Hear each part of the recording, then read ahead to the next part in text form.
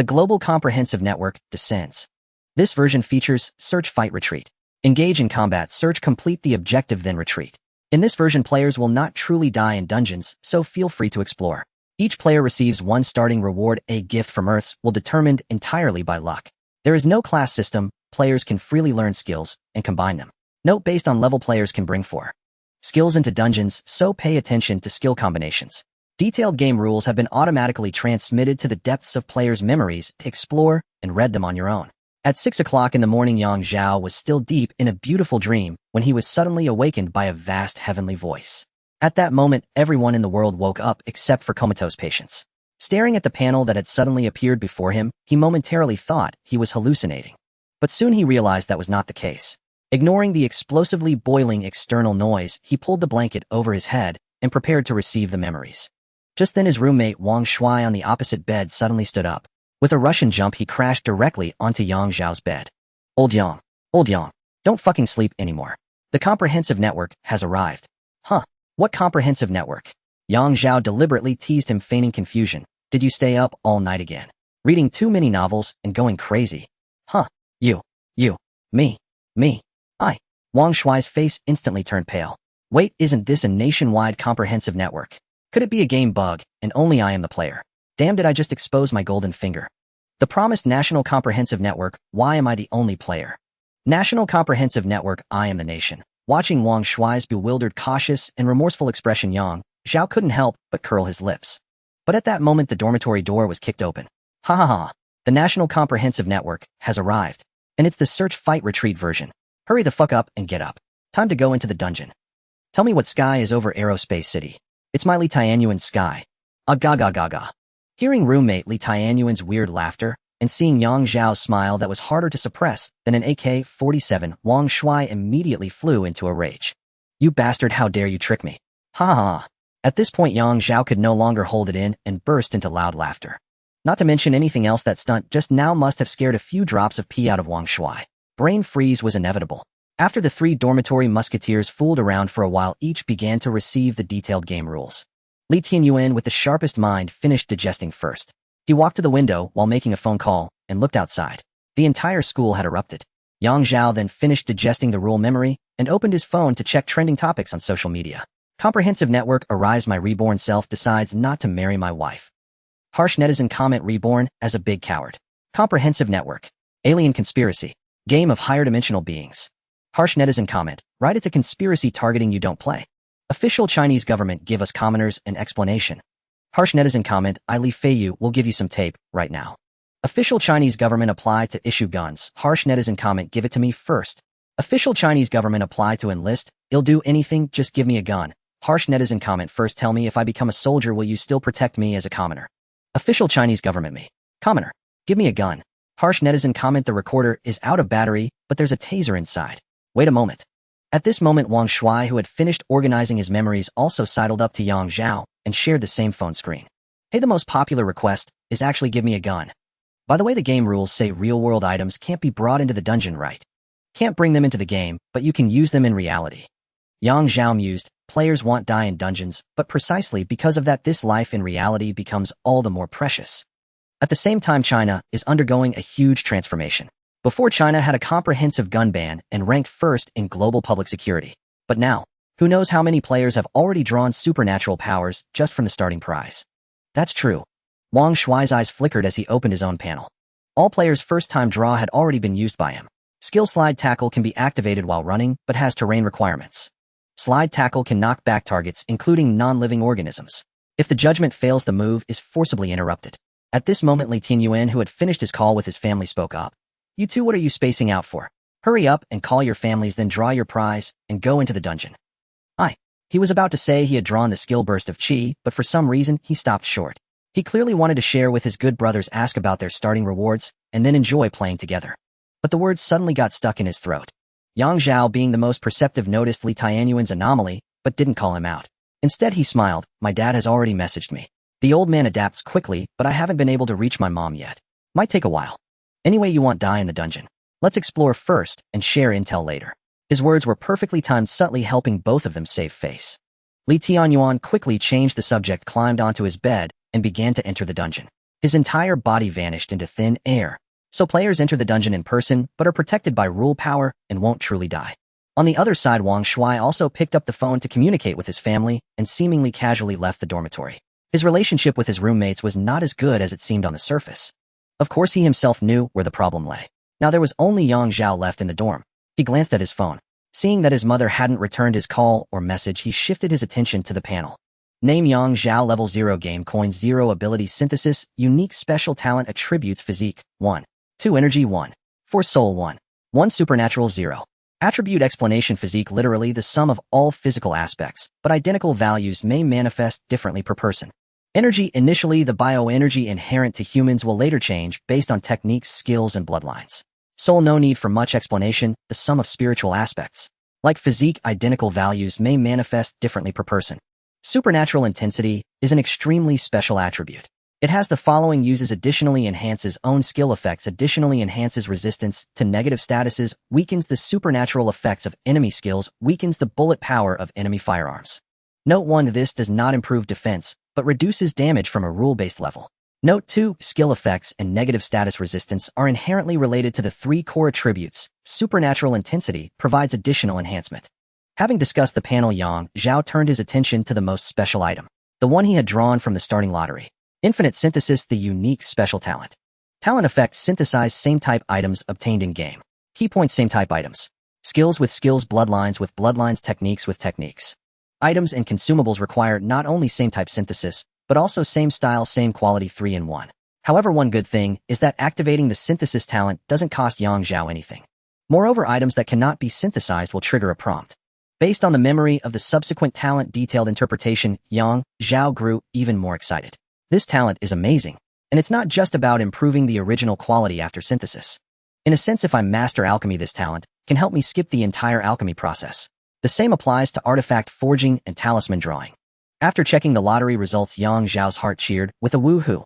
He was about to enter the dungeon to explore, but unexpectedly his phone rang. Hey mom. On the other end of the line, Zhang Yun's voice was thick with exhaustion. Son, I saw your message, but I had already entered a dungeon by then. You're way too quick.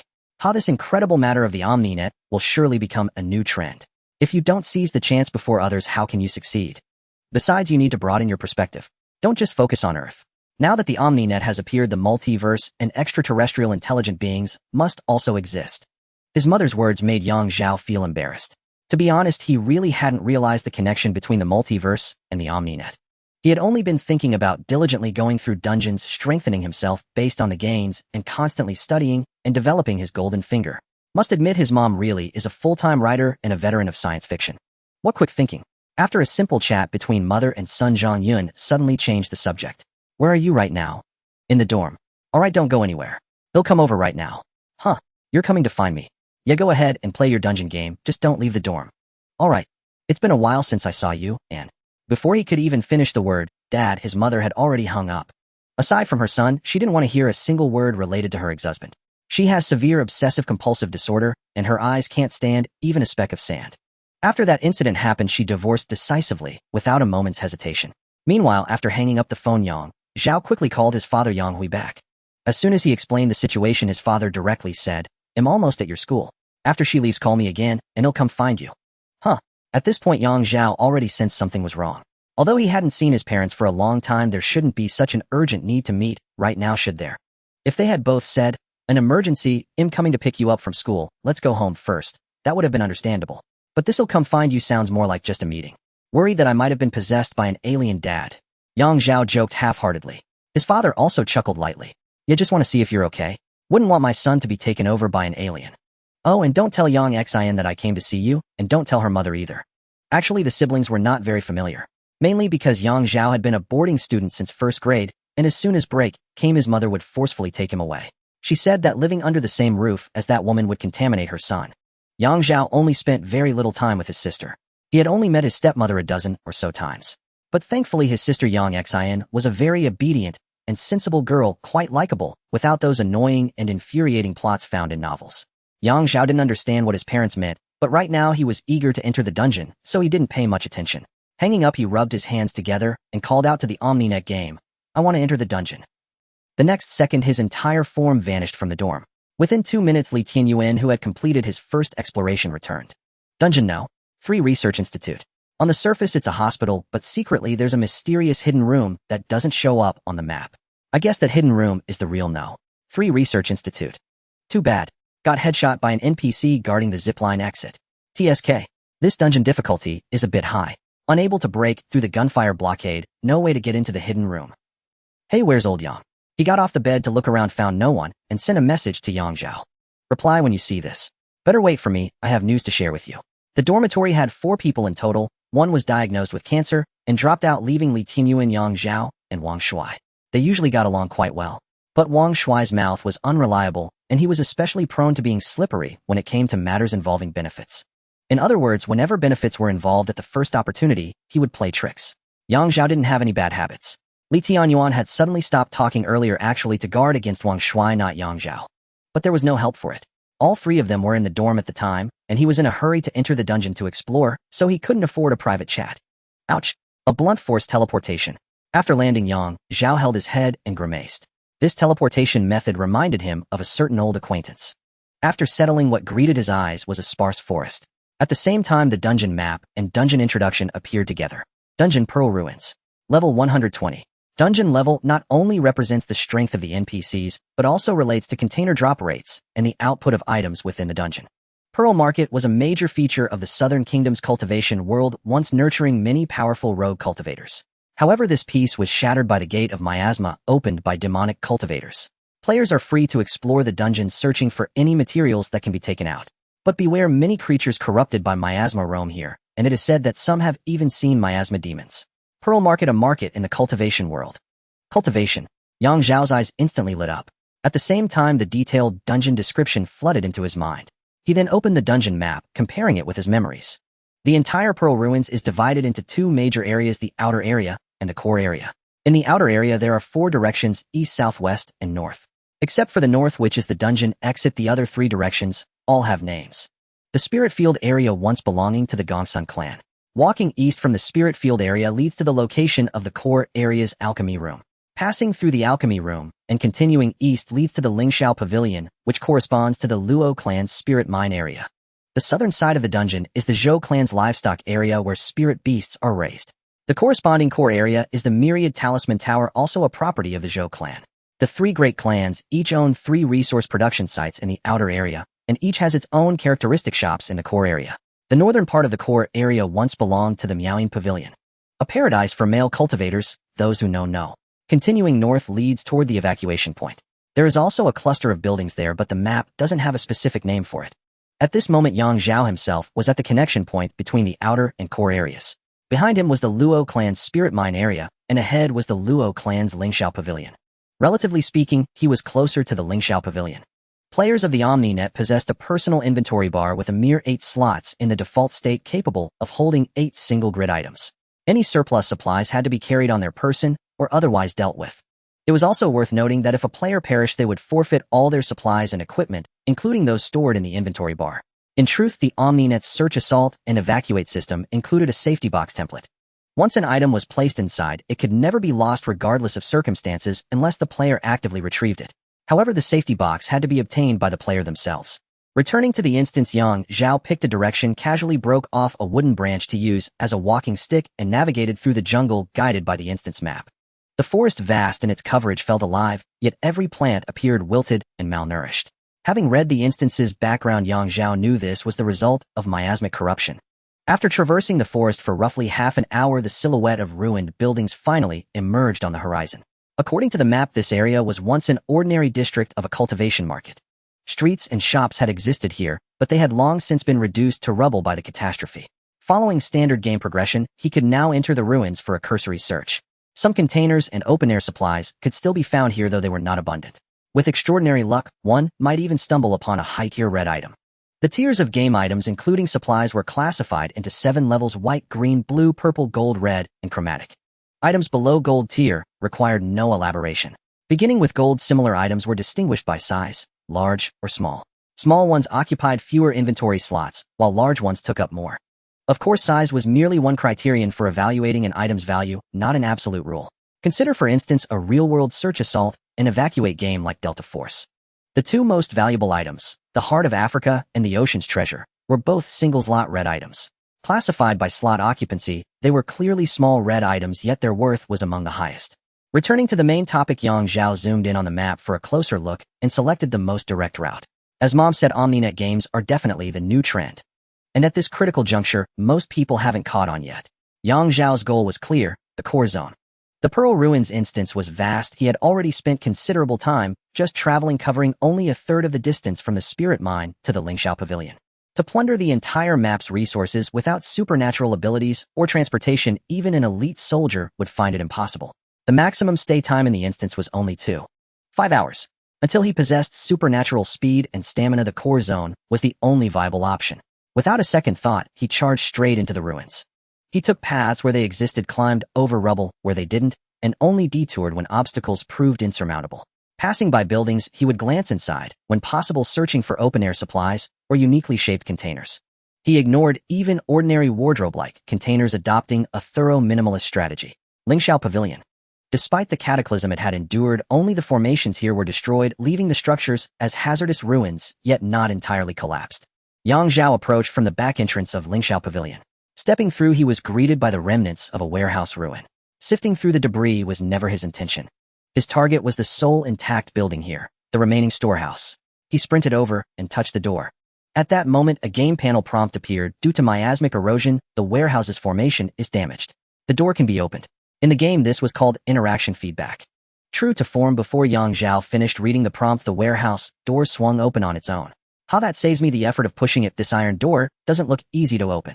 As he spoke, Yang Zhao stepped inside, his gaze sweeping rapidly. A core principle of Search, Assault, and Evacuate games was to avoid wasting time on anything unless a special Easter egg was triggered or an enemy was spotted. Focus on glowing objects. Whether open-air supplies or containers, only luminous items could interact with the player. For instance, along his journey, Yang Zhao had spotted oddly shaped flora and scattered gold or silver jewelry amid the ruins. But without a glow, he couldn't interact with them. Picking them up would be futile. So upon entering the warehouse, his first instinct was to search for glowing objects. To his left, near the wall, several large storage crates emitted a glow. At the far end of the warehouse stood a gleaming weapon rack. He jogged over and interacted with the crates first. The first crate had a 10 by 5 grid, but only 3 slots displayed a spinning icon. One item occupied a single slot, another a vertical 2-slot space. 1 second. 2 seconds. Yang Zhao counted silently. The first item, taking 2 seconds to materialize, was a single-slot object. It was an ingot-like item, refined iron ingot, green quality. Green.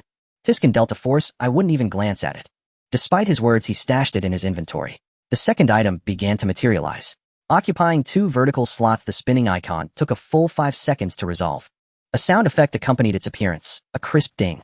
A gold-tier item. Recognizing the golden hue, Yang Zhao acted swiftly, intending to store it in his inventory. But an awkward moment ensued.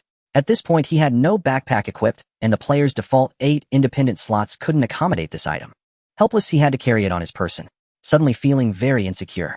Speaking of which, where did my 9x9 safety box go? He muttered under his breath. This exceptionally rare gold-tier item was called primarily refined red gold, a top-tier alchemy material. Logically, such an item shouldn't appear in a warehouse. Even in first-rate cultivation sects, red gold would be stored in a special container and placed in the sect's treasury, or perhaps in a high-ranking cultivator's personal storage pouch. But here and now, this was a game instance. It wasn't unheard of for red gold to appear in a warehouse crate, or even top-tier red-quality artifacts. After securing the red gold, Yang Zhao opened the remaining crates. Nothing major. The most abundant items were green-quality iron ingots, followed by blue-quality copper concentrate. By typical player logic, one would abandon less valuable low-tier materials to prioritize high-tier ones. With the same weight and slots, the latter fetched a higher price. But Yang Zhao didn't follow suit. He possessed a talent, infinite synthesis. I want it all. After clearing out all the materials, he headed toward the far end of the warehouse. There stood a weapon rack, another interactive container. Judging by the container type, it was almost certain to yield a weapon, specifically a Dharma artifact from the cultivation world. At the weapon rack, Yang Zhao placed his hand on the shelf, revealing an oversized container section of 8 by 12 grids. Inside there were 2 items. One was 1 by 4, and the other was 1 by 2. The first item rotated for 3 seconds before revealing its true form, a blue-quality short sword. Yang Zhao focused his thoughts to pick it up, and it automatically equipped itself into the character's equipment slot. The character's equipment slots include head armor, waist, shoes, main weapon, secondary weapon, plus 2 special slots. The head armor and shoes are all regular equipment while the waist serves as an external storage slot for the character. Finding the corresponding belt will allow for the expansion of the storage slot. In the comprehensive network, game storage slots and backpacks belts are extremely important. Not to mention the distance. Just looking at the present, the piece of red gold in Yang Zhao's hand is quite small, about the length of a palm and 2 fingers wide, yet it weighs a staggering 10 pounds. It feels uncomfortable to place it anywhere. The only suitable options are to store it in the storage slot or a safety box. Additionally, this game has a weight system. As players level up and improve their attributes, their own weight capacity will also increase. Starting with a 15 kilograms weight limit with no penalties, players gain an additional 1 kilogram for each level they advance. For every 0.1 in physique, the weight limit also increases by 1 kilogram. Note that this weight is penalty-free and one feels no burden. But if carrying items, it becomes a different story. Even if there is still a remaining weight capacity of 10 kilograms, carrying 5 kilograms of items will directly make one feel the corresponding weight. Moreover, carrying items may not be convenient. The equipment system includes head armor, waist, shoes, main, and secondary weapons, which are all standard equipment slots. The 2 special slots have specific rules. Players can choose to equip whatever they like, but the types are limited to jewelry-type equipment and items. This includes wristbands, earrings, rings, bracelets, and necklaces. These all count as jewelry-type equipment and can also be items with attached skills. This doesn't conflict. After all, only 2 can be equipped. The reason for listing a separate item slot is that some items do not belong to jewelry. For example, a fan or the item Yang Zhao just obtained. The first item, a blue quality short sword, is a low-tier magical weapon that can be equipped in the main or offhand, allowing for free switching. The second item is an item, a rope named Imitation Binding Immortal Rope. When equipped, it can be activated with thought to fly out and bind the target. If the target has sufficient strength, they can break free. However, in a duel, even if bound for just 1 second, the distraction caused by focusing on the rope would likely influence the battle. Yang Zhao quickly equipped his weapon and item, gaining his initial combat power. Just having a weapon feels a bit lacking, but with the Imitation Binding Immortal Rope in hand, what more is there to say? With full intelligent control in hand, the world is mine, let's go. With that, he rushed towards the main building of Lingxiao Pavilion, entering through the collapsed walls. At this time, the first floor hall of Lingxiao Pavilion had been utterly destroyed, reduced to a heap of ruins. Yang Zhao glanced around and noticed a few glowing objects. 2 outdoor resources were buried under the ruins and required manual digging. The counter had drawers that also glowed, indicating they could be searched. Just as he was about to head towards the counter, he suddenly heard heavy footsteps coming from deep within the ruins. Is someone there? He was startled and quickly switched to his weapon, eyeing the source of the sound warily. After about 4 to 5 seconds, a swaying figure appeared. A person dressed in tattered robes, gaunt, and with dark mottled skin, their face completely rotted away. Luo family disciple, corrupted Qi level 6. So it's an NPC. Moreover, they were killed by corrupted Qi, significantly reducing their combat power. Though he said this, Yang Zhao remained tense. This individual was in life a genuine cultivator, who dares to intrude upon Lingxiao Pavilion. As he approached within 10 meters of Yang Zhao, the Luo family disciple shouted. Raising the short sword in his hand, he charged forward. It was the same model as Yang Zhao's. Before the opponent could charge, Yang Zhao activated the Binding Immortal Rope first with his thoughts. Whoosh! The long rope shot out like a spirit snake, effortlessly binding the opponent. He struggled a few times, but could not break free. Seeing this, Yang Zhao grew bolder, took a running start, and swung the short sword fiercely. Crack! With a single swing, the blade easily severed the opponent's head. Sensing that the target was dead, the Binding Immortal Rope automatically returned to Yang Zhao's body. In his first battle, with the aid of items and magical tools, he won effortlessly. After the Luo family disciple perished, a box appeared on the ground. Oh, I can loot NPCs too. Yang Zhao's eyes lit up as he walked over to open the box. Unfortunately, there was nothing good inside. Only 2 pieces of white quality miscellaneous items. But he had a belt. Green quality with a 3x4 grid. It provided an additional 2 kilograms weight capacity. Key point, it is not an independent grid. Not an independent grid. Seeing the belt's attributes, Yang Zhao wasted no time and directly picked it up and equipped it automatically. Then he stuffed the piece of gold into it. At this moment, the heavy feeling instantly disappeared. He jumped a few times in place and quickly regained his former agility. With the belt, his enthusiasm for searching for resources increased, and he sprinted towards the counter. After searching through the first drawer, he found 2 white-quality silver ingots.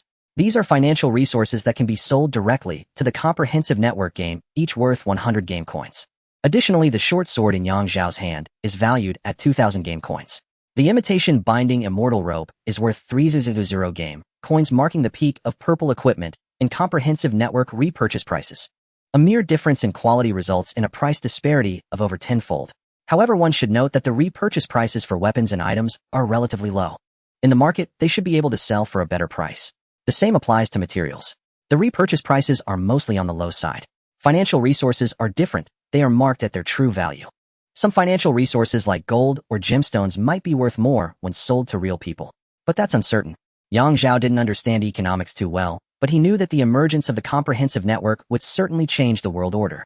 From livelihood to economy to military readiness, everything would undergo a tremendous transformation. Not to mention that in the comprehensive network game, financial resources have a fixed value. Among metals, some gold is classified as materials and can be used for refining with prices fluctuating with the market. However, resources marked as financial have a constant price and cannot be used for refining. They can only be sold to the comprehensive network or kept for collection. After briefly scavenging the containers on the first floor, Yang Zhao headed straight for the second floor. Compared to the first floor, the second floor was evidently in much better condition. As soon as he went up, he saw several glowing items on the table. However, before he could get close, 7 or 8 Luo family disciples suddenly rushed out from around the corner. One of them even directly controlled a weapon to fly up. Damn! Sword control technique. Without a moment's hesitation, Yang Zhao rolled away and then ran towards the stairs without looking back. Just as he stepped onto the stairs, the flying sword embedded itself fiercely into the wall. Who dares trespass the Lingxiao Pavilion? I see you. Come out. Stop right there, scoundrel. Face your death. A horde of NPCs corrupted by foul chi bellowed as they swarmed after Yang Zhao down the stairs. Damn, they can lock onto me continuously. Yang Zhao cursed under his breath. He knew he had to fight for his life this time. With his frail physique, he couldn't outrun these NPCs. Without a second thought, driven by years of gaming instinct, he dashed straight into the depths of the first floor ruins. He lunged into the debris like a tiger, then rolled and crawled his way behind a counter.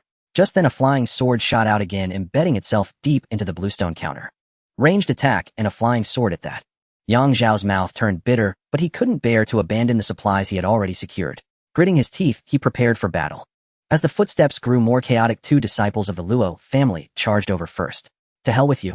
Yang Zhao seized the moment before the flying sword fully returned, darting out in a flash. Swish! The short sword sliced out fiercely. Due to the hasty attack, it only severed the left arm of the nearest target. At that same moment, the immortal binding rope shot forth firmly, securing the NPC controlling the flying sword. Now Yang Zhao had some confidence. His level was lower than the Luo disciples, and his physical prowess couldn't match theirs, but he had one advantage. He was more agile than these NPCs. NPCs corrupted by foul chi were essentially half zombies, but without a zombie's ultra-high defense.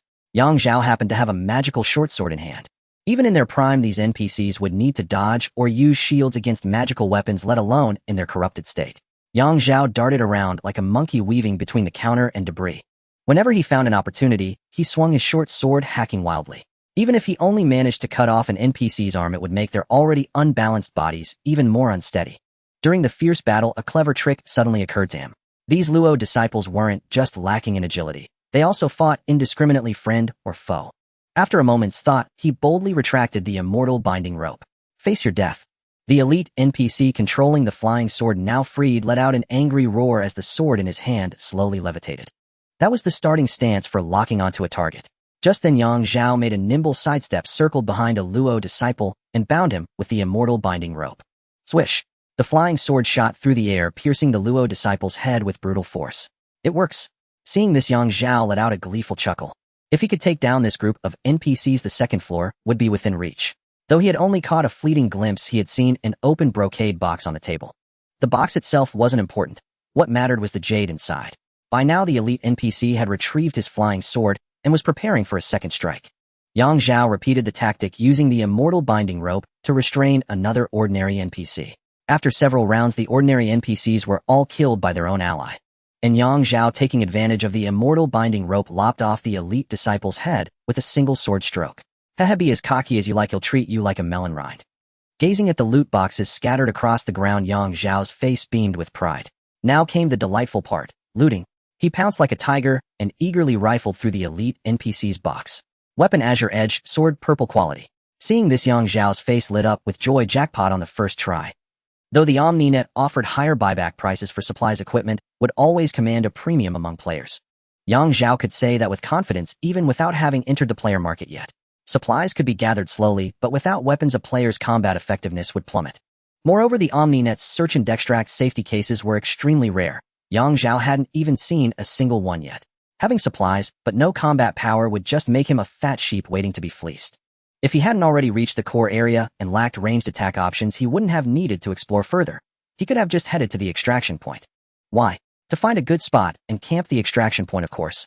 The wise would hand over some supplies and be allowed to leave. The foolish would be met with the immortal binding rope and a ranged attack. It was a golden path to riches, but had need to stock up on plenty of family portraits. The scene cut back to searching for supplies. Azure Edge, sword, purple weapon, 100 durability, now at 72. A note here: aside from belts and safety cases, all other equipment and items had durability. Items were even harsher. They had both durability and energy storage. Durability pertained to the item itself, while energy storage was a prerequisite for activating it. If the energy ran out, the player would need to supply their own energy to use the item, or find a way to recharge it. Firearms also had wear and tear durability and required regular maintenance. Each repair would reduce the maximum durability.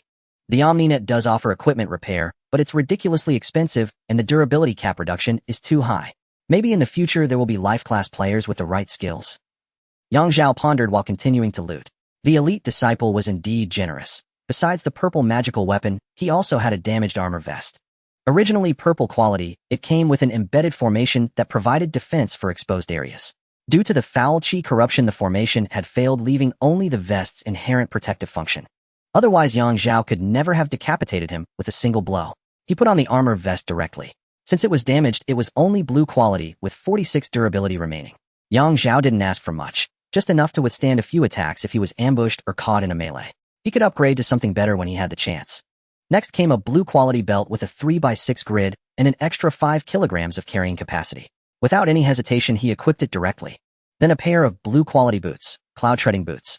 They increased movement speed and reduced stamina consumption while moving. These were a must equip. That was all from the elite disciples box. Next came the boxes from the other ordinary disciples. Nothing particularly noteworthy. But he stashed everything anyway. He could slowly combine them into higher grade materials later.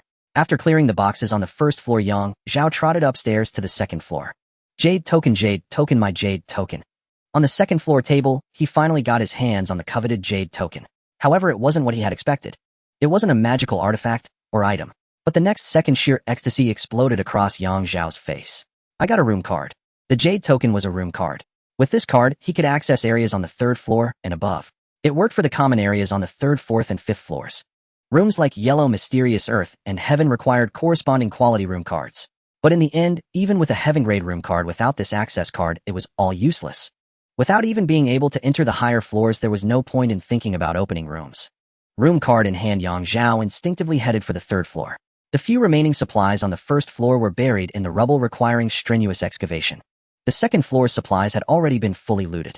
But just as he was about to swipe the card to open the door, he suddenly remembered something and quickly opened the map. Damn, I forgot about the time. At that moment, only a little over an hour remained before the instance countdown ended. He was situated on the east side of the core zone, inside the Lingxiao Pavilion. Based on the travel time from when he had arrived, even without any mishaps along the way, reaching the extraction point would take roughly an hour. Fortunately, he had acquired a pair of Dharma artifact shoes which increased his travel speed and reduced stamina consumption. Yang Zhao glanced at the marks of battle he had left behind, then looked up at the ceiling. After a moment of contemplation, he shook his head slightly. Disciples of the Luo family are on the first and second floors. There will surely be more on the higher floors, likely with even more elite monsters. If I delay any longer, I'll definitely get lost in this instance. Besides, on the way to extraction, I'm bound to run into other players or people camping the extraction point. With that, he rationally stepped back, then turned and ran. This was only his first entry into the instance. Maximizing gains through intelligence gathering was the primary objective. In the comprehensive network's search and extract instances, nothing was more important than extraction. Time to leave. As it turned out, Yang Zhao's decision was correct. He followed the map's guidance, running all the way to the extraction point. But before he had even fully left the core zone, he encountered 2 consecutive battles. The first battle was with a market patrol. Thanks to the miasmic pollution, these cultivators weren't particularly formidable. Yang Zhao didn't linger. He shook them off by weaving through a few corners.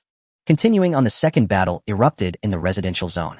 As mentioned earlier, near the extraction point was a cluster of buildings not labeled on the map. But upon entering this area, the truth was clear. They were all residential houses. Yang Zhao named this area the residential zone. Directly north of the residential zone was the extraction point, and directly south was the Miaoying Pavilion. The battle Yang Zhao encountered erupted in the residential zone near the extraction point. It went without saying that the opponent was there to camp the extraction point. Yang Zhao had remained vigilant, not charging recklessly into the extraction point's range. Instead, he circled its periphery, methodically checking positions. Seeing this, the opponent grew impatient and launched an attack. The man wielded a blue-quality longsword and wasn't particularly strong, but he was carrying talismans. Spell talismans, the kind that could be activated to cast spells directly. It could only be said that the opponent was incredibly unlucky to have run into Zhao. Although he struck first with a talisman, the precious armor absorbed most of the damage. Then the immortal binding rope initiated a combo that killed him in one go. While looting the corpse, Zhao found an unexpected treasure. A room card. A floor room card for the Meowing Pavilion. This also made Zhao realize something. The 4 main buildings in the core zone of the Pearl Ruins should all follow similar rules. The first and second floors are open areas. From the third floor onward, you need a room card. And the third floor and above are divided into public areas and card-restricted areas. Zhao happily pocketed the room card. At that moment, only 5 minutes remained before the instance ended. In other words, if he had lingered even a little longer on the third floor of the Lingxiao Pavilion, he would have been in trouble. Those who camp extraction points are the most patient. They never extract until the last few seconds.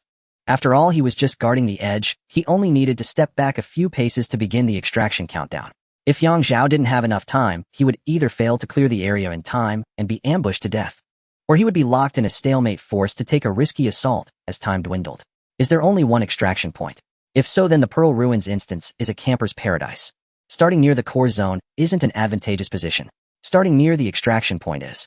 Or maybe I haven't explored the instance enough and missed a hidden extraction point. During the countdown, Zhao pondered in his mind. When the countdown ended, the blunt force teleportation struck again.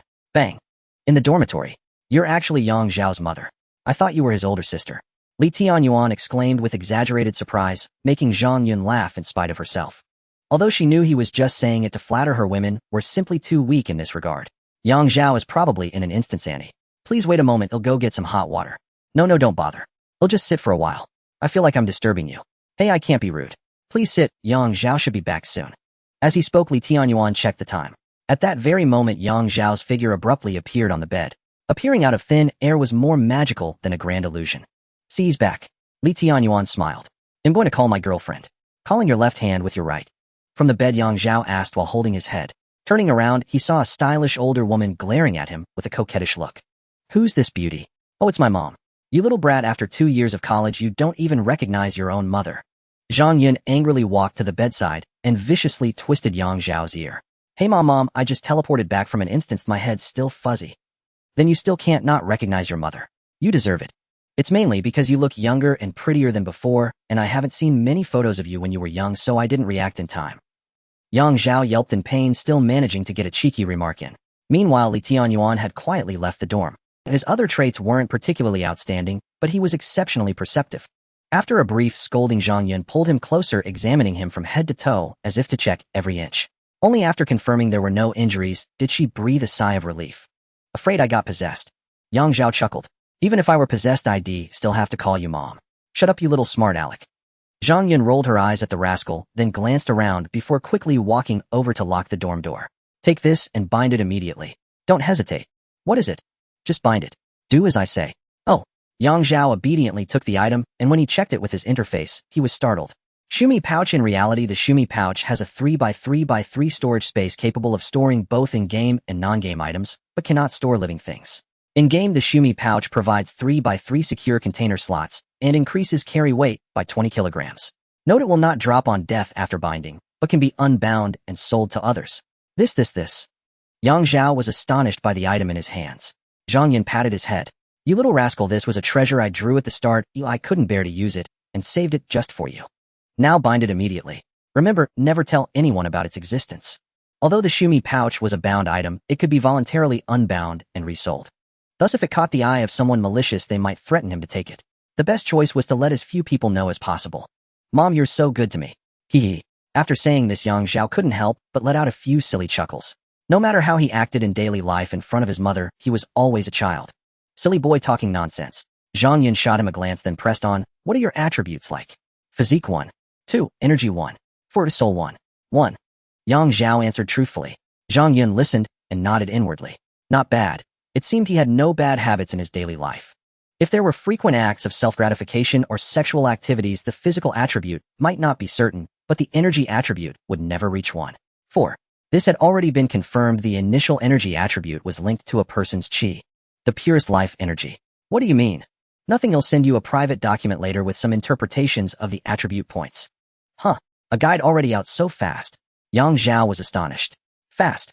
It's been several hours. All right, I'm off now. Zhang Yun didn't mention taking her son along. She wasn't heading home next, but had been invited by a research institute to serve as a consultant, so she couldn't bring him. They'll see you out. No need, someone's picking me up. Zhang Yun patted her son's shoulder and gave him a deep hug. The new era offers many opportunities, but the danger factor has also risen sharply.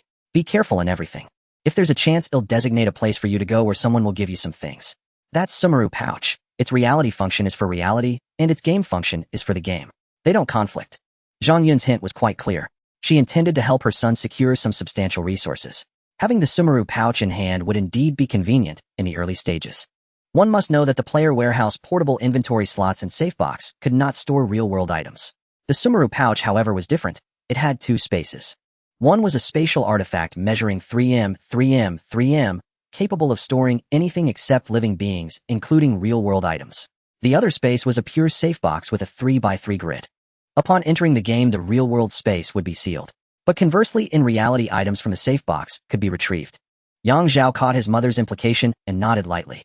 After their farewell, Zhang Yun hurriedly left the dormitory building. Yang Zhao watched from the balcony until she was far away, then pulled out his phone to call his father. Before long, a tall, elegant, middle-aged, handsome man arrived. Dad, how have you been lately? Still have enough money to spend. As he spoke, old Yang moved his fingers and transferred 30,000 yuan to his son. He would usually give money too, but not this much, at most 3 to 5,000. With the arrival of the comprehensive network, old Yang figured it was beneficial for his child to have more cash on hand. I've almost run out of money, actually. I just bought an ultra-rare gun skin the day before yesterday. The markup was steep, over 4,000. But Mom gave me her credit card so I can draw on it. She's always had a strong need for control. Since she's willing to spend money on you, why bother with the credit card? Old Yang casually complained about his ex-wife, but didn't comment on his son buying a game skin. In Old Yang's view, buying a game skin was the same as buying clothes, a bracelet, or a lighter worth thousands. They were all forms of recreational spending. Well, Yang Zhao didn't know how to respond, so he just let out a couple of dry laughs. He didn't think his mother had an overly strong need for control. Perhaps that need for control was only aimed at old Yang himself. Back then, they were seen by others as a fairy tale couple. Both were capable people, wealthy, attractive, and with plenty of time for family. No matter how you looked at it, it shouldn't have ended in divorce and total estrangement. Dad, why did you call me over in such a hurry? Nothing much, I brought you something good. I think you'll be interested. Old Yang smiled mysteriously and opened his palm. There was nothing there. The next second, an ancient-looking booklet suddenly appeared. Yang Zhao's eyes lit up at the sight, a game item. To be precise, it's a skill. Star-shattering finger. Old Yang handed the booklet to his son. This is a game prop. In reality, flipping through the physical pages reveals nothing. You need to use the player panel to confirm its use. I got it from my starting draw. I plan to delve into technology-type instances. This thing is useless to me. Old Yang didn't say, I didn't use it myself, I saved it just for you. He didn't want his son to feel that his father's love was measured by frugality. But Zhang Yun would say, I didn't use it myself, I saved it just for you. Fatherly love and motherly love, though both love for a child, are expressed in vastly different ways. Technology-type instances. Yang Zhao didn't immediately learn the skill, but frowned. Based on my reasoning, having cultivation abilities in a tech instance or using hot weapons in a cultivation instance would both be advantageous. In fact, both are powerful, but only when entering another world, breaking its original fixed system, does one stand out particularly. So this star-shattering finger. Old Yang directly interrupted his son, because you're too weak. That's why you need it more. Yes. You're always right. Your father will always be your father. Nothing much, I'm off. Old Yang paused, then suddenly asked, how are your grandparents doing lately? Why ask that? Yang Zhao scratched his head. I haven't been over much lately. Show more care for the elderly. Your grandparents only have your mother, and you are the continuation of their lives. In truth, Old Yang's hint was quite obvious. But Yang Zhao had been too sheltered, lacking ambition, and couldn't catch on right away. Yet Old Yang didn't press further. The new era had just arrived with opportunities abundant as fish in a river. What is meant to be yours will come in time, forcing it might backfire. The world is changing drastically. This is a major event. Keep an eye on official announcements lately, but don't impulsively join any official organization. Even if you do, choose a suitable target in advance and join selectively. Also, your school might suspend classes soon. Where do you plan to stay then? At this, Yang Zhao scratched his head awkwardly. He would definitely go to his mother's place. His father had another family, so even if his son didn't come, it wouldn't hinder his domestic bliss. If his son didn't go to his mother's, she would truly be left all alone. Sensing Yang Zhao's thought, Old Yang didn't say much. It's only right to spend more time with her. But you still need to come home sometimes. Yang Xian mentioned yesterday that she had almost forgotten what her brother looks like. Is that so? Then, how about buying me a car? That way I can easily go back and forth. That's actually a good idea. You can start with the old A8. Once you're more experienced, they'll buy you a new one. Don't worry about my side. The company has plenty of cars. That sounds great. Father and son quickly reached a consensus. Yang Zhao chuckled. That old A8 of ours is practically like an uncle to me. All right, it's settled. They'll have someone take the car for maintenance and send you the location later. Have your aunt and uncle left. Li Tianyuan poked his head in stealthily. I vaguely heard something about an A8 or something. I inherited my dad's old A8. He'll be a car owner soon. Yang Zhao said with a flourish. An old A8 is still an A8. Weren't you planning to arrange a dorm mixer with that girl? This seals the deal. Whoa. Li Tianyuan caught the implication and was instantly overjoyed, starting to clown around on the spot. Always asking from you, never said thank you. Hey wait, I bet the mixer's off. As if remembering something, Li Tianyuan scratched his head. The Omninet's here now? Who's still chasing girls? Better to grind dungeons first. Once we're strong, the girls will come flocking. Yang Zhao had a different opinion. Different methods attract different kinds of girls. Just throwing money around only gets you gold diggers. You'll hardly find a good girl. True connection comes from mutual resonance, at least that's how I see it. Li Tianyuan shook his head vehemently. That's fine, bad girls are usually prettier. I'm just playing around, not taking any of them seriously. You've got a point. I'm gonna take a piss first. With that, Yang Zhao dashed off to the restroom. While relieving himself, he checked his panel. Having successfully extracted once brought out valuable items, killed a significant number of NPCs, and eliminated one player, his level jumped straight to 2, with over half the experience bar filled. Consequently, all his attributes increased by 0. 2 across the board. For each player level up, all attributes increase by 0. 1. This does not include transcendent strength, which is calculated separately. The Omninet also periodically launches various events or Easter egg maps. At such times, players who achieve higher rankings will receive additional attribute points, items, skills, bloodlines, etc., based on their rank. Having covered attributes, next came items. The Sumeru pouch his mother gave him was already bound and now appeared on his panel. Compared to ordinary storage items, the Sumeru pouch had a hidden advantage. Outsiders couldn't detect it. This item existed on the panel, occupying the secure case slot. Like equipment, if not actively brought out, others couldn't see it. Afterward, Yang Zhao focused his attention on the star-shattering finger. First, skills, techniques, and bloodlines had no ratings in the Omninet game. There might be gaps in the early stages, but nothing too significant. The later stages still boiled down to player attribute boosts and transcendent strength enhancements. Some techniques had layer counts, which would be explained later. After Yang Zhao learned the star-shattering finger, a detailed explanation appeared on his panel. Star-shattering finger unleashes a surge of energy force to strike enemies along its path, penetrating up to 3 targets and hitting 4 enemies. This skill deals massive damage to armor and shields. Evaluation: cuts through iron like mud, cuts through mud like iron. Seeing the skill evaluation, Yang Zhao couldn't help but frown. Cuts through iron like mud was definitely a positive remark. It was clear this was a skill specifically targeting armor and shields. Don't underestimate armor and shields. In the last dungeon, when Yang Zhao fought that player blocking the extraction point, he had taken a direct hit from a fire bullet. A genuine spell talisman. It completely drained his precious armor's durability, but it also offset the vast majority of the damage. Given Yang Zhao's current physique and transcendent strength, taking a fire bullet hit-in would have been fatal. But what did cuts through mud like iron mean? Could it be like the KC-17 in Delta Force? Well, it wasn't unacceptable. Star-shattering finger specializes in breaking armor, and I have the synthesis talent. If I can find another skill targeting flesh wounds. Thinking this, a smile crept across Yang Zhao's face. Actually, even without a flesh wound skill, he could find a long-range weapon with high flesh damage.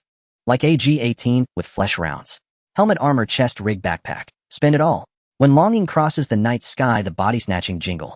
Somehow that song echoed in Yang Zhao's mind. After reviewing the star-shattering finger, Yang Zhao took out the materials head gathered earlier. Copper ingots, iron ingots, and the higher-grade refined copper and refined iron. Apart from the gold-grade refined gold, none of it was particularly valuable. Mainly because the All Heavens Search Fight Extract game had just started, and everything was a novelty. Yang Zhao estimated that without special uses, these blue metal materials would be worth about the same as low-grade fuel and calipers in Delta Force. Worth picking up, but if something more valuable came along, he'd drop them immediately. Unless it was during the weekly equipment exchange event, their value would spike briefly. Following the rules of material synthesis, Yang Zhao mentally selected 3 copper ingots and activated his talent. Synthesize. In the next second, the 3 green quality copper ingots transformed into a blue quality refined copper. Holy crap. Green quality copper ingots are worth 500 game coins, but blue quality refined copper is worth 3000. 3 for 1, yet a 6-fold price difference. Instantly Yang Zhao thought of a perfect way to make money. It was too early for now, but once the player trading market filled up, he could sweep up low-grade materials and re-synthesize them into high-grade ones. After a moment's thought, Yang Zhao clapped his hands. This is pure meter reversal. Meter reversal, a hex option in the game Teamfight Tactics, a former bug. Meter reversal combined with a specific lineup could yield infinite gold. For a second, Yang Zhao worried that endlessly churning game coins might get his account banned. But then he thought, screw it. The synthesis talent was given by the OmniNet itself. It wasn't a smuggled cheat, but a unique special talent issued by the OmniNet. There might be even more OP talents out there, like a one chance on hit to cause instant death. Saying this, Yang Zhao listed all his materials on the trading market at 5 times the OmniNet buyback price, including the 0 durability blue armor. Take it or leave it.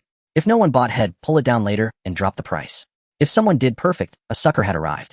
Yang Zhao left the restroom, and Li Tianyuan outside remarked with a smirk, "Old Yang, you nervous or something?" "What?" Li Tianyuan glanced at his crotch and raised his chin. Went to the bathroom for a quick release to de-stress, huh? Hearing this, Yang Zhao rolled his eyes helplessly. Bullshit, get lost. He we're all men. With the dorm empty, Li Tianyuan shared the reward head drawn at the start. I drew the skill Burst Chi at the start. Burst Chi. Instant burst type. Or like Rage, Burst. Neither, but it touches on both. Li Tianyuan explained. Burst Chi, using myself as a base, I instantly release a wave of energy that can knock back enemies or attacks. Of course, it's not absolute. Whether it knocks them back depends on the situation. At the same time, after Burst Chi, I enter a buff period with greatly enhanced stats, but they decay at a very high rate. From what I can tell, Burst Chi isn't a finisher, its cooldown is pretty short, and the buff decay is quite fast. I declassify it as a burst buff type. Based on this skill, I'm half an assault specialist. What did you get from your starting draw? Li Tianyuan asked in return. Yang Zhao naturally concealed infinite synthesis using the star-shattering finger his father gave him as a smokescreen. I got star-shattering finger. It's a mid-to-close range attack like the one Yang finger, but damage is low, focusing on armor breaking. Perfect. I charge and you provide range support. Want to team up? Li Tianyuan extended an invitation. On Yang Zhao's, and the panel immediately popped up a prompt. The OmniNet supported teaming with built-in damage reduction among teammates. But the OmniNet only allowed inviting teammates. There was no auto-match option. Either find teammates in real life or go solo. Yang Zhao thought for a moment and nodded. Teaming up works. I've got some intel. Hey, same here. I've got some intel too. At this stage, there are 3 dungeons that players from Huagua can enter: the Pearl Ruins, which is oriented towards Eastern-style cultivation and research institute No. 3, which is technology-themed. The wonderful circus set in a modern urban supernatural context. Previously, Li Tianyuan adopted a quick resolution approach, casually getting acquainted with the dungeon before diving in recklessly. If he died, he would simply move on to the next round, striving to gather more intelligence in the shortest time possible. He had ventured into all 3 dungeons. The first one he entered was Research Institute No. 3. He was shot to death by NPCs under the zipline. He then went in a second time, but failed to breach the defenses, so he decisively gave up. Next was the Pearl Ruins. Due to the vastness of the map, he actively exited shortly after entering. Finally, he attempted the Wonderful Circus. This dungeon is the smallest, and most NPCs do not actively attack players. They refer to players as guests. The premise is that players must not damage the park's facilities in front of the NPCs. Searching for containers means damaging the park's facilities. Picking up outdoor supplies is fine. However, due to the small map and scarce resources in the Wonderful Circus, players are bound to encounter each other. There are no exceptions, it is inevitable. No matter how carefully players hide the circus, NPCs can always find them. Especially that clown who shouts "super surprise" upon finding a player. Then he releases confetti glowing powder and produces a tremendous noise, essentially revealing the player's locations to others. At the same time, the amusement park has 3 conventional evacuation points, but players can only evacuate after 10 minutes into the game. Furthermore, every person who evacuates triggers a 5-minute cooldown. Upon mentioning this, Li Tianyuan couldn't help but scoff. This is not an amusement park, it's a gladiatorial arena. Without clearing the map, it's simply impossible to explore the hidden rooms and secret chambers properly. Engaging in a battle of wits with other players while clearing the map would waste a lot of time, and then they'd have to deal with those NPCs. Personally, I think if you don't have sufficient extraordinary combat power, you should definitely avoid the Wonderful Circus. Moreover, the guards at Research Institute No. 3 are armed. Hearing this, Yang Zhao took over the conversation. According to the intelligence I've gathered, weapons, chest armor belts, and shoes in the hands of NPCs can be picked up once defeated. So what you mean is to find a way to kill the guards under the zip line and take over their equipment. Exactly. Li Tianyuan's expression turned serious. Those are real firearms. In the dungeon, players have armor and items, so they are not afraid when facing firearms. Ultimately, it's because they know they won't truly die in the dungeon. But what about in reality? Just as Li Tianyuan voiced this question, an unexpected scene unfolded. Bang! Bang bang bang bang bang bang. A series of extremely dense gunfire erupted. Real gunfire. Even Yang Zhao, who had never seen firearms in reality, could identify that this was the sound of real weapons, because it was entirely different from all the sounds resembling gunfire he had heard before. What's going on? Damn, someone got their hands on firearms and is shooting in reality. The two youths exchanged glances, unsure of what to do. Shortly after, a boy's wailing voice echoed from the corridor. Ah! Bastard! Bastard! Aunt! The entire corridor fell silent due to the gunfire. The boy's wails reverberated continuously. Yang Zhao sensed the situation was dire and grabbed Li Tianyuan, wanting to exit the dungeon. Exiting the dungeon was also a means of avoiding real-life danger. But Li Tianyuan said, "Didn't you hear? It's Guizihui's voice. You're not actually thinking of going to see." He indeed wanted to find out. He primarily wanted to learn how Guizihui obtained firearms. However, after careful consideration, he ultimately gave up. This was reality, and the other party's emotions were very unstable. If he said something inappropriate that triggered him, it could lead to dire consequences. Forget it, let's not take risks, let's exit the dungeon. I reckon the police will arrive soon. If we exit the dungeon now, we can conveniently avoid questioning and save ourselves trouble. By the way, which dungeon should we go to? Since it was your invitation, you're the captain. In the game, the captain does not have extra authority, they only have the option to select and enter a dungeon. As for the supplies and corpse boxes in the game, they would be taken if players were slow. Shall we go to that cultivation-themed one? I think there are many resources there, especially with the potential to loot magical artifacts and treasures. Alright, once the destination was confirmed, Li Tianyuan directly initiated the dungeon. With a thud of a blunt force teleportation, the two found their vision fading to black. When they regained their senses, they had already arrived in the dungeon. Yang Zhao opened his eyes and looked around. There were tall buildings around them. He confirmed they had landed directly in the core area. However, to determine which specific area it was, they needed to check the map. The two opened the map to confirm. Miaoying Pavilion. The name doesn't sound very proper. Li Tianyuan stroked his chin thoughtfully. Yang Zhao shook his head and smiled. No need to doubt, it's just as you imagined. This is the brothel of the cultivation world. The women selling themselves inside are disciples of the Miaoying sect. They are genuine cultivators. The kind that won't get infected even without protection. Wow, how convenient. Li Tianyuan's eyes lit up at first, but then his expression turned serious. What are you saying? Am I that kind of person? Aren't you? Yang Zhao feigned surprise. Li Tianyuan was about to firmly assert that he certainly was not, when Yang Zhao handed him a blue-quality short sword. A magical artifact. He immediately changed his tune. Right. I am exactly the kind of person you think I am. I always ask you for things without ever saying thank you. I will lead the charge. I am a magnet. I am a magnet. Ahahaha. With a couple of strange laughs, Li Tianyuan brandished the sword and rushed towards the Miaoying Pavilion. Yang Zhao followed closely behind. A closer observation reveals that Li Tianyuan is quite considerate.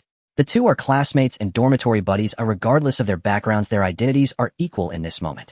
However, when Yang Zhao handed over a blue-quality magical artifact, and he accepted it, he immediately changed his statement to "I will lead the charge." While young men aren't overly calculative, they should at least have some awareness in situations. In the real world, there aren't that many magical plots. Normal people still make up the vast majority.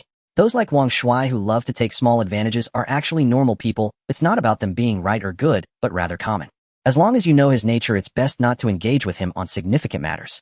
On the contrary, those who are aware of Wang Shui's character, yet maintain close ties with him, are the truly rare, abnormal individuals. As Li Tianyuan boldly charged into the brothel, into the Miaoying Pavilion, Yang Zhao followed closely behind. Similar to Lingxiao Pavilion, the first floor here was also in ruins. The only remaining area not engulfed in ruins was adorned with red lacquered wooden tables. Old Yang outdoor supplies. Li Tianyuan pointed to that table. There were scattered glowing items atop it. A gold ingot is worth 500 game coins. Wow, this place is so rich, and there's a purple hairpin worth 3,000 game coins. Li Tianyuan's voice of surprise rang out. He then handed a hairpin to Yang Zhao. The latter took it and pondered for a moment before saying, "Since all the items here are valuables aside from selling them to convert to money, they have little other use. I have a backpack belt, so I can carry quite a bit. I'll take the blue one. We can just split the total value evenly." Hearing Yang Zhao's words, Li Tianyuan decisively shook his head. "You can have the purple one, and we'll split the rest of the blue and green equally." Yang Zhao opened his mouth to say something, but the latter directly cut him off. "If you don't take it, we won't be able to team up later." "Fine." Yang Zhao didn't fuss too much and accepted the purple hairpin, splitting the rest with Li Tianyuan. The two continued their search. Strangely, there were no NPCs on the first floor of the Miaoying Pavilion. They successfully cleaned out the first floor with the total value of the items reaching over 30,000 game coins. It's worth mentioning that so far the items produced by the Miaoying Pavilion are all valuables. There are no other types. Lingxiao Pavilion focuses on refining, with most items being refining materials and magic tools. NPCs carry weapons and belts, and some even have armor. Miaoyin Pavilion. Yang Zhao muttered in his heart while stepping onto the stairs leading to the second floor. There are two ways to the second floor, both staircases. It doesn't matter whether you go up from the left or the right. In the middle section, there is a small platform resembling a viewing platform. The left and right staircases converge here, leading to a very wide staircase going up to the second floor. Passing the viewing platform, Yang Zhao caught a glimpse and suddenly widened his eyes. Damn it, he was too slow. Whoosh, he quickly picked something up. Huh, what? The cautious Li Tianyuan, who was aiming at the second floor, looked bewildered. Yang Zhao smiled mysteriously, then opened the panel, selected the item he had just picked up, and activated the inspect function. The inspect function can only be activated after the item is stored in a safety box. It then displays the item. If killed during this time, the item will not drop and will remain in the safety box. This function can only be activated after equipping a safety box. As Yang Zhao activated inspect, an ancient jade, glowing with red treasure light, appeared in his hand. After skillfully manipulating it, he tossed it high into the air and caught it steadily, finally flipping his wrist. A cool card reveal action. The entire sequence was fluid and graceful. However, Yang Zhao himself did not possess such skills. This is the inspect function. Each red or colored item has its unique inspect action. Weapons are different. Even white quality weapons can be inspected, but similar weapons generally have the same inspect action. Starting from red quality weapons, each has its unique name and inspect action. To be fair, despite being an extraordinary game that can affect reality, the overall network has grasped the essence of the game very well. A game that doesn't allow showing off is simply not a good game. As Yang Zhao performed his flashy inspect action, Li Tianyuan was momentarily dazzled. When the inspect action ended, he finally saw clearly. A red jade. Damn, how much is this worth? This isn't something that can be measured by money. Yang Zhao clicked his tongue and shook his head. This thing is a room card. Huh. At this moment, Li Tianyuan was completely stunned. As a loyal veteran player of the Delta, he naturally knew what a room card meant. Money. Well, yes, room cards are quite valuable. Even the lowest quality room cards are worth more than a single purple item. Once the quality goes up, they generally start from tens to hundreds of thousands. But the other meaning of room cards is equally important. Opening a room. Any room that requires a room card generally has significant rewards, provided the luck isn't too bad. Damn it, when I passed by earlier, this room card clearly wasn't there. It must be a later spawn mechanism. This should have been yours. Li Tianyuan said this. Does he feel jealous? Of course he does. But he knows one thing: it's okay to be jealous of an enemy, and then chase after them to kill, preferably to seize it for himself. But there's no need to be jealous of one's own people. When a friend gets something good, it enhances the wealth and strength of their side. Even if the other party doesn't share it with him, it doesn't matter. At least he can share in the joy of his recognized friend's success. He will also be happy with his friend. This is Li Tianyuan's way of being. Li Tianyuan, nicknamed Li Gooden, is a close friend of mine in reality with the same name. He is just that kind of person. Aside from the comedic parts, everything else is portrayed according to his true character. Yang Zhao stored the room card and said cheerfully, "Alright, even the sourness can be turned into soup. Don't worry, it'll definitely give you a share of the profits from this. Let's go, we'll head upstairs." Okay. Then the two ascended the stairs one after the other. Li Tianyuan did not let his guard down just because he had missed a room card outside. He remained fully focused, aiming and advancing little by little. The second floor of the Miaoyin Pavilion is different from the Lingxiao Pavilion, filled with rooms adorned with various decorations. Some room doors are open, while others are closed. Plum, orchid, bamboo, chrysanthemum, spring, summer, autumn, winter, music, chess, calligraphy, painting, knowledge, wisdom, elegance, grace, serenity. Li Tianyuan, possessing excellent eyesight, read out the names of the rooms one by one. Each word represents a room. It's not hard to guess that these names belong to the girls. What do you think? Li Tianyuan asked cautiously while inquiring Yang Zhao. The latter frowned, pondering slightly, then turned to look down at the first floor. How many times can you go berserk? What's the speed like after going berserk? Speed is definitely not a problem. I can be faster than the world champion in a short time. I can go berserk 3 times after that, although I still have some energy left. I can't activate skills. If I force the skills to activate, it gives me a feeling of overextension, which is uncomfortable, as if something important has slipped away. Li Tianyuan said. Upon hearing this, Yang Zhao quickly reminded energy attributes are actually a person's life energy, referred to as Xiantian Ichi in Taoism. In reality, you can use it, but don't overextend. Is that so? Li Tianyuan nodded slowly. Alright, I'll remember that. Just let me know if you have any plans. You go berserk and create a commotion running from start to finish. Yang Zhao pointed at the long corridor with so many rooms. Who knows where the NPCs might be hiding? Moreover, I personally suspect that the NPC abilities in the 4 core areas each have their specialties. When I explored the Lingxiao Pavilion before, every NPC there was wielding magical tools. Elite monsters even wielded purple magical tools and could use sword techniques. Also, when I was leaving I encountered a player who could throw talismans. He must have explored the Wanfiluo. Searching rooms one by one sounded like a safe choice, but it was not. At this moment, neither of them were true transcendents. The network's transmission of gameplay had mentioned that players only step into the transcendent realm after a single attribute surpasses 2.0. At that point, they would automatically gain 1 point of transcendent intensity. Key point: each attribute surpassing 2.0 grants 1 point of transcendent intensity. With the 3 core attributes, a total of 3 points could be obtained. Transcendent intensity was the most unique attribute independent of the 3 core ones. Further increases would require cultivation techniques, special rewards, bloodlines, and the like. Back to the present. Searching rooms one by one might mean only facing the enemies within each room, but it would also greatly slow down the search speed. What's more, one might become too focused during battle, failing to notice NPCs creeping over from other rooms, leading to being caught in a pincer attack or surrounded. It was better to lure all the NPCs out at once. If they could fight, they would fight. If it seemed too much, one would hold them off, while the other dashed in to quickly gather supplies. They could split the spoils later. If things really went south, they could just flee and head to the extraction point to ambush others. Alright, let's do it. Li Tianyuan was a man of action. After approving the plan, he immediately began warming up. After a few push-ups and some small jumps, he activated his skill. A blast of air erupted from around him. He moved so fast he became a blur, charging toward the long corridor at incredible speed. He kept shouting and slamming on windows as he went. The tactic worked. Before Li Tianyuan even reached the end of the corridor, NPCs had already emerged from several rooms along the way. From their vague body shapes and facial outlines, it was clear these people had been beautiful women in life. Don't look back. Charge through. The end of the corridor leads downstairs. Yang Zhao shouted, then hefted his purple quality azure edge sword and charged straight at the first NPC. Meowing Pavilion, female cultivator, corrupted chi, level 3. Only level 3. He was surprised, but his movements were swift. With a single swing of his sword, the female cultivator's head flew high into the air. He followed up with a fierce kick, sending the corpse flying. Before Yang Zhao could catch his breath, the second and third NPCs had already rushed up. He kept his cool, summoning the Immortal's rope to bind the first female cultivator. Then he raised his sword and slew the second. But instead of releasing his bound target, he kicked her to the ground. Then Yang Zhao did something that surprised even Li Tianyuan. Using the game's swap weapon function, he sheathed his longsword, bent down, and grabbed the bound NPC. Those corrupted by foul chi were emaciated, little more than skin and bones. Their skeletons had long rotted, only the foul chi kept them moving. They were even weaker than movie zombies and couldn't infect others. Go. Yang Zhao grabbed the NPC, which weighed at most 30 or 40 jin. He hurled it with all his might. The NPC tumbled and landed crosswise in the middle of the corridor. When the subsequent NPCs charged, they all tripped over it. In a short time, a stampede and bottleneck formed in the corridor. Seeing this, Li Tianyuan on the other end was overjoyed. He'll help you. Once his cooldown ended, he burst forth with chi again, charging over under the boosted state. His short sword slashed continuously, his kill speed no slower than Yang Zhao's. Thus the two fought from opposite ends, one advancing forward and the other backward, and in just 2 minutes they had slaughtered their way through the entire corridor. The last NPC was still bound. Yang Zhao stomped down hard, crushing its head. Damn, old Yang, you're that strong. I leveled up to 2 earlier, all attributes 0. 2.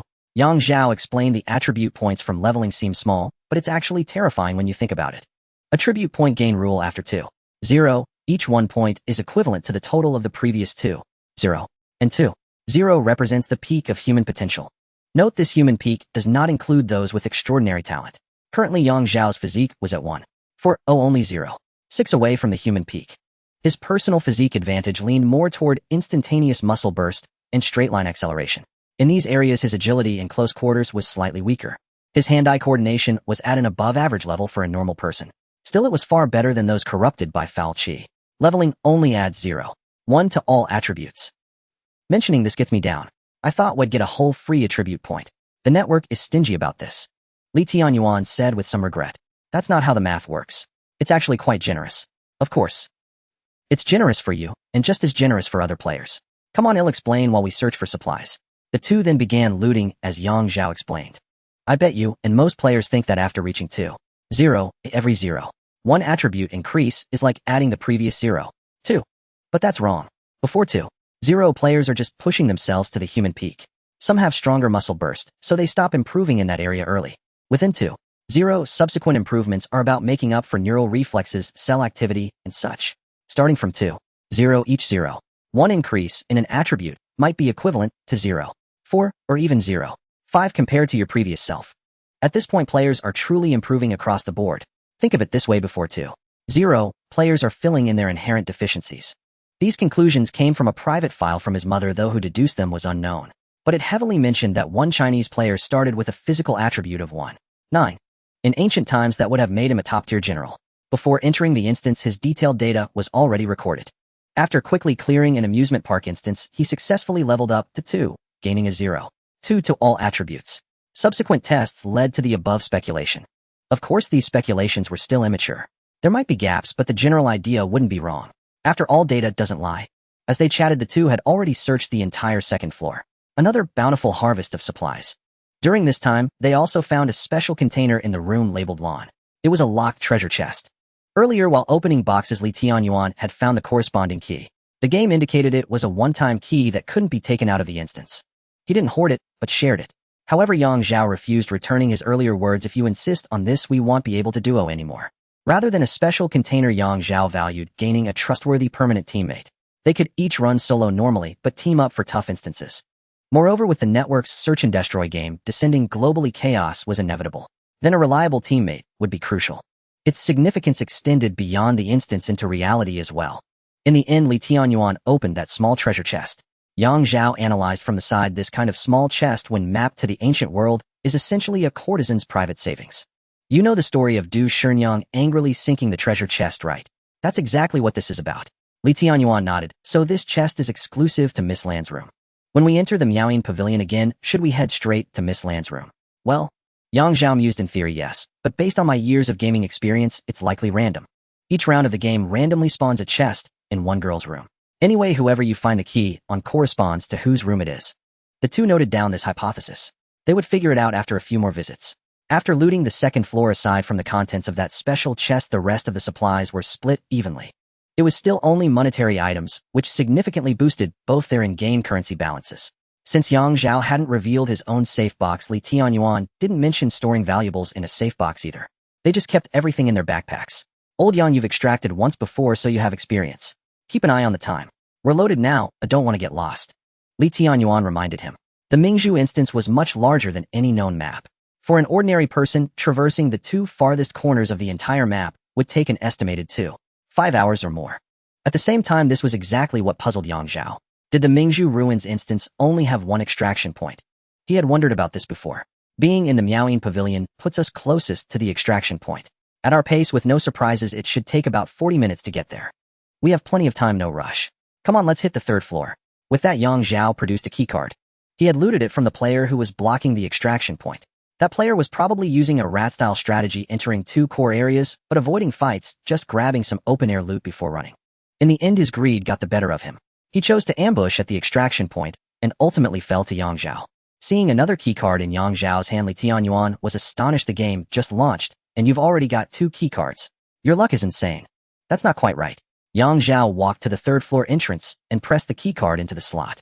The next second, the heavy door rumbled and slowly swung open. The stairwell landing in the Miaoying Pavilion is probably a keycard spawn point.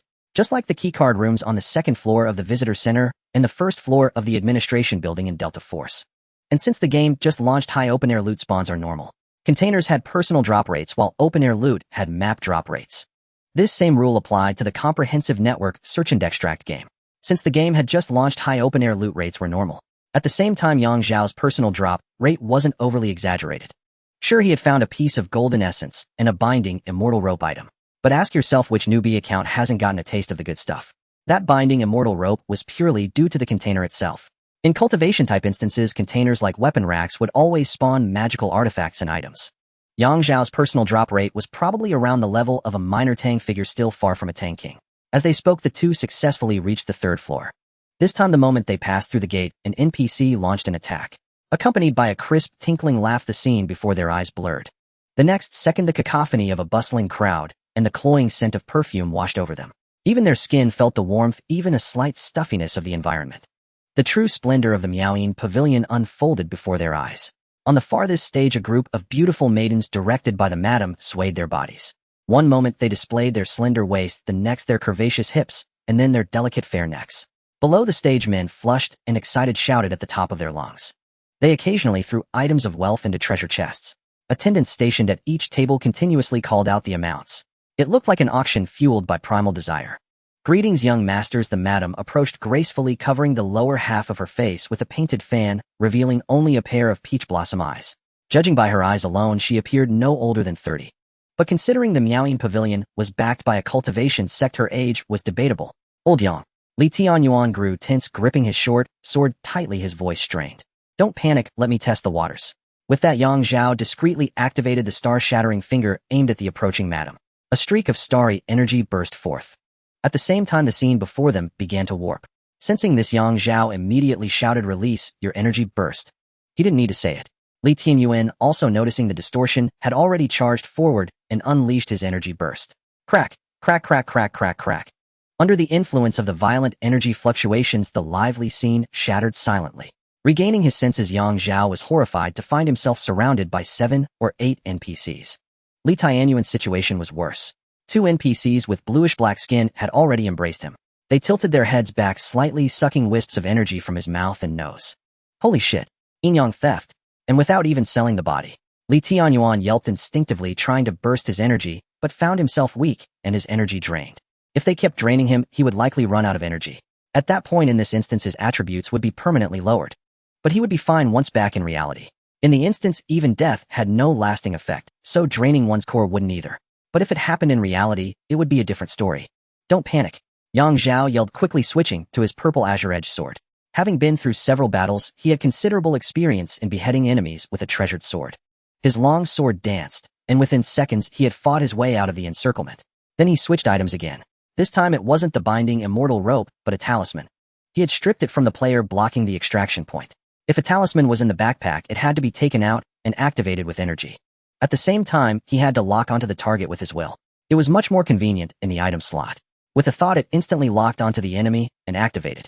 A fireball shot out, fiercely flying towards the female NPC on the high platform. Simultaneously, Yang Zhao, with lightning speed, equipped another talisman into his item slot. An invisibility talisman. He didn't activate it immediately, but charged forward with his sword to help Li Tianyuan. On the platform, the NPC who had intended to cast another illusion on Yang Zhao was unexpectedly hit by the fireball. The flames erupted, engulfing her head in spiritual fire, and she let out a piercing scream. Seizing this opportunity, Yang Zhao and Li Tianyuan teamed up to clear out the minor minions below. That one up there isn't an elite, it's a boss. Get her! Yang Zhao roared. Who would have thought that a boss would appear on just the 3rd floor? From the outside, the Miaoying Pavilion had a full 5 stories. Could the boss spawn point be on the 3rd floor? Or perhaps the boss roamed freely, wandering randomly among the floors above the 2nd. Yang Zhao had no time to ponder further. After receiving his warning, Li Tianyuan cast aside all restraint and forcibly activated his chi burst. Since they were inside the dungeon, overexertion would not matter. He would recover upon leaving the dungeon. With a thunderous roar, waves of chi exploded outward. The next moment, Li Tianyuan shot forward like an arrow, charging toward the elevated platform. The boss naturally would not allow him to approach and waved a hand, sending out a cloud of peach-pink energy mist. Watch out for its skill. The mist, though seemingly bulky, moved with astonishing speed. By the time Yang Zhao issued his warning, it had already silently enveloped Li Tianyuan. Damn it! He cursed under his breath and began his own charge. He was nearly 30 meters from the boss, too far for his star-shattering finger or immortal binding rope to reach. He could only try to close the distance first. Seeing another person approach, the boss released another wave of mist. Yet an unexpected turn of events occurred. The mist enveloped Yang Zhao instantly, pulling him into an illusion. Meanwhile, Li Tianyuan remained unaffected. The chi burst state had enhanced his resistance to illusions to some extent. Motherfucker! A figure burst out from the mist, swiftly climbing onto the high platform. Then he reached out, grabbed the boss ankle, and yanked hard. The target lost its balance. With a deafening crash, Li Tianyuan, utterly fearless, dragged the boss down from the 3-meter platform. Accompanied by the thunderous noise, he felt excruciating pain throughout his body, as if his internal organs had shifted. The agony made him curl into a ball involuntarily. Yet gritting his teeth, he flipped over and pinned the boss beneath him. At such close range, switching to a short sword was inconvenient for attacking. Instead, he grabbed the boss by the hair and slammed its head against the ground. Ugh, ugh, ugh, it'll kill you. Thud, thud, thud, thud. With each strike, the back of the boss' skull crashed violently against the floor. Perhaps the damage to the boss was not significant, but it prevented her from continuously casting illusions. The mist served as a medium to sustain the illusionary magic. On the other side, Yang Zhao broke free. Taking in the scene, he couldn't help but exclaim in awe, "Gooden, you're like a superhero." Gooden was Li Tianyuan's nickname, inspired by Li Neza, Li Gooden, from 100,000 Cold Jokes. Li Tianyuan himself stood over 1.8 meters, nearly 1 9 meters tall with a robust build. Yet his features were strikingly delicate and handsome. If not for his physique with proper makeup on his face, he could easily pass for an elegant lady. In his youth, he had a cute girlish charm. Now as he matured, his brows and eyes grew sharper, steering him toward a more mature regal style. In ancient times, the scholarly young masters of wealthy families often had such refined, handsome book attendants. But with a physique like his, it was hardly necessary. The young master would be overwhelmed. Clearly, those early period dramas had a certain depth to them. The moment the master said he would sleep in the study, the wife's expression turned as sour as if she had swallowed something foul. It would be better for the master to visit his concubine. Amid his astonishment, young Zhao did not stand idle. He resumed his charge. Once he closed to within 20 meters of the target, he decisively activated the immortal binding rope. With the boss fully restrained, the battle came to an end. The two exchanged blows rhythmically, one wielding a long sword, the other a short sword, and soon decapitated the boss. We did it. No sooner had the battle ended than Gooden's legs gave way, and he collapsed to the ground. Overexertion had left him in need of rest. Yang Zhao was not much better off. He half lay on the floor, panting heavily. After a few minutes of recovery, he forced his trembling legs to support him as he slowly stood up. Gooden, tell me honestly, what's your physical attribute? 1. 7y. Damn, you really are Lee Gooden. And your energy attribute? That's much lower, only 1. 3. It's a shame you didn't join the military. Yang Zhao couldn't help but sigh. Gooden shook his head slightly. Everyone has their own aspirations. I just regret being too playful back in the day. Otherwise, I could have gone the sports student route. Yang Zhao shook his head. Your chi is insufficient. Even if you became a sports student, it would be hard to stand out. I never expected you to be so fond of play at such a young age. Apart from those born with deficiencies, normal 19 or 20-year-olds should have an energy attribute of at least 1. 3 or above. Gooden, with his natural growth and such a robust physique, should have possessed even more innate chi. Yet he only had 1. 3. That was quite telling. Among sports students, some excel in speed, some in explosive power, and others in neural reflexes and hand-eye coordination. But the most fundamental requirement for all of them is endurance, far beyond the average person. With insufficient chi, Gooden's stamina would inevitably fall short. And let's not forget that his massive physique consumed far more energy than that of an ordinary person. No wonder he only ever played either the first or the second half of basketball games. Despite scoring at an impressively high rate, he never played a full game. After defeating the boss, the two of them went to check the loot chest. They let the items materialize without touching them. The boss chest contained 4 items in total. A skill book, charm art. It required the user to be female, and its effect mirrored the ability the boss had used. It used drifting peach-colored energy mist as a medium to pull enemies into an illusion. The casting range was quite generous. The only drawback was that it required continuous channeling. However, it could target multiple foes simultaneously, just as before the boss first cast it on Gooden before turning her attention to Yang Zhao. A crowd control skill, an absolute must-have in the early game. Too bad only women can learn it. The two shook their heads in regret, but their disappointment only deepened. The second item was a cultivation technique also restricted to women. FCK, is this damn game messing with us? It was clear that Gooden was a bit frustrated. Both a technique and a skill had dropped. Though they would split the loot, he didn't mind either way. Either one was fine. Yang Zhao could pick first, and he would take the remaining item. No matter how he calculated it, he would come out ahead. Yet both the technique and the skill were exclusive to women. This is so frustrating, damn it. Yang Zhao cursed as well. The technique was named the Vermilion Beauty Art. It was a supplementary cultivation method that enhanced attributes related to appearance and the physical body. In plain terms, it dramatically improved looks, slightly boosted physical strength and energy, and had a minuscule effect on the soul. After reading the technique's description, the two realized there might still be hope. The Vermilion Beauty Art was merely a fragment. The complete technique of the Meowing Pavilion was the Vermilion Beauty White Bone Art. It had no gender restrictions. More importantly, after cultivating the Vermilion Beauty White Bone Art, even a man could unlock all the gender-locked spells of the Meowing sect. By learning the Vermilion Beauty White Bone Art first, they could later study the Charm Art illusion. What should we do with these 2 items? Sell them, or keep them? Let's hold on to them. Yang Zhao said thoughtfully. First, the game just launched, so we won't get a good price right now. Second, even if we could sell them for a decent sum, it would be disgusting if we ran into the buyer in the game later. Players have intelligence, unlike those skeletal NPCs. Third, Yang Zhao raised an eyebrow at Gooden. Even if we can't find the complete technique, we can give it to a girlfriend to cultivate. In a way that's also pleasing ourselves. Hearing this, a sly grin spread across Gooden's face. It's the same logic as me saving up to buy my girlfriend Valentino in Balenciaga. On the surface, she enjoys it, but in reality, I'm the one who benefits. Yang Zhao replied, that's called a win-win, my friend. Beyond the techniques and skills, there were 2 more items in the boss's loot box. Compared to the open-world supplies and other NPC boxes, the boss was far more generous. It directly yielded two red tier items. One was a collectible, the other a wealth item. The collectible red tier item was a jade smoking pipe. The wealth red tier item was a spirit stone note. Back when the Mingzhu market still existed, this note could be redeemed for 100 low-grade spirit stones. However, it was only valid within the Mingzhu market. Now it was useless with the comprehensive network's buyback price set at 10000 game coins. Regardless, it was still a substantial fortune. As for the collectible jade smoking pipe, it was valued at 11000 game coins. That was 100 game coins higher than the spirit stone note, and it came with an additional smokable function. You want the expensive one? Go Dan handed the pipe to Zhao, intending to keep the spirit stone note for himself. I have a cleanliness obsession, or I wouldn't want a pipe used by a courtesan. Zhao wasn't being modest about this. Mainly, there was no need to sell a collectible red tier item. The comprehensive network had labeled it a collectible, implying its value lay more in being a keepsake. Hey, you're being picky. I don't have that issue, so we'll take the pipe. Perfect, since you don't smoke and I do. Go Dan gleefully pocketed the pipe.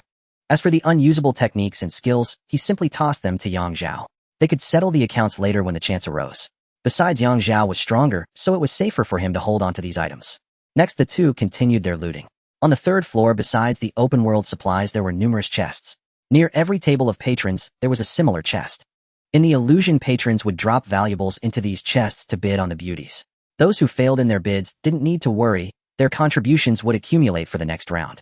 But refunds were out of the question. Once money entered a courtesan's pocket, it never came out. The two split the take evenly, with each person looting 4 chests. The last chest was on the viewing platform. It was a truly major haul. In terms of the Delta game, it was equivalent to a top-tier loot crate. Zhao, confident in his luck, reached in and grabbed. The result was naturally a disappointing haul. A few gold-tier items and a red-tier collectible fan. A single slot red item. Another collectible, and also one used by a courtesan. Zhao shrugged. Let's split the value. He'll take the fan, you take the rest. Alright, if there's ever a collectible event, you can borrow it from me. We can pool our items, win a prize, and split the rewards. Godan accepted the deal. The third floor was now cleaned out, so they proceeded to the fourth floor. This required Zhao to swipe his card again. A single room card could be used 20 times, with each door opening consuming 1 use. Confidential mode consumed 2 uses. Top secret mode consumed 4 uses. Upon swiping open the fourth floor, the two finally encountered the elite NPCs of the Meowing Pavilion. There was no boss this time. These elite NPCs could also cast charm techniques. The speed of the peach pink mist and the intensity of the illusions were far inferior to those of the boss.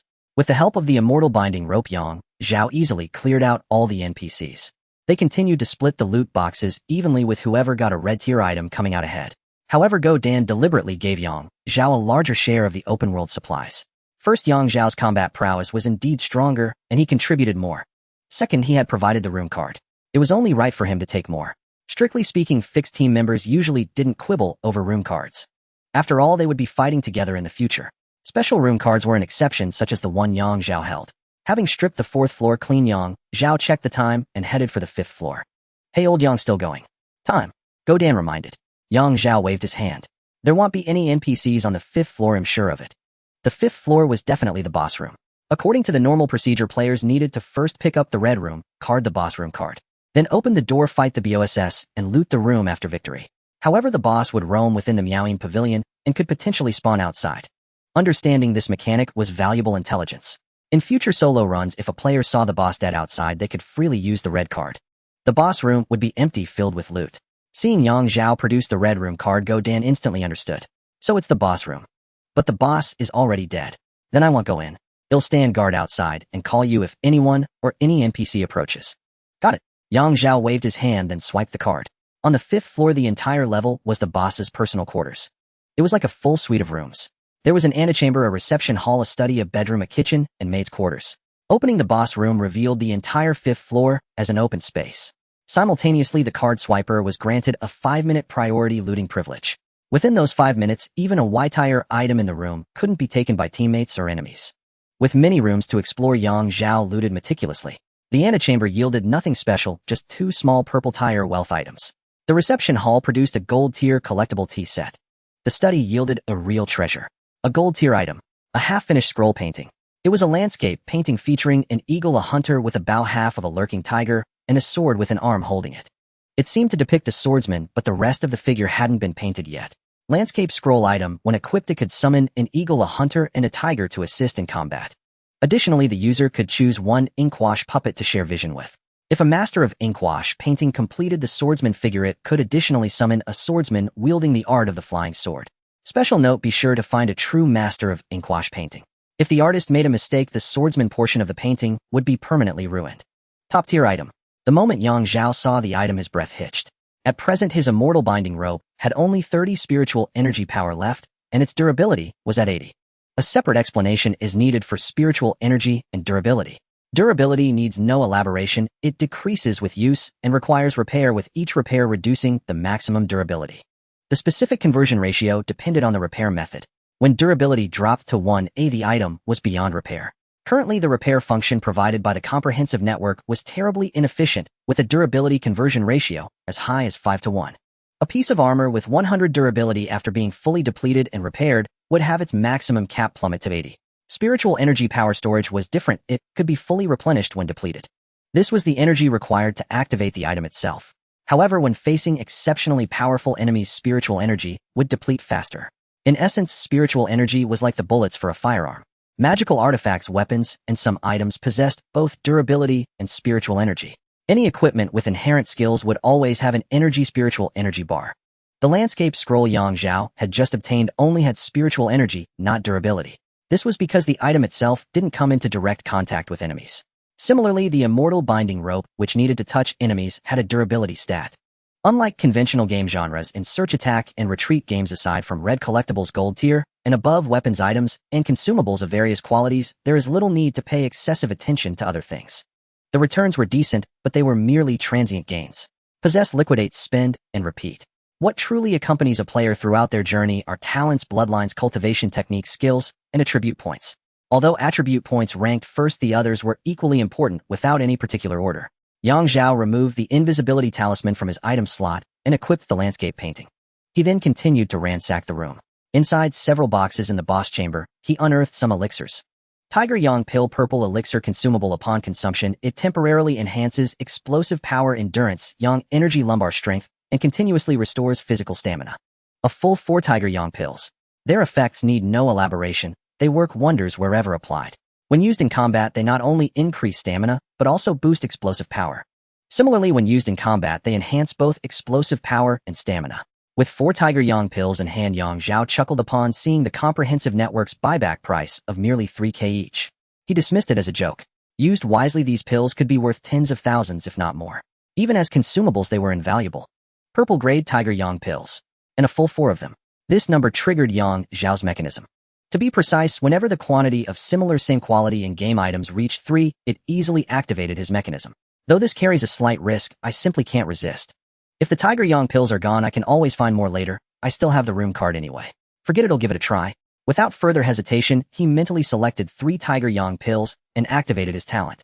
Subsequently, on his player panel, a golden radiance burst forth from the storage slot. The 3 Tiger Yang pills merged into one, elevating its quality to gold. Its effects also became far more potent. Tiger Yang Pill Gold. This elixir falls outside the scope of instance drops and will not be repurchased by the comprehensive network. Note the above prompt is invisible to other players and visible only to the creator. Note the creator may rename the elixir. The comprehensive network won't buy it back. That wasn't important, because its effects were enough to drive every player wild. Upon consumption, it permanently increases physical attribute by 0. 3 and energy attribute by 0. 2. Permanently enhances personal explosive power, permanently boosts personal stamina recovery rate, and permanently augments personal Yang energy. Note players may consume up to 10 Tiger Yang pills. If a special item is found, the consumption limit can be refreshed. Gazing at the newly synthesized elixir, Zhao muttered, if I said I'd sell a gold-grade Tiger Yang pill for 10 million yuan, the government would probably monopolize it outright. Even without the unknown special item, each player could consume 10 Tiger Yang pills.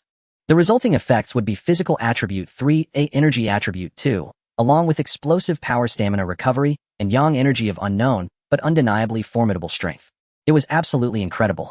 Through this incident, Zhao suddenly discovered a brand new gameplay style. Materials, elixirs, and talismans all had hierarchical levels. For instance, a green-grade copper ingot, when synthesized, became a blue-grade copper essence.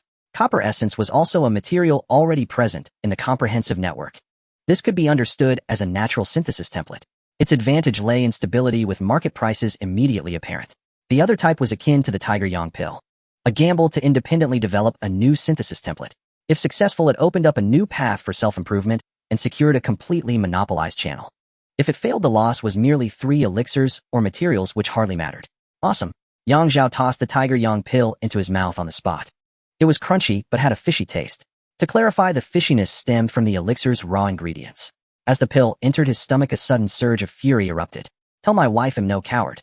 Yang Zhao felt as if a fireball had lodged in his lower abdomen, his entire body becoming intensely heated. A mere glance at the room's seductive and ambiguous decorations stirred an urge to engage in a fierce confrontation. But lacking the conditions at hand, he could only exert strenuous self-control. The Tiger Yang pill had the effect of enhancing Yang energy. Gradual nourishment might not have caused this, but a one-time substantial increase in Yang energy naturally led to such consequences. Nevertheless, compared to the enhanced Tiger Yang pill's effects, this minor side effect was negligible. Next, Yang Zhao channeled his desire into motivation and continued to loot the boss room. After opening all containers and collecting all exposed supplies, he was about to leave when his peripheral vision caught sight of the flower pot by the bedside. Damn. First a soft exclamation, then an outright curse. Such concealed light from an item, who the hell were you guarding against? If he hadn't taken a last glance before leaving, he would have missed it entirely. Damn it. Fuming, Yang Zhao strode to the flower pot and kicked it over. As soil scattered, a glittering seed tumbled out. Immortal Seed Fuyang Shirtan Rainbow Unique. Holy crap. A rainbow-grade item, with a unique tag, and the prefix was Immortal Seed. Upon seeing this, Yang Zhao couldn't help but gasp sharply, a wave of fear washing over him. It was fortunate that he had the nature of a greedy rat, compelled to look back and savor every detail even after scraping the area clean. Otherwise, he might have truly missed this item. Yang Zhao dashed over to pick up the seed. Cultivating it to bloom, the flower would have a lifespan of merely 2 seconds. If not consumed within those 2 seconds of blooming, it would wither on the spot, yielding nothing. Successfully consuming Fuyang Shirtan would massively enhance one's Yang energy and awaken the acquired pure Yang constitution. It possessed the effect of locking Yang energy, ensuring no weakness as long as one desired strength. It also sealed one's Yang energy from leaking and greatly extended lifespan. It countered all harvesting techniques, reversing the process to siphon the opponent's primal energy. Note: only males can consume Fuyang Shirtan, females will surely die upon ingestion.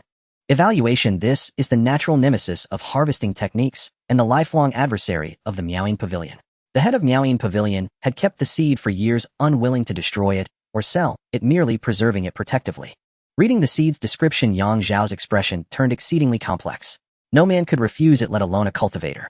The acquired pure Yang constitution. It also countered all harvesting techniques. After consuming Fuyang Shirtan, he could actively seek out Hahuan sect female cultivators for entrapment. But amidst the excitement, confusion also surged. How the hell do I successfully cultivate such a treasure? Damn, the description didn't mention it. Yang Zhao complained helplessly. Yet to his surprise, the comprehensive network provided a corresponding hint. Top secret, absolute secret. There is a probability of obtaining the wondrous method to cultivate Fuyang Shirtan within the Pearl Ruins. Oh ho. Wait, top secret. Absolute secret. Yang Zhao paused, then clapped his hands sharply. That means this time it's like pulling an African heart from the East Building manager's office while running a knife in a normal raid. After thoroughly looting the boss room, Yang Zhao inspected every corner once more to ensure nothing was left behind, and also memorized several open-air respawn points.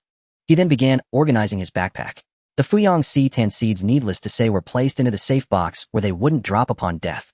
The skill books and cultivation techniques were treated the same way. These occupied 3 slots. He then stuffed the Tiger Yang pill inside as well. After a moment's thought, he also placed the golden artifact, the landscape painting, which took up 4 slots, into the box. He could retrieve them when needed. It would be infuriating to be ambushed and killed by a sneaky player. Equipment couldn't be stored in the safe box, but items could. This was the rule of the comprehensive network's search and extract game. He then selected the most valuable loot from the other supplies, filling the safe box to the brim. Now I have the prerequisites for the bison jump and wave surge. As Yang Zhao stepped out of the boss room, he suddenly noticed Go Dan standing nearby, looking up. What are you looking at, Go Dan? There's a hole here. Go Dan said with a serious expression. Where? Yang Zhao quickly walked over, and following his cue spotted an inconspicuous crack on the ceiling. This place has been eroded by turbid chi. The floor below has collapsed into ruins. Isn't a hole normal? Yang Zhao remarked. But Go Dan shook his head repeatedly. No, that's not right. A game is a game. No matter how realistic the backstory, or how immersive it feels, everything here is designed. Where the ruins, or where the open-air loot spawns, or where the containers are, it's all fixed. I won't say it's certain, but trying won't hurt. Come on, step on my shoulders, and take a look. With that, Go Dan crouched down, signaling Yang Zhao to climb onto his shoulders. No need for all that trouble. Yang Zhao equipped the landscape painting in his item slot and waved his hand. Whoosh! Ink-colored energy gathered before him, instantly forming a ferocious tiger, 4 meters long and nearly 1.7 meters tall at the shoulder. Holy crap! A black and white tiger. Summoned by the ink painting item. Yang Zhao pointed at the ceiling. Break it open. The tiger understood, leaping upward and then scaling the wall by pushing off it. Its sharp claws dug deep into the boards, briefly allowing it to run along the vertical surface. The ink tiger then pushed off the wall for a second leap, striking out with a palm midair. Bang! Crash! The ceiling shattered into pieces, and the falling debris formed a staircase-like shape. The game's hint was obvious. Step on the debris. Climb up. See, I told you there was a hidden room. Seeing this, Godan shouted excitedly. I'm the best at finding Easter eggs in games. I bet even now, unless a pro steps in, very few people have found the hidden room in Research Institute 3. Yang Zhao was genuinely impressed, then couldn't help but exclaim, able to walk on air walls in the dam like a sovereign or spray gas to ambush people on lampposts at the spaceport extraction point. Truly worthy of you, Godan. That's my specialty. Godan grinned proudly, stepping onto the pile of debris and crawling into the secret passage. Yang Zhao followed closely. The ink tiger was too large to fit, but dismissing it would waste the energy used for the summon, so he left it behind for now. It could serve as a guard. The two advanced along the passage until they felt a slight breeze ahead. But the path came to an end. Godan crouched at the dead end, patting the wall repeatedly before adjusting his stance. Bang! He kicked hard, shattering the wooden panel ahead, allowing light to stream into the passage. The two squinted, and as their eyes adjusted, they saw an open-air platform. This place. Godan frowned. Yang Zhao seemed to notice something, quickly opened his map, and then laughed. Check the map. Huh. Godan glanced at the map, and then smiled as well. A new extraction point for the Pearl Ruins instance had appeared. It could only be reached through a secret passage. The two stepped onto the platform and searched thoroughly, confirming there was no loot here. It was merely an extraction point. The extraction method was a formation plate embedded in the wall. Godan touched it, and instantly a beam of energy shot into the sky. Then a notification appeared for everyone on the map. Someone has activated the teleportation array. The array will activate in 5 minutes. Holy crap! The switch point, they both exclaimed in unison. The second extraction point of the Pearl Ruins had finally revealed itself. Its entrance was on the ceiling outside the boss room. Destroying that ceiling caused debris to fall, forming a walkable staircase. Following the secret passage led all the way to the extraction point on the rooftop. At this point, the scenario was essentially over. All that remained was to wait for extraction. But Godan couldn't sit still. He was passionate about uncovering various spots, Easter eggs, and special terrain in the game. I need to search more, see if there are other passages, Godan said. Yang Zhao was also intrigued. They split up to continue searching. But the rooftop had been meticulously examined. Aside from a locked door, there was no other way in. After wandering around with only 3 minutes left, they returned to the locked door. Old Yang, do you think there's something off about this door? Absolutely. Yang Zhao crouched down, inspected the door carefully, and then a flash of inspiration struck. Follow me. All right. The two rushed back quickly, and under Yang Zhao's lead they easily entered the boss room. This time without Godan demonstration, Yang Zhao proactively looked up to inspect the ceiling. When he had looted the place earlier, he had indeed searched every nook and cranny, including things like bookshelves that might hide a secret room switch. Only the ceiling had been overlooked. Eventually, they found a clue on the ceiling of the boss bedroom. Yang Zhao summoned the ink tiger and had it repeat its trick, smashing through the ceiling. But unexpectedly, this action triggered a chain reaction. Eventually, a large section of the ceiling collapsed, revealing a passage wide enough for 2 or 3 people to walk side by side. After a quick exploration, they discovered the passage followed a U-shaped layout. Entering from one point, it led into a corridor shaped like a square loop.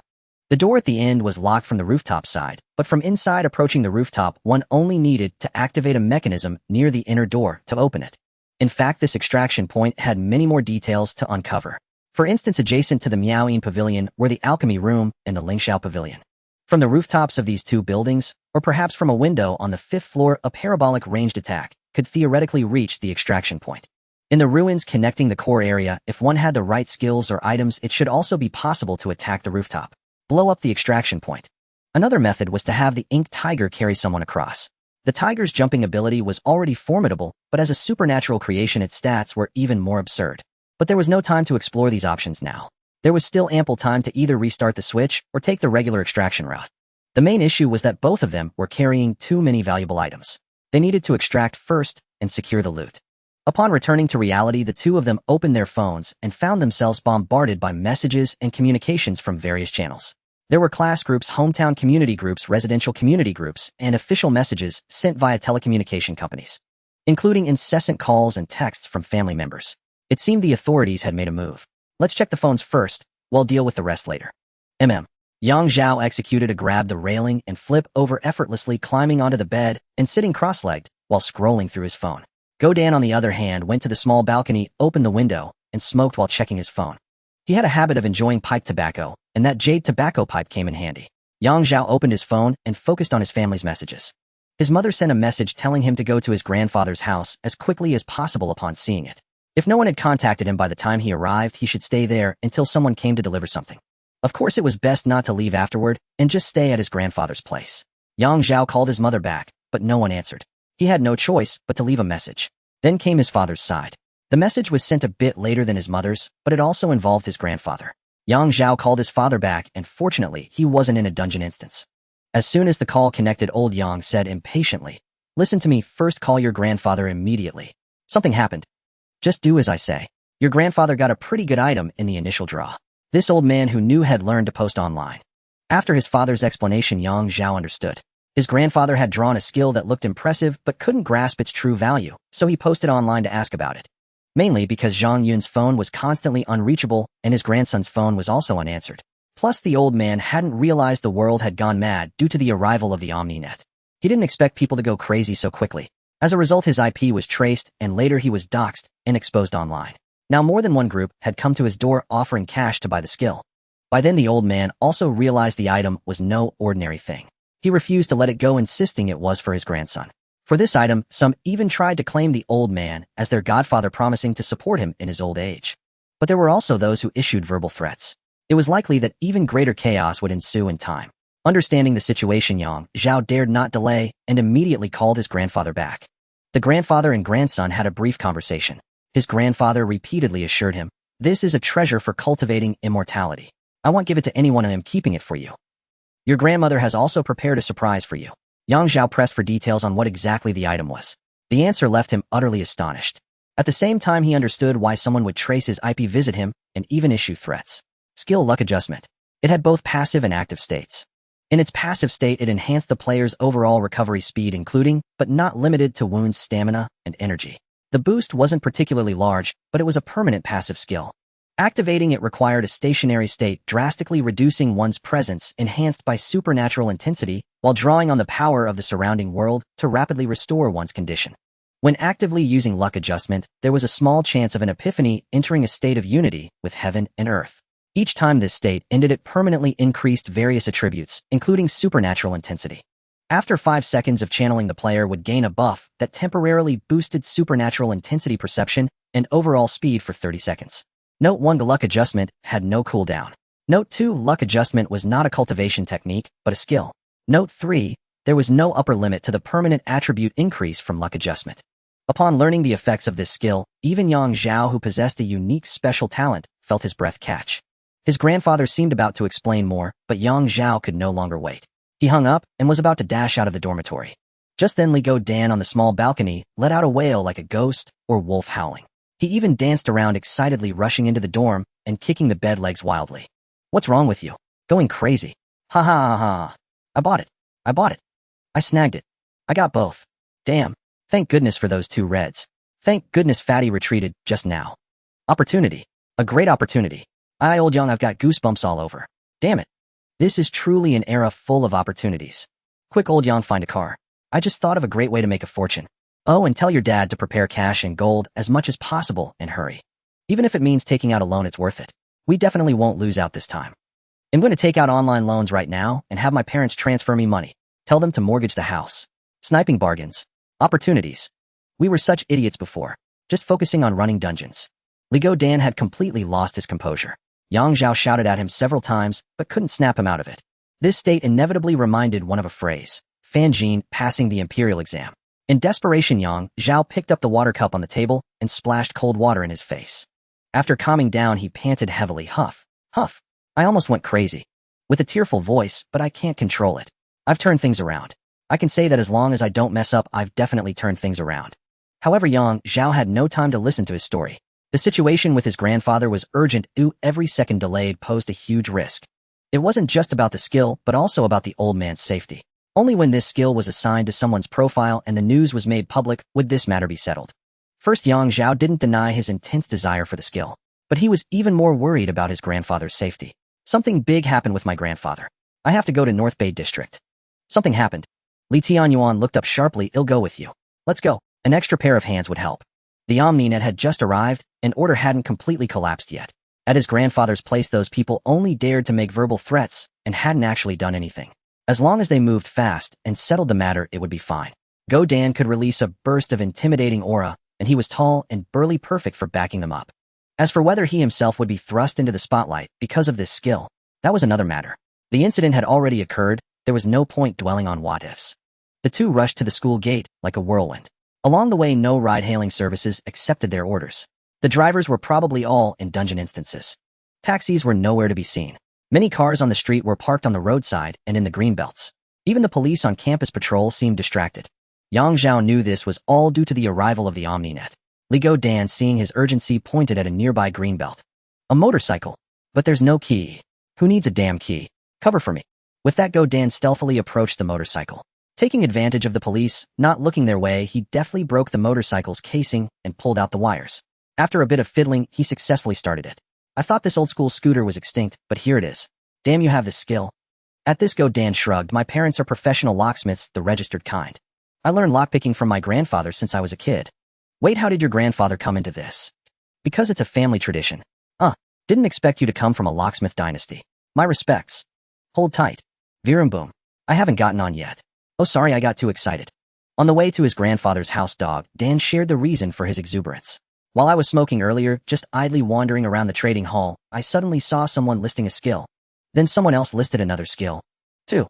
My goodness, at that moment my head buzzed as if it was about to explode. Then I frantically clicked to buy, but it showed that I didn't have enough game currency. I immediately sold all my supplies, just enough to buy those two skills. 300,000 game currency, Lao Yang. One skill was 100,000, the other 20,000. After buying the skills, I was left with just over 200 game currency. What skill has you so excited? Zhao asked in surprise. At this critical moment, even buying a skill for 1 million game currency would be worth it. Even if it can't be used, it can be collected for pairing with a set of skills that interact with each other. Dungeon rules: each time you enter, you can only carry 4 skills, and you can carry more as your level increases. In reality, there are no such restrictions. Each skill represents one's combat power and trump card. Dan grinned. Thunderbind. Instant step. Thunderbind. After activating the skill, it can apply Thunderbind to the target. When cast on oneself, it enhances overall speed and provides slight damage reduction. When attacked, the thunder will paralyze the enemy. Paralysis effect: momentarily stiffened in place, unable to take any action, including thoughts that will briefly halt. Although the paralysis lasts a very short time, it is undoubtedly a divine skill. This is an extraordinary skill. Even if a remote attack hits, the enemy will suffer from thunder paralysis and damage. Thunderbind can be unleashed on enemies from a distance, paralyzing them and causing damage. Releasing from a distance requires a 30-second cooldown, while killing assisting an NPC can reduce the cooldown by 85. Killing assisting a player will refresh it immediately. This skill has a great restraining ability against enemy electronic type items. However, it does not affect our electronic type items. Extraordinary abilities are unreasonable. Note: some players' skills are electronic type items by themselves and can silence them for a short time. If cast on our weapons, it can apply Thunderbind effects, increasing damage and hitting paralysis. Casting on oneself or on one's weapon requires activating the skill twice. These are different effects. More importantly, this skill can be applied to firearms and crossbows, shooting a series of bullets enhanced with Thunderbind. The only downside is that it cannot be cast on allies or their weapons. The second skill, Instant Step. Its effect is simple yet powerful. In 0.1 seconds, it can dash forward 10 meters with the distance freely adjustable. During the move, the area traversed, a lateral range of 3 body widths, causes a massive vacuum explosion, making surrounding enemies experience tinnitus, dizziness, and varying degrees of damage. Key point: this is not teleportation and can be blocked by obstacles. However, if there is a player ahead, and they are not as sturdy as Dan, they will be directly knocked away upon activating Instant Step. It is even possible to kill them on the spot. Meanwhile, Dan will remain unharmed under the protection of the skill. Extraordinary skills are indeed unreasonable. Instant Step can store 2 charges with a cooldown of 30 seconds, calculated separately. After hearing the introduction of these 2 skills, Zhao's eyes widened. Then he suddenly jolted and hurriedly opened the panel, selling everything except for the room, card binding rope, and landscape painting. Even the backpack and cloud soaring boots were sold off.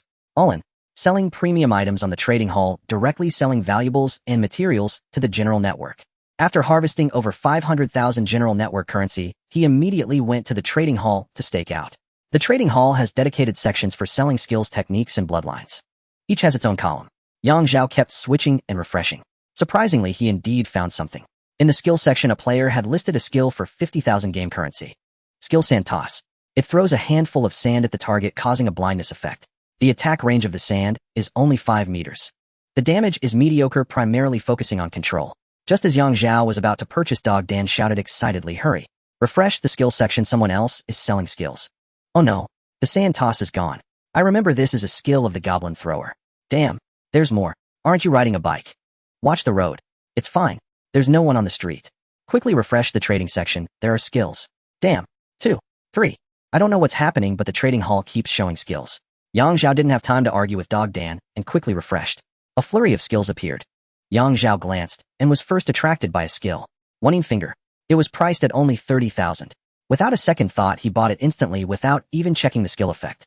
Then he continued refreshing. Next, another one appeared, Whole Wave. The first killer Tao Bye also came to join the fun. No time to think, he bought it instantly. This time he spent 100,000 game currency. By now the other skills had already been snatched up by other players. He vaguely saw a skill called Corpse Revival. Unfortunately, its price was absurdly steep, asking for 1 million game currency. Yet it was still snapped up. To say it was not a fluke, it was definitely a major force that had already started acquiring a large amount of game currency in the market. Zhao did not know that this was actually the work of the officials. They were gathering the game currency from military players, effortlessly accumulating a massive cash flow. On the other hand, arrangements were made for various colored capitals to collectively acquire game currency. 100 cash buys 1 game currency, real and effective, no tricks. However, purchases could only be made publicly and on a large scale during officially permitted time slots, directly trading in banks, local governments, and police precincts. As a result, those players who did not understand the true essence and importance of the game mostly chose to sell the items they drew at the start to exchange for game currency, and then money. There were also many who were desperate for money. But under the wave of the general network era, even the officials could not cater to everyone. It also served as a kind of screening, weeding out a large batch of people in this manner. However, one thing was clear, the officials intentionally left a loophole, not wiping out all the skills in the trading hall. Otherwise, with the officials' manpower and financial resources, no one could compete with them. Those groups could easily organize hundreds of loyal employees to sweep everything.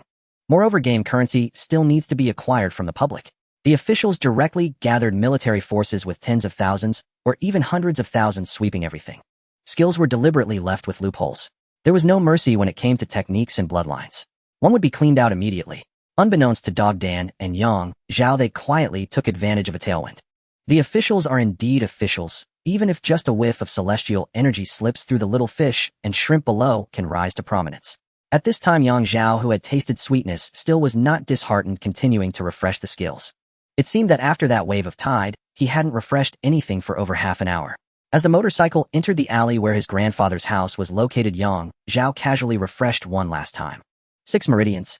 Buy. He only saw the 2 characters 6 meridians and bought it directly. This time he spent a full 300,000 game currency. But at least he bought it. Lao Yang were here. Zhao was still savoring the aftertaste, but thinking of the godly skill at his grandfather's place, he instantly perked up. How many skills did you buy? Dog Dan asked. Lucky 3. Zhao. So awesome. But I'm not losing out either. 1 thunder bind, 1 instant step. From now on I will be the strongest assault position in the team. By the way, Lao Yang, I think I have an idea of where these skills came from. Dog Dan hadn't finished speaking when several men in the independent courtyard ahead raised their hands in terror and kept retreating. As their gaze shifted into the yard, a short figure wearing a hoodie and mask was aiming a gun at them. Oh no, not a gun, but a cannon. Anti-material handheld cannon capable of rapid fire. Barrett. Get lost, or it'll smash you. The short figure let out a delicate shout. It turned out to be a girl. What was even more surprising was that she did not say she would kill them, but rather that she would smash them. Clearly, she was very familiar with the power of this handheld cannon. Zhao frowned, sensing that the situation was taking a turn for the worse. Could it be that they had come to blows over that skill? And wielding a Barrett in broad daylight, wasn't that a bit too reckless? You get lost too? Don't you dare come in, the girl snapped fiercely. I'm the old man's grandson. This is my home, Zhao said in a deep voice. At the same time, he manipulated the panel with his mind, his hands moving swiftly as he merged the shattering star finger with the dong wave. Synthesizing skills and techniques. As long as 2 could be selected simultaneously, success was guaranteed. There was no such thing as failure in infinite synthesis, only incompatibility between targets that prevented the process. There was no time to examine the detailed effects of these skills, but at least merging them was never a mistake. Skills only grew stronger. After the first synthesis, Zhao moved with lightning speed, fusing the unnamed new skill with the 6th Meridian Divine Sword. Next came the One Finger. The 6th Meridian Divine Sword hailed from a martial arts novel, but the One Finger was not from the same source. Instead, it was a skill of the same name from an online game. After complete fusion, Zhao retained the name-shattering Star Finger. Now his combat prowess had truly ascended to an entirely new level. He couldn't match the speed of a Barrett bullet, but he didn't need to. He just needed to outpace the girl's reflexes. The price of losing was being blasted into fragments. Meanwhile, the gun-wielding girl exclaimed in surprise, "So you're Auntie's grandson. What's your name?" "Auntie." Zhao's expression twisted with confusion. From her tone, she seemed to call his grandmother Auntie. He hadn't heard of his mother having a cousin like this. "My name is Zhao." Hearing that name, the girl instantly relaxed. "It's fine, it's a misunderstanding. They'll explain who I am later. Hurry inside, don't waste any more time." The girl didn't enter, keeping her gun raised in vigilance. More than one wave has come already in those. For some reason the authorities never showed up. But your uncle and aunt didn't call the police either. Anyway, go on in. Once you learn that skill, this will all be over. Nodding, Zhao strode quickly into the courtyard. Gooden tried to follow but was silenced by the girl's piercing glare. She didn't stop him verbally, but the Barrett's authority was too imposing, rendering the dog remarkably docile. Damn, that metallic texture. That smell of gunpowder. It was the real deal, and it had already been fired. Indoors. There was a massive hole in the roof of his grandfather's house. It pierced through from the first floor ceiling all the way to the second floor roof. Sunlight streamed in as a single beam, dust swirling in the column of light, creating a beautiful Tyndall effect. In the living room, his grandmother clutched her chest, half reclining in his grandfather's arms. "Oh, you old fool. Why go online like those young people? You're just messing around. If this brings trouble to Zhao, how will you explain it to Xiaoyan?" Note his mother was formerly Zhang Yun. She changed her name after the divorce, but the elders were used to the old one. "Grandpa, Grandma," Zhao called out as he rushed over, embracing his grandmother. "What's wrong? Is your heart acting up again? Oh, my precious grandson." The moment she saw Zhao, her headache vanished, her back stopped aching, and her heart ceased its frantic pounding. She sat up, instantly beaming as she hugged him. His grandfather wiped cold sweat beside them. "I can't reason with the old woman, but I didn't reveal that much online. I only mentioned half the skill's effects. I kept my wits about me. Who knew they'd go mad after just half of it? In this world, isn't a nuclear bomb enough? Must a deity emerge to truly bring stability?" His grandfather had been a teacher in his youth, living through turbulent times. But he was deeply fascinated by mythology, approaching it not from a purely supernatural angle. It was the collision of science and the occult, or rather science and metaphysics. He believed ghosts were a kind of magnetic field, a unique aggregate formed by the remnants of human mental will fused with certain energies. Ghosts were not merely the pure residue of a person's will after death, they were built around that mental remnant, gathering various energy substances. He also said that if dark matter energy could be proven and captured, one could see ghosts or even create gods and spirits. Of course, if that were possible, studying ghosts would be trivial. Interstellar travel would be the real endeavor. Zhang Yun's rise as a renowned sci-fi novelist might well have been influenced by her father. "As long as you two are fine." Zhao patted his grandmother's back while keeping an eye on his grandfather. The old man swiftly produced the skill. "I didn't give it to anyone. I saved it for my precious grandson." With that, he stared at Zhao expectantly, like an old child begging for candy. Zhao knew what was on the old man's mind. Changing his surname to Zhang. But that was a decision he couldn't make. Old Yang wasn't the only son of the third generation, but his eldest uncle had only 2 daughters. One married in the US and died in a home invasion by a thug. Her husband couldn't move on and took his own life. They were childless dinks. The other married in Canada and rarely returned. Not just old Yang, but even the eldest uncle counted on Zhao to carry on the family line and support him in old age. Learn the skill first, don't listen to this old fool's rambling. His grandmother saw Zhao's discomfort and slapped her husband's back. It landed with a sharp crack. The old man flinched, whether from shock or pain. Meanwhile, Zhao took the skill, learning it instantly. Then, using his grandfather's phone, he posted another message on the platform where the question had been asked. "I am the account owner's grandson. I've already learned the skill. You can all give up." He didn't say please stop bothering the old man. He used the word give up. The post exploded with hundreds of comments, instantly multiplying by dozens each second. Ignoring them, Zhao guided his grandfather in deleting the social account. Only after handling the online mess did he have time to inquire further. What his grandfather said next thrilled him. The old man. "Oh, I never revealed the full effects of the skill." Leaning and whispering. "Especially the permanent enhancement. I didn't mention it at all. Even your grandmother doesn't know. I only said the skill could boost recovery speed, and when actively used it could restore quickly and grant a buff. Maybe I added one thing, it can also absorb the power of heaven and earth. Then they went crazy. That's all you said? Yang Zhao was taken aback. Yes, I may not understand games, but I know what's important. His grandfather emphasized, honestly, when this game first appeared it really startled me. Then your mother called and told me to think of this game as a celestial paradise or a trial for mortals. Once I heard celestial paradise and trial, I understood. I just didn't expect that even half the skill description would cause such a commotion. Having already tasted the finest fare, Yang Zhao indeed failed to grasp why the first half of the skill caused such a stir. Fortunately, the matter had already been settled. After Grandpa had bestowed his gift, it was Grandma's turn to take the stage. My dear grandson, I have a surprise for you too.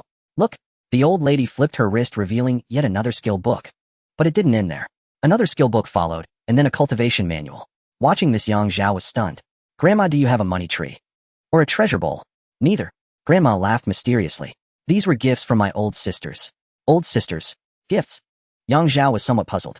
Grandpa took over the conversation to explain. The old lady had a warm heart and had been teaching for free at a welfare home in her early years. The old gentleman had also followed her to teach there. Later, as the national situation improved, some small welfare homes no longer took in orphans, so the local government converted them into nursing homes. They were also social welfare institutions. The old lady continued to serve there for free, but her role shifted from teaching to caring for the elderly, some of whom were her peers, or even older. Her health was good, but not all the elderly were as fortunate. When the comprehensive network erupted, the old lady was at the welfare home boiling eggs and simmering rice porridge for the seniors. Not long after, several elderly people approached her and voluntarily gave her these items. This was a clear case of good deeds being rewarded. They were all pitiable old sisters. Some had unfilial children, others had children too busy to care for them, leaving them no choice. I didn't take too many things from people worried that their children might come looking for me later. But your grandfather said 2 items were definitely good, insisting I accept them and keep them for you. The old lady said regretfully. Her regret was not for the skills, but for the elderly. The old gentleman took over the conversation. I vetted these 2 little surprises. They both looked promising. This time I didn't make a mistake and post online. I asked Doubao instead. But unfortunately, that silly girl Doubao sometimes talks nonsense, so you can't fully trust her. Otherwise, I wouldn't have posted online to ask about that previous skill. So that's how it was. Yang Zhao nodded thoughtfully.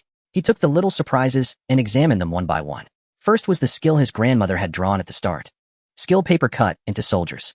Passive: master the art of paper cut into soldiers, allowing the consumption of corresponding materials to create talisman soldiers. Talisman soldiers in paper form are considered consumables. Talisman soldiers in an activated state are considered allied units.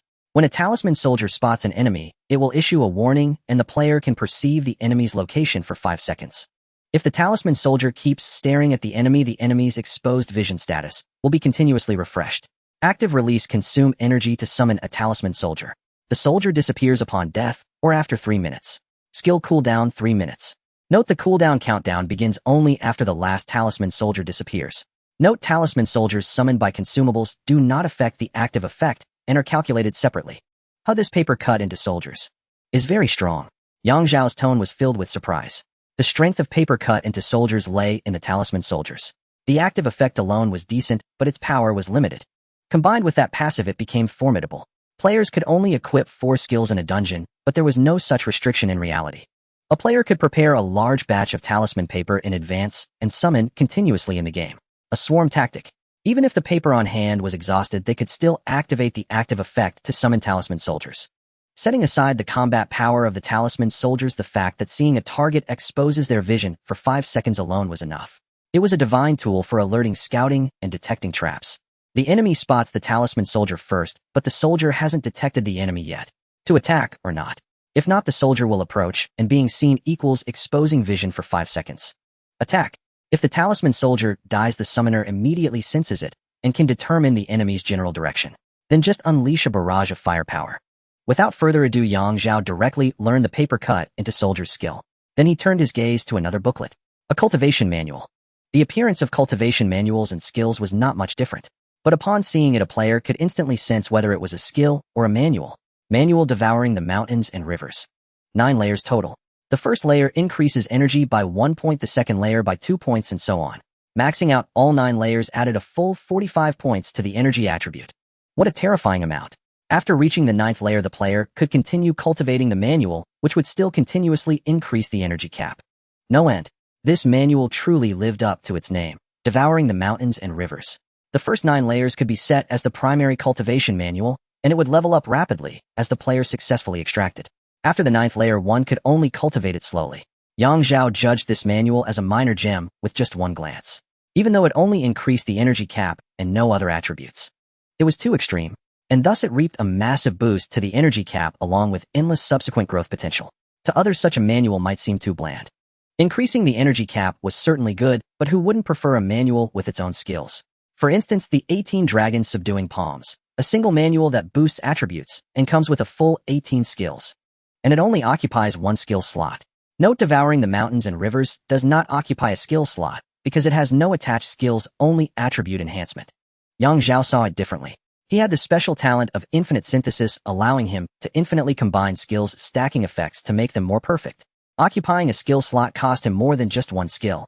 Cultivation manuals could also be synthesized, but common sense dictated that manuals were far more precious than skills. Earlier at the auction house, despite his slow hands, he had still managed to snatch 3 skills. Li Gooden purely by picking up leftovers had 2. He saw a skill first, click to buy, but failed, losing a second, then turned to sell items, losing over 10 seconds. When he came back, the skill was still there, but there wasn't a single manual to be found. Next, Yang Zhao turned his attention to the last little surprise. It was still a skill, but with a very peculiar name. King, Queen, Knight, and Fortune Teller. This string of words was the skill's name. Skill effect. It can fire 4 energy cards, King, Queen, Knight, and Fortune Teller. Playing the King card releases it at a distance, dealing massive damage, small area explosion. Requires manually locking onto the enemy, a may miss. Playing the Queen card releases it at a distance, healing allies or slowing enemies. Automatically locks onto allies and enemies within line of sight, 30 meters, cannot miss. If there are no targets within line of sight, it cannot be released. Playing the Knight card releases it at a distance, dealing damage and stunning enemies. The Knight automatically seeks enemies without requiring line of sight, within a 30-meter range. However, the Knight cannot attack enemies behind it. It only charges forward in a 180-degree arc. The Fortune Teller card doesn't need to be played. Upon activation, it can sense if there are enemies players nearby. 1-star enemies within 150 meters direction, unclear. 2 stars enemies within 100 meters direction, unclear. 3 stars enemies within 50 meters, providing a 1-second general direction guide. Each of the 4 cards has its own separate cooldown. This skill also made Yang Zhao's eyes light up. Just by looking at the skill effects, he could guess it could be synthesized. He tried it out, and sure enough, it worked. In just a few hours, the star-shattering finger had fused 4 skills in succession. The King, Queen, Knight, and Fortune Teller needed no further introduction. One Yang finger from the Game Blade Soul fires a long-range energy blast, dealing minor damage, can block 1 attack. The essence of this skill lies in pairing it with the energy attribute. Fire attribute triggers explosions and flame attachment for continuous burning. Ice attribute triggers freezing, dealing heavy damage, and freezes low. The block window is only 0.5 seconds, requiring precise timing. Dong Dong wave cuts through flesh like mud, cuts through metal like alloy steel plates. An ordinary skill deals 1 part force for 1 part armor damage. A Dong Dong wave might not even deal 3 parts force for 1 part armor damage. But conversely, it has bonus damage against flesh. 1 part force can deal 5 parts flesh damage. A pure skill version of G18 Flesh Bullet. 6 Meridian Divine Sword. This one needs no introduction, it's from Jin Yong's wuxia novels. It has a total of 6 sword chi corresponding to different acupoints. However, after being integrated by the comprehensive network, there's no need to worry about that, you just release all 6 as one. Also, a long-range strike triggered by finger force. The 6 Meridian Divine Swords features are stronger power, higher base amplification ratio, freely adjustable output, and the ability to deal with enemies stronger than oneself by increasing energy consumption. Can be released continuously, as long as the mana bar is long enough. It can be used like a machine gun. It single-handedly raised the upper limit of the entire star-shattering finger series of skills. In fact, the 6 Meridian Divine Sword also has a hidden feature. Higher style. Elegant and graceful, handsome, swift and concealed, release faster and sharper sword chi. Truly a divine skill for fighting, clearing maps, showing off, and picking up girls. After collecting the skill, Yang Zhao did not behave like a nephew who would leave immediately after eating his fill. Instead, he stayed behind to chat with the elderly couple. As noon approached, his grandfather invited him to stay for lunch. I also brought a classmate along. I thought he could help bolster my presence, but speaking of this, it was inevitable to mention the petite girl outside, holding a Barrett. Who is that girl outside holding a gun? Is she one of our relatives? Why does she call you both uncle and aunt? This? His grandfather hesitated for a moment. I really can't say for sure. She's a friend of your mother's. She came here this time, it seems, to deliver something to you. As it happened, she ran into those people causing trouble at home. One thing led to another, and they angered the young lady. She conjured that gun and fired a shot into the sky. and that's how she blasted a hole in our roof. His grandmother chimed in as well. It had been years since she last heard anyone fire a gun or set off a firecracker. Hearing the sudden sound of gunfire again felt rather unfamiliar. After listening to the elders, Zhao fell into thought. She must have been sent by his mother to deliver something.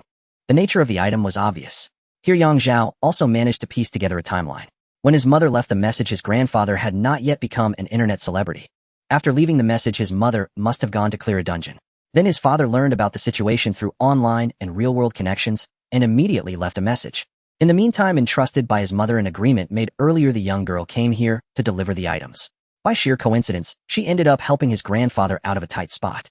Though the way she resolved the situation was a bit too fierce. With his thoughts in order, Zhao stood up and said, "Every time I eat here, you two end up bustling about for ages. Let's go eat at a restaurant this time."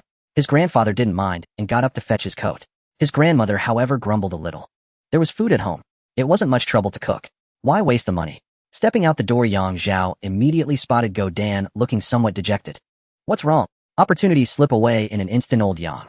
I hadn't even convinced my parents to sell the house before the window had already closed. Thankfully, my mom didn't sell the item she pulled at the start. She kept it for me.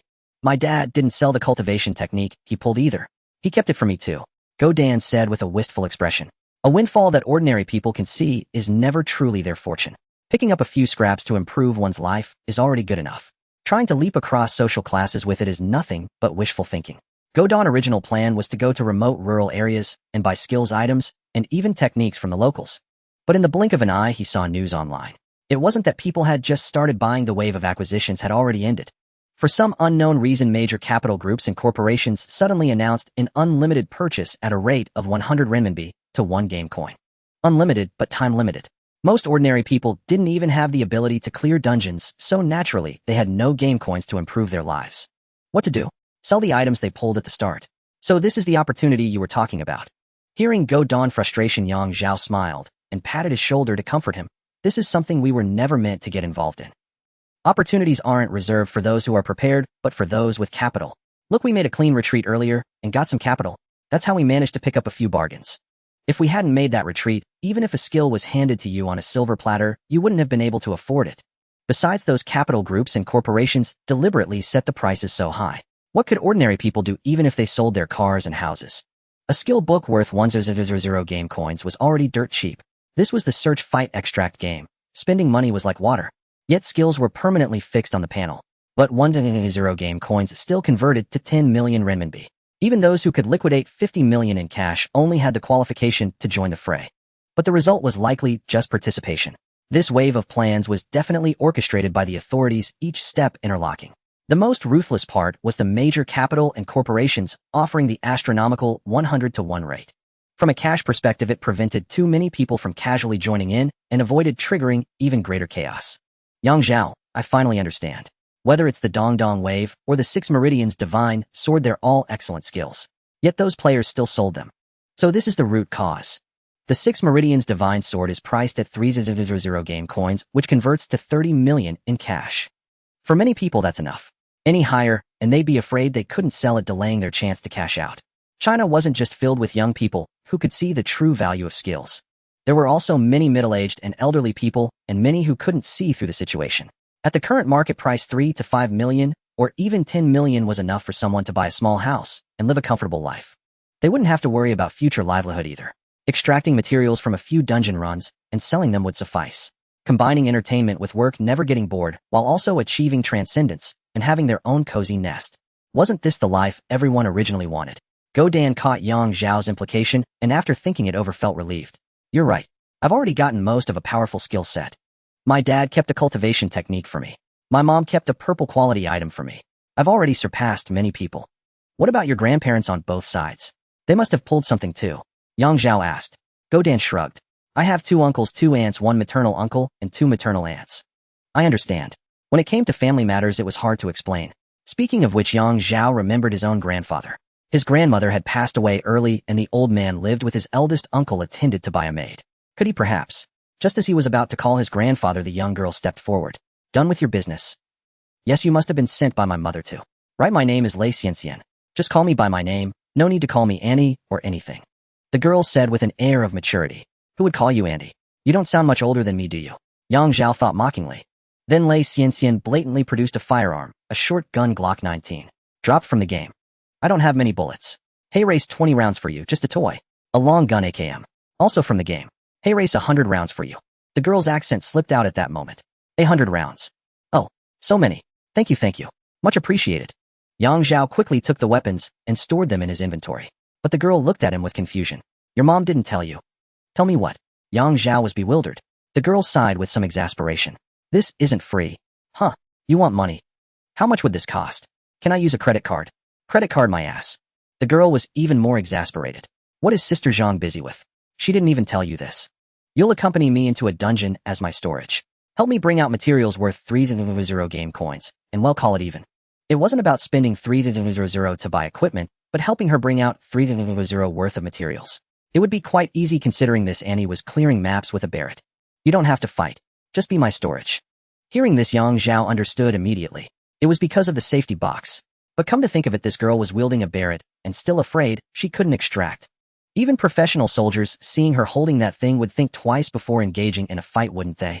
During the meal with her grandparents, the young girl, unwilling to join in, added Yang Zhao as a friend in the game and left early. After Yang Zhao finished his meal, he left her a message suggesting they team up to tackle a dungeon. He could simply invite her through the player panel. There was no need to meet face-to-face. Godan, however, had to return to his hometown immediately due to the items and cultivation techniques given by his parents. The distance was over 600 kilometers. Considering that public transportation might not be safe at this time, Yang Zhao directly contacted his father's secretary to borrow a car from the company for him. They agreed to team up again once both had settled down. By the time the meal ended, it was around 2 in the afternoon. Looking back at the major events from 6 in the morning to 2 in the afternoon, at 6 in the morning the OmniNet descended and the entire world learned of this news. At 6:03 the military entered first-level combat readiness, fully armed and prepared. Orders for large-scale re-enlistment of retired soldiers were issued nationwide. At 6:06 the vanguard force of 4500 soldiers was deployed. This was the advance army. They were divided into 3 groups, each of 1500 soldiers, tasked with tackling one dungeon. Some military players, upon entering the dungeon for the first time, only surveyed the environment within a 1-kilometer radius in the map, then immediately exited to report to the intelligence center. They had only seen their immediate surroundings, but there were too many of them. With each person contributing a glimpse, the map was pieced together to 80 completion in an extremely short time. The rest consisted of hidden areas to be explored and the living quarters near the extraction point. At 610 the authorities, relying on sheer numbers, calculated that the Pearl Dungeon had a total of 24 spawn points. Notably, the 4 core areas would randomly spawn 2 teams. If there was a lone wolf, an additional one would spawn. In the 3 peripheral areas, each would definitely spawn 1 team, with a lone wolf counting as a team as well. The connections between peripheral and core areas spawned randomly based on the player configuration of this dungeon instance. Yang Zhao entered the dungeon for the first time and spawned at the connection point of the Luo family's territory on the road from the mine to Lingxiao Pavilion. In fact, there were 4 connection points from peripheral to core areas, but the living quarters for rogue cultivators near the extraction point didn't count. No players would spawn there. Players only spawned in the other 3 areas. At 700 the authorities obtained complete intelligence on the Pearl Dungeon, including which areas had fixed treasure chests and where open-air resource spawn points were located. Meanwhile, a large wave of military players focused solely on looting and clearing were deployed. They held the most precise and comprehensive intelligence. They knew how many containers were in each area, how many open-air resource points there were, what the 4 core areas produced, and the NPC's combat strength and distribution. At this point, intelligence was perfectly accurate and military players were fully mobilized. They took turns entering the dungeon. Since communication with the real world was completely cut off inside, they couldn't all rush in at once. Organized into squads, the squad leader led one team, and the assistant squad leader led another, alternating their entries into the dungeon. Extra soldiers were paired with other squads led by company commanders, political instructors, or platoon leaders. The order was teams led by company commanders, political instructors, or platoon leaders must achieve an extraction rate of 90. Failure would result in a military-wide notice. Teams led by squad leaders or assistant squad leaders must achieve an extraction rate of 70. Additionally, military players had code words. They could compete, but were absolutely forbidden from sabotaging each other or engaging in private fights within the dungeon. They could identify themselves to civilian players. If the other party insisted on attacking or obstructing their operations, they were permitted to eliminate them as quickly as possible. However, they were not allowed to bring the grudges from the dungeon into the real world. During this time, units like the Motorized Infantry Company and the Iron Feet Company excelled. Their speed was truly impressive. The elite of various cooking squads also shone as their long-distance load-bearing capabilities were unmatched. With greater load capacity, they could carry more supplies. Even if it was low-tier loot worth only 100 or 200 game coins, the sheer number of military personnel made a difference. If each person brought an extra 100 coins, a million soldiers would total 100 million. Around 10 o'clock, the authorities had amassed a vast amount of game coins. The wave began. The authorities communicated with major capital groups and corporations who then started purchasing game coins at a high price of 100 to 1. This attracted ordinary people who hadn't used their skills yet. They aimed for the cash held by capital groups and corporations. They sold their skills and items on the trading post, then exchanged game coins for cash. Meanwhile, the authorities had already assembled ready to sweep up the skills on the trading post. Question: why didn't the capital groups and corporations take a shortcut and directly buy skills and items from the people with cash? Answer: who was outflanking whom? Or who was raiding whose home base? Around 1030 Go Dan unexpectedly caught the tail end of the second wave. That wave of skills was deliberately leaked to the public by the authorities. He just happened to buy two. By this time, the capital groups and corporations had received quite a few game coins. Because their organizational and personnel cohesion was utterly inferior to the military's, the process of having game coins handed up through layers of management was too cumbersome. This allowed Go Dan to pick up the scraps. In the third wave, the authorities barely made any moves, only picking a few relatively special skills. For example, that corpse revival skill. It was a bit sinister and could easily cause chaos if it fell into civilian hands. Since ancient times, China has seen great talents emerge from the common folk. Sweeping everything clean was not an option. They couldn't sever their own roots. As the saying goes, when the authorities let out a breath of immortal chi, even small fish and shrimp could ride the wind and transform into dragons. Among the people, many had fate on their side, but lacked this breath of immortal chi. After finishing the meal with his grandparents, Yang Zhao decided not to return to school and stayed home instead. The second floor had two rooms, one where his mother lived as a young girl and one reserved for Yang Zhao. There was originally a third room, but since there was no second grandson or granddaughter, it lay vacant and unused. After informing his grandparents, Yang Zhao locked his door, plugged in his phone to charge, and continued gaming. After his second successful extraction, his level had reached 5, with 21 experience. During the dungeon run, the more NPCs and players he killed, and the higher the value of the loot he gathered, the more experience he gained. Additionally, if a team member brought out red or colored items, everyone received bonus experience. This bonus applied to the entire team regardless of who brought the item out. At this moment, Yang Zhao's panel was as follows: Level 5, Attributes Body 2. 0 Energy 2. 1 Soul 1. 6 Transcendence. 2 Game Coins 3150. Talent Infinite Synthesis Skills. Star Fracture, Finger Chi Regulation, Breath Paper Cut. Into Soldiers, Cultivation Technique, Chi Devouring Mountains and Rivers, Not Yet Learned Attribute Points. Safety Box, 33 Safety Box Game, 333 Storage Pouch Reality. Main Weapon none, Secondary Weapon none, Head none, Armor none, Belt none, Shoes none, Safety Box, Sumaru Pouch Items Imitation, Immortal Binding Rope, Purple Landscape, Painting Gold. Glock 1920 AKM, 200. Apart from the Immortal Binding Rope, the landscape painting, and the firearms obtained later, everything else was gone. Even the Tiger Yang pill had been sold. The situation at the time didn't allow him to overthink. The Tiger Yang pill was important, but it could be found or bought again. If he had missed out on a skill by just a small amount of game coins, he would have had no one to blame but himself. Time proved Yang Zhao's choice was right. The Tiger Yang pill sold for 11,000 on the trading post. His remaining balance was only a little over 3,000. If he hadn't sold the Tiger Yang pill, he would have definitely missed out on the 6 Meridian Divine Sword at the very least. Yang Zhao sent a message to Lei Qianqian expecting her to be in a dungeon, but was surprised to receive an immediate reply. "I'm coming." The two formed a team through the interface and connected via in-game voice chat. Lei Qianqian spoke bluntly. "You can trust me on certain matters such as your safety box. Sister Zhang and I may not be particularly close, but I have integrity and won't divulge your secrets. My mother must not have told you that the safety box can be unbound." Yang Zhao mused silently. In truth, Zhang Yun would never reveal that detail. Lei Qianqian's words stemmed from the extreme rarity of safety boxes at this stage. Being targeted by malicious individuals might lead to real-world threats, forcing him to become a personal pack mule for others. Lei Qianqian continued, "Let's head to Research Institute No. 3 together. You just need to help me stash supplies. Additionally, for every 100 game coins you carry for me, it'll give you a 10 coin bonus. Once the total reaches 300,000, we'll be even. After that, if you continue as my pack mule, it'll raise the bonus to 20%. You don't need to do anything else, just carry supplies for me. During this time, you'll also gain experience from successful extractions and level up, so it's not wasted effort." "Understand." Yang Zhao paused for a few breaths before asking, "What about items I find on my own?" "Those are yours provided you extract successfully. Can I give them to you at a discount?" Hearing this, Lei Qianqian hesitated. "I didn't make myself clear. I need you to bring out specific supplies." "Specific supplies?" Yang Zhao frowned slightly. Yes, firearms, ammunition, and gadgets. Only those produced in the game. Now Yang Zhao understood. This girl was an arms dealer. And a professional one at that. I think I get it. Shall we start directly? Let's go. With that, Lei Qianqian initiated the Research Institute No. 3 dungeon. Once again, it was the blunt force teleportation. Upon landing, Yang Zhao came to his senses and saw Lei Qianqian clutching her head.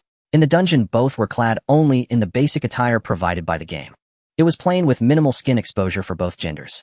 Only by equipping in-game gear would their clothing change appearance. Thus, any disguises they wore outside were rendered useless here. Yang Zhao took a closer look and was startled. She was about his age. Her speech was mature beyond her years, starkly contrasting with her appearance. Lei Qianqian stood around 155 centimeters tall, a standard potato-like height. Her figure was petite, her face beautiful, and her eyes sparkled with vitality. Yet aside from her pretty face and lively eyes, her other feminine features left much to be desired. A wealthy individual naturally endowed with a flat chest. This is Research Institute No. 3. Lei Qianqian said, coming to her senses and looking around with a frown. We've respawned at the inpatient department. Yang Zhao had already begun examining the map and the dungeon's background story. The description for Research Institute No. 3 only covered the hospital section. But in truth, the real Research Institute No. 3 was hidden within this hospital. The OmniNet deliberately omitted its exact location and entry method.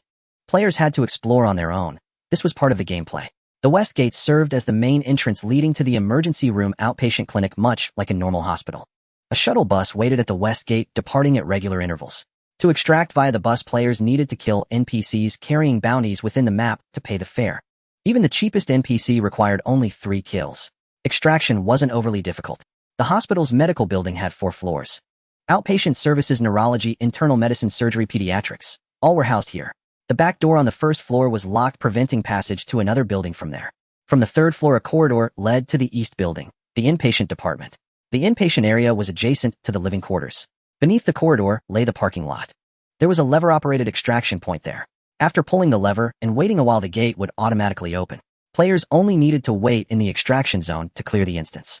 Now about the inpatient department. The easternmost side also allowed extraction, but required discarding the backpack belt. This was a drop-pack extraction. Backpacks and belts occupied the same equipment slot, differing only in style. Equipping a backpack precluded wearing a belt. At the same quality level, belts had less capacity than backpacks. However, belts had a special mechanic. Regardless of capacity, they didn't hinder movement. In contrast, even a small backpack had to be worn on the back, impeding combat and rolls to some extent. As Yang Zhao studied the map and description, Lei Qianqian formulated a battle plan. She explained to him, strictly speaking, all areas you can see now in Research Institute No. 3 are peripheral zones. The true core isn't in the hospital, but inside the institute itself. Is the entrance via zipline? Yang Zhao asked, recalling Dog Egg's mention. Yes, the zipline. It's the only way down, and guards open fire as soon as you descend. Is the zipline the only way in? Only one route has been discovered so far. Alright. There must be more than one, Yang Zhao thought to himself. Influenced by Dog Egg, he was gradually learning to analyze game design. Dungeon maps were crafted by designers. If only one path led to the core area, wouldn't 2 teammates just hold an angle while another feasted on the core zone undisturbed? That seemed unlikely. The rules here were similar to the lever extraction at Meowing Pavilion's rooftop. Not only was there a second route to the rooftop, but surrounding buildings could also bombard the extraction point. Feasting on the core zone and then escaping. Dream on. The looting of the dungeon officially began. Unlike the Pearl Ruins, Research Institute No. 3 was eerily empty due to the hospital's architecture. Every footstep was clearly audible. Not long after they started moving, Yang Zhao and Lei Qianqian heard heavy thuds. Ignore that. It's just a bot, an NPC. Lei Qianqian paused, seemingly activating some ability. Then she pointed ahead, but there's a rat hiding around the corner. No sooner had she spoken than a voice emerged from the corner. Comrade, a cheerful voice began. Before he could finish, Lei Qianqian suddenly drew a Barrett. Boom! A thunderous roar echoed through the entire hospital, cutting off the speaker mid-sentence. Yang Zhao frowned slightly. Judging by his address, he seems. That's why I fired. To silence him, Lei Qianqian said meaningfully. Let's go. He's definitely run off now. What a move. Yang Zhao was thoroughly impressed. So this was how it worked. As long as you didn't give them a chance to introduce themselves, you could feign ignorance of their identity. The player whose introduction was cut short had indeed fled far away. He was now panting heavily. That gunshot is off. It's not a conventional firearm. More like a large-caliber anti-material sniper rifle. It's the Whisperer. Lei Qianqian was clearly the type of player who favored aggressive attacks. In the tranquil environment, she moved with powerful strides. The Wind Whisperer granted her a heightened sense of perception, gathering information and eliminating targets one after another. The two of them set off from the inpatient department, proceeding along the third-floor corridor towards the west building. The east building housed the inpatient department, while the west building served as the consultation center. The zip line leading to the dark room was located somewhere on the fourth floor of the west building. Upon reaching the fourth floor of the west building, Lei Qianqian immediately pulled out a talisman. Talisman? Yes, a Xuanfeng talisman. As she spoke, she activated the talisman. In an instant, an all-pervasive wind swept across the entire fourth floor. Lei Qianqian slightly closed her eyes to sense her surroundings, then began to act. She raised her left hand and clenched it in the air, quickly enveloping herself in a barrier of light. As she reached the corner, she switched her Barrett to a compact submachine gun. Sliding into position, the submachine gun in her hands fired rapidly with a series of sparks. Even before the all-pervasive wind filled the entire fourth floor, she had already pinpointed everyone's locations. They'll clear the area, you follow behind, and loot. If there's danger, just hunker down. If there's danger, you don't need to call for me. As long as there's wind, I can control the situation. After finishing a volley of fire, 3 boxes appeared in front of Lei Qianqian. With the enhancement of the Xuanfeng talisman, she fully activated her hunting mode. Her handheld firearms switched types incessantly. The sounds of various models of guns echoed around her. This scene left young Zhao feeling quite puzzled. That's definitely not an ordinary weapon. Perhaps it was some kind of device, or maybe a special skill. But it was certainly not a conventional weapon. The Barrett had already shown its caliber, there was no doubt about that. The compact submachine gun she used earlier was likely an Uzi. In an online game, one might call the Uzi trash. But in a real comprehensive online game, even formidable players would hesitate when faced with an Uzi. A small-scale metal storm. You must be joking. Soon the sound of the Uzi transformed into the thunderous roar of a machine gun. It wasn't a series of pops or rapid fire, it was a deep thundering. A large-caliber machine gun. What a moving armory.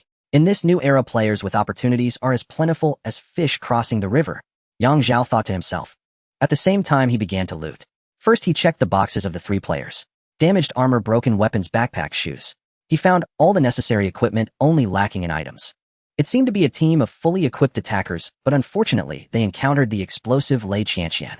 Yang Zhao put on the gear for now, planning to swap for better equipment if he found any, or take the items out for repairs. Several blue-quality medical kits could quickly restore health. Just as Yang Zhao was enjoying his haul on the other side, Lei Qianqian encountered an unusual opponent. What's going on? I didn't kill him with one shot. She had just locked onto a player and took a preemptive shot to the head, yet failed to eliminate the target. As she prepared to pursue, her senses detected players on either side of the corner filling the gaps. One gun line to the left and one to the right. What surprised her even more was that the opponents seemed to have seen through her approach. After a brief standoff, they employed an unknown technique, calming the winds in a certain area. As a result, her perceptive abilities were greatly diminished. Indeed, the more fish you fry, the more you encounter experts. This kind of team coordination is likely an elite from the official ranks. Lei Qianqian's expression grew increasingly serious. Once again, she began to switch her weapon, transforming it into a large-caliber revolver. She dual-wielded. Meanwhile, on the opposite side of the small corridor, the player who had survived a headshot quickly retreated, using items to rapidly repair his armor and shield. At the same time, he spoke in the team channel. Indeed, it's a wind whisperer. Leader, what do we do? After a few moments of silence, the team leader said, according to orders, encountering a wind whisperer at this stage does not count as a withdrawal failure. But I want to give it a try. If we can take her down, we can obtain first-hand intelligence. It would be beneficial for promotions. The Wind Whisperer is a registered folk expert. The officials did not know that her skill was called Wind Whisperer. They deduced through repeated encounters that she could harness the wind's power to lock onto targets. The wind would inform her of where danger lay. Hence her codename was Wind Whisperer. However, her greatest strength was not her perceptive ability, but that weapon capable of freely changing forms. It was highly likely a special skill and very unlikely to be an item. The military was always meticulous. They would not hastily draw conclusions without complete certainty. If they could kill Lei Qianqian, once they would be able to further lock in her intelligence. If it was an item, it would be exposed directly. Since she chose to bring valuable items into the game, she couldn't blame anyone if they were revealed. If it was a skill rather than an item, they would attempt a special recruitment. Wu Zi, while the item's effect is still active, circle around and see if you can sneak up on her from behind. After the leader made up his mind, he promptly issued the order. The reconnaissance officer named Wu Zi received the command and immediately set off. Using the item as cover, he successfully vanished from Lei Qianqian's perception and quickly circled to her rear.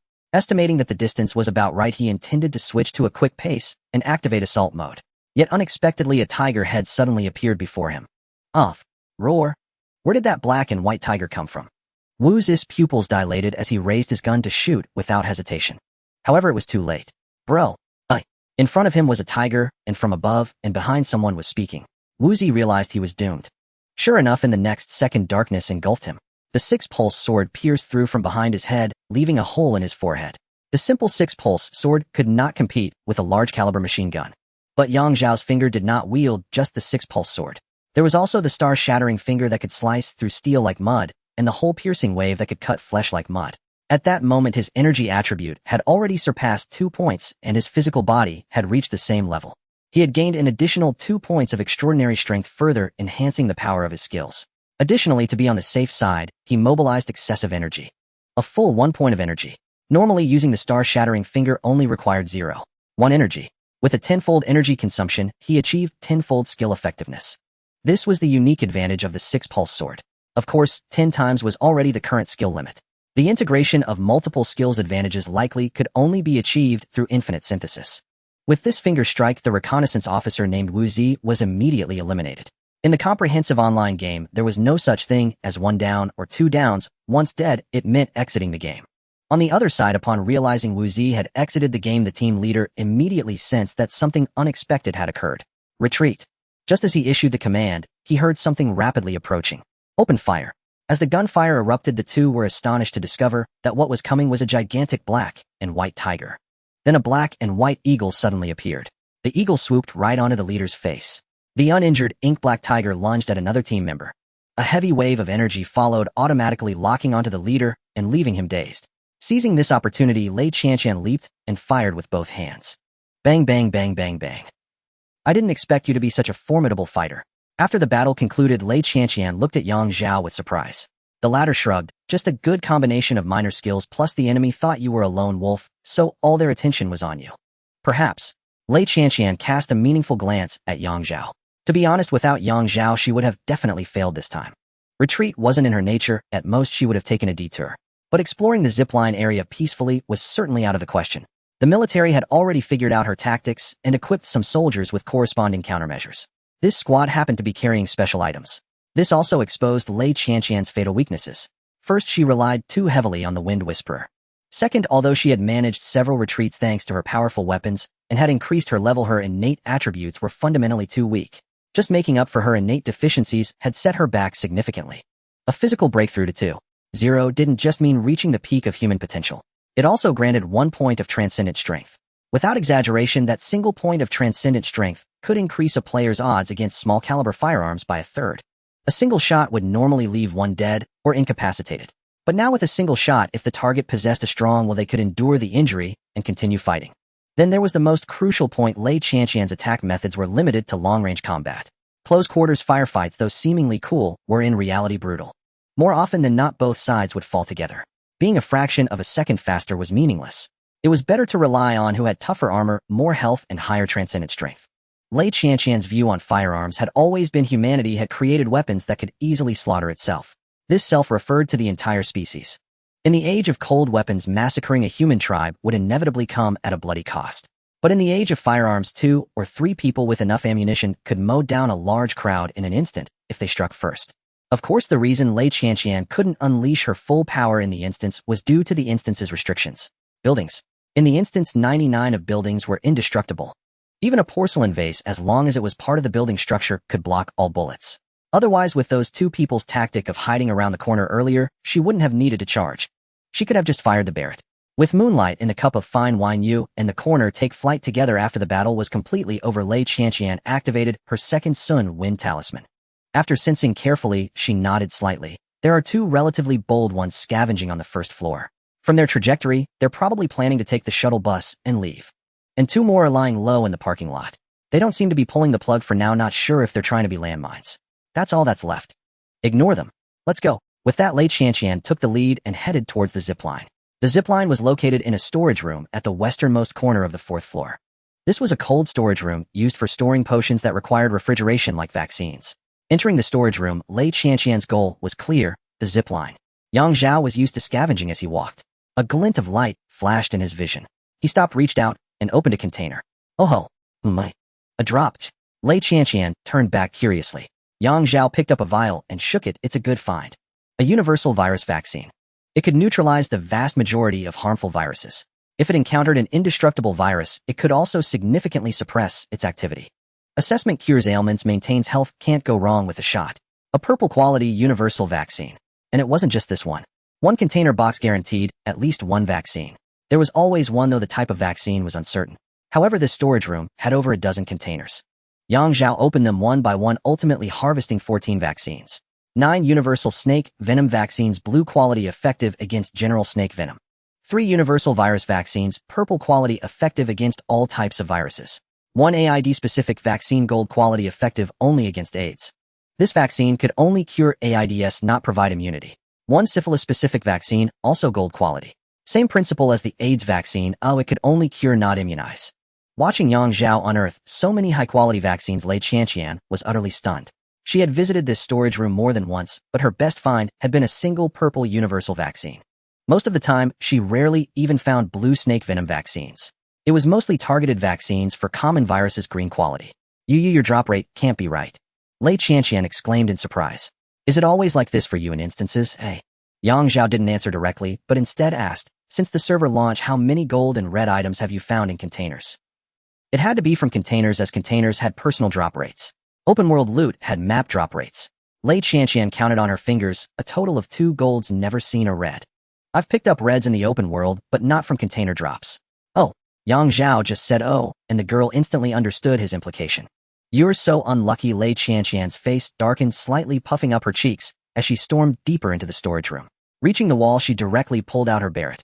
Boom! A single shot caused the wall to collapse entirely, revealing a zipline passage. How did you discover this place before? A perception skill. Zhao asked curiously. Lei Qianqian, this place was sealed very tightly, completely airtight. My wind whisperer didn't sense it at all. But as luck would have it, an NPC barged in while I was opening a container here. I shot at him, and a stray bullet happened to hit the wall. So that was it. Building scenarios were indestructible. Even a Barrett bullet couldn't leave a mark on a vase. Any wall that could be damaged definitely had something suspicious. What's the next step? Are there some armed guards below? Not a few, a whole squad. Lei Qianqian pondered. Actually, I haven't truly cleared this instance yet. I've managed to retreat, but I couldn't break through the guard's defense line below. She seriously explained the situation below. Upon landing from the zipline, the first enemies were 4 agile guards wielding assault rifles. They had not only assault rifles, but also pistols. Then there were 2 shield-bearing guards. One hand held a shield, the other a submachine gun. Next were snipers hidden in the shadows, 2 of them. There were also 2 rocket soldiers. Of course, none of these were particularly troublesome. The shield guards had high defense, but it was manageable with agile movement. The 4 assault troopers had relatively fragile bodies. The snipers and flamethrowers were even less of a concern. As long as the shield guards, assault troopers, and that machine gunner were alive, they wouldn't open fire. The only troublesome one was the machine gunner. Extremely high defense, and needless to say, devastating attack power. A handheld Gatling gun, and it was even electric-fired. How do we fight? Zhao posed a soul-searching question. I specially gathered a few flashbangs this time. Lei Qianqian flicked her wrist and produced a stun grenade. This thing is called a stun grenade, I think. Call it a flashbang. Lei Qianqian emphasized, then began to outline the battle plan. I originally planned to go down alone, using flashbangs to clear the path, heavy firepower to eliminate guards, and an energy shield to withstand bullets. Nothing special, just brute force. But Lei Qianqian glanced at Zhao. Are you willing to step in? Give it your all, and regardless of the outcome, I'll count it as 5,000 game coins. However, if you do, we'll need to share our abilities with each other. I'll tell you mine too. If that makes you uncomfortable, forget I said anything. Su Ri. As it happened, Zhao was very curious about Lei Qianqian's abilities and gladly agreed. I can summon an eagle, a hunter, and a tiger. I also have an item that can forcibly control a single target within 20 meters. My skill is a ranged strike that can stun enemies and deals decent damage. If we go in first, I can send the tiger, eagle, and hunter ahead. At worst, they can serve as meat shields or disruptors. The skill control and item control can each handle 1 enemy. Excellent skills. After hearing Zhao's introduction, Lei Qianqian's eyes lit up. 2 control skills, 3 summons, and his own decent mid-range supernatural ability. He was clearly the team's second position. The assault position charges first, and the second position follows up. The third position provides information support and long-range fire suppression. Then Lei Qianqian revealed her abilities. My main skill is a flawed Mandel brick. What the heck? Zhao was taken aback. A Mandel brick. Wasn't that a high-tech item from the Delta Force storyline? A Mandel brick, but it's incomplete. It can only transform into different types of weapons. Lei Qianqian didn't mention that this Mandel brick could also be upgraded. Information irrelevant to the current battle didn't need to be shared. Think of it this way, this brick can provide several different forms of firearms. The most powerful is of course the Barrett, which is also its current limit. I also have a Wind Whisper skill. As for items, I have 3 flashbangs and 2.5 one-time energy shields. Here Lei Qianqian emphasized the one-time energy shield. This was a purple item from the No. 3 Research Institute dungeon. When used, it adds a layer of energy shield to the user. The energy shield can stack with armor. But to maximize the advantage of the shield, not hindering any player actions, it's best not to wear armor. The energy shield can negate any form of damage. Once the shield is broken, the item disappears as well. The shield can be recharged, but a one-time shield can only be recharged by another shield item. It cannot utilize the integrated network's built-in recharging function. For example, Lei Qianqian had 2.5 one-time energy shields. The shield on her was already low on charge. In that case, she would need to use the second shield item to recharge the first. The recharging process is very fast. If she canceled the shield and activated a brand new one, it would be relatively slower. Once the shield is completely broken, it cannot be replenished and the item disappears. Then she would have to activate the second shield to maintain protection. Speaking of energy shields, Zhao opened his player panel. At that moment, an energy shield item lay quietly in his inventory. It had dropped from that soldier. It had only 30 energy remaining. Is this the thing you're talking about? Yeah. Lei Qianqian glanced at it and nodded. When I sniped him earlier, I had a feeling he had something like that. Don't underestimate this shield, its defense is very high. But for him to take a Barrett headshot, he must have had armor on his helmet slot too. Indeed he did, and it was purple. Too bad that shot depleted the helmet's durability entirely. Zhao thought silently. After a moment of contemplation, Lei Qianqian made her deployment. First, get your summons ready. When I throw the flashbang, that's the signal to charge. Send your summons down to draw their fire. Then he'll throw another flashbang, and we'll go down together. He'll cover you. Once you slide down the zipline, immediately push to the left, and use your item to lock down the machine gunner, but don't kill him. He'll quickly take out the assault soldiers, shield soldiers, and flamethrower soldiers.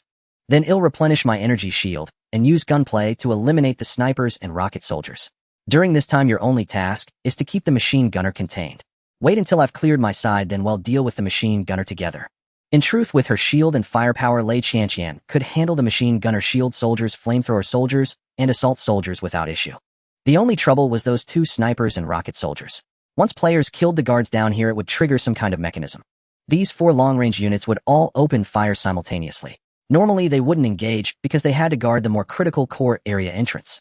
After hearing Lei Qianqian's plan and explanation, Zhao had no objections to the strategy itself. But the special mechanism of the snipers and rocket soldiers caught his attention. If the zipline was the only entrance and exit, there was no reason for the snipers and rocket soldiers to remain in hiding. The answer was obvious. The No. 3 Research Institute definitely had a second exit, and it was very narrow, something like an air vent.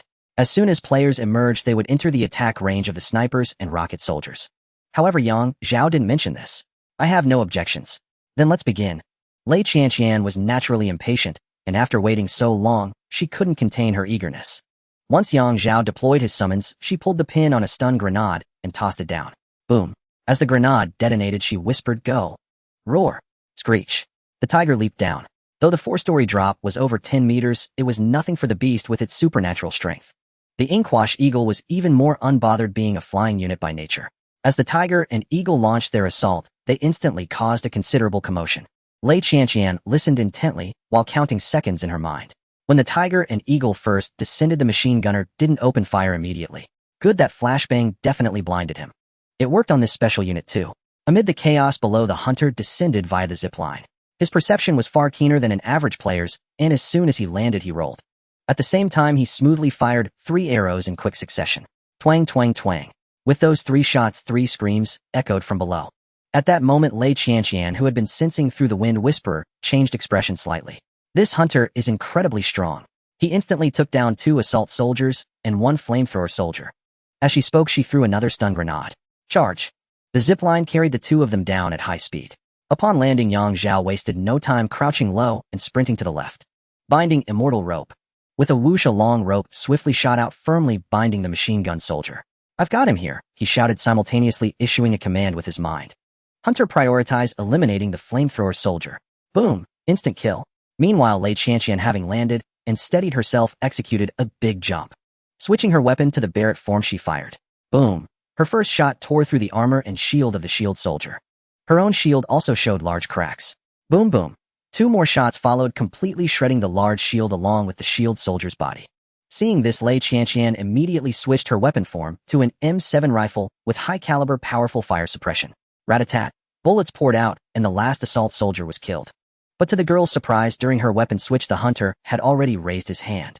It seemed he sensed she could handle the assault soldier and slowly released the bowstring that had been drawn. This hunter was actually conserving stamina and energy. Moreover, this hunter's strength was indeed formidable. All these guards had energy shields, and this hunter could shoot through the shield with a single arrow, then smoothly kill his target. Even for a headshot kill, this attack power was astonishingly high.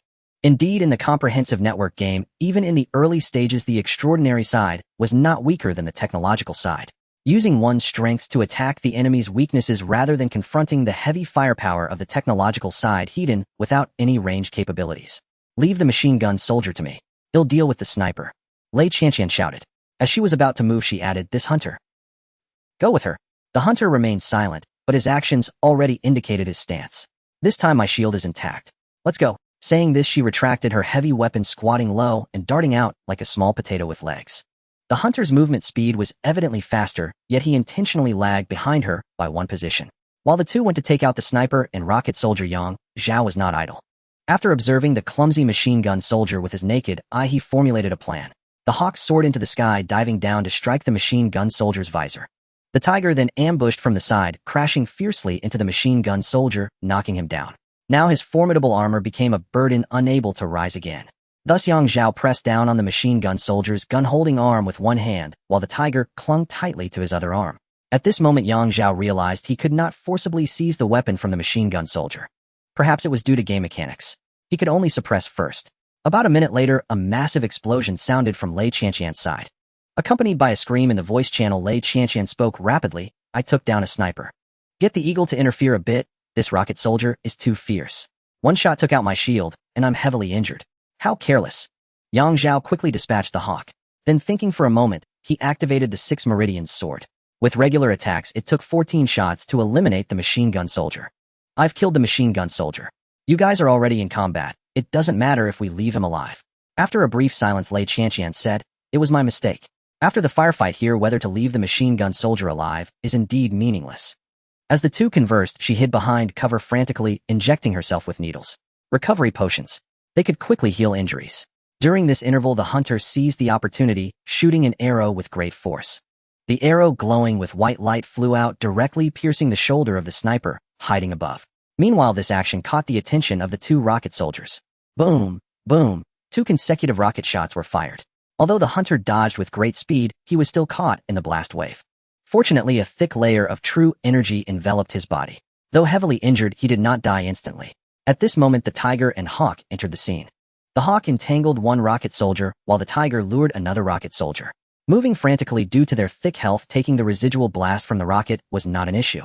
Noticing this situation, Lei Qianqian, even without completely healing her injuries, directly switched to a high-caliber machine gun. Setting up the stand, she laid down on the ground. Rat-a-tat-a-tat-a-tat-a-tat.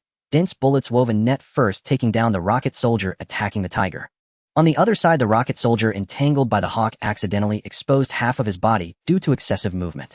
The injured hunter shot out his last arrow, directly piercing through the soldier's shoulder.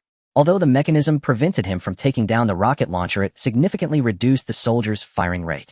Lei Qianqian continued her fire suppression. The hawk interfered frantically. Meanwhile, the watering tiger quietly circled behind, ultimately ending the battle with a fierce pounce and bite. All dead. They're all dead. Lei Qianqian's delighted voice echoed in the voice channel. But then she added, we're even now, you owe me nothing.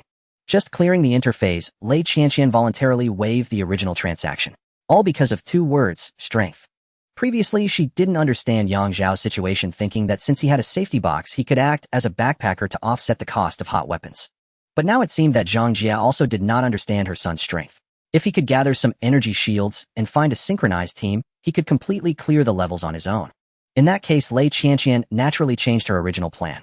She waived the transaction with Zhao and invited him to team up to play together.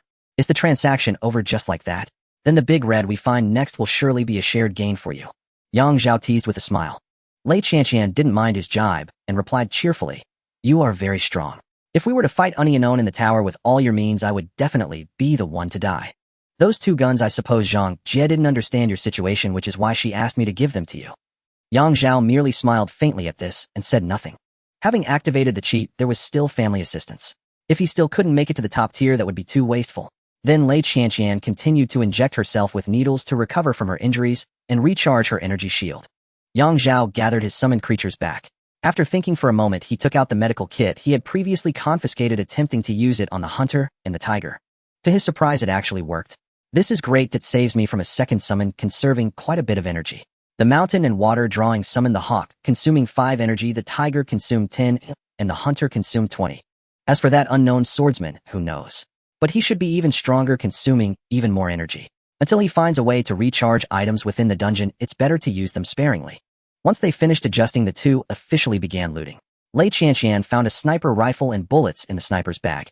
The rocket soldier had no rocket launcher or rockets, only supplies. Yang Zhao was the first to search the machine gun soldier's box, but did not find that portable Gatling gun. That's a map mechanic. Some NPC's equipment cannot be stripped. Neither the rocket soldier nor the flamethrower soldier has anything. Lei Qianqian reminded. Yang Zhao nodded, finishing searching the machine gun soldier's box, and then moving to the shield soldiers. Final haul: 4 energy shields totaling 270 energy balance. Including the one in his bag, he had a total of 300 energy balance. For assault rifles and several bullets. 1 S12K shotgun from the shield soldier along with several bullets. Various other supplies. During this process, Yang Zhao also stumbled upon a 2-slot gold. Reeling Brain Machine Experiment Feedback. Reeling Havoc's Brain Machine. How could it appear here? Is this Research Institute? No. 3. A secret industry of Havoc. This discovery greatly astonished Yang Zhao. While Yang Zhao and Lei Qianqian were speedrunning the dungeon, the entire development team of the Delta game was invited to a secret military base. All who had participated in its development had come. Whether they had already resigned, were about to resign, or were abroad. The higher-ups associated with this game were in another room. This room contained only the teams involved in design, development, and creation. Among the military, a general sat at the head of the table, his hands crossed on the surface. Everyone, don't be nervous. We've only asked you here to ask a few questions. You may choose not to answer, but you cannot lie.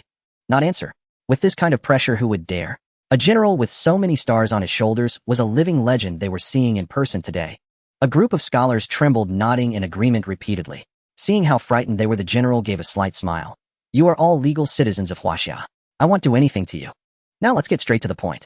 Regarding the background of the Delta Games Have Corporation, I need you to provide comprehensive and detailed information. Not just the superficial details, but also the discarded drafts, reference plans, upcoming updates. All of it. Everyone exchanged bewildered glances. The general was in no hurry and signaled for them to discuss it. After about 5 minutes, the game team sent a representative who recited the compiled information. Thus and so. That's basically the situation. We can also create a presentation like a PPT. Very well, give me a PPT later. The general was unceremonious. Then he changed the subject and inquired about the Mandelbrot brick. Within the backstory, what extent of power can this brick achieve? I assume since you designed this item, you must have some idea, right? At this question, everyone's gaze shifted to a chubby young man. He was the lead of the team that designed the game's narrative. Many of the game's details were built upon the foundation of the backstory. After a few moments of silence, the chubby man said, regarding the Mandelbrot brick, I won't mention the public information, as I'm sure you already know it. Let me talk about some discarded drafts and unrealized inspirations, as well as my ideas for its future design. Besides its known abilities, the Mandelbrot brick still has a linkage with the Reeling brain-computer interface. Brain-computer interface. The general frowned. The great invention that Jacob considered to surpass the technological content of the Mandelbrot brick. Yes. The chubby man took a deep breath and said, the current storyline has reached the point where Efficiency Minister Hudson is attempting to seize power. But he is at best an ambitious man, half a step above a buffoon. Jacob is cunning and experienced. In the previous battles, he has secretly collected detailed data on the GDI operatives. The Mandelbrot brick provides immense computational power and the ability for superparticles to endlessly reconstruct themselves. Note the Mandelbrot brick at this stage is an incomplete version specifically for this plan. And the Reeling brain-computer interface, empowered by the Mandelbrot brick, transmits the data of GDI operatives and other experts to the soldiers. This way, HAF can mass-produce high-fidelity replicas of GDI operatives. Simultaneously, the Mandelbrot brick can self-liberate and recombine with superparticles, enabling unlimited weapon switching. Conventional firearms alone cannot satisfy Jacob's ambition. What he wants are the skills of GDI operatives, but in the game these are mostly technological equipment. Hearing this, a name suddenly flashed through the general's mind. Whisperer. The incomplete Mandelbrot brick's ability to switch forms infinitely. To what extent can it actually achieve? The general interrupted the chubby man. The latter's face stiffened, and he smiled wryly. This is just an inspiration with no follow-up. I haven't even started writing it down yet. The worst fear had arrived. The general frowned inwardly. From the current data after the OmniNet descended, it first loaded the existing informational elements of Earth. It also automatically scanned the entire Earth, including humans and the thoughts within their minds. In the unrealized story, besides the redesigned Mandelbrot brick, is there anything else? Yes, another part of the Mandelbrot brick has fused with the Reeling brain-computer interface, becoming a new generation of non-physical super brain computer. Where is it? I don't know. I haven't thought about it yet. I just designed this high-tech product first. How many are there? Not sure either. It hasn't been designed yet. In the story, how will the super brain computer and the infinite weapon form Mandelbrot brick make their appearance? They haven't. Damn, it's all gone wrong. The general sighed deeply. He then had everyone compile the PPT together while he himself rushed to the operations command room. Dispatch 4 Special Operations Brigades: Huaxia Blade, Divine Dragon, Fierce Tiger, and Lone Wolf. Each is to organize 10 assault teams. Give them the best equipment and the most optimal skill combinations for the current stage. What is the progress of the Thunder God Special Operations Brigade? A voice on the other end replied. With this successful extraction, 15 members can reach level 10 and unlock the classified mode for the Pearl Ruins. Once they are level 10, I send them to Research Institute No. 3 as well. Win through numbers. Force the doctor to drop the key card to his office and enter the secret room. The secret to obtaining the purified super soldier serum is most likely in the secret room of the doctor's office. Also, next time you encounter that zombie-infected person in the inpatient ward, don't kill him immediately. Try to communicate with him. The zombie virus brought back to reality is not contagious. It's just a semi-finished enhancer that can even be neutralized by a universal vaccine. That zombie virus-infected individual almost certainly has hidden storylines and Easter eggs to uncover. Yes, sir. After the general finished his deployment, the chubby planner from before approached him again. Then he said weakly, "There's one thing I'm not sure. Just say it." Just before the OmniNet was about to descend, I was still brainstorming the subsequent storyline. It was around 5:30 in the morning, and an idea popped into my head. This idea most likely won't be used in the game, otherwise it would be too overpowered. Get to the point. The general's tone grew heavier. The chubby man spoke rapidly. The new version, the super weapon Mandelbrot brick, can switch weapon forms infinitely provided it has data support. Not just weapons, but also C4 explosives and the operative's black technology. But one key point, the Mandelbrot brick doesn't need to reload ammunition. Bullets or explosions are in essence super particles simulated with data support. Take the magnetic bomb as an example. The so-called explosion is essentially the Mandelbrot superparticles releasing energy, which then simulates the effect of a magnetic bomb explosion through supercomputing capabilities. It needs more data and more of the Mandelbrot brick's core substance to grow stronger. The general listened and felt something was wrong. Wait, hold on. You said it needs data and more core substance, but what about energy? The superparticle itself is a special particle that can directly extract dark matter energy. Theoretically, it only has the interval of superparticle recombination, which is the cooldown. For energy, it can directly absorb dark matter energy. It's not that it gained this ability after becoming the Mandelbrot brick. It's that it possessed this ability, which is why it became the Mandelbrot brick itself. Hearing this, the general couldn't help but curse silently. These scholars were terrifyingly naive. With this technology, why was Hafk still entangled with Asura? If Huaxia had this kind of black technology, they would have already developed the solar system into their backyard. The scene cuts back to Research Institute No. 3.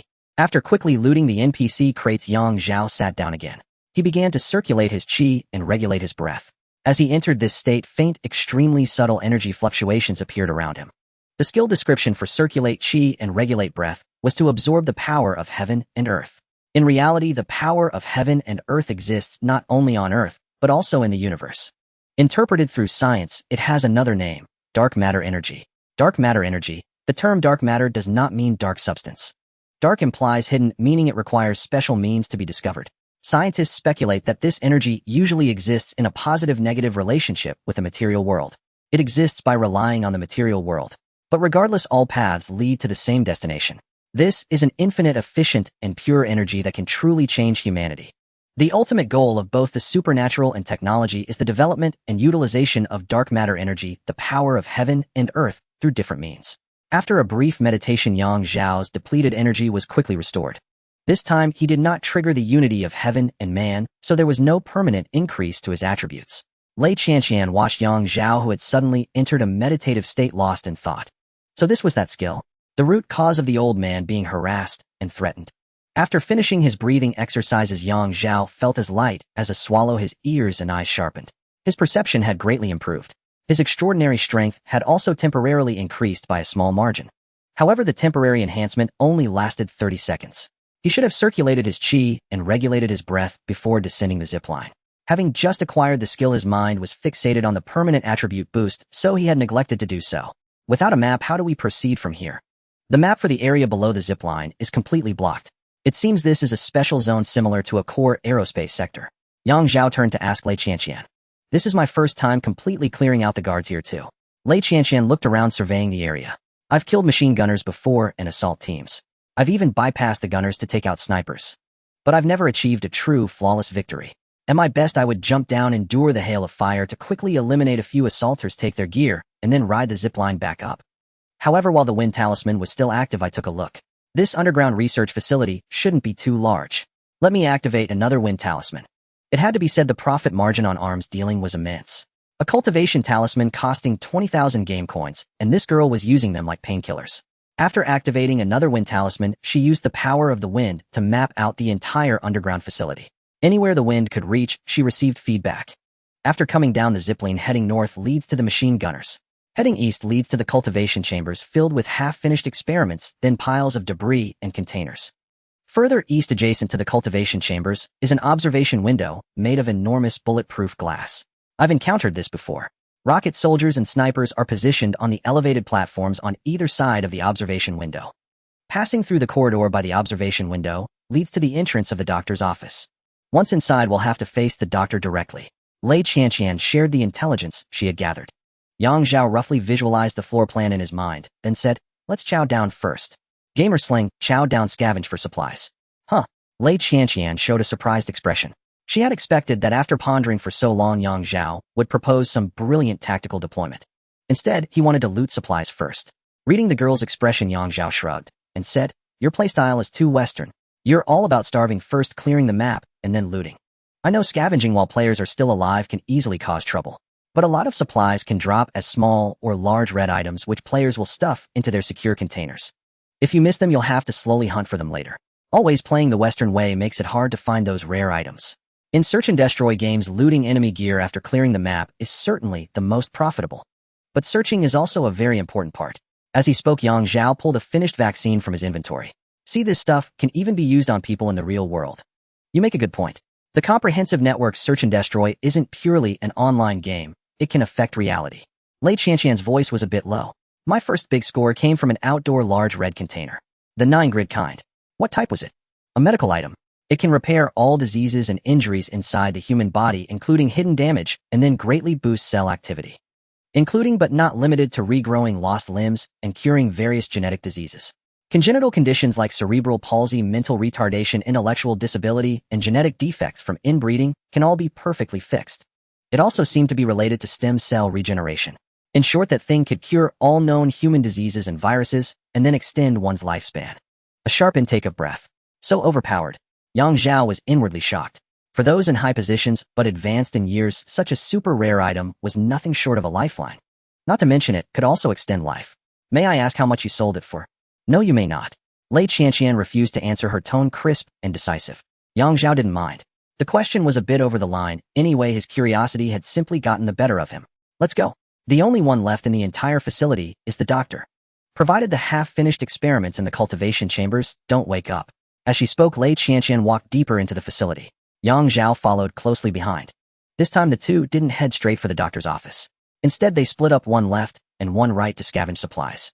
When they met near the observation window, they exchanged information again. Lei Qianqian, the direction I came from had 8 containers, all of which were decent types. 2 weapon cases, I got 2 guns from them. An M250 machine gun, and a grenade launcher. That's a good find. Speaking of weapons, Yang Zhao was curious about Lei Qianqian's morphing weapon.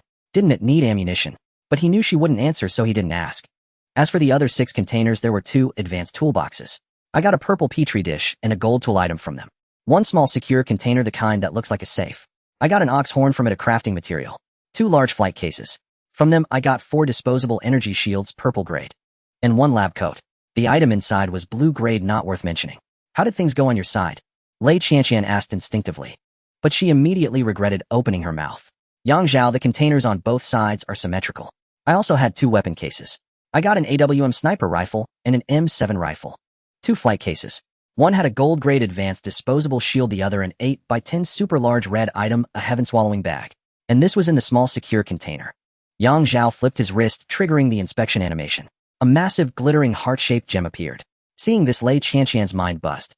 A small secure container dropping the heart of Africa. No way. How can a small secure container drop the heart of Africa? This isn't the Delta Force game, you know. Is it really that surprising for a small secure container to drop the heart of Africa? Besides, the heart of Africa isn't that valuable. Yang Zhao said this nonchalantly. Lei Qianqian asked, so how much is it worth? Is it okay to say? No sooner had she asked than she regretted it again. Stupid mouth. Why are you so nosy?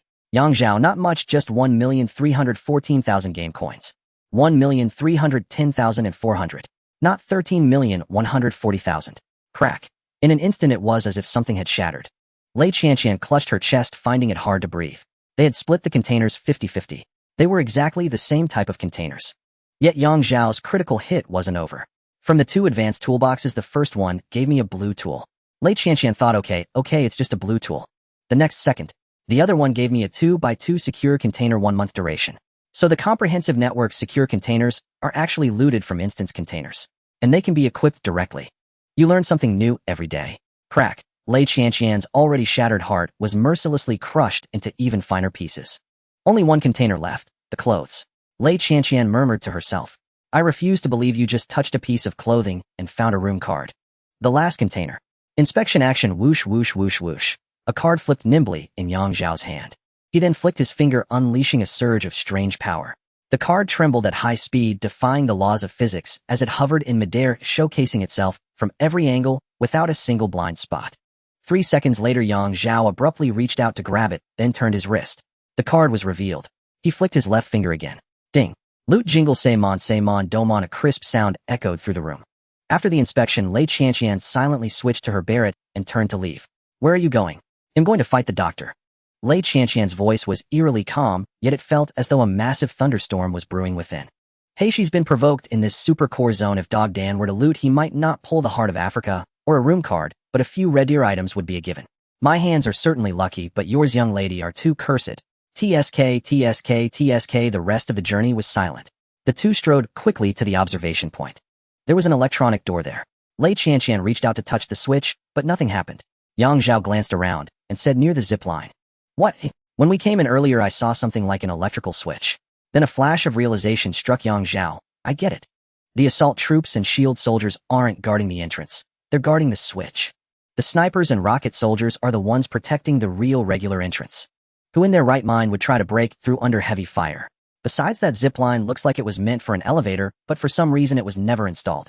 With this reminder, Lei Qianqian immediately turned and ran to the zipline, where she indeed found a switch in the corner.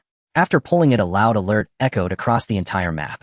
Attention, all security personnel, the power system will reboot in 30 seconds. Great, the whole map knows we're about to take on the boss. Yang Zhao pondered briefly, then ordered the hunter to climb to the high platform where the sniper had been. Cosplay as a sniper here. Shoot anyone who comes.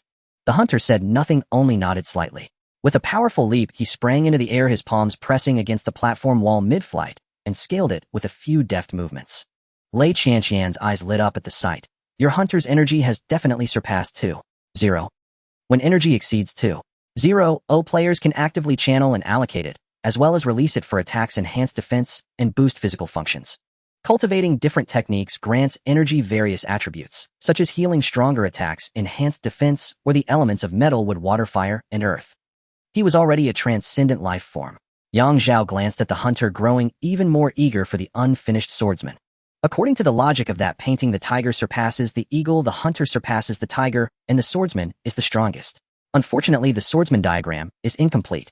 Once the 30-second countdown ended, the observation point was re-energized. Lei Qianqian took a deep breath and gently pressed the switch, reminding Yang Zhao, don't get greedy later. Focus on the doctor first. Don't worry, I know what's important. As the doors opened, Yang Zhao, without waiting for Lei Qianqian's cue, directly sent the ink tiger and the eagle ahead to scout. In the observation passage, the eagle was instantly sliced into fragments by red laser beams as soon as it entered, utterly destroyed. The ink tiger couldn't stop in time, lost half its face, and retreated. Of course, it's not that simple. Find the mechanism. The two searched frantically, but found nothing resembling a switch. Finally, they had no choice but to return to the passage. At that moment, Yang Zhao frowned, staring at the passage. His innate soul attribute wasn't exceptionally high, but his talent leaned toward perception. He could vaguely see the red laser lines in the passage. After a moment of thought, he sat down on the spot and began to regulate his breath. This time he felt something was off as soon as he started. It was as if he had triggered some switch or like stumbling upon a massive clump of super-concentrated cosmic essence while wandering the universe. In short, it was an indescribable, wondrous sensation. It was soothing, yet instead of lowering his guard, his perception grew even sharper. Yang Zhao clearly saw the red laser lines in the passage. His perception extended further, reaching the doctor's office area. But there it was blocked by a strange force, unable to advance. This time his perception shifted form, becoming like wind, seeping through every crack. It even penetrated the complex electrical system of Research Institute No. 3. Soon a smile crept across his face. The super perception ended, as did the breath regulation. I just had an epiphany. Unity of heaven and man. Yang Zhao secretly checked his panel. His soul attribute had skyrocketed by 0. 4. His current stats were as follows: body 2. 0. Energy 2. 1 soul 2. 0 transcendence 31. The 3 came from his 3 core attributes, breaking 2. 0, permanently raised to 3 points. The extra 1 was a temporary boost from the breath regulation, lasting 30 seconds. There are 2 ways to break the laser array. Yang Zhao spoke slowly. How? Lei Qianqian quickly replied. She needed a fierce battle with the boss to mend her shattered spirit. First, go back to the incubation chambers and destroy a few sealed pods. I sense they're running on a separate power system. Destroying them will likely trigger an alarm and the doctor will charge out. Second, wait. When the power system fails, the laser array will shut down naturally. Lei Qianqian glanced back and without hesitation switched her weapon to a grenade launcher, a new form she had just updated. The fragment of Mandel brick in her hand could simulate all types of thermal weapons produced by the net. Excluding skill-based equipment, only thermal weapons that were looted or pulled out. She had just pulled 2 thermal weapons and loaded them. Find cover, get ready to fight the boss. Alright, Yang Zhao shared the same idea. It wasn't that they couldn't wait half an hour, it just wasn't necessary. If they could lure the boss out, they might even spring an ambush. The 2 then returned to the storage area. Yang Zhao chose a good spot to hide. The ink tiger lurked beside the observation point, ready to strike as soon as the doctor appeared. The hunter remained on the high platform, cosplaying as a sniper. Meanwhile, Lei Qianqian made her way back to the zipline entrance. Ready. Bang. A dull thud rang out as the grenade shot from the barrel. Yang Zhao, you didn't even give me time to answer. Is it because I pulled the heart of Africa, and you pulled a cow horn, so you're jealous of me? Answer me. Look, my eyes. Boom. The grenade exploded, shattering all the sealed pods. About a dozen seconds later, the door at the other end of the observation point opened. Who destroyed my experiments? Damn bugs. The doctor stormed toward the laser passageway. Although Yang Zhao and Lei Qianqian had not expected the lasers to slice him apart, witnessing this scene still stirred a flicker of anticipation within them.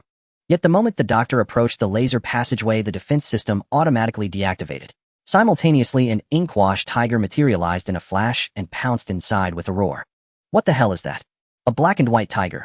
The doctor blinked, studying the ink-washed tiger with curiosity. In an instant, his eyes transformed into compound eyes. Not only could he perceive the ink-washed tiger with crystal clarity down to the most minute detail, but he also possessed super dynamic vision. Even a formidable super beast like the ink-washed tiger appeared in slow motion before him. It looks like an energy polymer composed of ink.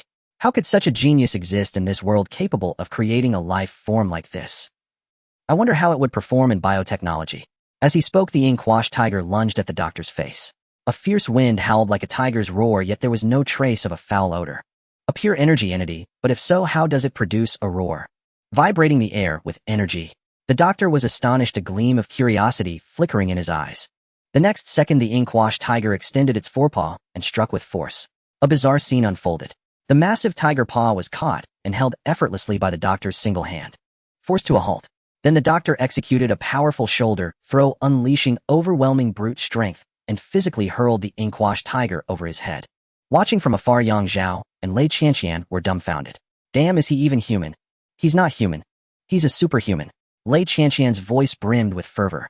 Yes, the information from the lab shareholder is entirely accurate. The doctor himself is a nearly perfect superhuman. But his own genes are too compatible with this technology, so he cannot be used as a sample. And in the doctor's room lies the secret to becoming a superhuman. Even if one cannot become a superhuman, they can still massively enhance the 3 core attributes. Yang Zhao, give me a hand. While the doctor pinned the ink-washed tiger to the ground for a thorough examination, Lei Qianqian growled. How can I help? Hold him off. Let me open fire. What? Yang Zhao listened with a speechless expression. Sis, I'm actually a ranged glass cannon, you know. Lei Qianqian. In this instance, I seek nothing but intelligence. All the rewards go to you, so helping me is helping yourself. Hearing this, Zhao stepped forward, into the breach where death is certain. I shall lead the charge. At worst, it was just one instance, dying was no big deal. Besides, he had already stuffed his pockets full, what was there to fear? In the lab, dragons breathe fire, and wolves fire cannons, a mere doctor is laughable. Watch my buffalo jump maxed out into a giant wave. With that, Zhao directly dismissed the Inkwash tiger. On the doctor's side, the sudden disappearance of his new toy, the Inkwash tiger, left him equally bewildered. But then when he saw Zhao, the light of intelligence in his eyes instantly vanished. In the instance, only a very few NPCs could engage in brief conversation. Such was the mechanic. Only when triggering an Easter egg could one truly communicate normally with an NPC. Dare to destroy my experiment. Then you shall serve as my new test subject. The doctor let out a low growl and stomped the ground fiercely. Though he was merely a human standing around 1.7 meters tall, the momentum of his charge was more terrifying than a mammoth's. King, Queen, Zhao gritted his teeth, unleashing attacks with both hands. 2 invisible sword energies shot forth. The king's sword energy struck the doctor first, triggering a violent explosion. Yet this attack failed even to breach the doctor's body shield. The queen followed closely, its slowing effect nearly negligible. The doctor of Lab 3 was a true boss that players could face at this stage. Not only was he a hexagonal warrior, but he also possessed exceedingly high resistances. His panel appeared to show only one skill, yet his entire being was a mass of monstrous mechanics. He possessed the most superior eyes, a combination of eagle and compound vision. He had the most perfect tendons, bones, and muscle structure capable of adjusting form at any time. He had burst when needed, endurance for sustained combat, and agility for nimbleness. What was even more twisted was that he mastered a skill coveted by the military and even the high echelons of nations worldwide. Life Force Field. This was the only skill displayed on his panel. A perfect crystallization of the technological side, even bridging into the supernatural. This isn't right. After 2 consecutive attacks, the doctor's clothes weren't even dirty, prompting Zhao to exclaim in shock. This is perfectly right. Lei Qianqian's eyes blazed with fervor. He's a modified human, self-modified. Take him down, find his secrets.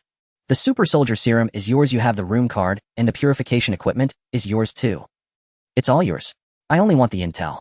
Deal. Without a moment's hesitation, Zhao instantly amplified his output. Night. A particularly dense energy blast shot forth, striking the doctor precisely on the face. Such an attack, even for a monster like the doctor, forced a stun. Now, Zhao growled, simultaneously reactivating the landscape painting. The falcon and Inkwash tiger appeared. The falcon flapped its wings and flew toward the doctor. Not to harm him, but to delay him. Meanwhile, the Inkwash tiger carried Zhao as it swiftly retreated. Regulating his breath, Zhao entrusted his mobility to the Inkwash tiger while he immediately began to compose himself. But before that, he reminded Lei Qianqian in the team chat, the doctor's armor is broken. Armor broken. Understood. Light blazed in Lei Qianqian's eyes. She instantly switched her heavy machine gun's ammunition type, unusually opting not for large-caliber high-damage rounds. Instead, she used specialized flesh-piercing rounds which dealt double damage to unarmored, shieldless targets. In the instance, bullet caliber wasn't always the best choice. Adapting to different situations by switching bullet calibers was crucial. But in reality, there was no argument. One simply chose the largest caliber and highest rate of fire. What about cost-effectiveness? That was a relic of a bygone era. Forget the right choice. Only the expensive one. Firepower supremacy. Lei Qianqian had originally used the KC-17, a legendary armor-piercing tool. But since Zhao had reported the armor broken, she naturally switched to flesh-piercing rounds. With muzzle flames spitting dense bullets wove into a net, wildly pouring onto the doctor. Even the mighty doctor, stripped of his shield, was forced back by the bullets striking his body. Blossoms of blood splattered. Thus Lei Qianqian maintained relentless fire suppression, buying Zhao time to recover. At this pace, at most 2 more rounds would finish the doctor. But a boss was a boss precisely because of its extraordinary traits. Arg. Damn bugs. They'll tear you apart. The doctor roared, twisting his body. Soon his skin was replaced by a layer of glossy black armor. Seeing this, Lei Qianqian couldn't help but gasp. Damn, there's a second phase. The intel had never mentioned this. But then again, the intel was provided by the lab's shadow shareholder. Although he was a high-ranking national official, he wasn't in the military. At this stage, the most classified intel remained within the military. As long as that person remained silent, this intelligence would stay locked away. Lei Qianqian had no time to dwell on it. Just as she was about to switch her weapon's form, her perception detected several figures.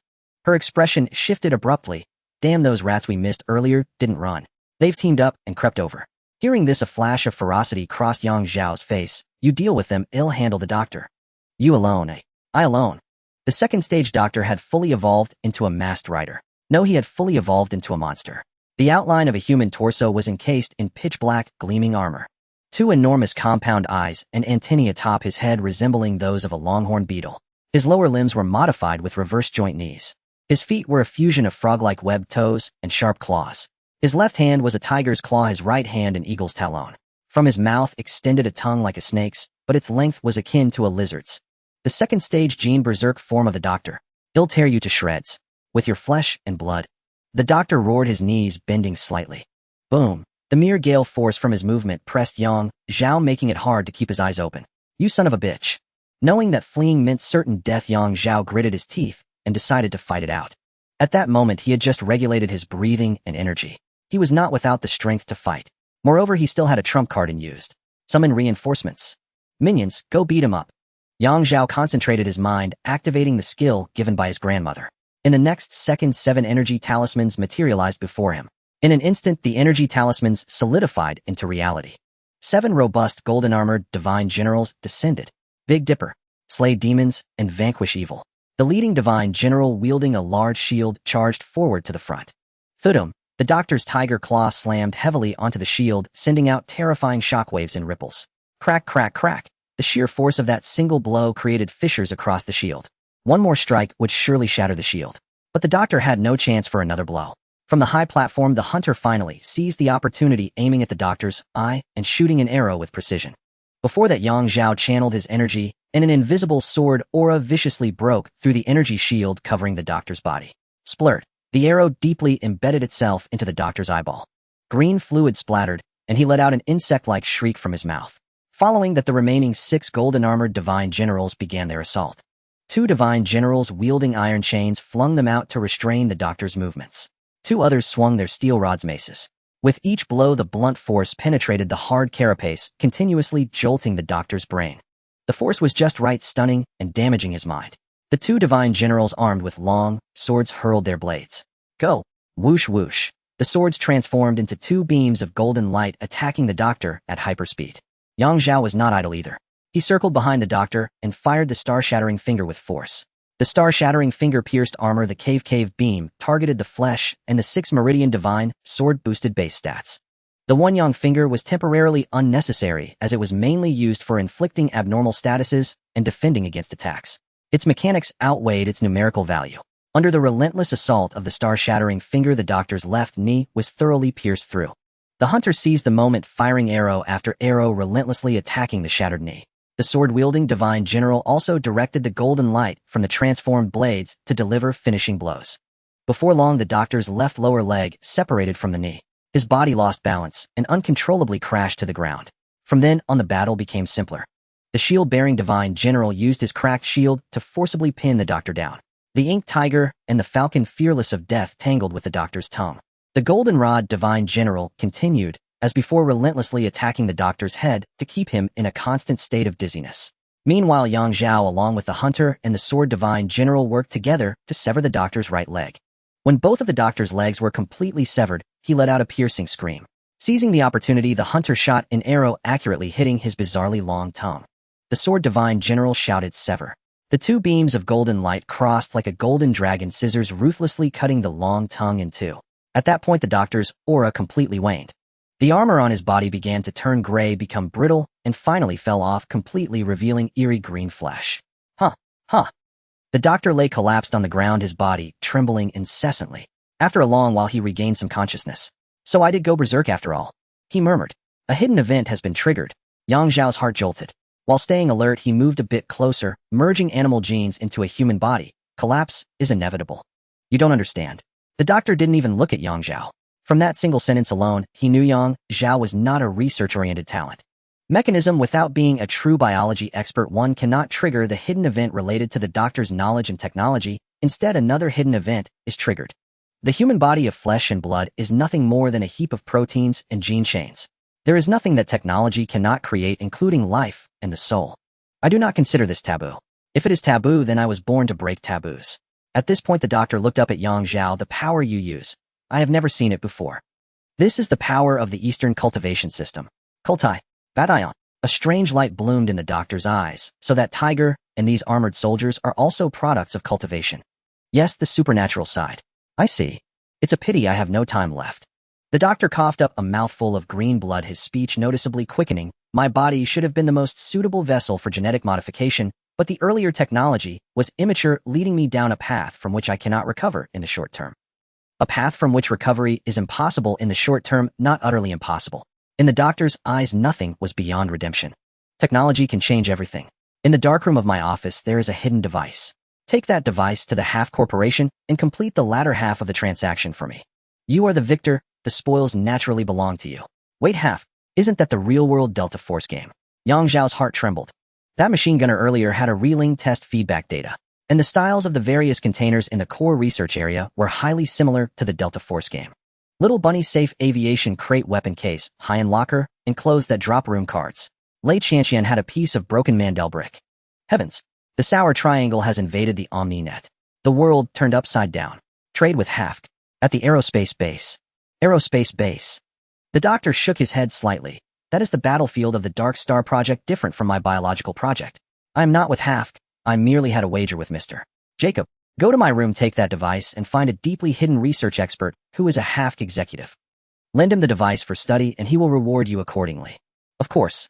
The doctor curled his lips slightly. You'd better have the ability to protect the device and yourself.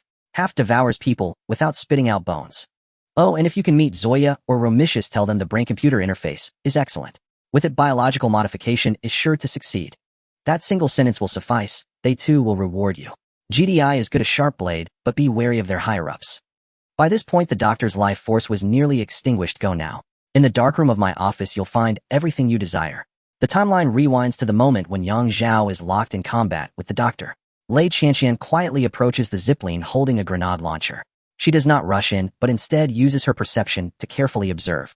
The 4 mice that had previously been hiding outside have quietly returned. It seems they have reached some kind of agreement, refraining from attacking each other. Heaven has a path you refuse to take, hell has no door, yet you barge in. Her face darkens as she continually adjusts the angle of the grenade launcher in her hands. Then with a muffled bang, a grenade is launched. Following that, the second and third grenades follow suit. Afterward, Lei Qianqian takes off along the zipline. Boom, boom, boom. Above, 3 grenades disrupt the firepower net that the players had already organized. As Lei Qianqian lands, she switches her grenade launcher for a Victor suitable for close-range fire. The rapid-fire rate of several hundred rounds per minute transforms the Victor into a laser-like weapon at close range. The first 2 players, still dazed from the grenade explosions, are shredded before they can come to their senses. At this moment, Lei Qianqian has already emptied a magazine. If she needs to reload, there's no need to remove the magazine, but there is a 1.23-second cooldown. During this time, she can only move or run, unable to roll or use other skills. Otherwise, the reload state will be interrupted. She's out of bullets. Let's take her down. The remaining 2 players are filled with wild joy. They mistake Lei Qianqian for a player who has just fought the doctor. They think that killing her will not only yield various valuable items, but also allow them to scavenge the area below. What if they haven't had the chance to enter the doctor's room yet? What a blood profit. Naive. Lei Qianqian sneered, performing a weapon switch maneuver. In the next second, the Victor in her hands transforms into the large magazine M7. In the game, the M7 is known as a hexagonal warrior. Players unfamiliar with it are one thing, but anyone who can master this gun will be deeply captivated by its charm. Especially at the moment when the magazine is filled with elixirs. Elixirs, red quality bullets. Rat-a-tat-tat. As the gun roars again, the 2 players are predictably shredded. Even with energy shields and extra armor, they are still powerless. After eliminating the 2, a rare flash of regret crosses Lei Qianqian's eyes. The red bullets are worth 3,000 game coins each. Damn mice.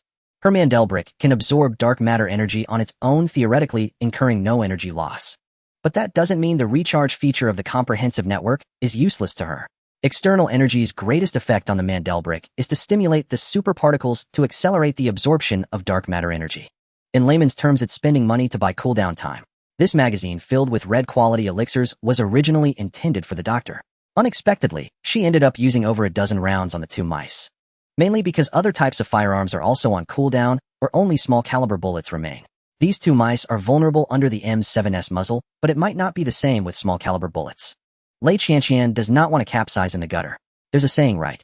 Only those who are alive are qualified to talk about losses. After eliminating the 4 audacious mice, she moves forward to strip them of all their supplies and gear. For this dungeon, she has promised Yang Zhao not to take a single coin. The large red and small red from the doctor are definitely off the table. She can only use the supplies from the mice to make up for her losses. After all, young Zhao cannot carry everything by himself. No matter how large his safety box is, there's no way to fit in weapons and gear. After cleaning up, Lei Qianqian carefully checks again to ensure there are no remaining mice before descending the zipline. Below, Yang Zhao watches as the doctor gradually loses all signs of life. The corpse of this special boss will not turn into a box, but being able to search it signifies that the target is dead. He rummages through the body. It's still the grid panel that appears when searching containers. Bang, the red resource sound effect for containers. Oh, the first one yielded a red item. 1 grid of red. Yang Zhao reaches out to grab the red resource and promptly places it in the safety box. He then turns back to examine it closely. It's an unrefined enhancement potion. This potion is named Super Soldier. Therefore, many military players also refer to it as the Super Soldier Potion. After killing the doctor, the Super Soldier Potion is a guaranteed item. Its repurchase price on the comprehensive network is 55000, and at this stage, it is not available in the trading market. However, the Super Soldier Potion is not as wonderful as it seems. First, it can only be used in real life. Second, it has a failure rate of up to 30. If the enhancement fails, the player turns into a puddle of green liquid and dies completely. And that's in real life. After the 30 failure rate comes a 20 mutation probability, randomly acquiring 1 enhancement. For example, transforming one's eyes into compound eyes or secreting mucus to rapidly form a highly defensive shell on their body surface. The remaining 50 probability is to enhance the 3 core attributes. After looking at the potion, Yang Zhao directly shakes his head and sneers. This is not a super soldier at all, it's simply a monster potion. Seeing the doctor's second phase makes it clear how significant the downsides of this super soldier potion are. He stops focusing on this potion and turns to examine his other gains. The second item is a sealed letter, a special item. Holding the letter and obtaining the so-called special device will allow access to a brand new dungeon. At that time, all players will be able to enter the new dungeon. However, players holding the special device will have additional advantages within the dungeon. Specifics are not mentioned. The name of the new dungeon is the Half-Secret Laboratory. This is the transaction that the doctor mentioned, right? Yang Zhao puts away the letter and continues to look for more rewards. The third item is a golden item, Pure Energy. It can recharge many special items, including, but not limited to, player items and one-time energy shields. Golden quality provides 200 charging, purple quality provides 1000, and blue quality provides 5000. Outside the dungeon, its value is average, but inside the dungeon, its value is extraordinarily high. Because players within the dungeon cannot use the comprehensive network's built-in charging function. If they happen to be on the brink of a final struggle to clear the map, this pure energy will come in handy. In total, Yang Zhao has found this much from the doctor's corpse. There's no room card or anything like that. However, he has already found a room card elsewhere. So the doctor's corpse doesn't drop room cards, they must be obtained separately. In other words, if other players haven't found room cards, yet even if they kill the doctor, they still cannot enter the secret room. Yang Zhao raises an eyebrow. I'm likely the number 1 in the world. The weight of being number 1 is something that every Chinese man cannot resist. Even playing a historical number 1 in the world in films and dramas will attract countless fans. If it's not done well, one will definitely be scolded to the point where their mother will explode. At this moment, Lei Qianqian descends along the zipline. Upon seeing the doctor's corpse, she can't help but take a sharp breath. She suspected he could likely achieve this, but seeing it with her own eyes still leaves her utterly shocked. This guy's current combat power is absolutely top tier in the world. He might even rank among the top few. That's the situation. According to the terms of the transaction, Yang Zhao organized the detailed intelligence and explained it to Lei Qianqian. Could I've gotten what I needed? Go ahead and scavenge the office supplies. Call me when you're done. I want to come in and have a look too. They'll keep watch outside. Entering an unfamiliar room for the first time, most people had no idea where fixed supplies would spawn. Therefore, Lei Qianqian deliberately chose not to follow. It might easily lead to suspicion that she would secretly take some supplies. Even Go Dan would do the same. With the deal in place, Yang Zhao didn't stand on ceremony and charged into the doctor's office. Upon entering through the main door, the workspace was on the left. The center was arranged like a reception hall, while the right side housed the experimental platform. The reception hall and the workspace were separated by transparent glass. Similarly, the junction between the reception hall and the experimental platform also had glass along with an electronic door. This bulletproof glass in theory couldn't withstand large caliber firearms, but within the game it was considered a structure and couldn't be destroyed. 2 panels of bulletproof glass divided the entire office into 3 zones. First, on the table in the reception hall, Yang Zhao headed straight for it as soon as he entered. Ding, a purple quality room card, medical storage room, Research Institute No. 3. Research Institute No. 3 had several medical storage rooms that could yield a good amount of medical supplies. This card was a universal one. Yang Zhao happily pocketed it, further enriching his collection of room cards. A room card could fail 100 times, but if it paid off even once it would be an absolute jackpot. Especially medical room cards. These medical devices could be used in reality. This wasn't just a piece of red loot, it was practically a lifesaver. These conspicuous tables facing the stairs or the main entrance should be fixed spawn points for room cards. Zhao filed this observation away, promptly updating his intelligence database. He then checked the area. The reception hall only had this one exposed loot point with no other containers. Next stop the workspace. Stepping inside, he ignored the other containers and made a beeline for the desk. Based on his experience, this was also a room card spawn point. However, there was no room card on the desk this time. Next, he found a briefcase, and after searching it, he obtained a report of experimental data. A goldeneer technical item.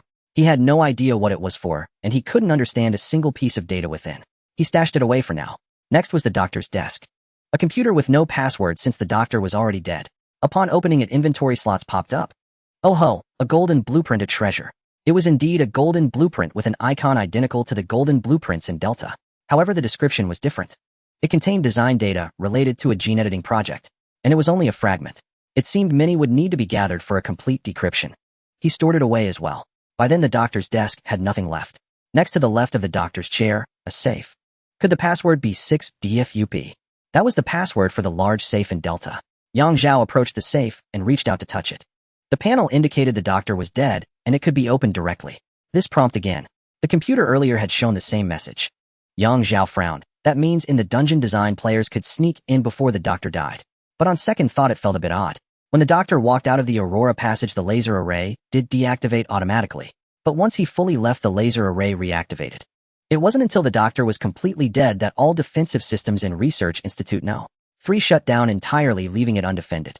Could the mechanism be someone stalls the doctor for 30 minutes outside, waits for the power system to fail, and then sneaks in? Speaking of which, stalling the doctor for 30 minutes might be harder than killing him, right? Zhao reached out and opened the safe. Inside, there was only one item occupying 9 inventory slots. Holy shit, a 9-slot red item. Zhao's eyes gleamed with intense greed. After waiting a full 10+ seconds, the red item finally materialized. One-time enhancement device. Activating this device grants a single all-around enhancement. Guaranteed success with no side effects. Enhancement effects: Core 3 attributes 0. 5. Permanent improvement in food digestion rate, energy conversion rate, stamina recovery, and wound recovery. Note this item can only be used in reality. Awesome. Truly awesome. You've earned my respect, Doctor. Genius. Zhao didn't hold back his praise for the doctor. He had undergone several enhancements before, though through different means. But he had also summed up some experience. Any enhancement showing precise numerical increases wasn't the biggest gain from this session. Instead, it was those permanent boosts to stamina recovery speed and energy recovery speed, and the like. These were the truly valuable core of this enhancement. These unremarkable attributes accumulated time and again would eventually grow into a towering tree with lush foliage. If attribute points were the roots of a player, then these attributes were the trunk. Skills, on the other hand, were merely the branches and leaves. Without the support of strong roots and a sturdy trunk, these branches and leaves were too unstable to amount to much. With sufficiently robust roots and trunk, these branches and leaves would become the most visible and striking part of the great tree. Since the one-time enhancement device could only be used outside, Zhao could only store it in his item bar for now. He then checked to ensure no loot was missed in the workspace and that there were no hidden compartments or secret doors. Next was the experimental platform. This area was much clearer. No containers and only 3 exposed items had spawned, but their quality was exceptionally high. 3 red quality universal vaccines. They contained all the effects of the vaccines Zhao had previously found. Things like virus vaccines, snake venom vaccines, and AIDS vaccines. 3 more gathered, and they're red. Whenever the number 3 appeared, Zhao's hand would inexplicably itch. Damn it, since it dropped in the game, just pretend I never found it. A brand new vaccine, a brand new path of advancement. With that, he directly activated his talent, Infinite Synthesis. A flash of light, and the 3 red quality vaccines vanished. In their place appeared a rainbow deer vaccine. Universal vaccine. Upon injection, it eradicates all harmful viruses within the body and grants immunity to the vast majority of viruses. Increases 1.5 physical attributes, greatly enhances cell activity and cell resistance. Note, subsequent injections of this vaccine only provide the effects of increased attributes, cell activity, and resistance. Note, maximum usage 3 vials. Holy moly. This is insane. The rainbow deer vaccine transformed from merely eradicating viruses to eradicating them and then generating antibodies. And it wasn't limited to just one type of virus. Hey, race the breakdown first. It could eradicate all known viruses on Earth that were harmful to humans. Second, it could also eradicate certain synthetic viruses that didn't exist on Earth, because the technological level in the dungeon's setting far surpassed Earth's. Not to mention, many amateur wild scientists could synthesize numerous terrifying viruses, let alone the fact that this vaccine also boosted attribute point cell activity and cell resistance. No words needed. An absolute top-tier treasure. Having looted the doctor's office and the experimental tables clean, the next step was the main event, the card room. What Zhao didn't know was that even the military found this card room a massive headache. For current players, a boss of the doctor's caliber could never be defeated through mere tactical coordination alone. The true solution lay in powerful skill combinations and sufficient supernatural strength. The military was not lacking in top-tier combatants. They possessed more than one set of excellent skill combinations. Their number of successful clearances of the core zone was also considerable. However, relying solely on these players' number of clearances and attempts was far from reaching the point where quantity triggers a qualitative change. 10 successful clearances were not as good as one stroke of luck. Back when playing Delta right after the mecha event launched, someone pulled a mecha from their very first travel bag. Yet others could open 1 or 200 travel bags without finding one. That was the principle. With a soft beep, the most mysterious card room since the arrival of the OmniNet was finally revealed in its true form. The room wasn't particularly large, with ample and soft lighting. Walking in from the entrance, the first thing that caught the eye was a massive device. Reinforcement Agent Purification Device, 33. This device could be used 3 times in normal mode. It could be used 4 times in secret mode and 5 times in top secret mode. Is this the device the doctor mentioned? Zhao walked up to it. This thing is almost as big as a car. How the hell am I supposed to get it out? And besides, this isn't even extractable loot. This device was a special facility inherent to the instance. It could be interacted with and used, but it could not be damaged or taken out. Clearly, this wasn't the trade the doctor had mentioned. Zhao took out the super soldier serum he had acquired earlier and gently placed it into the groove of the device. The next second options popped up on the device's built-in screen. After purification, the serum can be optimized. Direction 1. Obtain a single perfect modification with no side effects, a minor random increase to attributes, and gain 1 random animal ability. Note, this ability is a biological modification, will not appear on the status panel, and does not occupy a skill slot. Direction 2. Significantly increase a random attribute. 2 options, only one could be chosen. After reading the description, Zhao decisively chose the second. The appearance and fate of the second stage doctor were deeply etched into his mind. Despite the device promising a perfect enhancement, he had no desire to try it. A random attribute boost was good enough. The purification process took 5 minutes. Zhao placed the serum inside, confirmed his choice, and the device began operating on its own. Then he continued to loot the darkroom, bypassing the massive purification device and going further in. There was a display case. At this moment it was empty. Zhao tried and found that the glass of this display case could be shattered. He immediately understood that this was also an open loot spawn point. It just hadn't spawned anything this time. He continued inward. At the base of the wall, 2 meters in front of the display case, lay 2 large golden medkits. Golden-grade medical supplies. Each large medkit possessed 800 durability. Upon use, it could quickly heal injuries, treat fractures and internal injuries, and cleanse negative status effects. Regarding health recovery, every 0.1 points of physique corresponded to 10 durability. For a dying person with 3 points of physique, complete healing required a full 300 durability. If the injuries were lighter, the durability consumed would be lower. For treating fractures within the 0.11, 9 physique attribute range, each injury consumed 20 durability. In the 2.02, 9 range, treating 1 fracture required 40 durability. The 3.03, 9 range required 60 durability, and so on. Internal injuries and negative status effects consumed durability at the same rate as fractures. Overall, this golden quality medkit was very versatile, but its consumption rate was likely to be quite fast. There was no need to carry it unless entering a secret or top secret instance. Its tactical value was too high. Bringing it into a normal instance, dying with it, would be a loss not worth the gain. Tisk, it's a pity there are only 2 golden medkits. If there were 3, it would be a different story.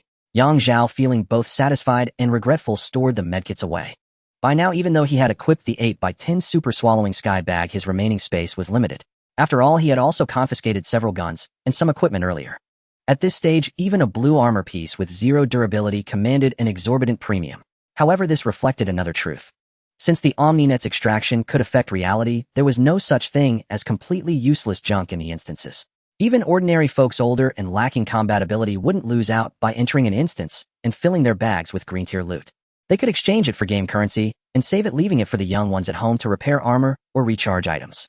Every time a youngster successfully extracted from an instance, it could greatly improve the family's life. Furthermore, instances contained various black-tech medical supplies that could easily cure major diseases that were difficult to overcome in reality. Back to the main topic. At the deepest part of the darkroom against the wall there was another display case. On the left and right sides of the display case were two large safes. Zhao walked over first, smashed the glass of the display case, and retrieved a device. Life Force Field Activation Device. It could be used after equipping, allowing the user to activate a life force field for a target. Note: activating the life force field requires the player's 4 attributes to each be above 3. Note: the life force field does not occupy a skill slot. It is a biological instinct awakened upon the sublimation of a life form. Note: after use, this item automatically transforms into a quest item. Life force field. So this is the device the doctor was talking about. Zhao's eyes lit up, and with a swift movement, he stuffed the life force field into his secure container. The 9-slot big red case would have to stay outside. After using this item, he could take it and the secret letter to unlock a brand new instance. An instance that could affect all of humanity, started by Zhao. How exhilarating. A surge of inner satisfaction washed over Zhao, and he then reached out to open the 2 large safes. This time nothing too outrageously overpowered appeared. It was a 4-slot craft-type collectible of red quality. It was a monster that blended characteristics of multiple animals. It looked ferocious and terrifying, exuding a strong sense of oppression. Perhaps this was the doctor's ideal vision of a successful transformation. Its value was a full 1 million game coins. The second large safe yielded 2 red-quality gold ingots. Logically, gold shouldn't be worth this much, but these were financial-type items, not mere gold. The OmniNet's buyback price was 300 game coins per ingot. At this moment, the OmniNet prompted a notification upon reaching level 10. A player could unlock a personal collection exhibition room. The initial exhibition room was very small and would require continuous spending to upgrade. However, for most players there was no need to open the exhibition room in the early stages. Civilian players, or those with bad luck at the start, would often be killed by players with supernatural combat power or firearms upon encounter. Furthermore, secure containers had to be found within the instances themselves. Most players simply couldn't save up game coins in the early stages. Occasionally, they would extract a craft or financial item only to think about exchanging it for game coins, then converting that into real currency to spend, to improve their own quality of life. Or at the very least, back in their hometown, build a new house for their parents and grandparents. Let their family enjoy a more comfortable life. To secure a cozy little nest for themselves. After thoroughly looting the area, Zhao did not leave the darkroom. Instead, he looked up at the ceiling. I knew something was off. In the corner of the darkroom's ceiling there was an inconspicuous gap. Without a word, he unleashed a single star-shattering finger. With a dull thud, the ceiling was blasted open, scattering debris and forming a crude staircase. The OmniNet indicated that this path led inward. Just like the entrance to the Miao-In Pavilion's boss room, there was a hidden passage here. Zhao did not rush in. He first went back to collect the purified potions, then called Lei Qianqian inside.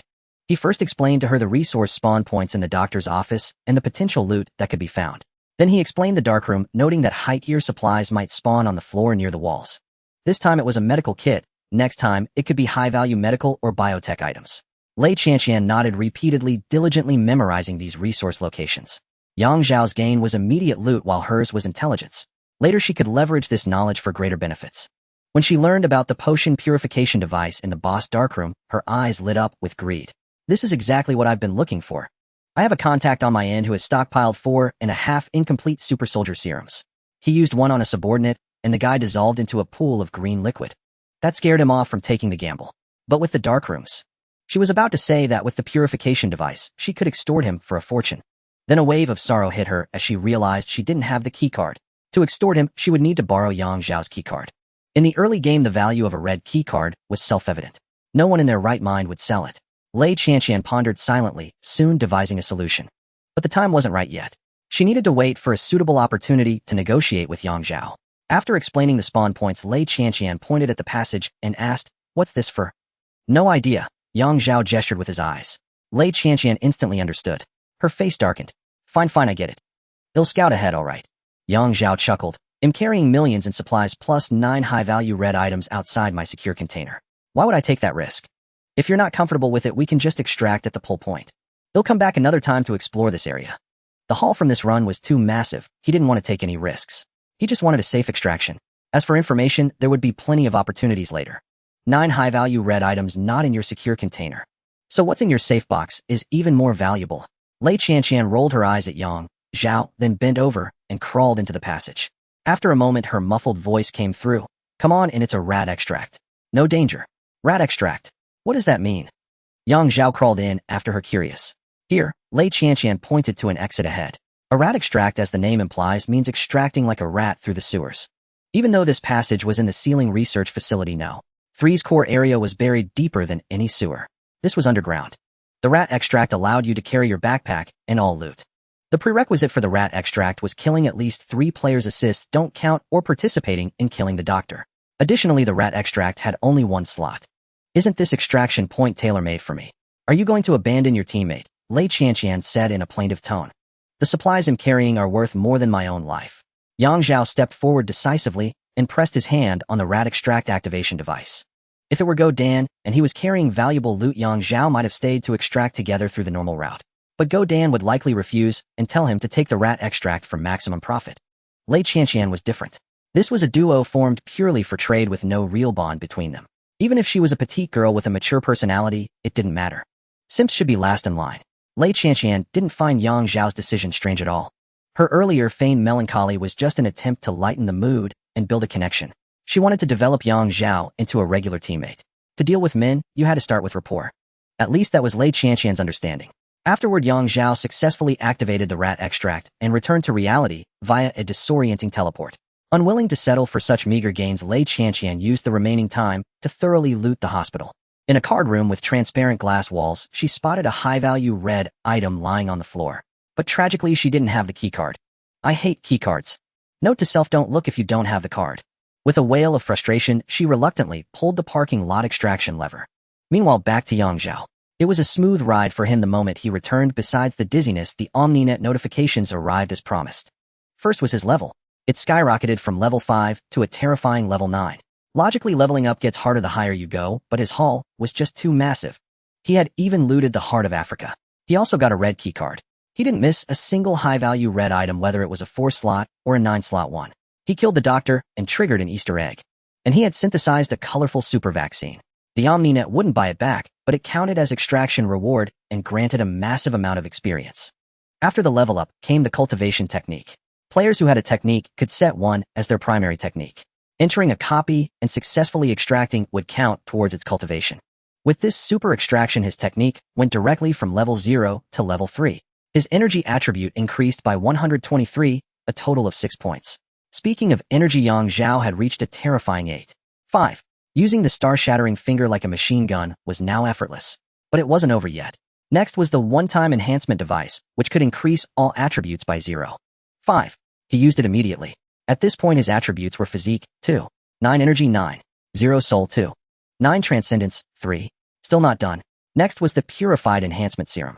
It granted a random attribute boost. Yang Zhao injected himself directly, and a euphoric feeling washed over him. Damn, why does this feel like using contraband? A sense of dread crept in, but when he opened his status panel, he immediately relaxed.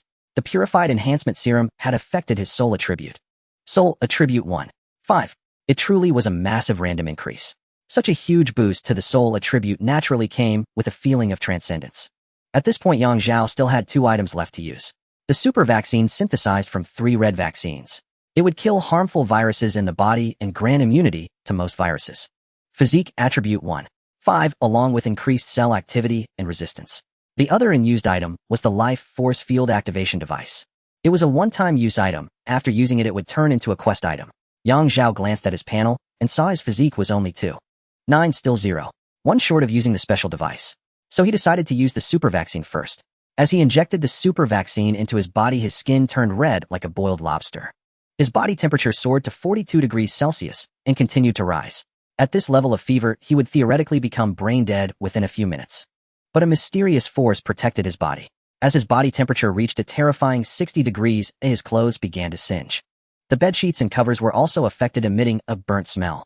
However, this state didn't last long. Soon his temperature began to drop, eventually settling at 37.5 degrees. For an ordinary person, this is a low-grade fever. But for Yang Zhao, this would be his normal body temperature from now on. As he was undergoing the enhancement, his grandfather came upstairs carrying a plate of fruit. Zhao, are you busy? Your grandma cut you some fruit. I'm leaving it at your door, huh? Why do I smell something burning? Wife, check the kitchen. Did something burn? Are you losing your mind? We didn't even cook lunch today. That's true. His grandfather frowned and sniffed carefully, suddenly noticing the burnt smell was coming from Yang Zhao's room. Alarmed, he was about to go downstairs for the keys. Fortunately, Yang Zhao regained his senses just in time and said, "Grandpa, I'm fine. A prop accidentally caught fire, but I've put it out. You'll eat the apples later. Just leave them on the coffee table outside." "Oh sure," his grandfather responded, but due to his age and slow mind, he didn't realize the slip. When had he ever mentioned that the fruit in his hand was an apple? Physical attributes 4. 4. Energy attributes 9. 0. Soul attributes 4. 4. Extraordinary strength 3. This is the current panel data of Yang Zhao. At this moment he had undergone a complete transformation. He was an extraordinary being in every sense. This feeling of power about to explode, yet easily controllable, is truly magnificent. He murmured to himself. Then he reached for the iron railing at the head of the bed, gripping it firmly, and the solid iron railing left several finger marks. This is a direct manifestation of the level of strength. What he had said earlier about letting his grandfather put the apple outside was another 2 enhancements. Firstly, he had already sensed the scent of the apple before his grandfather even brought it upstairs. Secondly, he had seen his grandfather carrying the apple upstairs with his extraordinary perception. There was no specific image, nor was it a form of X-ray vision. Yet he could precisely receive feedback from the universe. A remarkably wondrous sense of perception. If we liken the universe to an infinitely large server, everything within it is merely data. Anyone with extraordinary perception can read data from the server. Depending on the distance and the target's extraordinary strength, one's own extraordinary strength will vary. Just now, Yang Zhao did not deliberately sense his grandfather, but instead read the corresponding data from the universe. Thus he received perceptual feedback. Similarly, when facing other players, he could also read their data. Of course, if the opponent's extraordinary attributes were too high, he would face corresponding obstacles. Extraordinary attributes will autonomously protect oneself, the player himself. Yang Zhao got out of bed, but did not walk towards the door. Instead, he extended his hand and tentatively tried to mobilize the energy within his body. Before long, the energy left his body and attached itself to the doorknob. He gently turned it. Click. The door opened. Seeing this scene, a hint of a smile appeared on Yang Zhao's face. Simply having high energy attributes alone wouldn't allow him to accomplish this. It required a combination with soul attributes. Afterward, he locked the door using energy. Next, instead of turning the doorknob, he filled the lock hole with energy bit by bit. Sensing the state of the lock core, he gently turned it. Click. The door opened. This scene made Yang Zhao even more delighted. Energy can enhance the extraordinary perception brought about by soul attributes. Or rather, energy is versatile. It can serve as a medium for any extraordinary material. This discovery would be immensely helpful for future battles. Familiarizing himself briefly with his enhanced body, Yang Zhao began to develop a life force field. This time he encountered a minor setback. Perhaps due to his attribute points not being high enough, the life force field indeed existed, but its true function had yet to reveal itself. However, this was not urgent. It was a special skill that did not occupy the skill bar and would grow with him. This was a small seed quietly taking root and sprouting during each attribute enhancement. Yang Zhao only needed to focus on its growth and wait for the moment it became a towering tree. He then walked out of the room, sat on the sofa in the small living room, and flipped through his phone. He also finished the apple his grandfather had brought. By this time it was already afternoon, and nearly 9 hours had passed since the comprehensive network rewards. Major social media and platforms were completely flooded with topics related to the comprehensive network. Scrolling through everything was connected to the comprehensive network. Some bloggers seeking attention and traffic had already started to make sensational claims. Unsurprisingly, the videos of these individuals did not last long and were quickly banned by the authorities. In the era of the comprehensive network, speech was not freer and the tolerance for nonsense was even lower. In the previous era, even if someone spoke nonsense, it could not withstand the complete social rules and underlying logic established by the authorities. Like the five-finger mountain of Buddha, no matter how powerful Sun Wukong was, he could never jump out. Some trivial remarks were merely for the amusement of the common people, whether it was to echo others or just to join in the fun. In short, it provided a channel for these idle folks to chat and vent their frustrations. Better than having 3 men spontaneously evolve into a brainstorming committee. But now it was different. Speaking recklessly could potentially lead to unexpected situations that the authorities had not anticipated. Yang Zhao scrolled through Douyin for a while before opening the class group. At first, many classmates were passionately speaking in the group and actively inviting others to team up. There were also some overly ambitious ones wanting to form guilds or adventure teams. Some said, "Don't forget the lofty ambitions of youth, once vowing to be the best in the world." Occasionally, a few lucky classmates showed off the gold and high-level gear they had acquired from the dungeons. A purple tire weapon could evoke quite a bit of astonishment. In response, Yang Zhao could only shake his head helplessly. The comprehensive network search and battle mode is not like leveling up by killing monsters. In the search and battle mode, aside from special bound equipment, any other equipment is just flowing. No one can guarantee they won't die in one go. Either they are wiped out by other teams working together, or they get killed by potato bombs, or they are slain by powerful bosses in the dungeons. In this mode, while an exceptional piece of equipment is indeed impressive, it is utterly different from the exceptional gear in traditional online games. Techniques, skills, attributes, and bloodlines. These are what never go out of style. Moreover, as players become more familiar with the maps, the output of various equipment will also increase significantly. Zhao found it uninteresting and directly exited the chat group. He then checked his missed calls. There were calls from his dad, mom, and a few classmates he usually got along with. Also, there were calls from Wang Shui and Dog Dan. Zhao returned the calls one by one, including Wang Shui's. Although this roommate was not worth developing a deep friendship with, he had to show some face. Finally, he called back Dog Dan. As soon as the call connected, the other side exclaimed, "Old Yang, I got the items and techniques from my parents plus an extra surprise." "Oh, so soon. How fast did you drive?" "Normal speed slowed down by surveillance, 180 without surveillance. Mainly because my dad also got on the highway. We started from opposite ends and met up at the service area. So that's how it is. No wonder it was so fast. By the way, guess what I found in the dungeon before? 9 grid big red. Correct, and not just that one gang. Let me tell you, if you come with me to Research Institute, no. 3OITLL definitely be awesome. Blah blah blah." Dog Dan was a solid ally recognized by Zhao, and there was no need to hide the dungeon intel from him. Upon hearing Zhao's experience, Dog Dan was so excited he almost wanted to stomp his foot into the fuel tank. Even over the phone, Zhao could hear the engine roaring. "Damn, this alpha really makes you fly. Damn, I'm so excited, old Yang. If we go to the dungeon together, we can take down those guards, and the doctor just the same. Even the speed won't be slower than teaming up with that Lei Qianqian. But this is also good. Ooh, I got the rewards my parents extracted, and let me tell you." Blah blah blah. Dog Dan excitedly recounted his experiences as well. First, there were the rewards extracted by his parents. A golden quality item named Equipment Decomposition Machine. Throw in unwanted gear, and it can be decomposed into colorless small crystals. Hearing this, Zhao's head buzzed. And there's also the DNF matter. But that's not all. The colorless small crystals are actually universal energy crystals recognized and labeled by the comprehensive network. They can charge any item produced by the comprehensive network. Direct charging. Moreover, the role of the colorless small crystal is not limited to charging items. On the other side, Lei Qianqian exited the dungeon. She hastily transferred the spoils into her warehouse, then paid off her debts to the creditors in installments. The reward she had drawn at the beginning was not the Mandel brick, but the Wind Whisperer.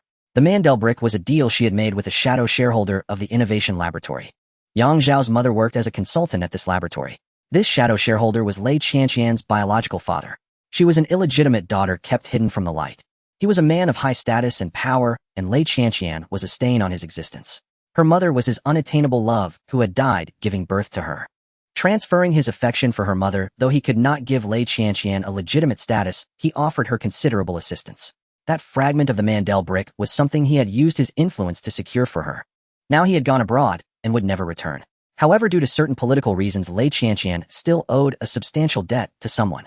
Her father also owed that person a great favor. After finishing the installment payment to her creditor, Lei Qianqian dialed her father's secretary's number. "It's me. Is there something urgent that you're calling about at this hour?" "It's very urgent. I need to speak with him face to face immediately." The sound of footsteps came from the other end of the line, as if the person had moved to a more secluded spot. "He's in a meeting right now, with several provincial leaders present." "Lei Qianqian, find an opportunity. How about using the player panel to team up for a call? It's more convenient and private." Secretary know the team status would be visible to friends. Heaven knows which leaders he has added as friends. Teaming up with a player at this hour would be ill-advised.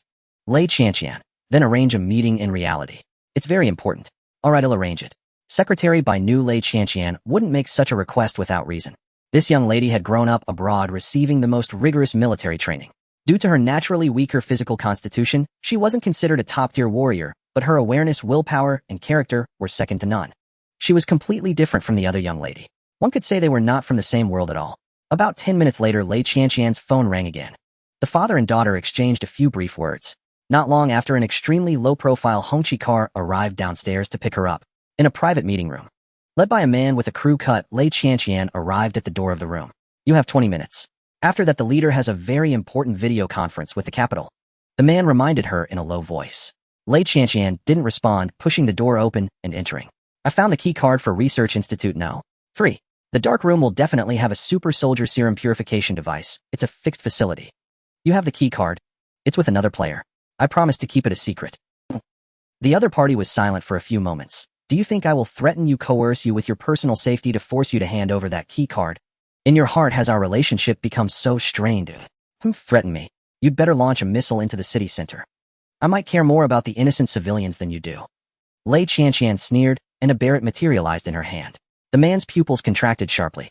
This Mandel brick was ridiculously powerful. That player hadn't bound it back then, nor did he know the specifics of this item. This girl was lucky picking up a tremendous bargain. Of course, what was even luckier was that on her first binding of the Mandel brick, she could randomly draw several firearm models. She had directly drawn the barret. If she had only drawn a few pistols or light assault rifles, it wouldn't have been so terrifying. I'm here to make a deal with you, and to save your life. Lei Qianqian grinned, revealing sharp canine teeth. You're still young, you might even advance further. Your physical exam is coming up, isn't it? If they find out you have a terminal illness, you'll probably be forced into early retirement. You must be regretting giving that 9-grid Great Red to curry favor with the old leader last time, right? That was something that could have saved your life. What do you want? The man asked directly.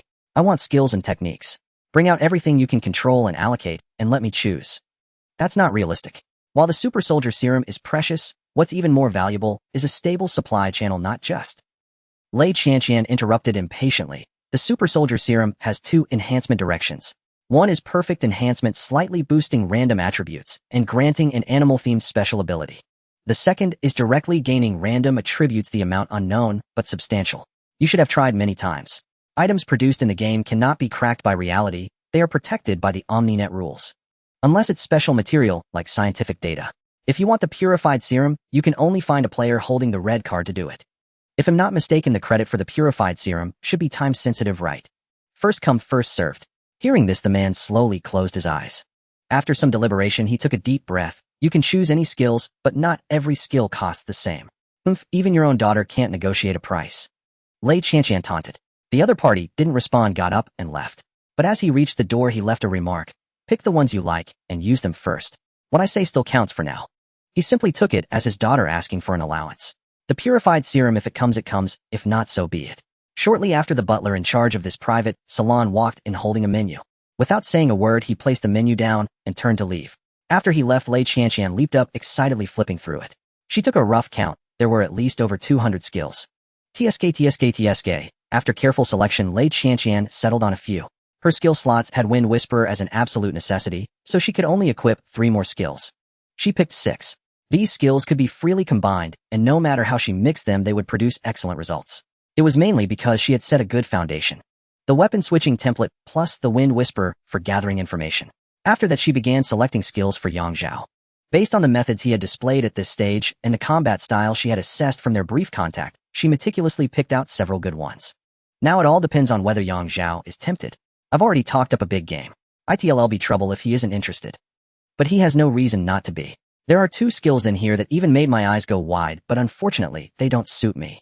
Lei Qianqian planned to pursue a path that mixed the supernatural with technology. She leaned more toward the technological side, mainly because she couldn't get around that fragment of the Mandel brick. Once bound, it couldn't be unbound. Going completely down the supernatural path would be too much of a waste. After making her choice, Lei Qianqian memorized the skill descriptions and then sent Zhao a team invitation through the player panel. On the other side, Zhao, who had just showered and was meditating on his bed, suddenly felt a sensation. Opening the player panel, he saw it was a team invitation from Lei Qianqian. He accepted and joined the team, but didn't prepare, ensuring she couldn't start a dungeon. What's up? Going into a dungeon again. I got some skills through a special channel. I can't use them all myself. See if you're interested. Oh, skills. Not just skills, but also techniques, and more than one set. Then I'm all ears. At present, most players have yet to confront a fundamental issue. When cultivating multiple techniques, attribute points are not infinitely stackable. Take 2 techniques of the same tier. One called the Strength Art, and the other the Strength Manual. Both enhance physical attributes with an additional boost to strength alone. One grants a total of 12 points to physical attributes, while the other provides 13. Here the OmniNet has long provided the answer: attributes only take the highest value, while trait effects can be stacked indefinitely. For instance, Zhao already possesses the Devour Heaven and Earth technique. Excluding the infinitely scaling trait effects, he can obtain a total of 45 points in energy attributes. If he cultivates another technique focused on energy attributes, the peak value becomes 46. Thus, even if he masters both techniques to perfection, the energy attribute he obtains remains 46. From this perspective, the ultimate answer for graduation techniques is singular, infinite growth. It renders all flashy techniques meaningless. When the time comes for upgrades, it merely concerns the cultivation speed of this infinite growth aspect. Of course, the advantage of a technique isn't limited to enhancing attributes alone. This is merely the most obvious point. Its inherent skills alteration of energy attributes additional enhancement of energy intensity and trait effects. All these are crucial. Yang Zhao has resolved not to merge Devour Heaven and Earth with other techniques. His skill slots are far more precious than those of other players. Each skill slot represents multiple skills. At this stage, the Star-Shattering Finger must occupy one, and it will only be infinitely strengthened in the future. The Qi Circulation Technique must occupy another. In reality, meditative cultivation goes without saying, as there are no skill slot restrictions in the real world. Its main use is to rapidly restore one's state within instances and gain beneficial buffs. Qi circulation holds vast potential for exploration. Perhaps numerous buff skills can be integrated into it to achieve greater combat prowess. The third skill slot, Paper Soldiers from Scissors, remains debatable. Initially, Yang Zhao included this skill simply because the slot was vacant. Yet he never expected those 7 golden armor divine generals to be so formidable. They mercilessly ground the second-stage doctor into the dirt. Yang Zhao reckoned that even without his intervention, the Golden Whip Divine General could have smashed the doctor's brains into pulp. Blunt trauma is no joke. It specializes in penetrating high armor. Consequently, at this stage, Paper Soldiers from Scissors must remain in the skill slot. His main issue is that he hasn't yet discovered how to craft talisman paper nor where to buy blank ones. For the last skill slot, Yang Zhao plans to cultivate a technique with inherent skills. Then he will merge more techniques with inherent skills into it. It matters not if the attribute points only take the highest value. The goal is to stack skills. His secondary technique won't focus on attributes, but on enhancing skills. Of course, should he encounter another graduation technique with no skills, purely boosting attributes with infinite growth, Yang Zhao wouldn't mind merging it with Devour Heaven and Earth. But back to the main topic. Lei Qianqian, seeing Yang Zhao's interest, began to introduce the first skill, made my eyes go wide, but unfortunately, I'm destined to never unleash its full combat potential. What skill? Aurora Technique, a spell-type skill. Aurora Technique. It fires an incredibly fast aurora to strike the enemy. Its attack power, penetration. All aspects are average. Its sole advantage is speed. As fast as an aurora. Special effect Aurora Technique can be combined with any thrown or ranged skill, must be supernatural. For instance, combining Aurora Technique with Fireball. It retains all the damage, explosion, and flame burn effects of Fireball, but the projectile is an aurora benefiting from the aurora's extreme speed. Lei Qianqian, I noticed in your earlier battles that you fired energy blasts one after another, which perfectly complements this Aurora Technique. Although it occupies a skill slot, to be fair, the Aurora Technique is faster than a bullet. Coupled with your energy blasts that can slice through iron-shattering armor on contact. I can't imagine the look on the enemy's face. Also, a heads up, the method to activate the Aurora Technique has many points of origin, via fingers, eyes, mouth, or nostrils. If you wish, you could even use certain other orifices. Upon hearing the last remark, Yang Zhao was genuinely startled by this audacious girl.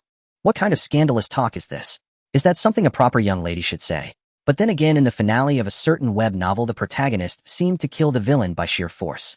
If that protagonist had the Aurora Technique, the villain's demise would have been even more straightforward.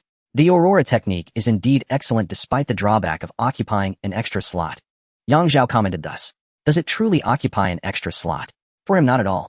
Moreover, such a fine skill is worth securing even if it takes up a slot.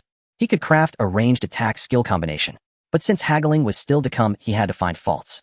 So you've set your sights on the Aurora Technique. Lei Qianqian grinned slyly. 5 purified enhancement potions, and I won't provide the raw materials. Just the finished product. What? You might as well be robbing me. Huh? Aren't I already taking advantage of the situation? So robbery isn't considered stealing. Lei Qianqian's tone grew increasingly cheeky. After a long silence, Yang Zhao said, if no raw materials are provided, then 2 potions. I just used one which directly boosted my soul attribute by 1. I reckon that even if it hits the minimum value, it would still raise a random attribute by at least 1 point. Hearing this, Lei Qianqian's breathing grew uneven. Thanks to her well-connected father, she had a broader perspective and more resources. She wasn't so desperate for excellent skills as they came too easily.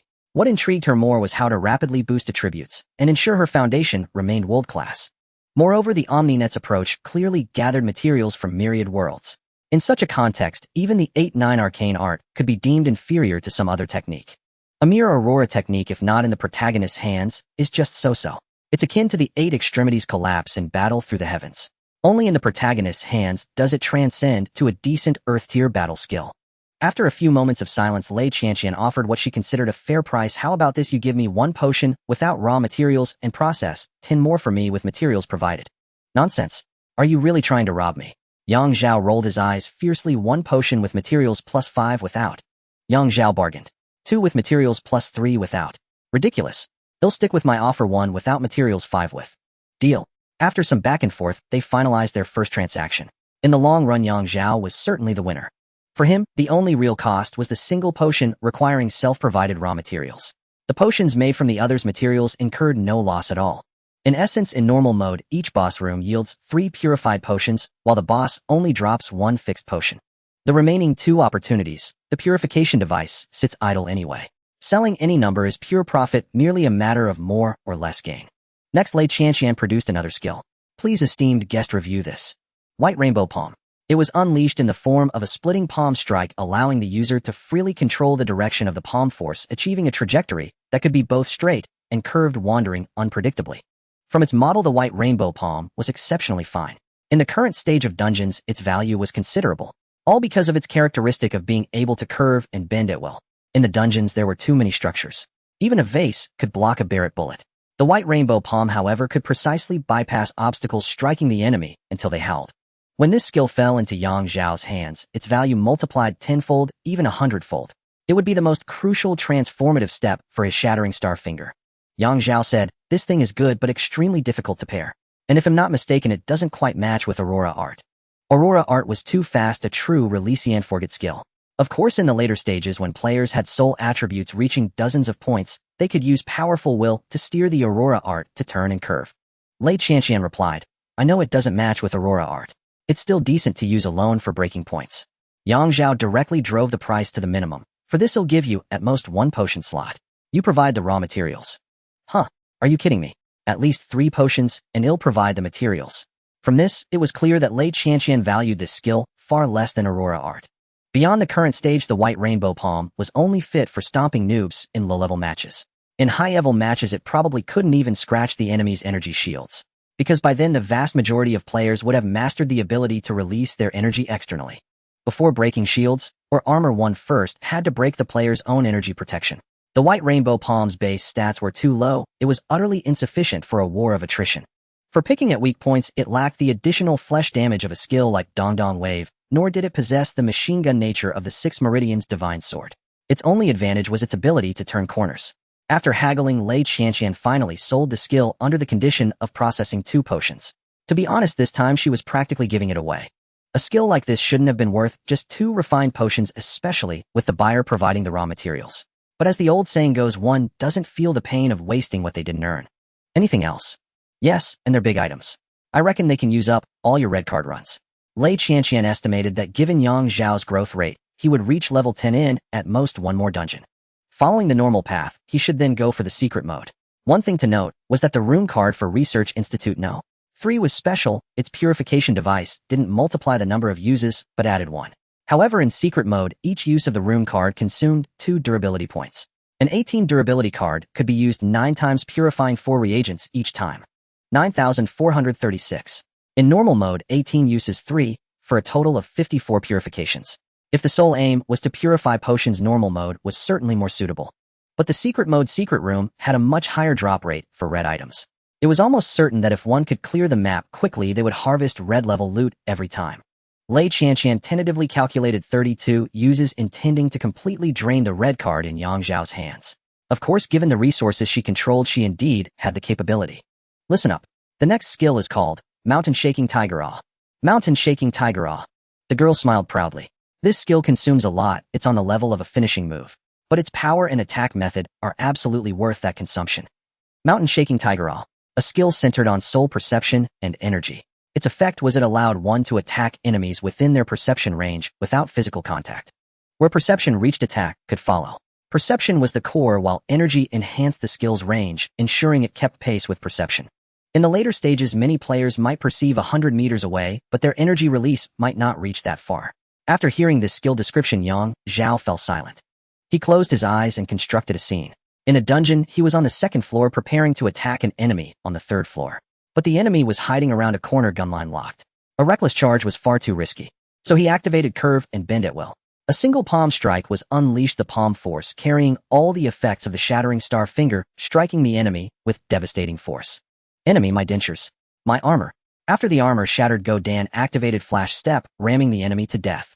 In the next scene, Yang Zhao detected an enemy behind multiple obstacles. At this point, the White Rainbow Palm couldn't curve around. He directly activated Mountain Shaking Tiger Awe. One shake. Armor shattered.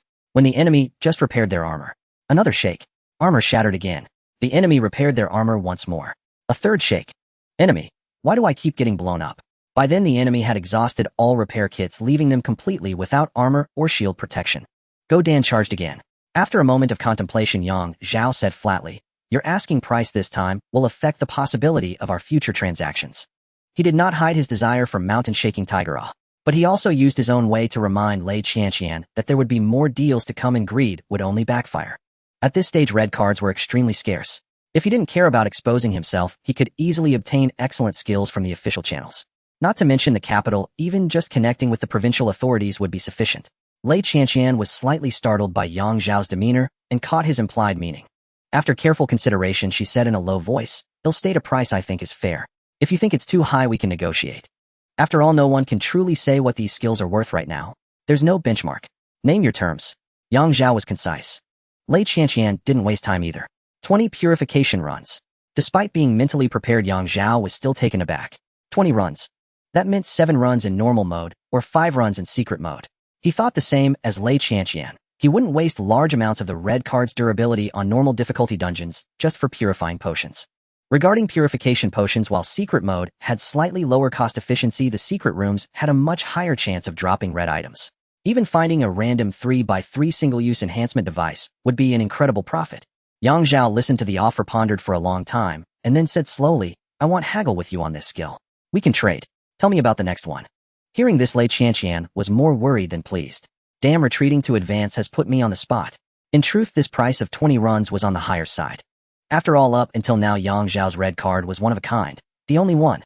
Lei Qianqian said, "Actually, what comes next isn't just a cultivation art. There are other skills for you to choose from." Her main worry was that he couldn't afford it. The old man was after political achievements, and they had an expiration date. That's why he was in such a rush. This kind of golden opportunity to profit from someone's desperation wouldn't come again. Let me start with the cultivation art. Cultivation art, primordial chaos mountain opening art. A metal element cultivation art. After practicing it, one's energy would gain the characteristic of metal element, true chi. Each stage of the art increased physical strength by 3 points and energy by 4 points. Upon reaching the 9th stage, one would gain an additional 2 points of transcendent strength. Up to this point, the art wasn't exceptionally outstanding, its main value being the rarity and difficulty of obtaining any cultivation art at this stage. But fortunately, this art came with a set of its own skills. The 3 mountain opening strikes. With the same energy consumption, each strike could deal several times the damage of a normal energy release. The first strike was a melee attack usable with bare hands or a weapon. The second strike was a ranged attack also usable with bare hands or a weapon.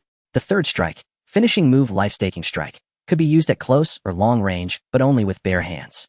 Its damage was enormous, but after unleashing it, the user would enter a period of weakness.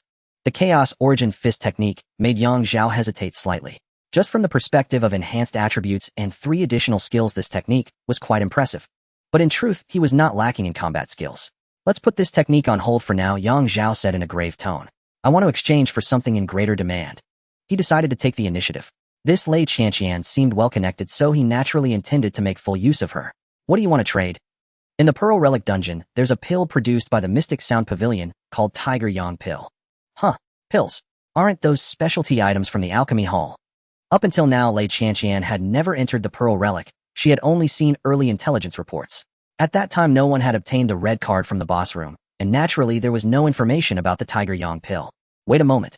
After a brief inquiry, Lei Qianqian rejoined the team. The amount of Tiger Yang pills held by individual sellers is very small. A large-scale acquisition could cause market price fluctuations and drive prices up. Those big conglomerates have plenty of money, they won't care about a price surge, and will definitely gamble. However, I can get a batch through official channels. Hearing this, Yang Zhao thought to himself, her source is indeed official. It made sense. Those big groups acquired many skills, but internally they had their own interests to divide. Moreover, anyone with foresight knew that skills were best kept on one's own panel. There was no reason to sell so many high-quality and premium skills. How many can you get? What do you need that stuff for? It's essentially a potent aphrodisiac, though it can be used in serious combat too. I have my needs. So you're not Yang Zhao, but Yang Wei, huh? Lei Qianqian sneered inwardly. The price of Tiger Yang pills has dropped now. The market price is 15,000 each. Through my channel it's 10,000 each, and I take 2,000 as a commission. That's fair, isn't it? First tell me how many you can get. If it's too few, it's pointless. Yang Zhao laid out a smokescreen. Lei Qianqian calculated for a moment and said, At least 20 you'll try for more. After all, these come from the boss room's red card. Deal at your price. He'll pay with equipment and weapons. Then Lei Qianqian provided a quote for the arms, and Yang Zhao mailed her the firearms and ammunition he had obtained. Within 24 hours at most, he'll send you the Tiger Yang pills. He'll notify you on WeChat then. Now shall we continue discussing skills and techniques? Lei Qianqian was still intent on squeezing everything out of Yang Zhao's red card. Though she openly mocked the old man, she was not foolish, as she knew that keeping him in a good position benefited her. It was best to advance further, but if not, at least maintain her current standing. I'm all ears. Name your terms. After that, Lei Qianqian listed more skills and techniques. However, this time none particularly caught Yang Zhao's interest. At least none were worth trading his purification device quota for. Seeing Yang Zhao's lack of enthusiasm, Lei Qianqian grew anxious. In the end, she simply recited every skill and technique from the entire menu, until she mentioned a certain technique which piqued Yang Zhao's interest. What about that mystic artifact restoration art? Mystic artifact restoration. Lei Qianqian was taken aback, then suddenly understood. It's an auxiliary technique specifically for repairing items, but it can only be used in reality and consumes vital blood. I get your point, but let me put it this way: at this stage, any technique more cost-effective than the comprehensive network's repair service already has an owner. Those are golden geese. In the Search Scavenge Escape game, equipment is a consumable. Why obsess over a single piece? Moreover, energy shields that don't hinder combat will be the mainstream. If you want such a technique, you'd be better off stockpiling disposable energy shields. Yang Zhao mused. Aside from this technique, are there any similar ones? I'm thinking of dabbling in venture speculation. Venture speculation. Lei Qianqian didn't quite understand at first. It means stockpiling items that seem low value now, and as more dungeons appear, some dungeons might require them specifically. By then, the prices of those items will skyrocket. Now Lei Qianqian understood.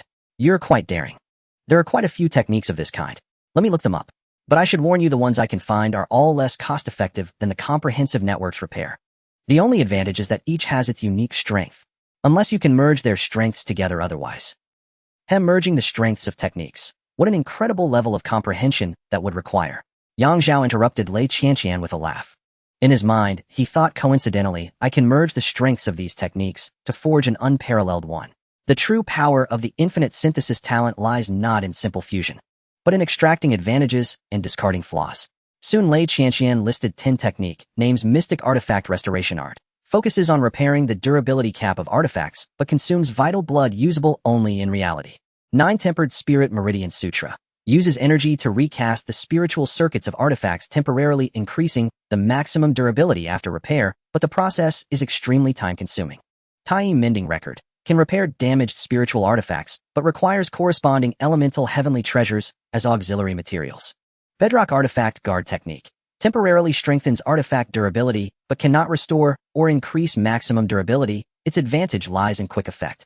Nourishing Treasure True Art, a nurturing style repair that restores durability and increases the maximum with no side effects, but requires continuous casting for 48 hours, followed by 72 hours without being able to channel energy. Purple Mansion Artifact Condensation Secret Art, nurtures a bound artifact in the Z Mansion with divine sense only applicable to recognized artifacts.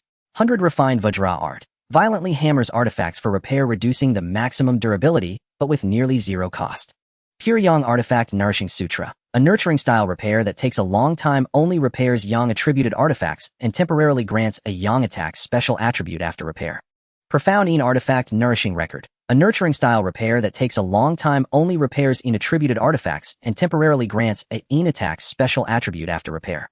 Myriad Forms Furnace Art, smelts waste materials to nourish equipment, restoring maximum durability, but may randomly change the equipment's appearance beyond active control. A full 10 techniques dedicated to equipment. Truly matching Lei Qianqian's words. In theory, they were all good techniques, but each had its flaws, preventing them from becoming mainstream. Yang Zhao was very satisfied with these techniques and said with a smile, "That's all of them. He'll take them all." "What a..." Lei Qianqian exclaimed in surprise. She had never expected that Yang Zhao would pass over the carefully selected skills and techniques, but unexpectedly achieve his goal through these flawed ones. However, the flaws in these techniques are too obvious, so I want to offer a high price. Also throw in 2 proper cultivation techniques. Yang Zhao stated. Lei Qianqian asked, "What are you offering in return?" Yang Zhao replied, "I'll purify 32 doses of potions for you, and give you 3 finished potions that don't require raw materials." He added, "I can see that those purification potions without raw materials are your real profit, aren't they?" Lei Qianqian remained silent. Clearly Yang Zhao's words had struck a chord. "All right, it's settled. Note this transaction was not a conventional one-up. Prices were not tied to market rates. Lei Qianqian's core demand was a time-sensitive contribution. On this basis, her father's sacrifice of 20 skills and 20 techniques was worthwhile. The key was speed, fast enough to provide a definitive answer to the capital before anyone else. Yang Zhao's core principle was maximizing benefits without exposing himself to the public eye. After finalizing the transaction details, Lei Qianqian stated that those techniques and skills would arrive within 24 hours, and she would send them to Yang Zhao via the comprehensive network email. As for the purification potions, she would dispatch the first batch as quickly as possible, also through the comprehensive network email, ensuring maximum safety for Yang Zhao. I was planning to invite you to team up for a dungeon, but I have to rendezvous with another contact now, Lei Qianqian said regretfully. Yang Zhao replied casually, "No worries, we can play together another time." Inwardly he thought, "Even if you had time, I wouldn't team up with you." While Lei Qianqian was undoubtedly a powerful ally at this stage, Yang Zhao was absolutely confident he could extract himself from any situation. If he encountered particularly troublesome opponents or was caught in a pincer attack, he could always retreat tactically without needing to fight head-on. On the other hand, finalizing the deal with Lei Qianqian had taken a full 3 hours. Godan had already returned to Shanghai and was heading to the company to return the car. The fixed team was online. Nearly an hour later, Yang Zhao's figure appeared at the school gate. Taking advantage of the deserted surroundings, he put the motorcycle back in its original spot. Almost forgot about this thing. Strictly speaking, what Godan and I did was indeed theft. But fortunately it was returned, and the owner didn't seem to have noticed yet. After returning the motorcycle, Yang Zhao hurried toward the dormitory building. On the path near the dormitory, he spotted several classmates. "Yo, old Yang, why aren't you grinding dungeons?" A female classmate named Guana called out enthusiastically. "Where's your buddy Godan? Did you two break up?" "No way, the bond between men isn't so fragile." Yang Zhao rolled his eyes at this tomboy and shot back, "What about you guys? Why aren't you in dungeons?" They exchanged glances. The tomboy Guana stepped forward and said, "Didn't you know something happened to Wang Shui?" "Wang Shui? I was on the phone with him just over an hour ago. And suddenly something happened." Truly, this is the era of the comprehensive network. Opportunities everywhere, but danger walks hand in hand with fortune. "What's the situation? Does his incident have something to do with you all gathering here?" Yang Zhao was puzzled.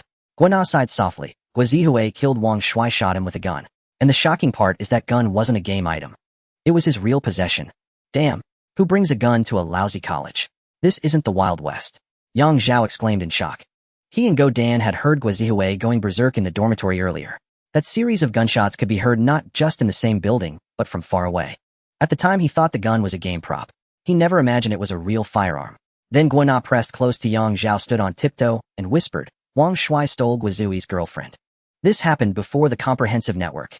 After its arrival, Wang Shui said he wanted to go to the countryside to acquire skills and techniques, and borrowed money from a bunch of classmates. But his character was so poor that no one was willing to lend to him. However, his girlfriend, the one who cuckolded Guazihui, helped rally many classmates and borrowed quite a sum, were among the indirect investors. Then Guazihui's girlfriend decided to go to the countryside with Wang Shui and called Guazihui to confess before leaving. And then tragedy struck. That woman was absurdly naive. In the era of the comprehensive network, she didn't even discreetly check Guazihui's skills first. "What skill, Yang Zhao asked curiously. "Trail tracking," Guana said gravely. "He can track a target directly through subtle traces, personal belongings, hair, or fingerprints. The range is enormous. I heard that even if it can't span provinces, it can probably cover cities." After learning his girlfriend ran off with Wang Shui, he activated the skill. First, he caught up to his girlfriend and strangled her to death. Then he cornered Wang Shui in a public restroom and shot him on the spot. Afterward, he didn't flee, but called the police. "But," Guana lowered her voice further, "many say Guazihui's skill is too powerful, so he probably won't get the death penalty, but will be recruited by the authorities under a new identity. That's just our wild guess. We're gathered here because of the money issue. Fortunately, it's not too much. On second thought, it's better to let sleeping dogs lie. Acquiring skills in the countryside isn't that simple. Investing $1 million won't even make a splash," Yang Zhao said with a shrug. "All right, you guys carry on. I'm heading back to the dorm." "Hey, don't go. Has Jiang Wangshu contacted you lately? I've been looking everywhere for her." "Huh. She's your best friend and roommate. Why are you asking me?" Yang Zhao looked bewildered. Jiang Wangshu was in cliché terms a goddess-level beauty, the class flower, even the school flower. But to say there was anything between them was a huge misunderstanding. Aside from necessary social interactions among classmates, they had no personal relationship. She didn't. Maybe I made a mistake. Sorry." Guana realized she had let something slip and quickly laughed it off, changing the subject. Yang Zhao sensed something fishy but couldn't be bothered to pry. On the first day of the comprehensive network's arrival, the peak window of opportunity hadn't fully passed. He had no time to play emotional games with young girls. Building his career was the real priority. Arriving at the dormitory building before he even entered, he heard someone shouting from upstairs. Old Yang, hurry up. It was Go Dan who had already returned to the dorm ahead of Yang Zhao. Coming, Yang Zhao replied, and immediately went all out. Like a black streak of lightning cutting through the air, his movement stirred no gust of wind. Life force field. With this, he no longer had to worry about accidentally killing his girlfriend during intimate moments. Though he didn't have a girlfriend yet. Holy crap, that speed. He's like a Superman. Damn, definitely a mortal transcendent. Whose general is this? Check the dorm door, 606, Chinese department's Yang Zhao right. It really is him. TSK tisk tisk. Amid the exclamations of his classmates, Yang Zhao returned to the dorm and locked the door behind him. As soon as they met, both spoke simultaneously. Wang Shui is dead. It seemed the news had already spread. Then in unison again, you didn't lend him money, did you? Good, neither had. So they skipped the topic. Yang Zhao grinned. Guess how many attribute points I have now? Attribute points. Godan squinted. With your rapid level ups, extra opportunities, and technique boosts ID, say all attributes are around 2. 3. 0. Body over 4, A energy over 9, soul over 4. Yang Zhao said smugly. Godan's face changed dramatically. Holy shit. You're about to take off. Yang Zhao in Research Institute no. 3. There were many disposable items that boosted attributes. But I believe the Pearl Ruins have even more, just in the form of techniques and pills. This highlighted the biggest difference between technology and the supernatural. The challenge of technology lay in climbing the tech tree. Once climbed, even ordinary people could enjoy its conveniences. The supernatural, however, required personal cultivation. While it could fulfill a dream of immortal cultivation, poor talent made it a headache. Upon hearing Yang Zhao's attributes, Go Dan grew even more impatient. Hurry, let's hit a dungeon. I can't wait. By the way, which dungeon are we going to? Not so fast. I'm waiting for someone's email. About half an hour later, Lei Qianqian sent Yang Zhao the technique skills and unrefined enhancement potions via email. The Tiger Yang pill has yet to arrive, requiring a bit more time. However, this was an additional purchase by Yang Zhao separate from the transaction for the refined potions. Subsequently, Lei Qianqian invited Yang Zhao to form a team. He declined the invitation to team up, leaving a private message. I will deliver as soon as possible. Well, let's skip teaming up for the dungeon run since I've returned to fixed parties. On the other side, upon seeing this message, Lei Qianqian's expression soured instantly. Is it that big fool? TCH. Ever since witnessing Yang Zhao's combat prowess, she longed more than anyone to develop a fixed party with him. Unfortunately, he was already taken. This matter has to be deliberated over. Perhaps I can find another opportunity later, Lei Qianqian said with considerable regret. With Yang Zhao's battle power, the fixed parties he would recognize would not be subpar. The two of them teaming up would have the capability to clear maps and conquer dungeons. In such cases, having an additional teammate means more resources from the dungeon. Naturally, a duo would be more suitable. However, it's alright. The difficulty of the secret dungeons will dramatically increase, and there will still be opportunities then. After obtaining a series of materials, Yang Zhao activated his talent directly on the player panel. Private legal cheat infinite synthesis activate. First, he synthesized all 10 auxiliary techniques. After activating his talent 9 times in succession, a brand new technique emerged. Unnamed technique. The effect extracted all the advantages of the techniques. It could repair equipment and restore durability while replenishing spiritual energy applicable in both reality and dungeons. He could use his own energy as expenditure or extract pure energy as a substitute. However, to enhance the maximum durability, it could only be done in reality. This point was inconsequential as there was no time for such in dungeons. Simultaneously activating the technique in dungeons came with inherent capabilities allowing temporary enhancement of equipment's maximum durability. The focus on repairing yin and yang attribute techniques was retained, additionally gaining an effect to imbue equipment with yin and yang special attacks. However, this set of techniques has yet to reach its perfect state. It lacked several qualitative transformations, like the crushed star finger Aurora technique and white rainbow palm, which represent 3 breakthroughs in quality. The Aurora technique granted the crushed star finger super speed, allowing for direct confrontation and seizing the initiative. The white rainbow palm provided extraordinary piercing capabilities, easily breaking through the opponent's gun line. Though it seemed that the Mountain Strike Tiger overshadowed the white rainbow palm, this was not the case. It is a finishing move. It consumes vast energy and boasts exaggerated power. It is not suitable for conventional combat. Yang Zhao proceeded to merge the new skills into the crushed star finger. At this stage, the crushed star finger has integrated the following effects: the essence of the crushed star finger cutting through iron like mud. Cave Wave specializes in physical damage. 1 Yang finger mechanism block, plus triggering special effects yet to be realized. 6 pulses divine sword penetrating, enhancing energy output with a maximum potential of 10 times power. King, Queen, Knight, and Diviner, 4 effects with different focuses, excelling in versatility capable of addressing the vast majority of scenarios. The Aurora technique, the first transformation, provides super speed to the crushed star finger faster than bullets. Approaching the speed of light, unbeatable in direct fire. The white rainbow palm, the second transformation, can flexibly curve its trajectory, capable of breaking corners directly, avoiding the risk of going around and forcing a breakthrough. Mountain Strike Tiger, finishing move, immense power released from a distance, delivers a dimensional strike within the perceptual range. Further enhances the maximum output of the crushed star finger. Paired with the 6 pulses divine sword's tenfold power, it can instantaneously eliminate all current enemies. More importantly, the Mountain Strike Tiger grants Zhao an incredibly strong ability for stealthy kills in reality. In the era of comprehensive networks, it can almost be concluded that everyone is extraordinary. Just because things are calm now doesn't mean they won't become chaotic in the future. If someone unwisely provokes Zhao, they can't blame him for being ruthless. Using the Mountain Strike Tiger to kill enemies, unless through prophesy or divination methods, it's difficult to directly pinpoint the culprit. After completing his enhancements, Zhao looked at the 2 regular techniques in his hand and called his parents. His mother still didn't answer. On his father's side, upon hearing that his son was going to give him a metal attribute technique, he immediately beamed with joy, exclaiming that they had a true prodigy in the family, but the technique was unnecessary. Then he sent Zhao 2 regular techniques in return. Fire attribute Scarlet Flame, 3 treasures technique. The meaning of the 2 words Scarlet Flame need not be elaborated. 3 treasures corresponds to the 3 skills that come with the technique. Fire of Essence, specializing in physical damage. Fire of Chi, specializing in energy. Fire of the Divine, specializing in soul and body. Wood attribute Withered Wood, reincarnation technique. The attribute enhancements need not be elaborated. As long as they are not graduation techniques, there is no need to scrutinize this at the current stage. The skills that come with the technique are Healing, Fierce Poison, and Rooting. Healing consumes energy to rapidly recover injuries. Fierce Poison attribute energy that also significantly increases poison resistance. Rooting, like the roots of a great tree, draws energy from the earth to rapidly recover injuries, stamina, and energy. Zhao glanced at the introductions of the 2 techniques, and his heart stirred slightly. Currently, the 2 techniques in his hands were Metal attribute Primal Opening, Mountain Strength, and Earth attribute Rock, Heavy Earth formula. Adding the Fire and Wood attribute techniques from his father, if he could find a Water attribute technique, he would have just enough to complete the 5 elements. 5 sets combined into one would be worth learning.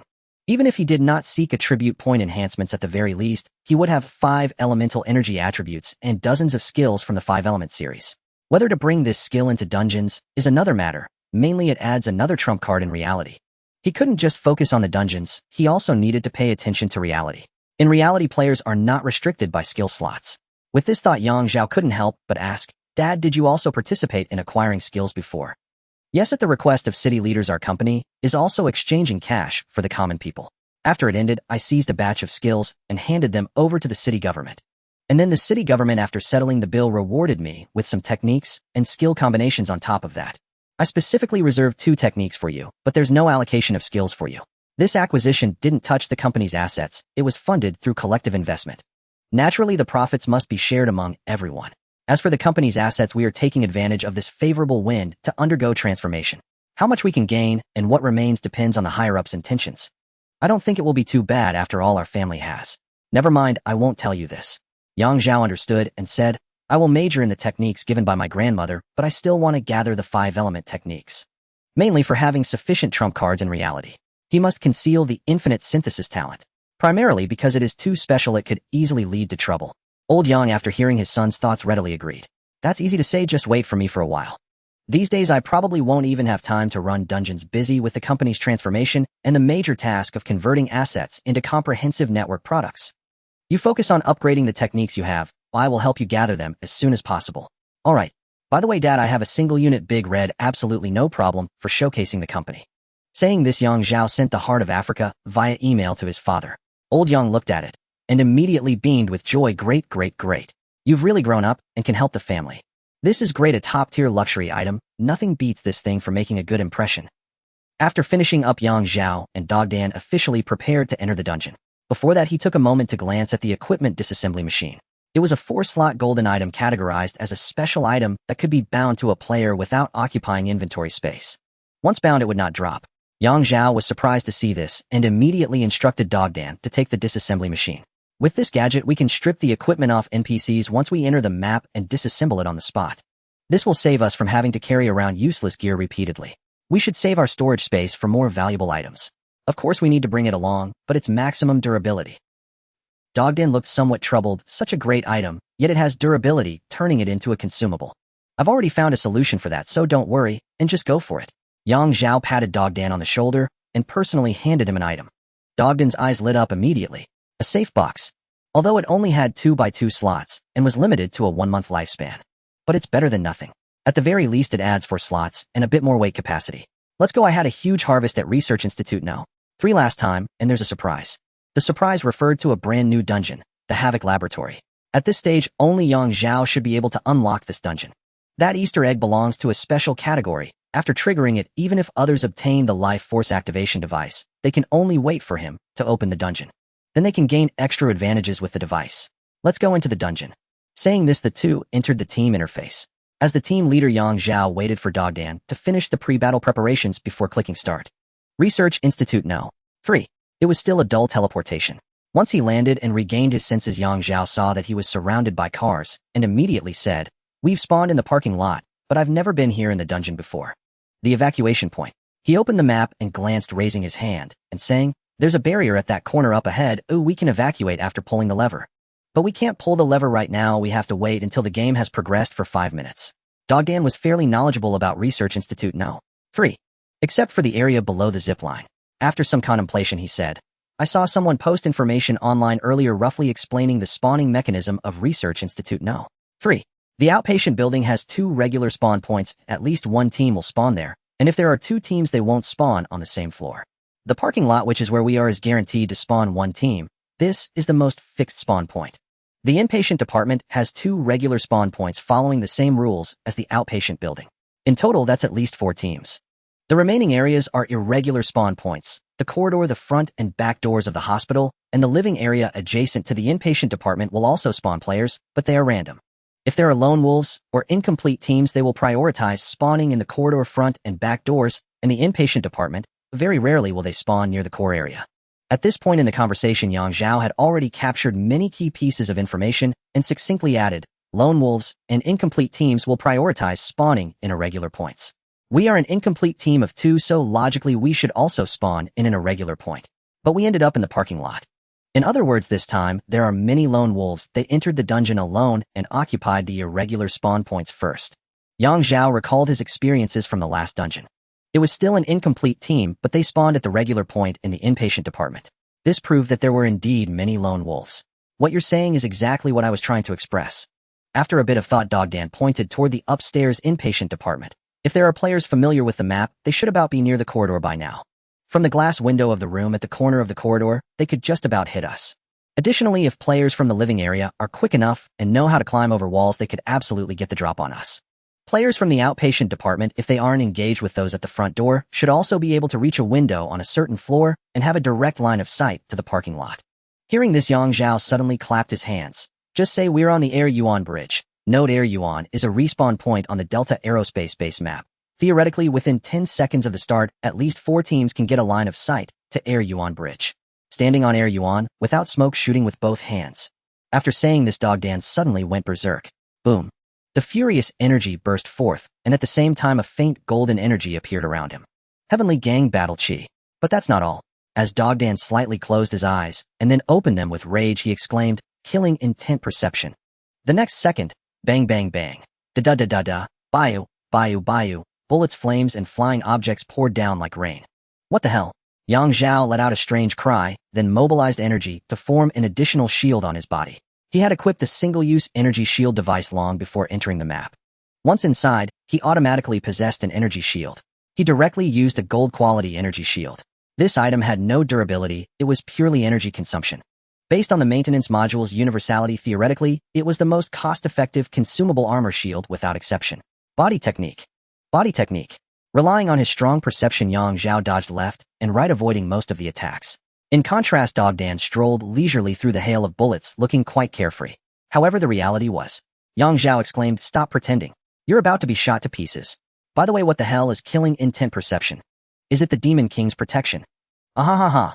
After being called out, Dogdan immediately lost his cool, also dodging left and right to escape the area under fire.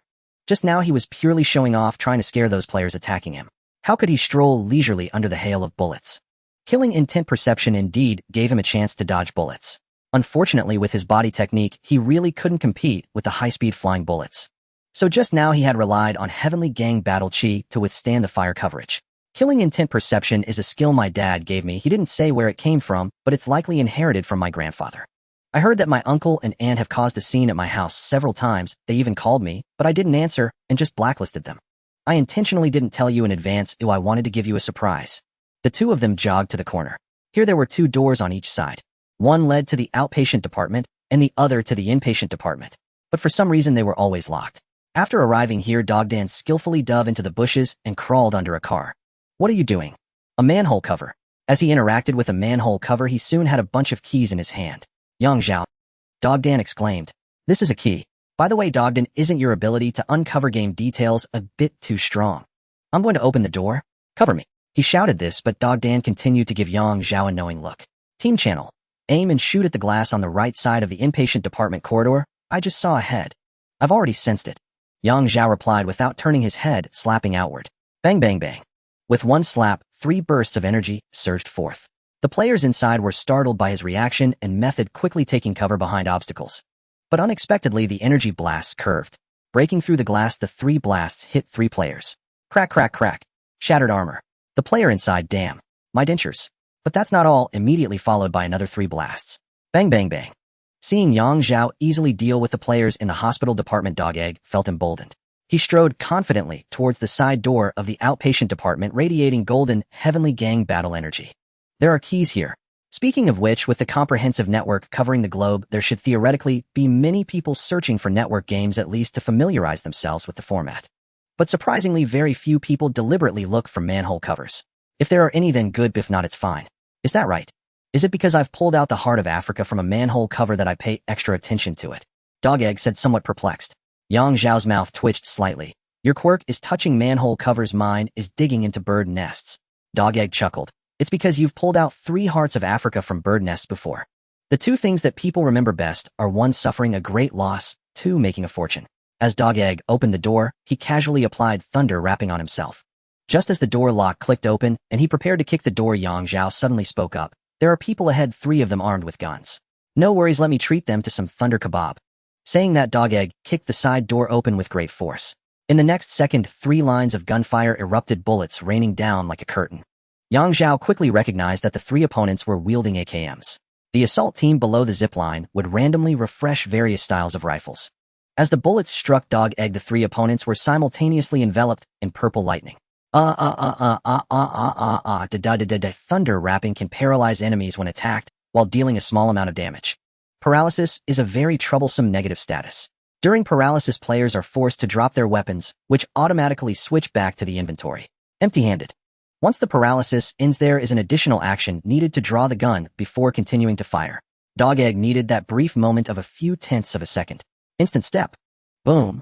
With a terrifying sonic boom, he instantly lunged forward. Before he even fully landed, he activated his second instant step. Boom. This time the armor of the 3 was shattered by the sonic blast. However, they still retained their combat capability. Seeing that they were emerging from the paralysis state, their weapon switching action was nearly complete. Yang Zhao's eyes already brewed a faint white aurora. The aurora technique was ready to launch. This strike was enough to take the lives of the 3. But Dog Egg's combo was far from over. Rage. Huh. Boom. A terrifying shockwave erupted again, pinning the 3 to the ground. Target destabilized. Dog Egg swiftly drew a short sword, starting with thunder rapping, and took down 1 child with a single strike. Killing or assisting in killing players allows thunder rapping to instantly cool down. From the moment they were first controlled to being killed, the 3 players didn't even have time to pull the trigger. Done. Dog Egg grinned triumphantly. Well done, Assault Trooper. Yang Zhao gave a thumbs up. He then sensed a bit and said, the hospital department must be empty, otherwise they would have peeked through the window long ago. Go check if there are any players at the front door. I will loot the boxes of those 3 in the hospital department. OJBK. Dog Egg nodded in agreement. At the same time, he mentally noted a number 6. He wanted to verify a piece of information given to him by an old childhood friend. The other party was a police academy student with exceptionally good grades, highly favored by the school's political commissar. Using the relationships he had built in the past, he had obtained quite a bit of information from the other person. However, Dog Egg was a meticulous person who needed to verify things himself before drawing conclusions. Research Institute No. 3 is a key target for the state with precise intelligence. Each game will definitely spawn 16 players. Theoretically, there should be 5 fully equipped teams, plus 1 lone wolf. The actual configuration won't be that standardized, but 16 people is a sure thing. Now we have 6 boxes, and it's just me and Lao Yang. There should still be 8 players remaining on the map. While muttering to himself, Dog Egg quickly looted the boxes on the ground. First, he updated his main and secondary weapons. Hot weapons and bullets are to be sold separately at a higher price. Other junk equipment was directly thrown into the dismantling machine, yielding 103 colorless small crystals. Meanwhile, Zhao, carrying an 810 heavenly swallowing bag, scavenged the outdoor resources along the way, running to the 3rd floor corridor. In a corner room, he indeed found 3 boxes. They were neatly arranged. The equipment of these 3 players was quite ordinary, but one of them carried a very special golden item. Unfortunately, they didn't get to use it before they bit the dust. Golden item Signal Jammer. Each activation lasts for 45 seconds, during which the NPCs of Research Institute No. 3 will not attack proactively. If a player stares at an NPC for a long time or actively attacks the NPC, the jamming effect will be nullified. This item. Zhao's face lit up as he understood the item's function. This thing was simply a top-tier item for probing into the core area. He activated the jammer and swaggered down from the zipline. He then timed it perfectly, quickly consuming 1 or 2 containers. After that, he hid in the blind spot of the NPC's line of sight, activated the jammer, and continued to consume containers. After scavenging everything, taking advantage of the jamming effect still being active, he decisively sat on the zipline and left. Tisk tisk tisk, the scavenging game is probably the only type where good equipment can't be worn on the body. Damn it. In the scavenging game, only a few items can be bound to players, and they do not drop upon death. Regular items like Zhao's landscape painting and the signal jammer in his hand. If you don't take them into the dungeon, they're useless. If you take them in, there's a risk of dropping them upon death, which is incredibly painful. Not to mention that the jammer has no durability. It can be used indefinitely, as long as you spend game currency to recharge it. What Zhao didn't know was that the player carrying the jammer had exited the game and directly ran to the rooftop. After a half point's worth of wind, he ultimately couldn't bear to elbow the cement ground, because the comprehensive network game was too fun. On another front, Dog Egg was also busy scavenging outdoor resources while checking the card room for any loot. He was on the 1st floor with the front door as his final destination, moving much faster than Zhao. After a short while, a head popped out from the corner. Then a second and a third. 3 girls teamed up to descend into the dungeon. There's a lone wolf ahead, currently opening a container. Should we sneak up on him from behind? One girl asked in the team channel. Surprisingly, the other 2 girls didn't respond to her, but instead chatted privately. No. 2. Let's not say anything or let her go first. No. 3. Yes, sounds good. Then no. 3 privately messaged no. 1. She said not to respond, wait for you to go first. No. 1 bitch. We need to stand united. At this moment, no. 1 sent a private message to no. 2. Don't pay attention to no. 3. Is she just snitched on you? Then no. 3 and no. 2 also messaged privately. Meanwhile, Dog Egg was puzzled as he waited for a while without seeing the 3 attack him. What are those 3 doing peeking around? Forget it, I'm not waiting. Instant step. Boom. Da-da-da-da-da-da-da-da. Although Dog Egg didn't have much shooting skill, he was still able to shoot without missing at point-blank range. After killing the 3, he mentally counted 11 in total. After eliminating 3 female players, Dan messaged Zhao. I've taken out 3 more here, that makes 11 in total. According to the intel, the No. 3 Research Institute is bound to be fully stocked with 16 people. Alright, got it. Let's each sweep our floors and meet at the connecting corridor. Understood. With the communication concluded, Zhao resumed scavenging supplies. This time, he searched more meticulously, taking note of the container locations and resource details within the building. Nothing unexpected occurred along the way. Occasionally, he encountered a few NPCs which he dispatched with ease to collect bounties. This time, he planned to evacuate via the shuttle bus, with Dan experiencing a different extraction method. Most of the supplies in the inpatient ward are consumables and provisions. Medical items are scarce, mostly cold medicine tablets and refreshing oral liquids, and the like. That said, in the era of the comprehensive network, everyone is a player. With a bit of effort, anyone can achieve a transcendent physique. Do people still fall ill so easily? No wonder a pill that cures a cold in 3 minutes is only a green-tier resource. As Zhao scavenged, he organized his backpack. Besides the medical supplies, the inpatient ward was abundant in other consumables. Among them, the glucose oral liquid was the most outstanding. A purple tire consumable taken orally, it rapidly restored stamina and energy. Zhao had even come across golden-grade health packs, but he had never seen anything that restored mana. Now finally he had. As he continued scavenging, just when he felt he was nearly done, he suddenly heard a faint moaning from the end of the corridor. Ah. Someone there? He frowned, initially ready to strike with the white rainbow palm, but held back. Is that a player? Come out and show yourself, or he'll blanket the area with firepower. He called out twice. There was no response, only the continuous groaning. Not a player. Or just pretending. Zhao tried a different approach. Anyone there? Note NPCs automatically filter out topics like the comprehensive network and players. This time the person at the end of the corridor responded, can you call a doctor for me? I can't bear the pain, and my head is all foggy and unclear. What happened? Zhao took out the landscape scroll, summoned the hunter, and sent it ahead in his stead. Confirming the entity showed no aggressive intent, he followed. Upon seeing the figure, he was startled. Was this even a living person? The person huddled in the corner room looked almost indistinguishable from a zombie. His skin was dark and cyanotic veins blackened with heavy dark circles under his eyes, and his pupils were a murky yellow. The bloodshot whites of his eyes were especially grotesque and terrifying.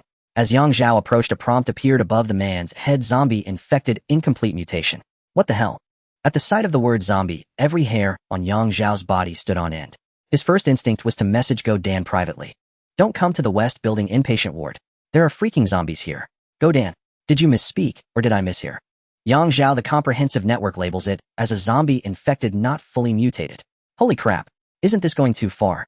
In an instant, Godan was equally terrified. Meanwhile, Zhao, upon reading the zombie NPC's tag, instinctively raised his hand to kill him. Just then the NPC whispered, brother, I can't see anymore and my body hurts terribly.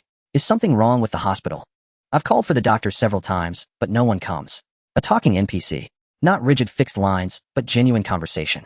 Zhao suppressed his impulse, forcing himself to endure the discomfort. A group of terrorists broke in and are massacring doctors and patients. Terrorists? The zombie NPC gasped. No wonder I heard gunshots earlier. Then what about the police? They should be here soon, but buddy, you're not looking too good. The zombie player groaned in pain, clutching his head. I don't know, I feel terribly ill. The doctor said they've given me a special vaccine, so I won't be in immediate danger. But I have a really bad feeling about this. Special vaccine. Zhao's eyes lit up, recalling the purple tire universal vaccine. It could kill many viruses, and for those it couldn't, it suppressed their activity. Perhaps this zombie NPC was being suppressed by that vaccine, preventing his mutation. He wondered if the doctor who treated him knew about the zombie virus infection. If they knew and still left him here, that was incredibly reckless.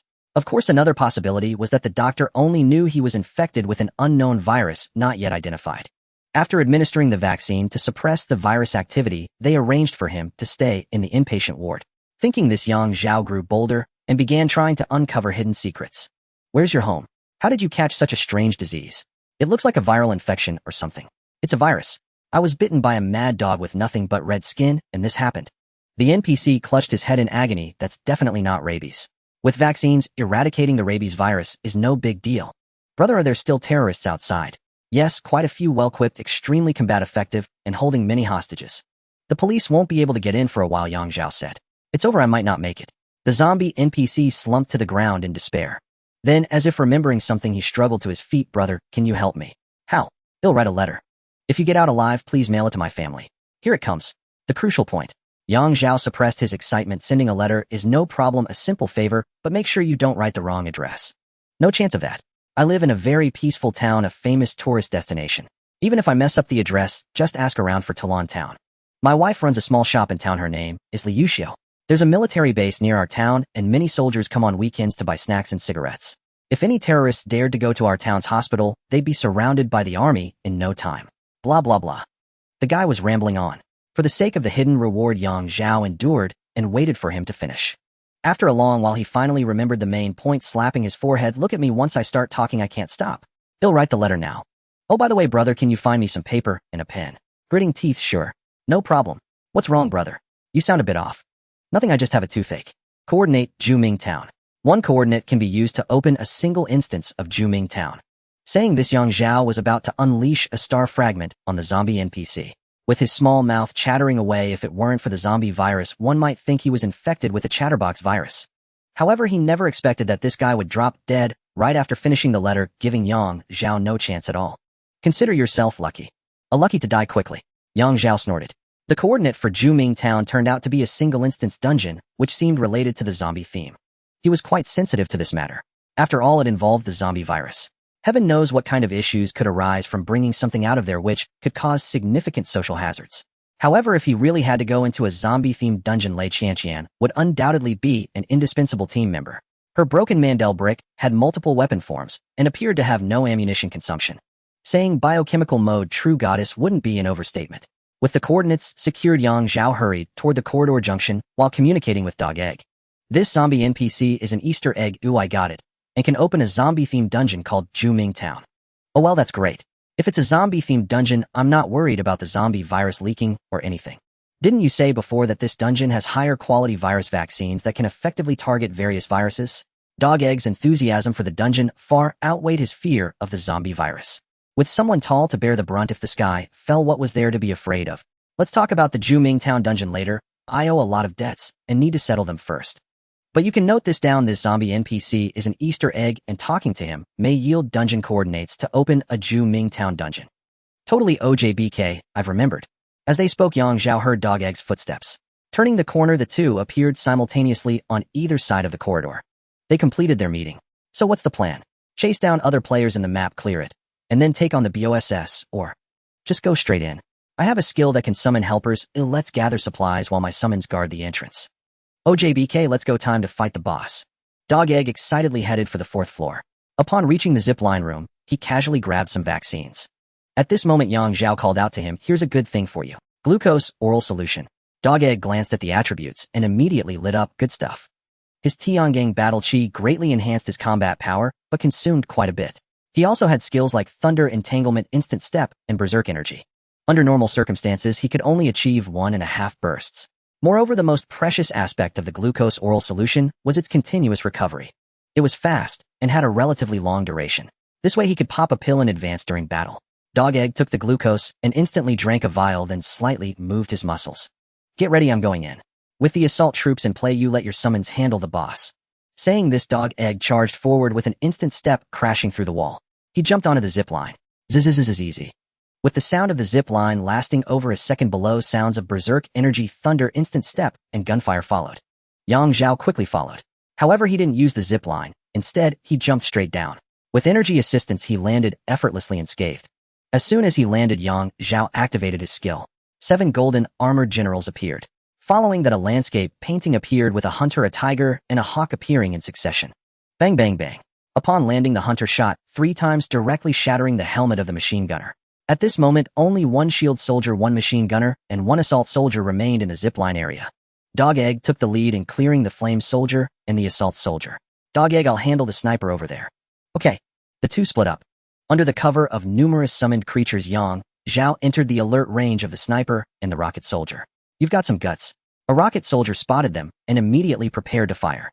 Zhao glared up. Aurora technique. Bayou. A white aurora shot out. Before the rocket could fully launch, it was rendered inert.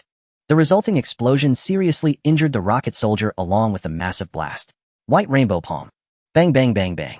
With 1 palm strike, the energy was released and instantly transformed into 4 paths curving as they flew, hitting 2 snipers and 2 rocket soldiers. The hunter quickly shot arrows, effortlessly taking down 2 snipers. The treasure sword general summoned his artifact and 2 beams of golden light crisscrossed through the air, clearing out the rocket soldiers. Meanwhile, Dog Egg's battle also reached its conclusion. After eliminating the shield soldier, he stepped on Instant Step, his short sword crackling with thunder. Thunder Instant Step flash. Swish. A purple electric flash streaked across and Dog Egg appeared behind the machine gunner. As he slowly stood up, the large and cumbersome body of the machine gunner collapsed to the ground. I'm so handsome, really, Dog Egg remarked. In just under a minute after landing, the two had cleared all the guards in the core area. This was certainly due to Zhao's stronger abilities. But intelligence was indispensable as well. After all, it was a dungeon. Especially in normal scenarios, the NPCs had extremely limited intelligence. With the first wave of battle concluded, Dog Egg drank another bottle of glucose oral solution. Zhao, on the other hand, was adjusting his luck and restoring his state. After standing up, he pointed towards the electric switch and said, "There's an electric switch over there. Pulling the switch will energize the electronic door at the observation point. But that will also activate the laser passage." Dog Egg nodded slowly. "You check the container first while I study it." OJBK. Zhao got up to inspect the container and the NPC box. Dog Egg wandered around the core area, searching everywhere. This time Zhao wasn't as lucky and didn't find a second red card or the Heart of Africa. However, the items he found weren't too shabby overall. About half an hour later, the two reconvened at the observation point. "I didn't find any mechanisms nor a second entrance." "How strange." Dog Egg stroked his chin, pondering. "Let's not talk about the second entrance for now. Pulling the switch to electrify the door can open it, but the laser passage will also activate. But have you considered that if we pull the switch and then open the door after 30 minutes, even though the door loses power, the laser passage will also lose power? At that time, the electronic door won't automatically close due to the power outage. Huh. Yang Zhao was taken aback. Dog Egg chuckled, continuing, perhaps this is the gameplay and mechanism of the map.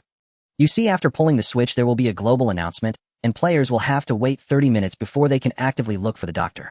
During this time, isn't it a temptation for other players on the map? You must understand, after defeating the doctor, players can evacuate using the mouse escape, which is very advantageous for those with fixed teams. If after pulling the switch they go straight to meet the doctor, speedrun the dungeon, and then one player takes the supplies and escapes via mouse, the others can escape if they can, and if not they die, then go back to split the loot. Wouldn't that be too boring? Hearing this, Yang Zhao vaguely had a guess in his heart. If pulling the switch and waiting for 30 minutes was the conventional method. Afterwards, Yang Zhao as usual chose to blast open the sealed hatch. Shortly after, the doctor rushed out. Following the same pattern as before, the Great Shield Divine General was the first to withstand his furious blow. Then the other Divine Generals swarmed in. Yang Zhao dealt ranged damage from the periphery, while the hunter played sniper on the high platform, keeping watch at the zipline entrance. This time they pushed the boss faster. In a flurry of moves, they forced the doctor into his second phase. At this moment, Godan also joined the battle. The group worked together, first wearing down the doctor's shield, and then Yang Zhao fiercely unleashed the mountain-shaking Tiger-Ah technique. With a tremendous boom, striking without a single frame of warning, the doctor, who was being ganged up on, seemed to suffer a massive external force and flew back like a broken ragdoll. After landing, the doctor lay face down, his arms bent limply behind his back like soft noodles. Seeing this, Godan couldn't help but gasp, a face-down fall with arms pinned back. He's definitely dead. Not bad, old Yang. Your ultimate move is just impossible to defend against. An ultimate skill. Did you think it was a joke? Yang Zhao grinned smugly. You loot the doctor's office, he'll search his body, and then get the key card. The doctor always drops a semi-finished enhancement device, which can be purified using the equipment in the darkroom. The one that randomly adds attribute points, right? Godan asked casually. Yang Zhao nodded. Exactly, but I made a deal with Lei Qianqian earlier. She gave me quite a few skills and techniques covering the purification setup, and am responsible for processing the enhancement agents for her. If it's skills and techniques, then it's well worth it. Godan said solemnly. Take the long view, players will be playing this game for a lifetime. Boosting attribute points isn't something that happens overnight. This map consistently drops enhancement agents, which will become the norm, and prices will gradually drop. But skills and techniques can be used for a lifetime. Every extra one gives you another trump card in reality.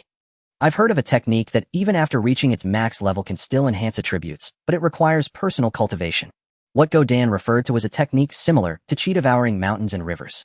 Yang Zhao called it a graduation level technique. In the blink of an eye, time had passed to 27 hours later. Little people living carefree. As the phone rang incessantly, Yang Zhao was roused from his slumber. Earlier, he and Godan had been grinding the No. 3 Research Institute like crazy. They hadn't slept for a full day and night. Counting from the 6 in the morning, it was almost 2 days and nights, without sleep plus non-stop combat. Originally, after both reached level 10, they could consider entering the classified mode. But some unexpected incidents occurred along the way. As soon as the first batch of purified agents was delivered, Lei Qianqian called directly. She specifically relayed the sponsor's words: if the order could be settled within 72 hours, an extra premium technique would be rewarded. The mountain-shattering, earthquaking art. An earth element technique focusing on area attacks, gravitational pressure, and earth element-specific perception. If the order could be settled within 48 hours, on top of that premium technique, an additional skill would be granted. The energy proficiency skill. Mastering the flow of energy, using it to amplify oneself and materializing it. If the order could be completed within 24 hours, in addition to the above 2 rewards, a super technique would be given. The Divine Mind Art. A graduation level technique specializing in soul attributes, which also comes with Divine Mind special abilities. Yang Zhao had no idea how Lei Qianqian had communicated with the sponsor, but he knew that this opportunity would not come again. The Divine Mind Art. 9 layers in total, each adding 5 points to the soul attribute. Upon reaching perfection in the 9th layer, one could cultivate independently to infinitely increase the soul attribute.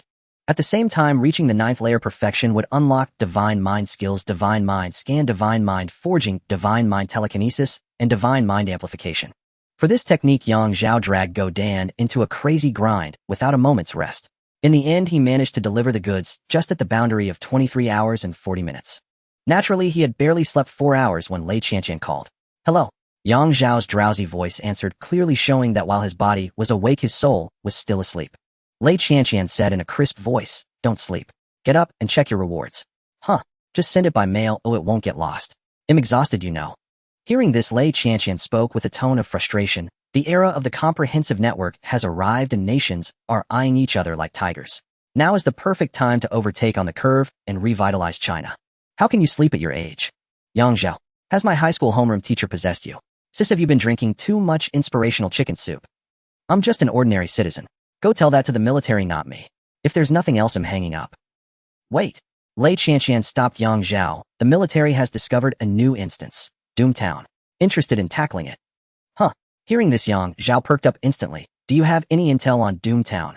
Some, but I haven't decided whether to go yet, so I didn't ask the sponsor for detailed information. What you know about this instance too? It's a zombie-themed instance. Yang Zhao said with a serious tone.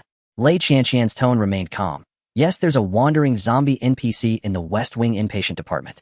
Talking to him has a chance to trigger an Easter egg, which gives the instance coordinates. The trigger rate for this Easter egg isn't low. Not only the military, but also many civilian players have obtained it. Hearing this, Yang Zhao nodded inwardly. I happen to have a set of coordinates myself. Oh, perfect, I have a set too. Lei Qianqian laughed. You invite me once, I invite you once, and bring that assault specialist along. The three of us make a team. I was just thinking one set of coordinates isn't enough to play with since the first entry will mainly be for exploration. Sure, the instance is fine, but I need to rest first. Recharge my energy. Learn to use techniques to replace sleep, especially the divine mind art you just got. Lei Qianqian kindly reminded him. After hanging up, she sent Yang Zhao a private message through the player panel. There's something I forgot to tell you. I took the liberty of making a decision. The ultimate reward originally for you was a graduation-level technique specializing in the body, but I begged and pleaded with the sponsor for a long time to switch it to the divine mind art. It's superior to ordinary graduation techniques. Even the sponsor went to great lengths to acquire it, but you don't need to thank me, Grandmaster of Mountain Shaking Tiger Awe. Seeing this message, Yang Zhao couldn't help but chuckle. Saying no need to thank me is still fishing for credit. But if what she said is true, then she really did me a huge favor. First of all, techniques that boost soul attributes are inherently rarer. That's indisputable. Secondly, the divine mind art is a graduation-level technique with infinite growth potential. Finally, based on its characteristics and description, even among graduation-level techniques, it's definitely top tier. For Yang Zhao, with this technique, he finally found a legendary grade universal synthesis material for his technique combination system akin to Ultraman Cosmos. It could be used to synthesize Ultraman Saga and Ultraman Legend as well. Gooden. Boy, stop sleeping, Gooden, get up and share the spoils. Yang Zhao was jolted awake by Lei Qianqian, his drowsiness completely dispelled. Unable to sleep himself, he refused to let Gooden rest either. Hey, what are you doing? I feel like I only just drifted off. Gooden reluctantly rolled over, wriggling his buttocks on the bed like a worm. You really did just fall asleep. Get up and claim your reward. Your cheat has arrived. Huh? What cheat? Hearing this, Gooden finally deigned to open his eyes. Yang Zhao materialized the Qi mastery skill into reality, waving it in his hand. As promised earlier, you helped me grind through dungeons and kept watch for other players. Now you can choose between Qi mastery and the mountain-shaking, earth-shattering art. Back then you picked Qi mastery. It's here? So fast. Hearing this, Gooden immediately scrambled to his feet. Here. Yang Zhao handed over the skill. Gooden glanced at it, then hugged the technique manual with delight and planted a kiss on it. If it's about this, I'm wide awake. Young as you are, why be so fond of sleep? There'll be plenty of time to rest later. He began to argue with himself. Yang Zhao rolled his eyes in exasperation. Look at you, so easily pleased. Go get familiar with the skill while I head to the restroom. In the familiar restroom, he activated his talent once more. First, he studied the divine thought art, delving into the profound mysteries of this supreme technique. The divine thought art, like the devouring heaven and earth technique, was unconventional, but even more extreme. For the first 9 layers, it offered no extra functions beyond enhancing soul power. Only upon reaching full mastery did true initiation begin. Then it granted abilities Divine Sense Projection for scanning, telekinesis, and defense. Divine Sense Enhancement specialized in strengthening external objects. In theory, even an ordinary kitchen knife sufficiently reinforced could cut through iron like mud or slay a dragon as easily as a chicken. Note that these are innate functions of the Divine Sense, not skills. Some souls can possess others, some can manipulate objects. This was the underlying principle. Yang Zhao acknowledged Lei Qianqian's significant help, not just because she swapped a physical attribute ultimate technique for a soul attribute one, but because the technique she acquired was the divine thought art.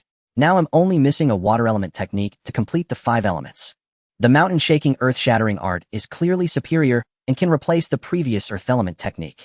A full set of 5 elements, worthy of occupying a skill slot in the dungeon.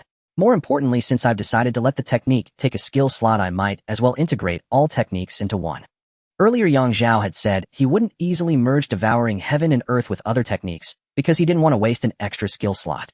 Thus he preferred to repeatedly enter dungeons, first maxing out devouring heaven and earth before upgrading other techniques. Now circumstances had changed. The Divine Thought art was a legendary all-purpose synthesis material. With its lubricating effect, Yang Zhao believed he could forge a supreme technique. Encompassing the transformations of the 5 elements, the marvels of the 3 treasures, essence, energy, spirit, and the essence of artifact refinement. Even talismans and alchemy could be integrated later. A truly ultimate technique, unique in the world without equal. At this thought, Yang Zhao's heart raced with excitement. He immediately learned the Divine Thought art, then activated his talent. Divine Thought, art devouring heaven and earth synthesize. After synthesis, the experience from devouring heaven and earth was automatically refunded and temporarily sealed. The integrated network concerning advancing technique progress upon successful extraction did not support self-allocation of experience. Instead, players had to designate a primary cultivation technique. At this moment, Yang Zhao deliberately refrained from designating a primary technique, so the experience remained temporarily sealed. Afterward, he called his father to inquire about the water element technique. Old Yang said with some helplessness, "It's only been a day. Techniques aren't like cabbages.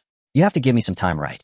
How about this? Can we trade the earth element unmoving boulder art with the other party? I've acquired a better earth element technique to replace the unmoving boulder art. If that's the case, it's simpler. Just mail me the technique." Got it. Yang Zhao quickly mailed the technique. Within 5 minutes, Old Yang sent a water element technique over. Yang Zhao took a closer look. Surging wave palm. Wait, Dad, this name looks familiar somehow. It's exactly what you're thinking. Overwhelming mountains and seas, terrifying waves, sifting sand in mighty currents. It's from that TV series. Yang Zhao exclaimed in surprise. Didn't the person you traded with watch that show? This technique is incredibly powerful. It said it can rival the 18 dragons subduing palms. Old Yang, it's incomplete. The internal cultivation part is whole, but many of the skill sections are missing. Also, the other party was bothered by its excessive yang energy, which turns yang into yin and supposedly only produces daughters. But given his abilities, it's hard for him to get more techniques for his son. Even with other techniques, balancing yin and yang might not be possible. So when I proposed trading the earth element technique, he agreed without a second thought. I see, I understand. By the way, Dad, I'm sending you some good stuff. Try it. What good stuff? Eat them yourself, don't sell them. Saying this, Yang Zhao mailed 3 golden grade tiger yang pills to Old Yang. Seeing the pills' properties, Old Yang's breath quickened. Pills that permanently boost attributes. Son, where did you get these? Is the supply stable? I refined them myself. Alchemy. I'm a genius at alchemy. Yang Zhao used this as an excuse for his synthesis ability. Earlier in the trade with Lei Qianqian, the number of purple-grade tiger yang pills far exceeded expectations, totaling 50. He only needed 27 himself to max out the 10-pill limit. The surplus was naturally reserved for his own people first before considering trade or sale. Excellent. What a genius alchemist. You've truly outdone yourself. I was worried about how to transition our company. With your alchemy skills, it's a breeze. Hey, wait, don't reveal the tiger yang pills too soon. Yang Zhao cautioned. Don't worry, son. I know what's important. You go ahead. I have a meeting to attend. After hanging up, Yang Zhao scratched his head. I feel like I forgot something.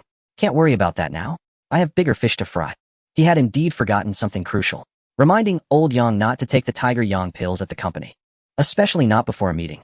Those pills boosted attributes, but they also amplified yang energy. After hanging up, Yang Zhao looked at the technique in his hand, a slight smile curling on his lips. Now let's have a satisfying synthesis. Infinite synthesis, activate. Start with the earth element technique, synthesize the metal element, then water, wood, and finally fire. After completing that, merge it with the unnamed auxiliary technique. Finally, fuse the new technique with the divine thought devouring heaven art. My eyes. My 24K titanium alloy dog eyes are going blind. Yet the final synthesized cultivation art did not emit any dazzling light. What blinded Yang Zhao's eyes was the art's attributes. Unnamed art. 9 layers in total, each layer grants 5 to all attributes. Upon reaching max level, an additional 5 points of transcendent intensity are obtained. It can cultivate autonomously, infinitely enhancing energy, soul attributes, and transcendent intensity. Built-in functions, divine sense, including the ability to repair equipment, durability, and the 5-element series of spells. Note this has been upgraded to the 5-element series of spells, not merely basic 5-element attribute skills. Cultivating this art produces a spectacular phenomenon of devouring the power of heaven and earth. At first glance, the description seems unremarkable, but a detailed breakdown reveals its terrifying nature. First, the new art does not require reaching max level to obtain divine sense. Yang Zhao has already mastered divine sense at this stage. In terms of repairing equipment, using divine sense can effortlessly restore the maximum durability of equipment and items. Furthermore, when repairing equipment aligned with the 5 elements or yin-yang attributes, it can harness the power of 5 elements and yin-yang to further increase repair speed. Enhancement goes without saying. In daily combat, he can mobilize the power of 5 elements and yin-yang to add special attacks to his weapons. Now I just need a specialized physical body ultimate art. After that, I'll keep merging more arts to perfect this one. Gazing at the new art, Zhao ambitiously named it. All laws return to 1. Set all laws return to 1 as the primary cultivation art. As the words fell, the temporarily stored experience was fully infused into the art. There is a unique rule here. After synthesizing an art, whether the new art requires more experience to level up does not depend on how many arts Zhao added. Instead, it relates to how many attribute points are increased within the art's completion. Previously, Devour Heaven and Earth granted a total of 45 energy attribute points. After merging with Divine Sense art, the experience required for leveling up increased significantly. This was due to the addition of 45 soul points.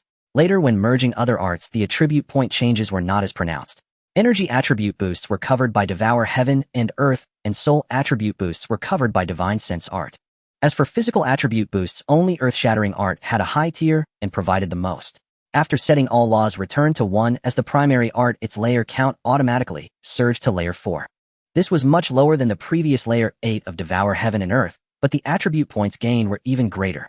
Afterward, Zhao summarized the improvements he had made during this period. First, the Tiger Yang pills, 9 pills, boosting physical by 2, 7, and energy by 1, 8. Burst power, stamina recovery, and Yang energy were also enhanced 9 times. Then during the dungeon runs, he found 4 disposable enhancement devices. He gave 1 to Dog Egg and used 3 himself. Teaming up with his fixed squad, they distributed rewards based on contribution, nothing much to say about that. During the intense grinding, although Zhao soloed the zipline to fight the boss, Dog Egg wasn't idle either. He guarded the zipline from start to finish, preventing anyone from causing trouble. To save time, they entered the map and went straight to the zipline room, exiting immediately after defeating the boss and using the room card. Apart from the core zone resources, Dog Egg completely abandoned other map rewards just to cooperate with Zhao. Zhao noted his fixed squad's contributions and wouldn't treat them poorly later. From the disposable enhancement devices, all attributes 1. 5 physical energies soul, each 1. 5. A total of 5 universal vaccines after synthesis were produced. Zhao used 3, kept 1 for his mother, and gave 1 to Dog Egg. As for the purified enhancement potions, later he mostly used them to meet obligations. The intense grinding and successful extractions also brought Zhao to level 19. All attributes 1 again. Then regarding the cultivation art. Originally, Devour Heaven and Earth had reached layer 8, but due to the synthesis, it dropped to layer 5. This is calculated separately. The boost from the art amounted to a full 20 points in all attributes. From this, it's clear that at this stage, cultivation arts are the largest source of attribute points for players. With arts and successful extractions, everyone can level up quickly and raise their art layers fast. This also means that every passing hour widens the gap in strength between players. Even someone like Zhao, who seizes his own opportunities, can achieve this. As for the military's top elites and the Imperial Guards trusted by high authorities, they enjoy the best resources and have the most detailed intel from the start. Their strength will be even more terrifying. At this stage, Zhao stats are as follows. Name Zhao. Level 19. Attributes physical 29. 6 energy 27. 3 soul 26. 9 transcendent 3. Talent infinite synthesis. Skills star shattering finger breath regulation paper soldiers. Art all laws return to 1 layer 4. Safe box 33 safe box game 333 storage pouch reality. By the time Zhao emerged from the restroom, half an hour had passed. So long taking a dump? Dog Egg asked casually. Sort of. Is it or isn't it? What does sort of mean? Dog Egg was puzzled, but didn't press further, instead turning to discuss the gains from this grinding session. Old Yang, let me tell you, I'm severely unbalanced now. I'm starting to get anxious. Heavenly War Chi only boosts physical and energy, not soul.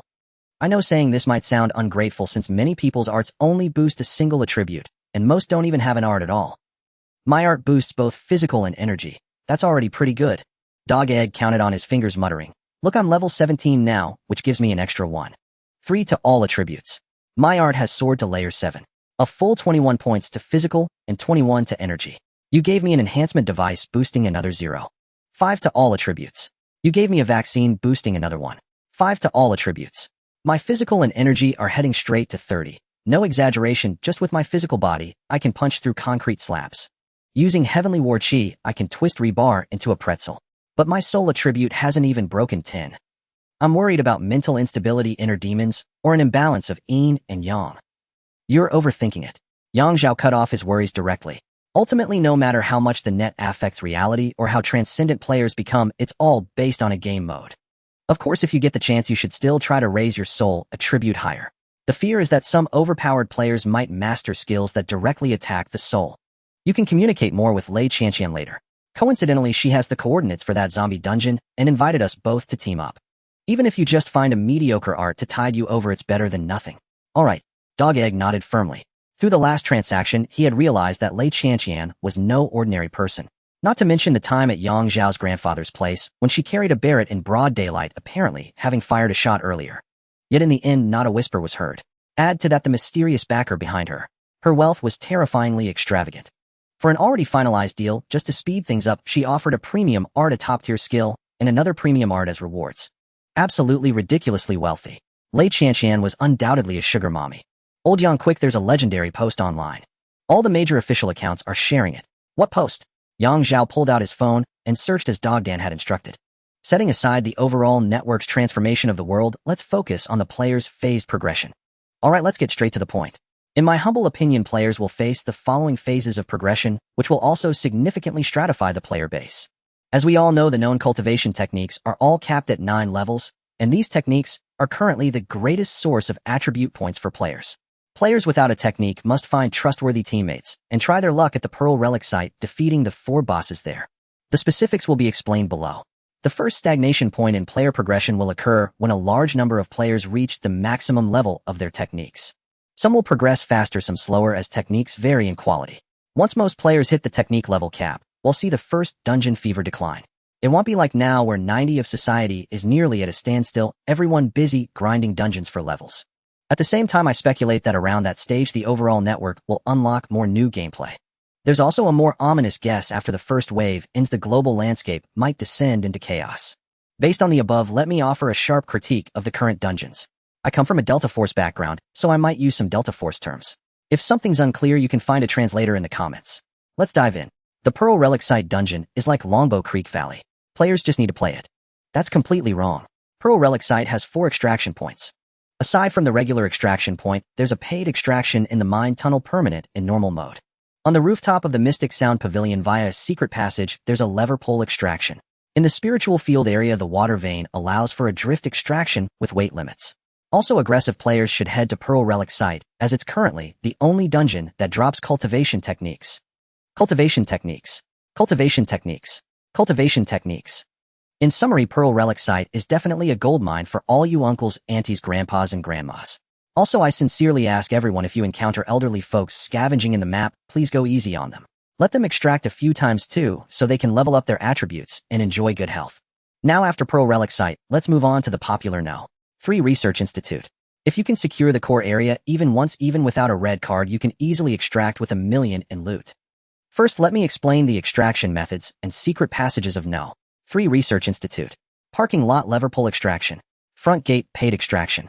Back gate weight limited extraction. Underground core area rat extraction. Let me also share a secret spot in the hospital ward's restroom. There's a toilet you can destroy. Then crawl through the sewer to reach the core area. But be careful if you enter that way. As soon as you open the secret door from inside, a rocket soldier will blast you before you can get out. If your defense is weak or you lack special means, don't take this risk. Also, the secret door in this passage can only be opened after the game has run for 20 minutes. Theoretically, if there's an aggressive team going too fast, means you'll run right into them. A very bad situation. Overall rating No. 3 Research Institute is a bit like Zero Dam. Suitable for all ages, good for both aggressive and scavenging playstyles. It drops various medical supplies, consumables, and items that directly boost attribute points, effectively improving real life. Third Dungeon Amusement Park. Not much to say here because I've never extracted from it.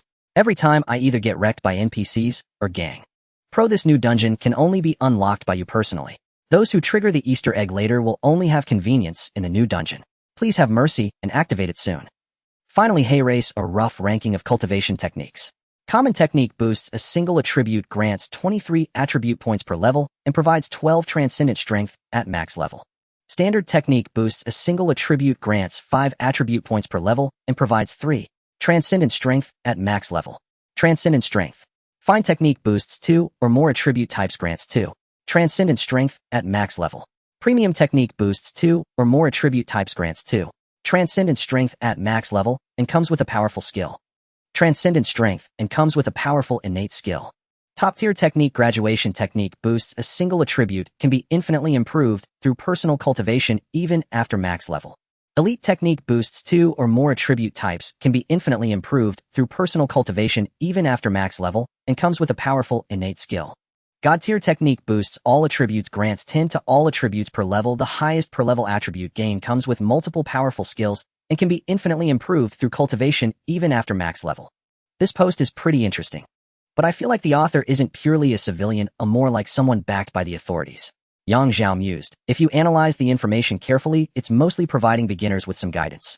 How to play which map to start with, then advanced strategies, and what's most urgent right now. At this, Dan asked with confusion. If it's someone from the authorities, why not just tell everyone directly what to do?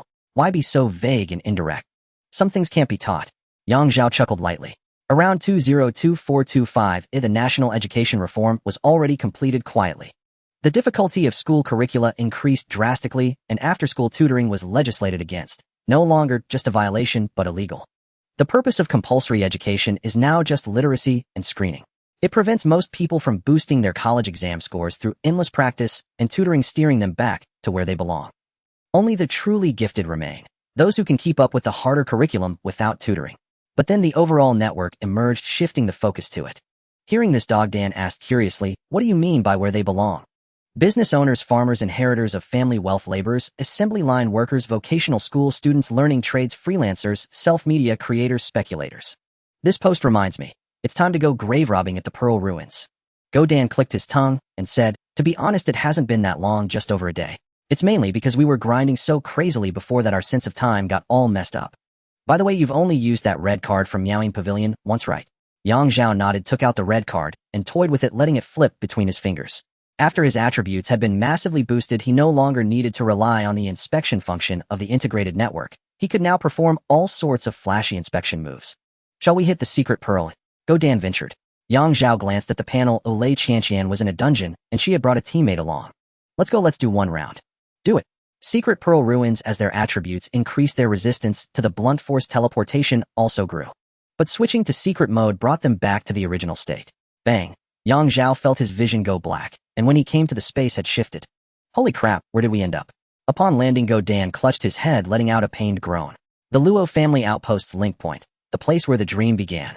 Zhao said softly. The Pearl Ruins had 4 core areas corresponding to 4 directions. Apart from the living zone and the extraction point, players would randomly spawn in the other 3 outposts and on the roads leading from the outposts to the core area. After that so-called divine post, Zhao had a deeper understanding of the Pearl Ruins. Players spawning at link points were best suited to have information gathering skills or be adept at capturing and collecting information. This allowed them to determine which of the 2 directions had spawned players. If players spawned in the core area, then the outpost area behind them wouldn't spawn anyone, and vice versa. Once they figured out which side had people, they could make plans based on their own strength. Generally at this stage, even military players prioritized gathering supplies and evacuating as quickly as possible. They would rapidly level up and advance their cultivation techniques. What do you mean the place where the dream began? Dan asked curiously. My very first dungeon was right here in the exact same spot. Zhao looked up ahead and smiled. Even that big rock and the tree up front are in the same positions. I see. As they spoke, an explosion suddenly rang out from the mining area behind them. The Pearl Ruins map was vast, but it couldn't stop Zhao and Dan, whose physical attributes were extraordinary, granting them sharp eyes and keen ears. Players spawn behind us, so the core area ahead won't spawn anyone. Secret mode has requirements for battle readiness. When entering the map, players must carry equipment and items worth at least 1100 game coins. And that doesn't even include consumables. What do you say, old Yang? Shall we pull off a heist? 110k isn't enough for shit. Let's go to the core area. With that, Zhao bent his knees slightly, and then suddenly exerted force with his legs. Swoosh, swoosh, swoosh, swoosh, swoosh, swoosh. He transformed into a black line, dashing toward the core area at an incredible speed. Dan followed closely behind. But Dan made much more noise when traveling. Zhao possessed a life force field, so even if he struck with rage, he couldn't kill an ordinary person unless he wanted to. However, the effects of the life force field went far beyond that. Zhao could feel that an extremely special ability was brewing within him. It was just a hair's breadth away from breaking out of its shell. Lingxiao Pavilion core area, entering through the back door again. Zhao pointed a finger behind him. The warehouse. In normal mode, there's only one intact one. In secret mode, there are 2. You take the warehouse, it'll go upstairs for the boss. Okay, they split up. Yang Zhao took a quick step and entered the first floor through the back door. It was still a ruin, but the difference was that on the first floor of secret mode, there was an entire squad of NPCs. 2 elite disciples led the group with 12 ordinary disciples roaming around. Not only had the numbers changed, but their combat power had also undergone a drastic transformation. Kree. Spotting Yang Zhao as an intruder, the leading elite NPC raised his hand and unleashed a sword strike. Swoosh. A sword aura radiating a murky aura burst forth. Turbid Chi. Yang Zhao countered by sending out a palm force. White rainbow palm. Bang. The palm force collided with the sword aura. After extinguishing the aura, it continued with undiminished momentum and blasted the elite disciple apart. Instant kill. Although they had been enhanced, mere elite disciples were still no match for Yang Zhao as he was now. Even if they hadn't been corrupted by turbid chi, the outcome of a fight between them would have been 50-50. Note at their peak, elite disciples had the strength of chi refining level 68, with at least one attribute point between 40-60, and they mastered their respective sex core techniques. They were incredibly formidable. After gauging the NPC's strength, Yang Zhao no longer held back. He glared and a beam of intense light shot out, splitting into 13 in midair. In an instant, the foreheads of every NPC on the first floor were pierced. Instant kill.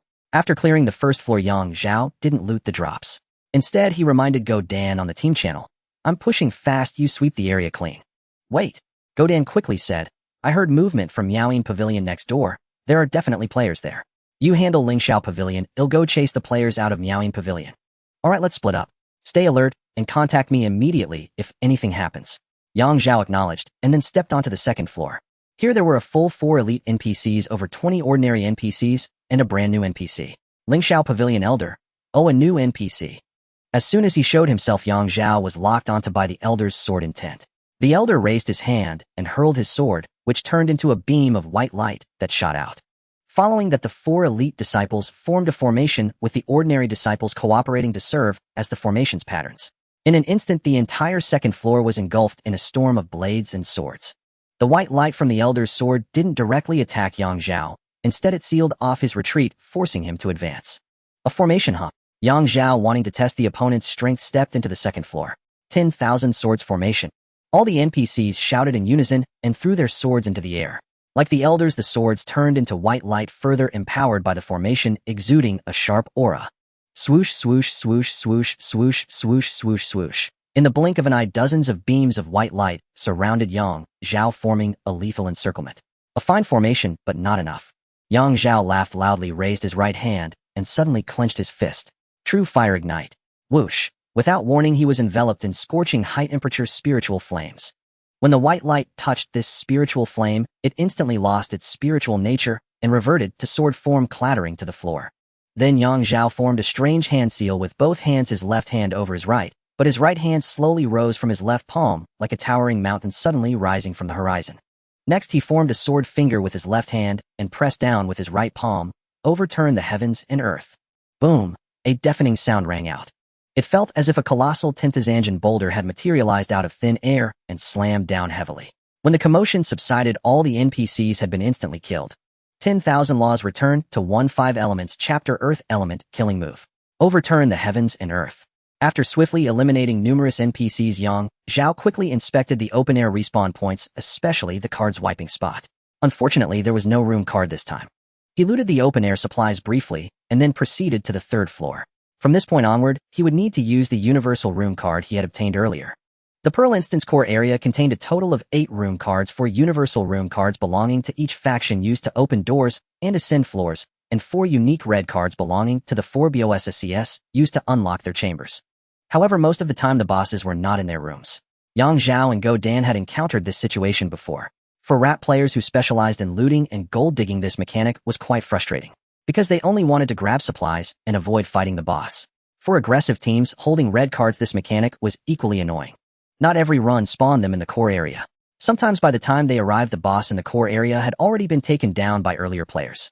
They could only use the room card, missing out on the boss corpse's loot. It was well known that the boss corpses in the Pearl Ruins dropped corresponding cultivation techniques. The fixed techniques of the Miaoying Pavilion were the Zhu Yin art by Gu art and Yang Yu art. Collecting all 3 had a chance to trigger a hidden Easter egg, allowing the synthesis of the Zhu Yin by Gu art. The fixed technique of the Lingxiao Pavilion was the Lingxiao sword nurturing art. The fixed techniques of the alchemy chamber were the flame control art, alchemy essentials, and pill recipes. The fixed techniques of the 10,000 Talisman Tower were the primordial Talisman Heart Art Talisman Basics and Talisman Spirit Pattern Diagrams formulas. However, one good thing was that each boss chamber had a study a fixed open-air point with a certain chance of spawning techniques and skills. What players picked up was entirely a matter of luck. Returning to the main story after clearing the third floor, Zhao only gathered the open-air supplies before proceeding to open the door to the fourth floor. This time, as soon as the door opened and the cutscene had barely ended, a series of crisp ding-ding sounds rang out. When the door was fully open, Zhao saw the true form of the Lingxiao Pavilion boss. A female cultivator with a decent figure and a face around 40 years old. Even in her corrupted state, her striking, soaring eyebrows were still visible. It seemed that in her youth, she must have been a chivalrous sword cultivator. When Zhao entered, the female cultivator was kneeling, her sword laid flat across her thighs. As her fingertips gently tapped the sword, emitted a series of clear and melodious notes. Using the sword as a zither. Lingxiao Pavilion boss Luo Zhan. So her name is Luo Zhan. Zhao murmured thoughtfully. He noticed something unusual. The boss did not attack immediately. He wondered if this was a unique mechanic or a precursor to triggering a hidden Easter egg.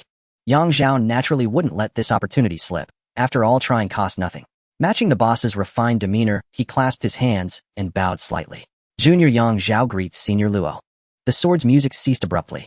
Luo Zhan opened her turbid eyes, staring intently at Zhao. Have you studied swordsmanship? Triggered. Being able to converse was definitely an Easter egg. The only question was whether he could claim the reward. Delighted, Zhao replied, I have learned a set. The moment he spoke, Luo Zhan leaped into the air, her sword aimed directly at his face. An immortal pointing the way. Zhao's expression remained unchanged as he subtly shifted his feet and sidestepped simultaneously, sending a burst of sword chi from his left hand toward Luo Zhan's armpit. If she persisted in her attack, the sword chi would strike the acupoint in her armpit, causing her to drop her weapon. With a whoosh and a clang, Luo Zhan reversed her sword and gave it a gentle tremor, shattering the sword chi. She changed her technique, bringing the blade down in a slash. A sharp crescent-shaped sword chi shot forth. Feeling the pressure, Zhao dared not be careless and merged his 6 meridians into one. The two sword chi collided, exploding and dissipating in midair. Not bad, Luo Zhan said, and with those words the last shred of rationality in her eyes vanished completely. Replacing it was the mindless, corrupted state of a cultivator, just like the other NPCs. Seeing this, Zhao was uncertain whether he had triggered the Easter egg. But the real battle had begun. Luo Zhan formed a hand seal with her left hand and hurled her sword with her right, which transformed into a pale blue divine dragon in the air. The dragon let out a soft roar and charged at Zhao. Heaven and earth overturned. A terrifying earth element power emerged, violently suppressing the dragon. Seeing this, Luo Zhan opened her mouth slightly. A gray beam shot out, aimed at Zhao's dantian. It was fast. Without time to think, he instinctively activated his polar light art. White light blazed from his eyes, colliding fiercely with the sword beam. The sword beam shattered the white light, its momentum undiminished. Zhao's expression shifted drastically as he too opened his mouth. A rapid series of beams, fully 20 bursts of polar light, clashed with the sword beam, finally slowing its fierce advance. Just as Zhao thought the polar light could stop the sword beam, it seemed to gain a will of its own, veering off to attack him from behind. Such swift and fierce attacks, yet so flexible. It had to be said, a truly exceptional cultivator needed no flashy tricks. Now Zhao was truly out of options, as he still needed one hand to form seals, forcibly suppressing the divine dragon that the sword had become. Gritting his teeth, he unleashed another barrage of polar light. The sword beam seemed not to have anticipated this move. Or rather, Luo Zhan as the BOSS had never expected him to have such a trick up his sleeve. Caught off guard, the sword beam was struck down by the polar light, falling to the ground as a gray dull sword pellet. Seizing the opportunity, Zhao unleashed his current strongest attack. Mountain-shaking tiger roar. A rolling wave of energy erupted into a mushroom cloud, slowly expanding with Luo Zhan at its core. Luo Zhan was defeated. Good thing it was a BOSS, not a player, Zhao muttered, patting his backside awkwardly as he looked at Luo Zhan's corpse. Fortunately, his own attacks didn't damage his equipment and his clothes remained intact. Let's see what good stuff I can loot. Speaking of that Easter egg, just now. Before looting the corpse, Zhao took a special look back, and sure enough, he found something. On the ground lay a gray small round ball with a pitted, uneven surface. It was the sword pellet the boss had spat out. Unexpectedly, it hadn't disappeared with the boss's death. Zhao hurried over to pick it up. Special item: sword pellet. A sword pellet is shaped like a mud ball, yet harbors a sharp edge. A mustard seed orb refined 9 times to reach the divine. In motion, it splits light and rends mountains. At rest, it can seize ghosts and startle souls. Note: requires a binding ritual to complete the bond. Once bound, it will not drop upon death within the instance. The sword pellet requires 9 layers of refinement. At the first 3 layers it cannot be stored within the body, and must be carried and nurtured constantly. At the middle 3 layers it can be hidden in the chest or abdomen activated by chi to form a sharp edge. At the highest 3 layers it can be stored in the Niwen Palace. In motion it splits light and rends mountains. At rest it seizes ghosts and startles souls. Currently, due to the death of its original owner, this sword pellet has reverted to its initial form. Zhao weighed the small pellet in his hand, a smile spreading across his face. Everything was perfect. The 10,000 Laws Return to One Divine Thought chapter contains sections on how to refine and nurture treasures. Zhao pocketed the sword pellet and then began to thoroughly loot the entire Lingxiao Pavilion. Elsewhere, time rewinds. Dan treads silently, stealthily approaching the Miao-In Pavilion. Among the 4 core zones of the Mingzhu ruins, the Lingxiao Pavilion boasts the strongest combat force. After all, it produces an abundance of potent and refined artifacts and equipment. Dan continues his silent advance. As he passes the corner where the staircase ascends from the first to the second floor, he instinctively glances at the small landing and freezes entirely. What in the world is this, eh? Is this even professional level collapsing? How could anyone overlook such an obvious room key? Granted, it's merely a transit pass, but ignoring it outright is unforgivable. These game tokens now fetch over 100,000 credits on the black market. Eyes not needed. Donate them to children in mountainous regions. Swift as lightning, he snatches the room key into his possession. At that very moment, decadent melodies begin to drift down from the 3rd floor. With no time for ridicule, he shifts to heavy, deliberate strides and imbues both himself and his weapon with thunder entanglement. Upon reaching the 3rd floor, the boss remains atop the platform casting spells. Below, 3 players are already fully immersed in their roles. This is like winning big at Mahjong. How did they win? By self-drawing, of course. The sight is so jarring that Dan can barely bear to watch. At that instant, the boss locks onto him and casually releases a cloud of peach-pink mist. Boom. With heaven-defying battle chi and explosive chi activated simultaneously, Dan executes a flash step slash, claiming the first player's head. He effortlessly evades the mist exhaled by the boss. Then, second, third. When it comes to the boss himself, he no longer needs to scale the elevated platform.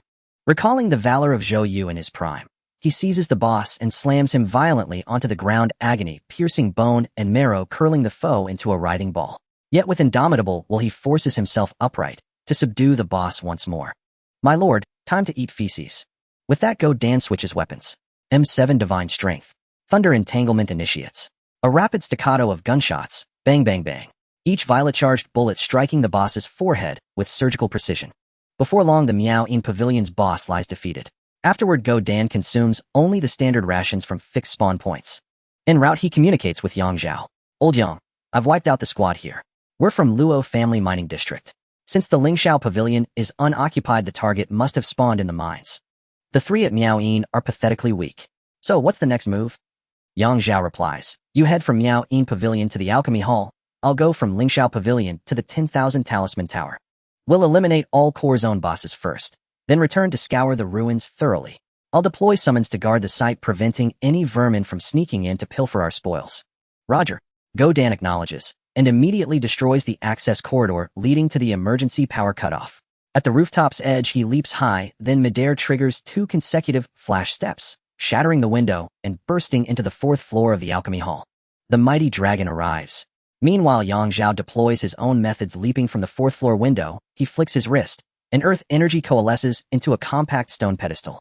He kicks off the pedestal midair, soaring effortlessly onto the exterior of the 10,000 Talisman Tower, then smashes through its window to enter the 4th floor. Yet his fortune proves greater than Dan's. The moment he steps inside, a barrage of talismanic spells erupts toward his face. He instantly erects an energy barrier and rolls aside to evade. The 10,000 Talisman Tower is no place you may enter or leave at your whim. The boss is a gaunt elder with a goatee clad in a tattered Taoist robe. Raising both hands, his voluminous sleeves billow outward, and from within a flurry of talismans bursts forth. Boom, boom, boom. ZZZT, ZZZT. Crunch, crunch, crunch. Fire explosions, thunderclaps, flying rubble. The onslaught catches Zhao momentarily off guard.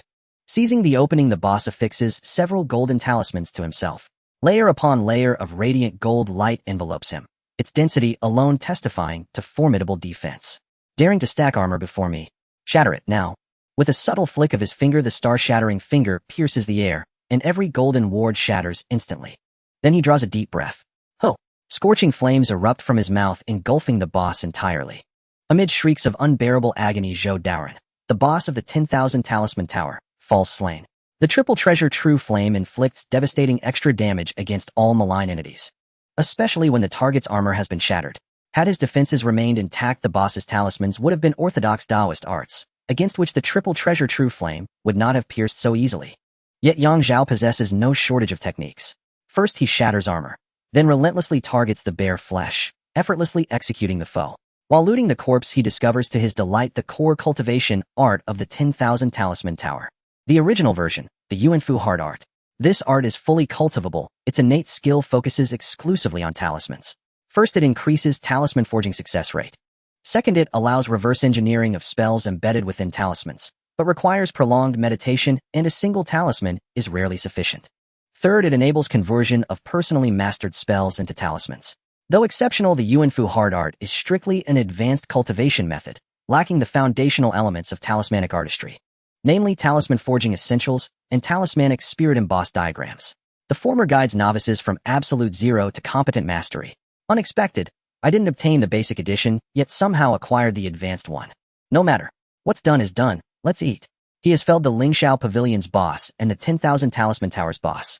Go Dan has eliminated the Miao Yin Pavilion's boss, and is now confronting the Alchemy Hall's boss. All 4 core zones are now secured by the 2 of them. It is time to feast. As he gathers loot, Yang Zhao privately messages Go Dan. How goes it on your end? Did you obtain any cultivation arts? Cultivation arts do not drop reliably. They appear randomly. Only upon triggering a rare Easter egg does the boss yield the full suite of sex-specific arts. For instance, the Lingxiao Pavilion boss carried Lingxiao Sword Nurturing Art, Lingxiao 13 Sword Techniques, Forging Essentials, and Forging Primer, the 4 cornerstone arts and skills of the Lingxiao Pavilion. That sword bead, however, was purely the boss's personal treasure. Godan replies, Miao Yin yielded nothing, but the Alchemy Hall dropped Alchemy Essentials and Alchemy Primer containing formulas for several commonly used pills. Not my cup of tea. I hold no interest in alchemy. In theory, pill refining is an inexhaustible source of wealth. Yet one immutable truth applies: any craft boasting high drop rates is never truly prestigious. Once most players master alchemy, the entire system collapses into cutthroat competition. Godan has been utterly worn down by such relentless rat racing. He prefers instead to be a martial general charging forward with raw, overwhelming force to claim victory and profit. If you won't take it, I will. I've obtained the core Lingxiao Pavilion arts. I'll trade you Lingxiao 13 sword techniques. Perfect. You're still missing a cohesive skill set, and this will dramatically enhance your close combat prowess. Saves you from jet jumping straight into death traps. Got it. I'll find you after I finish scavenging. Upon ending the exchange, both swiftly gather remaining loot, then double back to earlier battlefields to thoroughly reloot. A martial general doesn't neglect looting.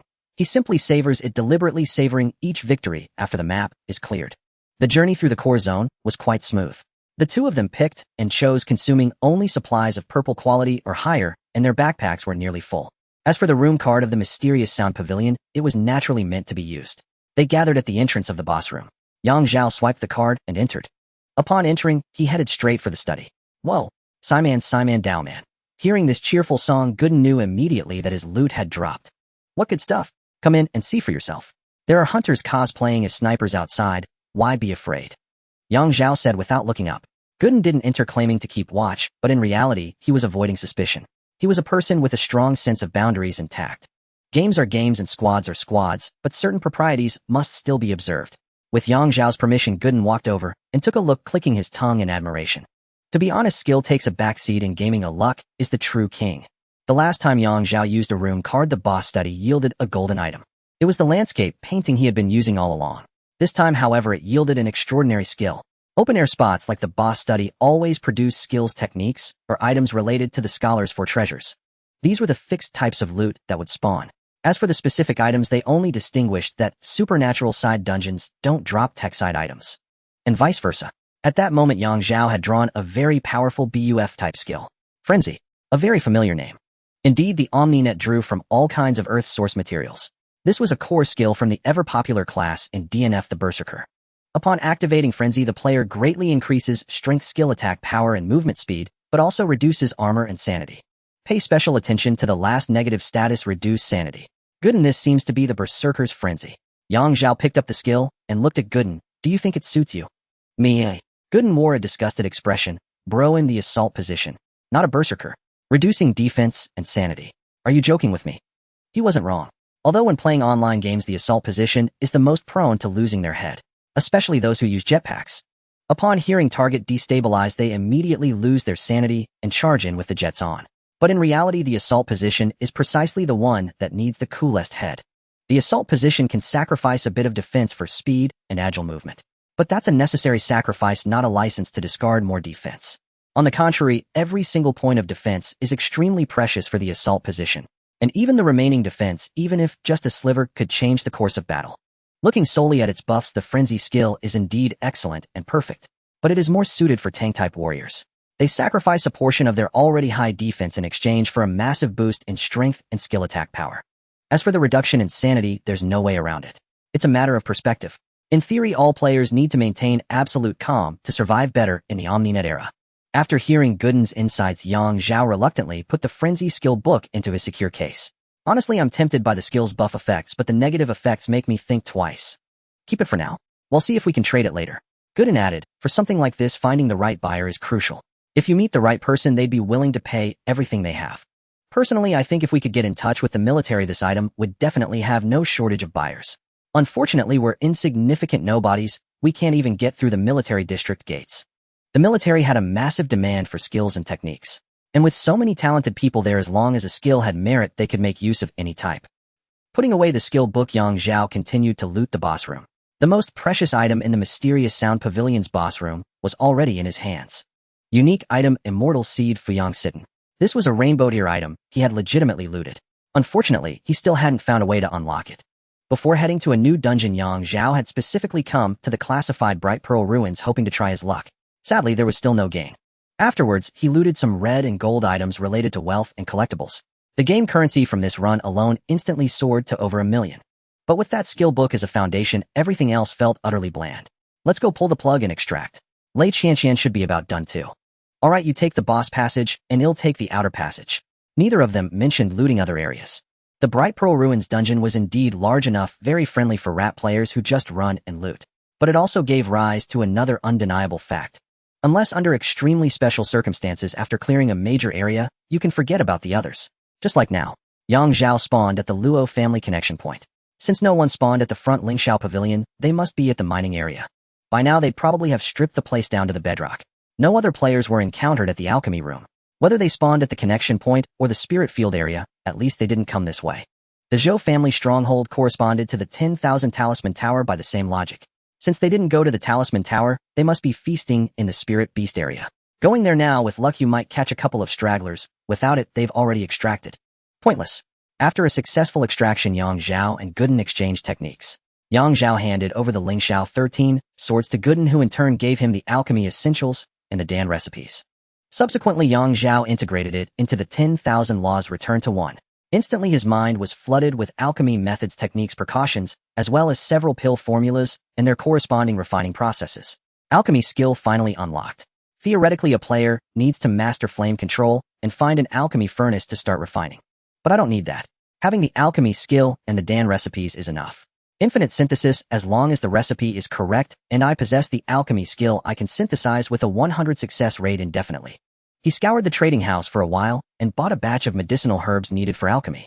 Then he synthesized them without delay into finished pills and mailed a large batch of them to his father. He let his father use them to create a buzz first to capture a share of the market traffic. These herbs all came from containers in the alchemy room, the wilds of the spirit field area, and other containers. Currently, Zhao possessed 5 Dan recipes.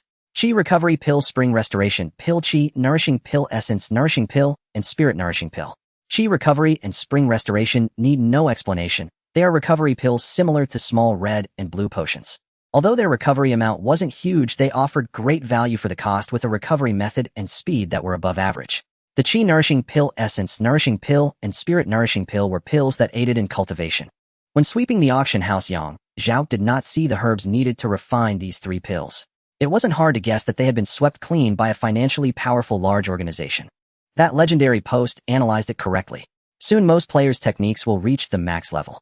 At that point, players with maxed out techniques will start to shine. And when they cultivate on their own, they will need a massive amount of essence nourishing pills, chi nourishing pills, and spirit nourishing pills. Hey, is the mic on? Is the mic on? Lei Qianqian exclaimed energetically as she joined the team. Zhao, you seem to be in a great mood. I can feel you bouncing off the walls through the net. Not bad, I snagged 2 top-tier skills from the sugar daddy. Care to show off a bit? Let us plebeians feast our eyes. Godan feigned jest, but was actually probing. Why not? We'll be teaming up soon anyway, so it's good to know each other. In dealing with men, sharing secrets is the start of building camaraderie. Lei Qianqian took the opportunity to show off her skills. Enemy analysis upon hitting an enemy marks them revealing their form and sharing their vision with teammates. Note the effect of enemy analysis can synergize with Wind Whisperer. When a player activates Wind Whisperer to lock onto an enemy's position, it is automatically shared with teammates. Note in reality, the player must use their will to decide who counts as a teammate or ally. Flash Flyer. A tech-type skill. Throws a flash flyer forward upon detecting an enemy, it automatically flashes, blinding them. Note if the enemy is already locked, the flash flyer activates auto-tracking to seek the nearest foe. Holy crap. It's like Luna and Mei Xiaowen combined. After hearing Lei Qianqian's skill introduction, Go Dan gasped instinctively. Yang Zhao was also impressed by this skill combination. Wind Whisperer was already an absurdly powerful reconnaissance skill, easily gathering full intel. Now with enemy analysis, synergizing it locks onto targets even more precisely. Paired with the flash flyer chasing enemies to blind them. Can't hide, can't escape, and if you dare to fight, you'll eat my little dummy nickname for flash flyer. I was also planning to find Mei Xiaowen's data knife. Data knife, centered on the knife's landing point, seals tech and electronic skills, equipment, and items of enemies within a 10-meter radius. Note cannot seal energy shields. Similarly, within a 20-meter radius centered on the knife's landing point, guiding lines reveal the exact positions of enemies. This is irrelevant anyway, as Wind Whisperer is too powerful, covering the knife's reconnaissance function. Beyond these functions, the knife also boasts considerable attack power. It can scout, suppress, and attack. One skill serves as 3. Lei Qianqian's last remark, I was also planning to find Mei Xiaowen's knife skill, caught Go Dan attention. Even someone ignorant of games would recognize that skill is top tier. Would it be sold? Easily. And if it were sold, what immense price would be needed to acquire it? This girl is no simpleton. The power of the sugar daddy she mentioned must be enormous. At the very least, he can't just be a wealthy man. He must also have influence and power. TSK Tisk, finding such a godfather at such a young age. How many years of struggle has she skipped? With that thought, Go Dan mind stirred, and he sent Yang Zhao a private message. Lao Yang, let her take a look at your buff skill. Maybe we can find a suitable buyer. That's exactly what I was thinking. Yang Zhao replied, then said, interested in learning about a BUF type skill. BUF types. Lei Qianqian asked curiously, did you get a new skill? Did you loot it or buy it at a bargain? Looted it. Yang Zhao directly shared the description of the rampage skill. What do you think? For a full 10 seconds there was silence from Lei Qianqian's end. You there? Did you disconnect? Not disconnected, just feeling a bit off. Lei Qianqian's voice came through faintly. Let me confirm one more time. Did you really loot this skill? From the boss room at Mystic Sound Pavilion on the desk. That's a fixed spawn point for technique, skills, and scholarly items. Damn, Lei Qianqian cursed. I thought it was some minor buff skill, not this. You're absurdly lucky. But then again, your skill set doesn't match this BUFF, does it? If you learn it, are you planning to keep it as a trump card in reality? Who said I've already learned it? You haven't learned it yet. Lei Qianqian's voice turned sharp. You really haven't learned it. Want me to mail it to you for a look? Yang Zhao said half-jokingly. Hearing this, Lei Qianqian instantly understood his intent. A look? You mean a price tag, don't you? Tell me, what do you want? This time it's not a trade, I'll go to the sugar daddy and have him use his channels for an exchange. He's already squeezed dry of truly good stuff. But for a skill of this caliber, he can use his connections to find someone to trade with. At this point, Go Dan sent Yang Zhao another private message that sugar daddy is definitely from the government. Yang Zhao replied obviously, but it's unclear how high his rank is. For now, it seems not low. Ending the private chat, Yang Zhao continued talking with Lei Qianqian. If you can exchange for a buff skill of the same tier, that would be best, but I don't want one with negative effects. Lei Qianqian, you want to trade a skill with negative effects for one of the same tier, without any. Do you think the sugar daddy is a turtle in a wishing well? No, you're completely wrong. You missed a point. Yang Zhao laughed. Rampage has 2 effects, one boosts skill attack power, and the other massively increases strength. He wasn't wrong. Skill attack power is incredibly precious enough to rival top-tier effects of transcendent grade quality. But the strength boost is nothing to scoff at either. The net game is after all one that affects reality. In real combat, a massive strength increase represents absolute dominance. Especially since players with transcendent grade power can greatly mitigate damage from firearms. Even now, many players can charge through gunfire and rain of bullets. Not to mention items like energy shields produced in the game. Real-world firearms are nerfed to oblivion against energy shields. After a moment of thought, Lei Qianqian countered, so you only want a buff skill of the same tier? Not necessarily. A peak physical cultivation technique would work too. or a top-tier technique that provides a single layer boost of 10. The attribute cap per layer of a technique was a reality Yang Zhao had to face now.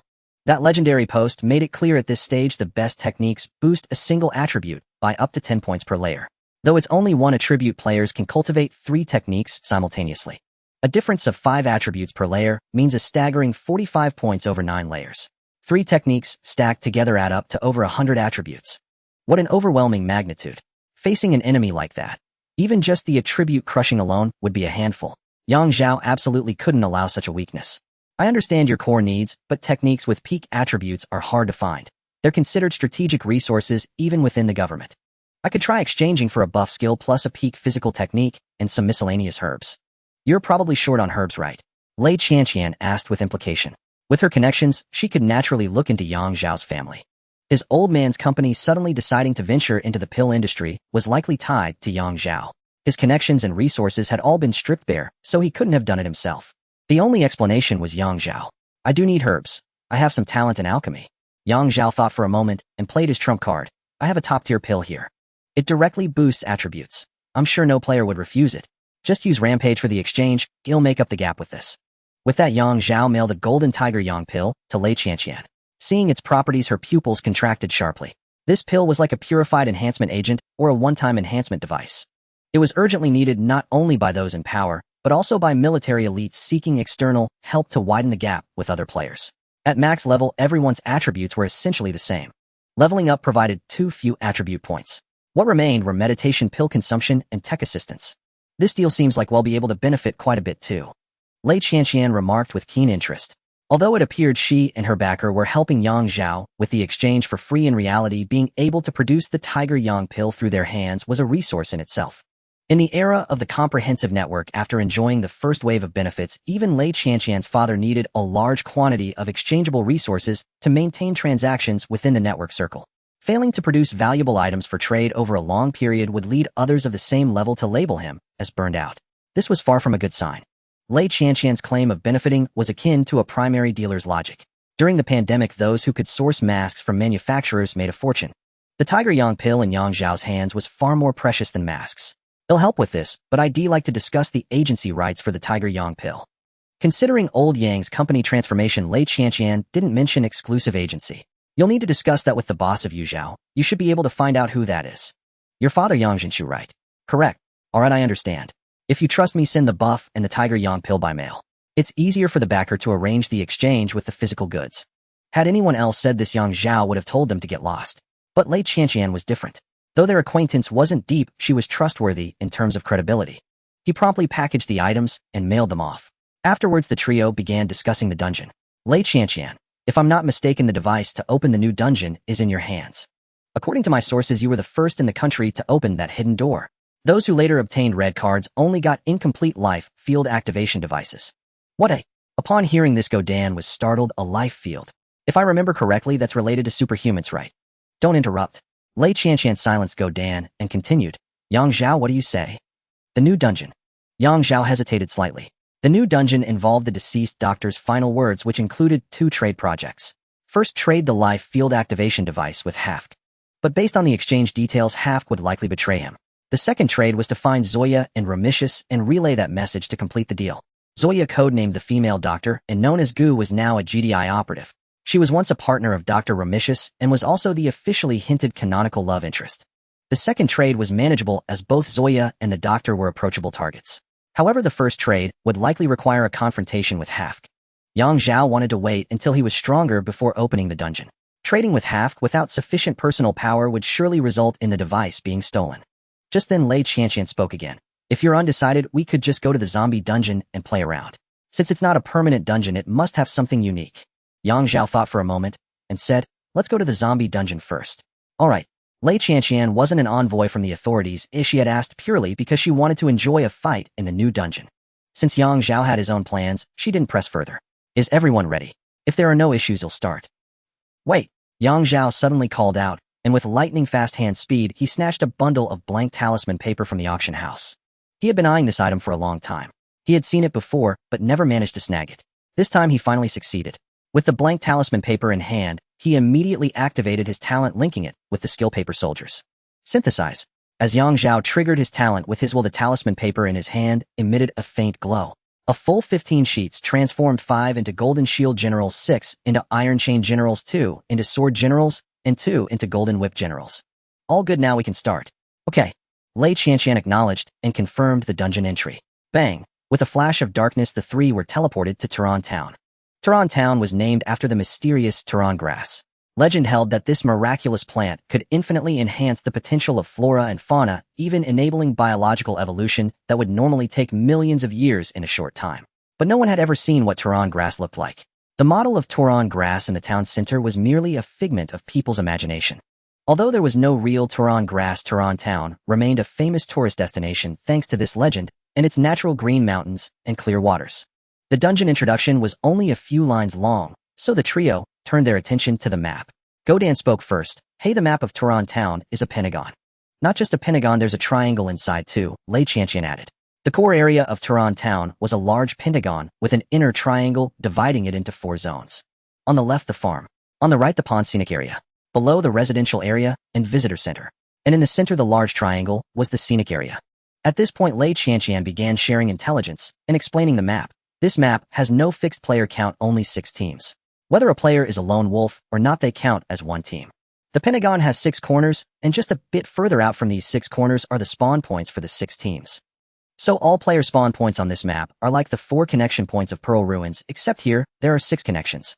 Using our current spawn point as a reference, moving counterclockwise, the next spawn point corresponds to the wild zone, where legend says Tehran grass grows. But many players have only found various plant-based resources in the wild, never Tehran grass.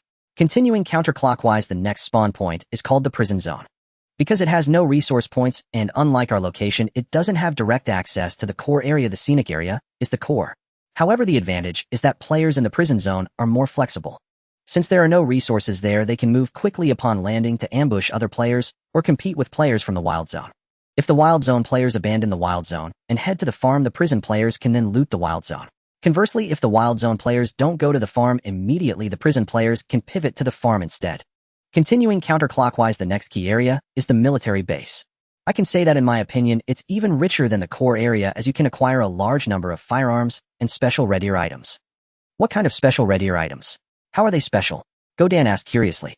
Lei Qianqian. If you find a red quality military shell, it's a real military shell that can be detonated on its own, or you can collect a set of satellite terminals and launchers. If you find a red quality infantry fighting vehicle, it can actually be manifested as a real one. The same goes for tanks and attack helicopters. However, the drop rate for these top-tier red items is extremely low. Behind the military base lies the parking lot corresponding to the paid extraction point. There is also a wealth of supplies here, but they are mostly inside the vehicles, making the search rather tedious. Continuing counterclockwise, the final area is the waterfall vein, where various water-type resources can be found along with the opportunity to pry open shells. These shells randomly yield all types of resources, including techniques and skills.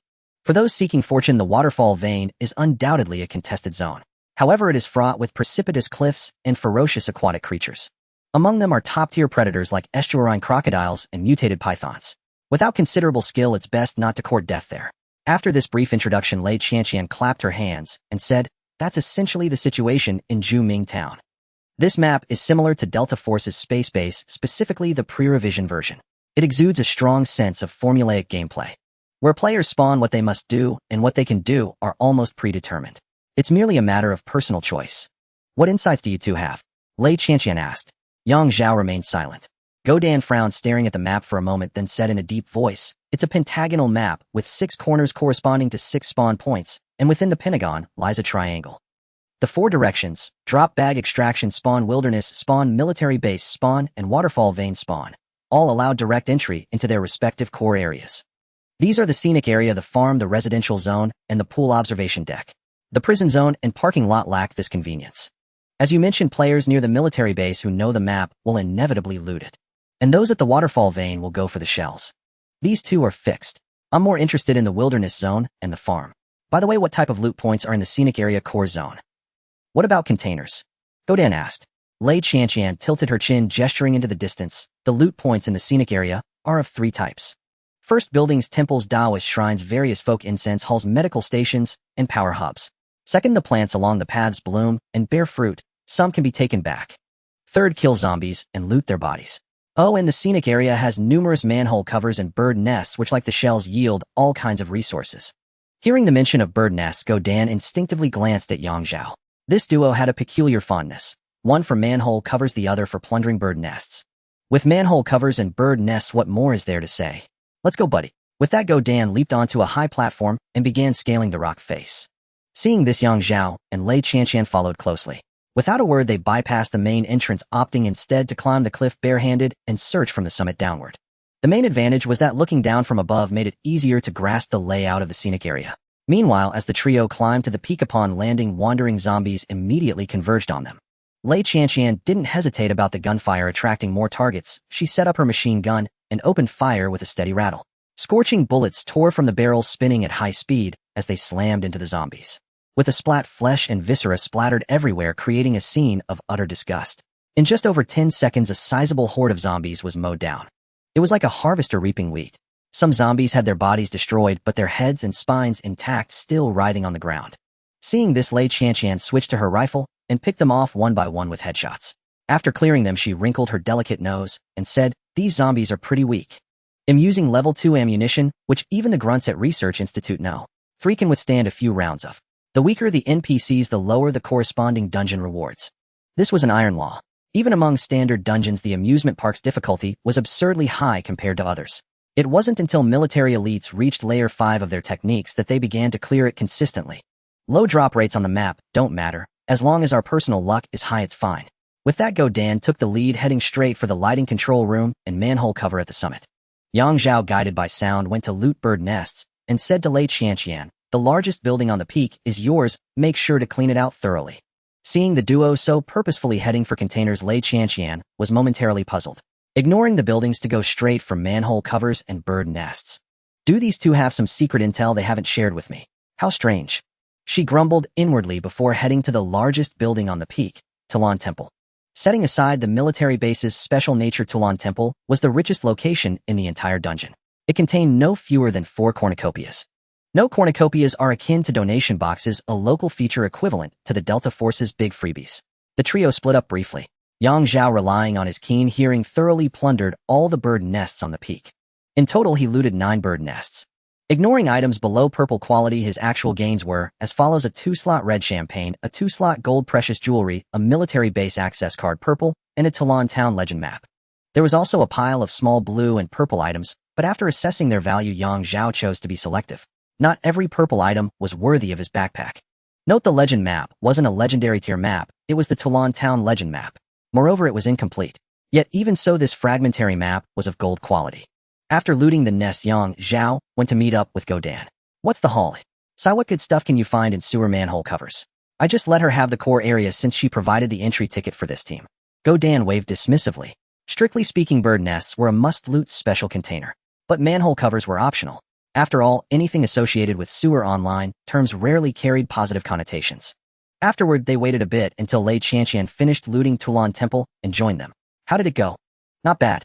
I got 4 small gold items, one of which was a 4-slot gold. Truly befitting the core zone of an unconventional dungeon," Lei Qianqian said with a relaxed air. She felt her luck was gradually building up, and perhaps she might become a lucky one someday. However, when she revealed her gains, Yang Zhao and Godan fell into an immediate silence.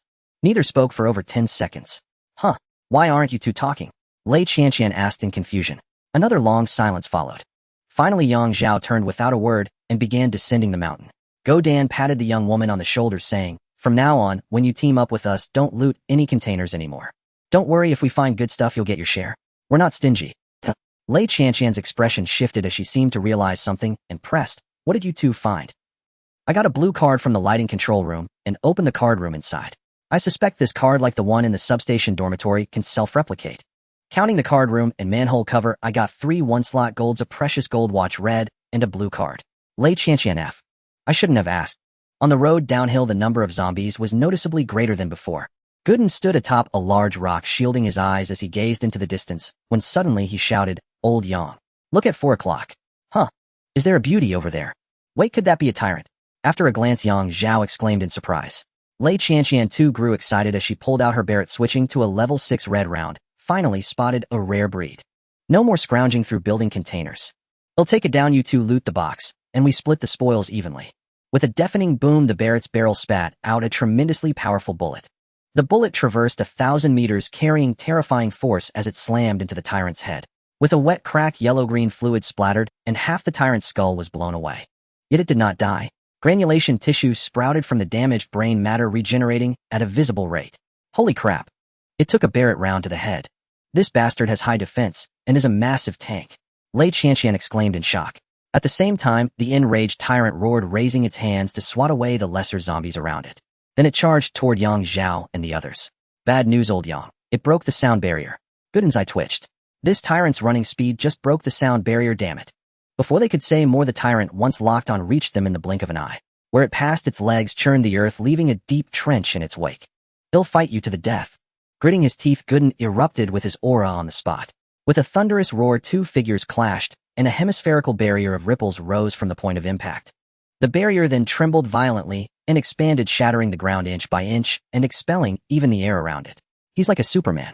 Witnessing this, Lei Qianqian murmured to herself. Yang Zhao, seeing the scene, nodded inwardly. When it comes to cultivation arts, having infinite growth isn't everything. Those arts without infinite growth still have their merits. Currently, Gooden's physical and energy attributes were not higher than Yang Zhao's. Yet Gooden could clash heat in with the tyrant while Yang Zhao could not. If he charged and had been knocked away like a ball in less than 3 seconds. The key reason was the energy attribute. Gooden's energy was neither ordinary nor of the 5 elements. It was the genuine heavenly gang battle chi, a specialized energy supremely adept at frontal combat. At the epicenter, Gooden threw his fists, colliding violently with the tyrant's boulder-like fists. His height of over 1.9 meters was considered burly among humans.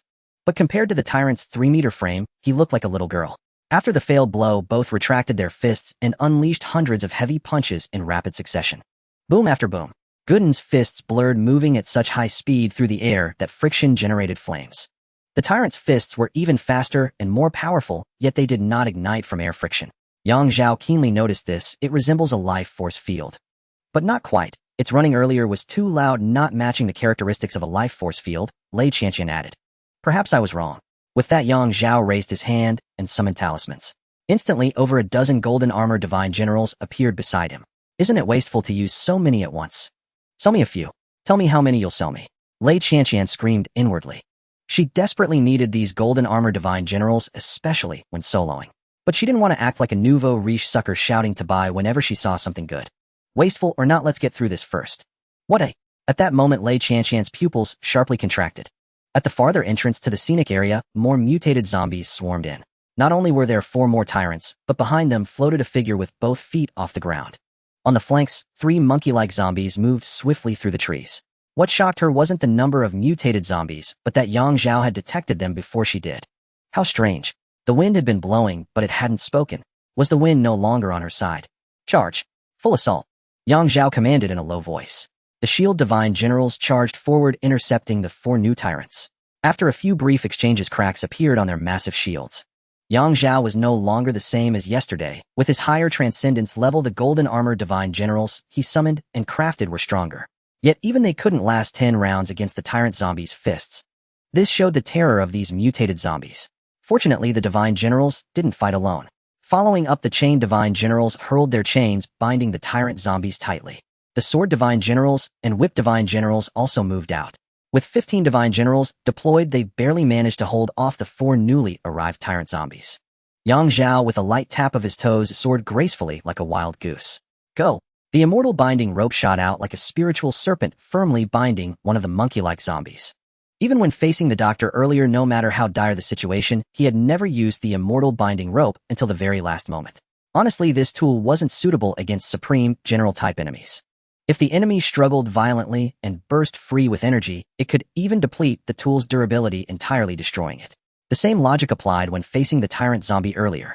However, these monkey zombies weren't strength type, so the immortal binding rope finally proved useful again. Of the 3 monkey mutant zombies, the rope bound one. Yang Zhao then unleashed the power of the 5 elements, condensing a massive ring to trap another. He dealt with the last one himself. Polaris, star-shattering finger. A beam of polar light at 10-fold power burst forth, striking the monkey zombie's chest with precision. With a dull thud, a round object was forcibly pushed out. A zombie core, a special crystalline structure. This was the greatest difference between mutated and ordinary zombies. Only by destroying this core, or extracting it, would the mutated zombie die completely. Otherwise, one would have to exhaust all the biological energy within the crystal. It was essentially a war of attrition, slowly draining the zombie to death. Just as Yang Zhao finished off the first zombie, Gooden made progress as well. Enduring several punches from the tyrant zombie, his heavenly gang battle chi successfully breached the enemy's biological energy defense and invaded its interior. Energy core found it. Now break. As Gooden's body arched like a drawn bow, he gathered power briefly before his golden fist swung out fiercely. With a thunderous crash, the force penetrated through his fist, punching a hole through the tyrant zombie's body. When he withdrew his fist, he brought out a crystal with it. With thunderous roars while Yang Zhao and Dog Egg fought fiercely, Lei Qianqian was not idle either. She raised her Barrett and fired 3 consecutive shots.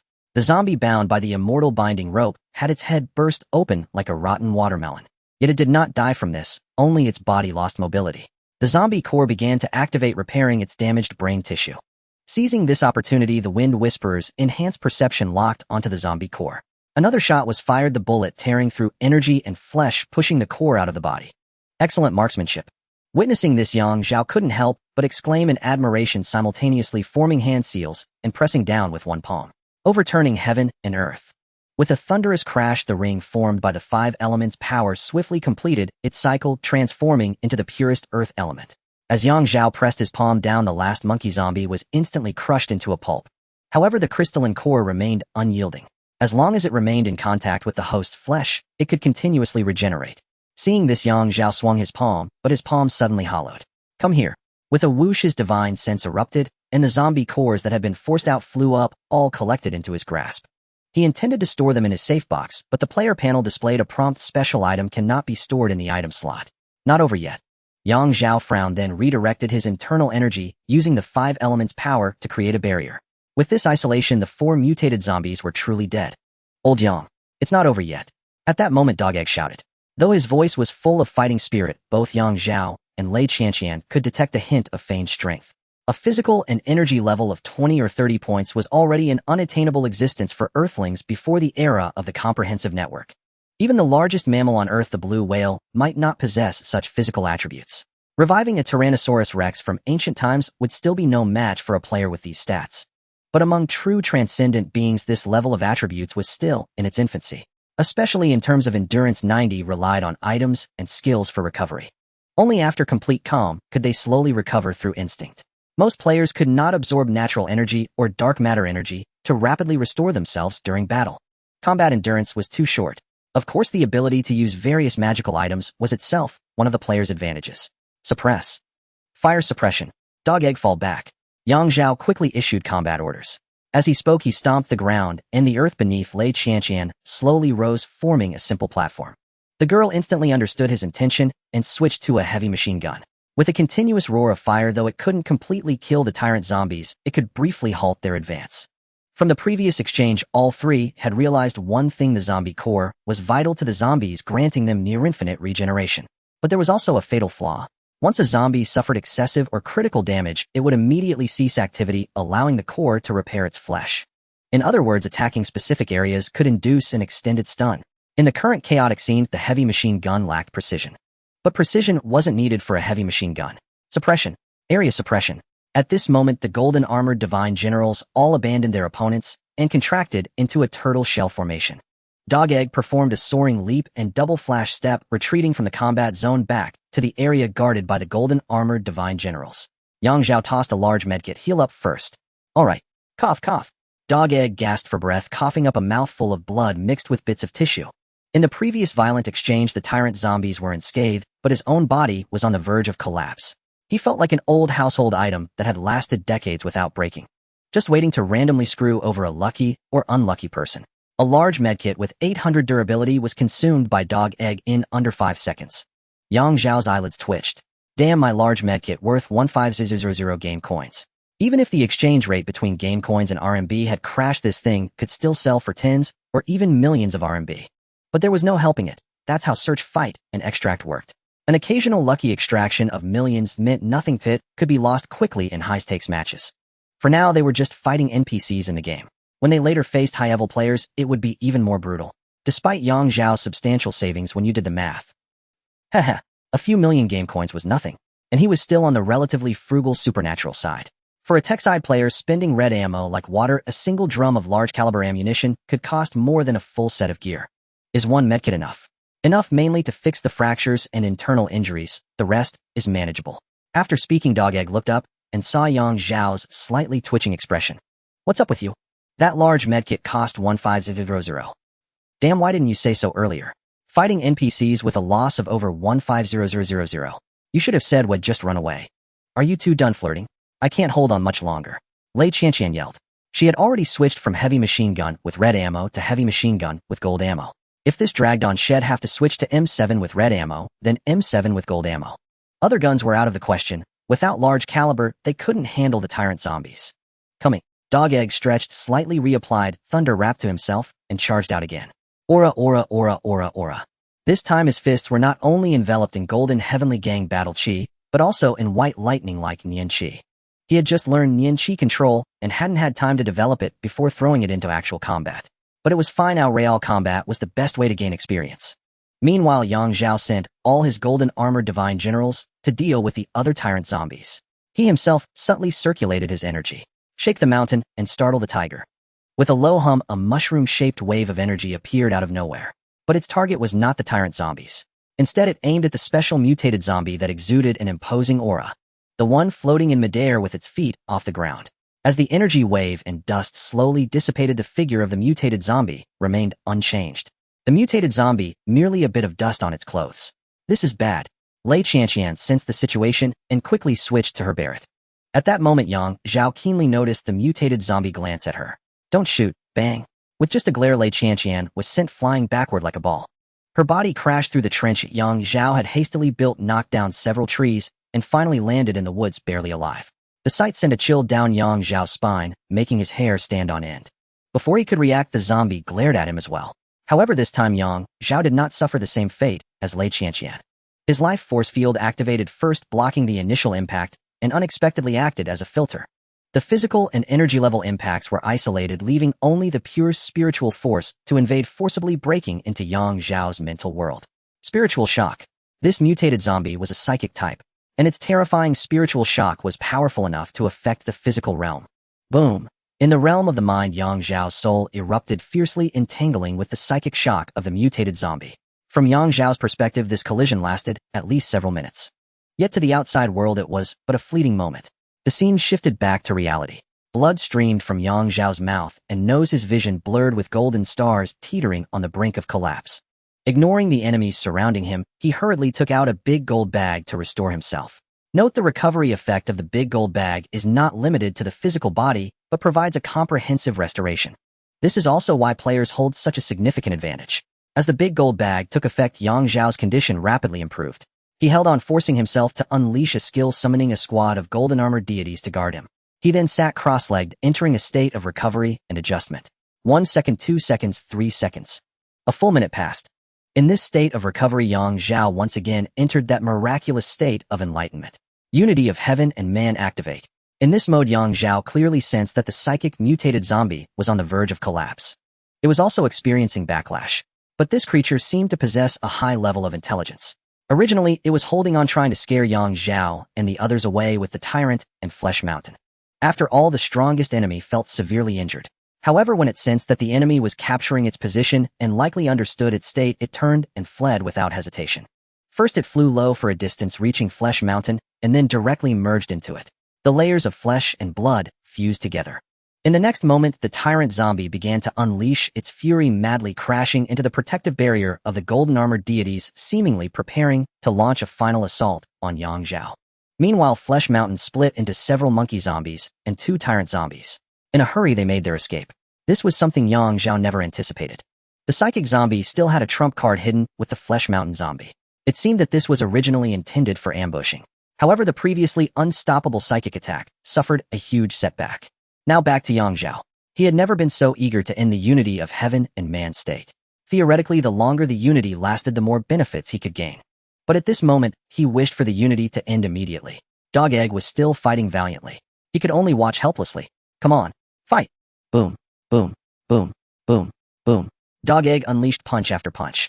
Blood stained his body, enhanced by the Tiangang battle aura, merging into a tragic mix of gold and red. The Tiangang battle aura forcefully broke through the tyrant zombie's body, ejecting the crystal outside.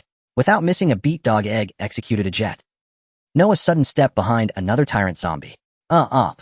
In this extreme state, Dog Egg finally accomplished something he had never been able to do before. He mixed the Tiangang battle aura with the thought energy, twisting it into a spiral form possessing spiral chi. With a thrust, he formed his fingers into a sword and fiercely stabbed it into the tyrant zombie's body. A crystal core tainted with flesh buds was forcibly extracted. Roar!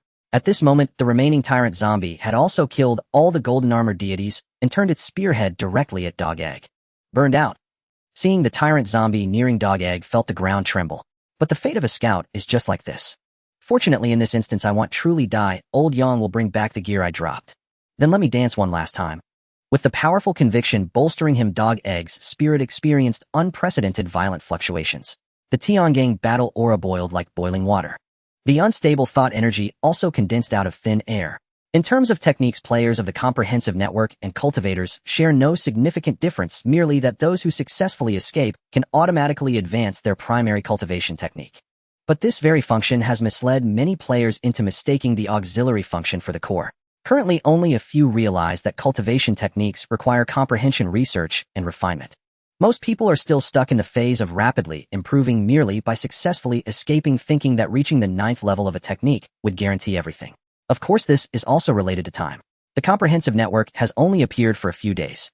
Cultivation and comprehension of techniques are certainly not achieved overnight. Yet a small number of individuals have grasped the profound aspects of the techniques. For instance, Dog Egg right now. The Tiangang battle aura, a technique born for battle. Boom. With Dog Egg's enlightenment, the Tiangang battle aura and thought energy fused. A substantial dark golden light burst forth from his body, rapidly enveloping him.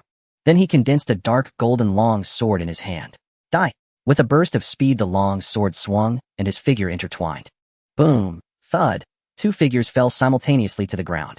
This time I truly burned out. After burning the last bit of essence, blood, Dog Egg could no longer see the world before him. Yet he could clearly see the road ahead. In contrast, the tyrant zombie, although cut in half by a sword, had not truly died. It only needed a little time to recover. By then, young Zhao and the others would face not just the tyrant zombie, but also the mutated psychic zombie. These zombies were all under its control. They could see this side scenes through their psychic connection. If it discovered young Zhao and his companions were powerless to resist, it would undoubtedly strike back. But Dog Egg could no longer consider such distant matters. He struggled to rise from his frail, flickering body. The fate of a scout is to burn to the very end, even if nothing remains but ash. But he was simply too exhausted. Even moving a finger felt difficult. Yang Zhao had yet to exit the unity of heaven and man. This time, the psychic attack from the mutated zombie caused his soul to capture some new things never seen before. A brand new version. A completely new gameplay. Drive upgrade. This should be a great blessing. Yet in this situation, it was truly excruciating. Especially at this stage, he still retained self-awareness, allowing him to see all scenes more clearly than usual. Gurgle, gurgle, gurgle, pft, pft, pft. Under the effect of the crystal, the tyrant zombie finally managed to recover. As it stood once more, it was still that oppressive hexagonal warrior. Old Yang, I really burned out. After saying this, in the team channel, Dog Egg was about to close his eyes. Just then, medical drone activated. A gentle voice entered Dog Egg's ears. A shimmering green light appeared on his body. Beep, beep, beep, beep. Accompanying the green light was a gracefully fluttering green butterfly, along with the crisp and pleasant beeping sound. In an instant, Dog Egg felt a surge of powerful vitality flowing through the butterfly into his body. Within just a dozen seconds, all his injuries astonishingly healed completely. At the same moment he got up, Yang Zhao finally ended his enlightenment. Strike the mountain to startle the tiger. Buzz! The strike the mountain to startle the tiger fused with the life and death strike and was released. But the target of the attack was still not the tyrant zombie. Dog Egg had fully revived, and dealing with the tyrant zombie was a piece of cake. Yang Zhao's true target was a monkey zombie lurking a kilometer away. It was sneakily observing something.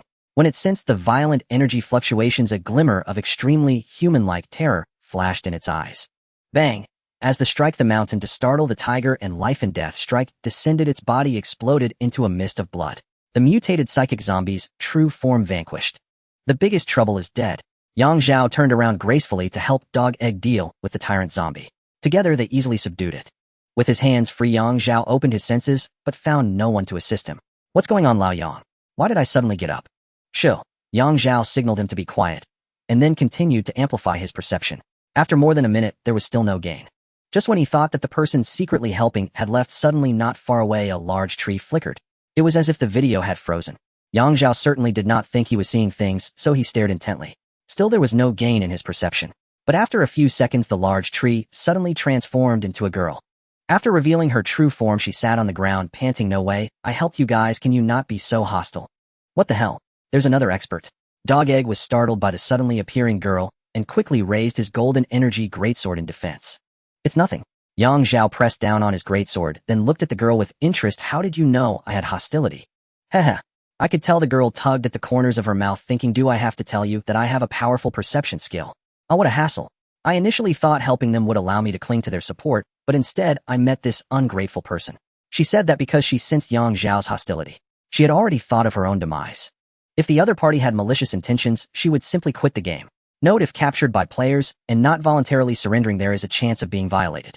In the dungeon, aside from the clothes provided by the system, everything else is just like reality. If players find the clothes cumbersome, they can completely run around naked. The system game does not have any 18+ features. Do you have some special perception skill? And what about now? Is there still hostility? Yang Zhao slightly modified his thoughts, and the girl immediately appeared dumbfounded. No, there isn't. There was no hostility at all, and she radiated a sunny, cheerful, and kind aura. Then Yang Zhao suddenly dashed in front of the girl, grabbing her neck with one hand and lifting her up. Even though the girl's face was turning red from lack of air, he still did not let go. He still exuded that aura of kindness. How is that possible? The girl fell into deep shock until Yang Zhao released his grip. She gasped for air and eagerly asked, "How can this be? You deceived my perception." "No, it was your perception that deceived you. I simply modified my own aura." Yang Zhao waved his hand. "You first saved my teammate, and since you are a healer, I naturally won't harm you. Provided you don't cause trouble." "What the heck?" A dog biting Lu Dongbin, unable to recognize a good person. The girl stood up somewhat unhappily. "If I wanted to cause trouble, I wouldn't have acted just now, letting that tyrant zombie kill you, and I could have looted your corpses and items." "Ha ha ha, don't get worked up, don't get worked up. You helped us a lot this time, and am not a stingy person. You'll get a share of the spoils later. But before that, can you heal her first?" Yang Zhao pointed his hand. The girl looked in the direction of Lei Qianqian, then nodded, and said, "Just wait a few seconds, my skill is almost ready." "Okay, private chat, Dog Egg, keep an eye on her. I'm going to loot the spoils." Also, this girl is a powerful healer, and her looks and figure are quite impressive, if you know what I mean. But she has the ability to sense the goodwill and malice of her targets, so be careful. Dog Egg OJBK, as long as she's not like Lei Qianqian, with that fierce personality, I can handle this little girl easily. Meanwhile, Yang Zhao jogged over to the mutated psychic zombie. That last attack had completely turned it into a mist of blood, but the zombie crystal core was still intact, covered with some residual flesh and blood tissue. It was currently repairing its body. However, the speed was very slow, and by now only a small flesh lump had formed. Yang Zhao walked over, drew upon his physical energy, and released a flame to incinerate the flesh and blood tissue. Only a grayish crystal mixed with many impurities was left. Residual crystal of a wrongly evolved creature, special or wrongly evolved creature. Seeing the prompt, Yang Zhao couldn't help but frown. When the zombie was alive, the system tagged it as zombie. But once the zombie died, it became a wrongly evolved creature. Yang Zhao recalled the introduction about Talon Town, the legendary Talon grass. It can allow creatures to evolve across countless timelines in a short period. Both plants and animals can. Does Talon grass really exist? The zombie crisis in Talon Town did not originate from a certain zombie virus, but from wrongly evolved creatures born from Talon grass. Yang Zhao silently speculated. Then he began to loot the bags one by one. Ordinary zombie boxes are not worth mentioning. They are equivalent to the lowest level of human machine, and looting their boxes is a waste of time. Only the garbage-collecting old man would loot a bit and take it out to exchange for some game currency. But the boxes of special troops must be checked. While looting halfway on the other side, the girl's skill cooled down, and she pulled back the critically injured Lei Qianqian. Hit Heaton by a psychic shockwave, she absorbed full damage, but after holding on for so long, she clearly had some life-saving item on her. However, in Yang Zhao's eyes, using such a precious life-saving item in the dungeon was indeed a bit wasteful. Items that can be used in the dungeon can also be used in reality. Speaking of life-saving items, one can easily deduce that using them in reality would be more cost-effective. Here, after finishing looting the zombie's box, Yang Zhao obtained a bunch of golden quality materials and 2 red materials. Several crystal cores from mutated zombies. But only the crystal core of the psychic zombie was marked as special. The others were all mutated zombie cores. Damn. Just staring at me killed me once. After recovering, Lei Qianqian sat on the ground, panting heavily, looking quite shaken. The last time she was so scared was before the system descended, when a shell landed precisely 3 meters beside her. As it turned out, it was a dud. She truly had a narrow escape. This time was even more terrifying if she had actually died once. If it weren't for the life-saving item, she would have already exited the dungeon. Isn't it a bit too wasteful to use the life-saving item in the dungeon? Something that can save your life would probably sell for a sky-high price, if kept in reality. Yang Zhao returned with the spoils, and said to Lei Qianqian. The latter shook her head helplessly. You have no choice with this one-time item. If it isn't bound, even if you die it won't trigger. But once it's bound it's with you at all times, and it automatically enters the dungeon. What kind of item is so powerful? Yang Zhao curiously asked. A one-time ECMO capable of withstanding one fatal injury and replacing heart and lung function, forcibly extending life for an hour. If effective treatment is not received during that time you'll still die? I kind of regret binding this item. I should have sold it earlier. Lei Qianqian said with some frustration. In response, Yang Zhao could only shake his head in regret. Such things are indeed quite helpless. Dungeons are full of surprises, and one can die at any time. But if it isn't bound, one might not have time to use it when ambushed in reality. When calculated carefully, this item is basically a life-saving tool tailored for those in high positions. Come sit in a circle and share the spoils. Yang Zhao called everyone together, preparing to divide the loot. At that moment, Lei Qianqian suddenly raised her hand. By the way, who is this? Aren't I the only beauty in our team? Beauty? Yang Zhao and Go Dan looked utterly serious, yet their gazes flickered between Lei Qianqian and the newcomer. Though they said nothing, their eyes spoke volumes. Damn it. What the hell do you two mean by that look?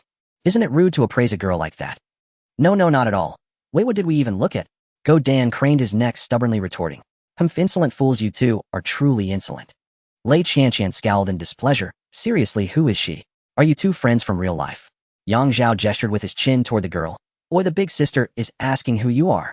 My name is Bei Xiaobei. Oh, a nickname. Go Dan raised an eyebrow. What nickname? It's my real name. My full name. And nickname isn't exactly a proper term, you know.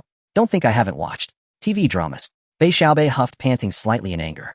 Yang Zhao, this sight is elegant, a feast for the eyes. Go Dan, lovely to behold. Let's have an encore. Li Go Dan, Yang Zhao, you two have offended two girls in less than 30 seconds. Lei Qianqian looked at Go Dan with utter contempt. I seriously doubt you've ever been in a relationship in real life. TCH, what's the point of that nonsense? I'm perfectly fine hanging out with old Yang. Go Dan declared proudly. Bei Xiaobei. Lei Qianqian. A strapping young man towering at 1.90 m would rather hang out with guys than girls. Is that right, kid? Is it? Sensing the moment was ripe, Yang Zhao clapped his hands sharply. Alright, enough chit-chat. Let's formally get acquainted, then divvy up the spoils. Bei Xiaobei is the benefactor who saved our squad. Thanks to her timely intervention, she first rescued Go Dan life, then helped Big Sister Lei recover quickly. What Big Sister Lei? That makes me sound so old. Big Li, Go Dan. It was clear that Lei Qianqian was truly losing her composure this time. But Go Dan flashed a grin. I wasn't talking about you. Lei Qianqian fell silent on the spot. Yet on second thought she might have preferred it if he had been. Meanwhile, Bei Xiaobei instinctively covered her chest. Since entering puberty, her generous assets had attracted no shortage of glances. Strangely, the big oaf's teasing carried no malice. This left her feeling somewhat disoriented. It was clearly a jab at her feminine traits, and they barely knew each other. Strictly speaking, it could be deemed inappropriate. Yet it lacked any hint of ill intent, leaving her unable to muster anger. This time Go Dan had exploited a skill glitch. In short, Zhao's help essentially saved our squad's life. Essentially, Bei Xiaobei frowned, but said nothing. Go Dan, however, rarely undercut him. Once you recover old Yang, the tyrant zombie wouldn't be a problem, nor would saving old Lei. But let's be real. Whether she saved the squad or not, she definitely saved my life. Thank you. Go Dan solemnly shook Bei Xiaobi's hand and bowed deeply. It was a brief handshake released immediately after the bow. The latter was momentarily caught off guard. By the time she snapped back to reality, Go Dan had already let go. Bei Xiaobei, though his words lack boundaries, his actions are still gentlemanly. At least it confirms he's not truly vulgar. Unwittingly, Go Dan had drawn Bei Xiaobei into his domain. She began to ponder what kind of person this young man truly was. Women are emotional sensory creatures. They are more easily distracted than men. With a little guidance, they can fall into a rhythm trap set by emotions. Of course, different techniques apply to different women. One must also gauge the limits. Everyone has varying tolerance, preferences, and aversions. That's why Go Dan preferred flirting with gold diggers. They were so pure, only after money. Learn from it, folks. Out there you couldn't buy these insights even with money. Yang Zhao. As for getting to know each other, a simple introduction will do. We'll naturally understand one another over time. We're all young. As long as there are no major flaws, it's easy to get along. Most people hearing this wouldn't question it. Because it's entirely true. Some girls might even wonder, what kind of person am I? Could I have flaws that make new friends dislike me? But few would think, why the hell should I get along? Are we even on the same side? Alright, I know Xiaobei saved us, and am grateful. Let's talk about the spoils first. Mainly my losses this run are way too high. Lei Qianqian winced in pain, my ECMO. Only the living get to talk about losses. Go Dan dropped the essence of the search and destroy game. Only bullets that hit the enemy count as bullets. You're right, but this is the comprehensive network, search and destroy. These so-called goodies can be traded. The mere mention made Lei Qianqian's heart ache even more. Yang Zhao laid out everything scavenged from the corpses, including the zombie crystals. This is all the gold and red materials. 2 incomplete maps. What I'm more interested in is this, the zombie crystals. The comprehensive network calls them crystallized remains of mis-evolved creatures.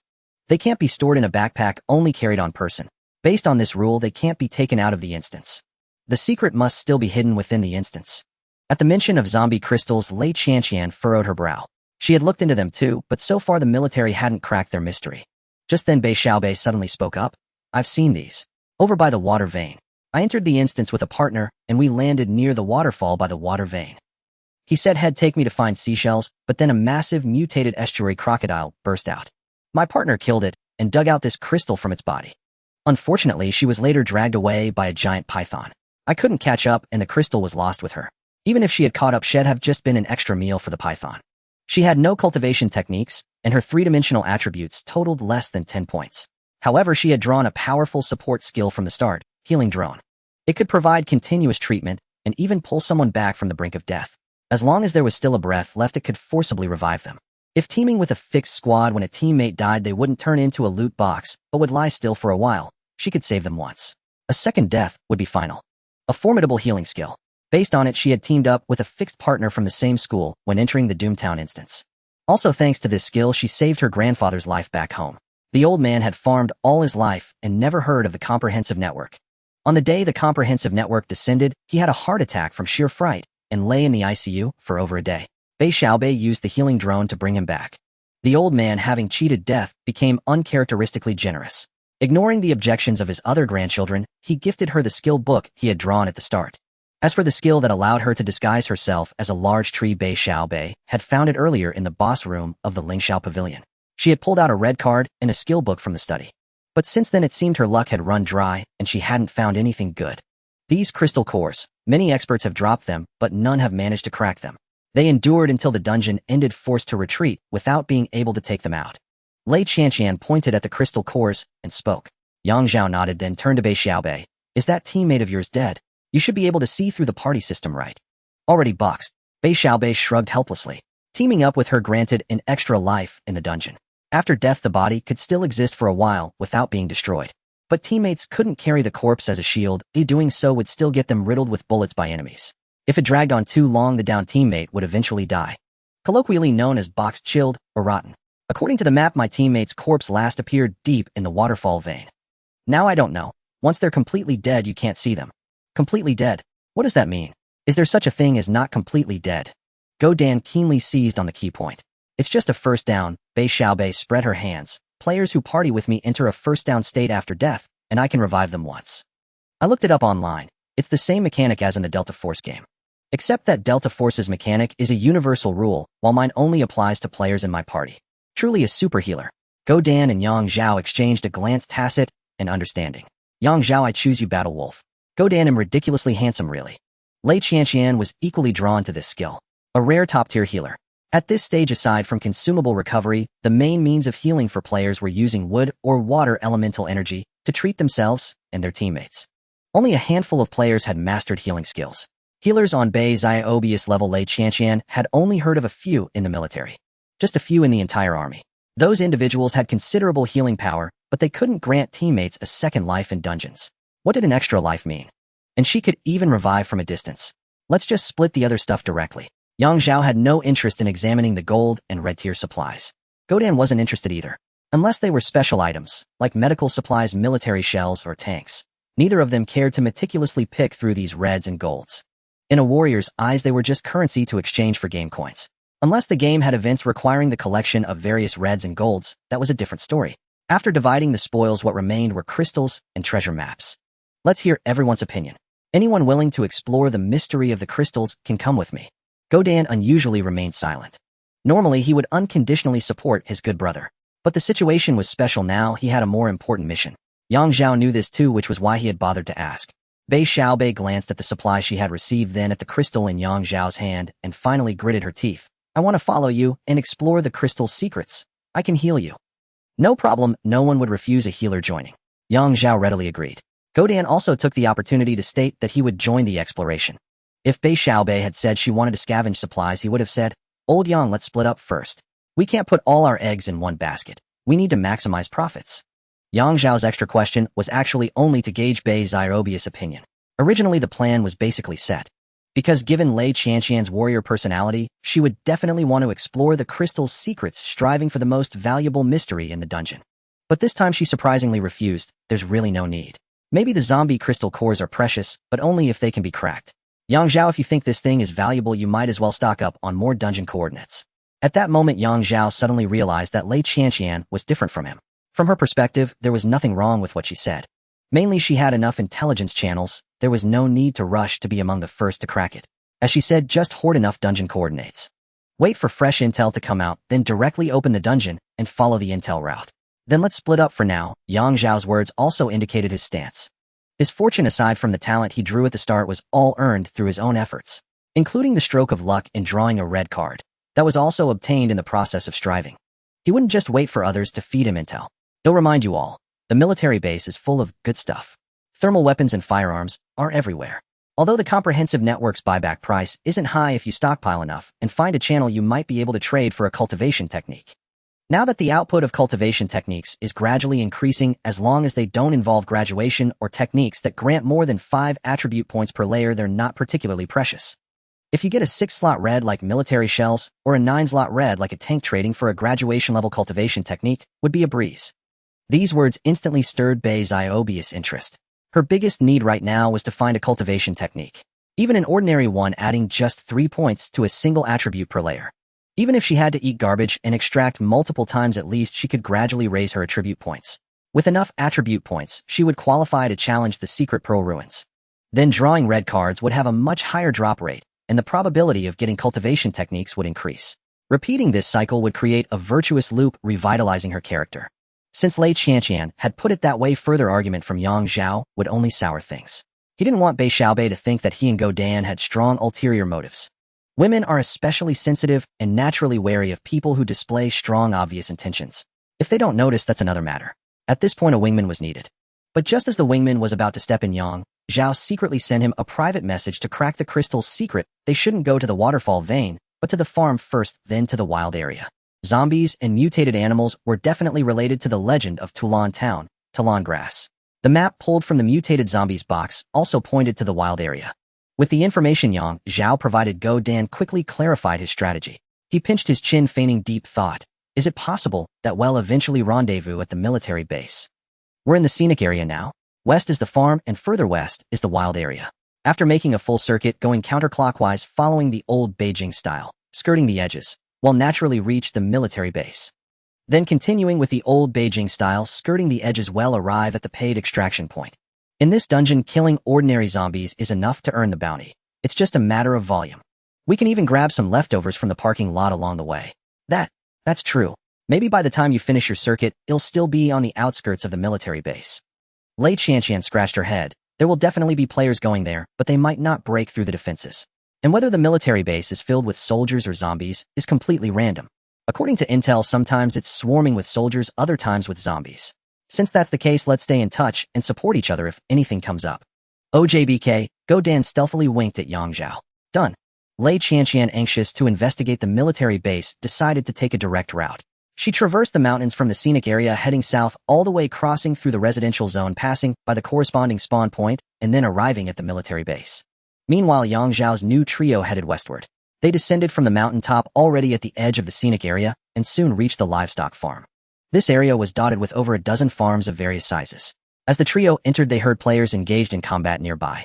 Yang Zhao, someone's hunting mutated animals. These people aren't grave robbers, they're bricklayers. Godan elaborated, mutated animals drop meat chunks, at least blue quality consumables.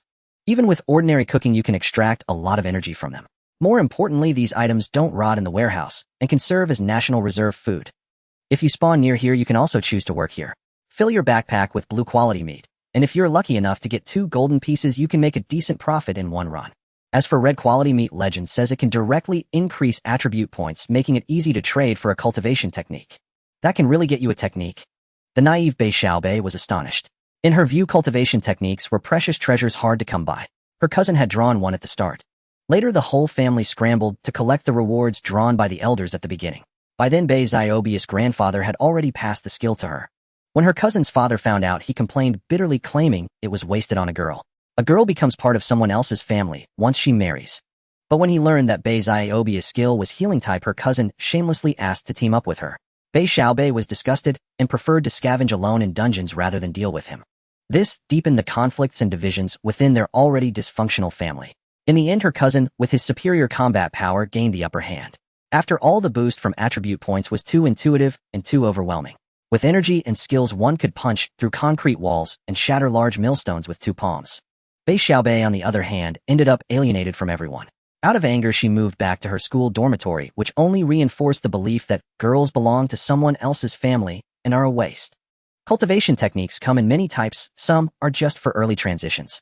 Of course, even the worst technique boosts attributes by at least 3 points per level.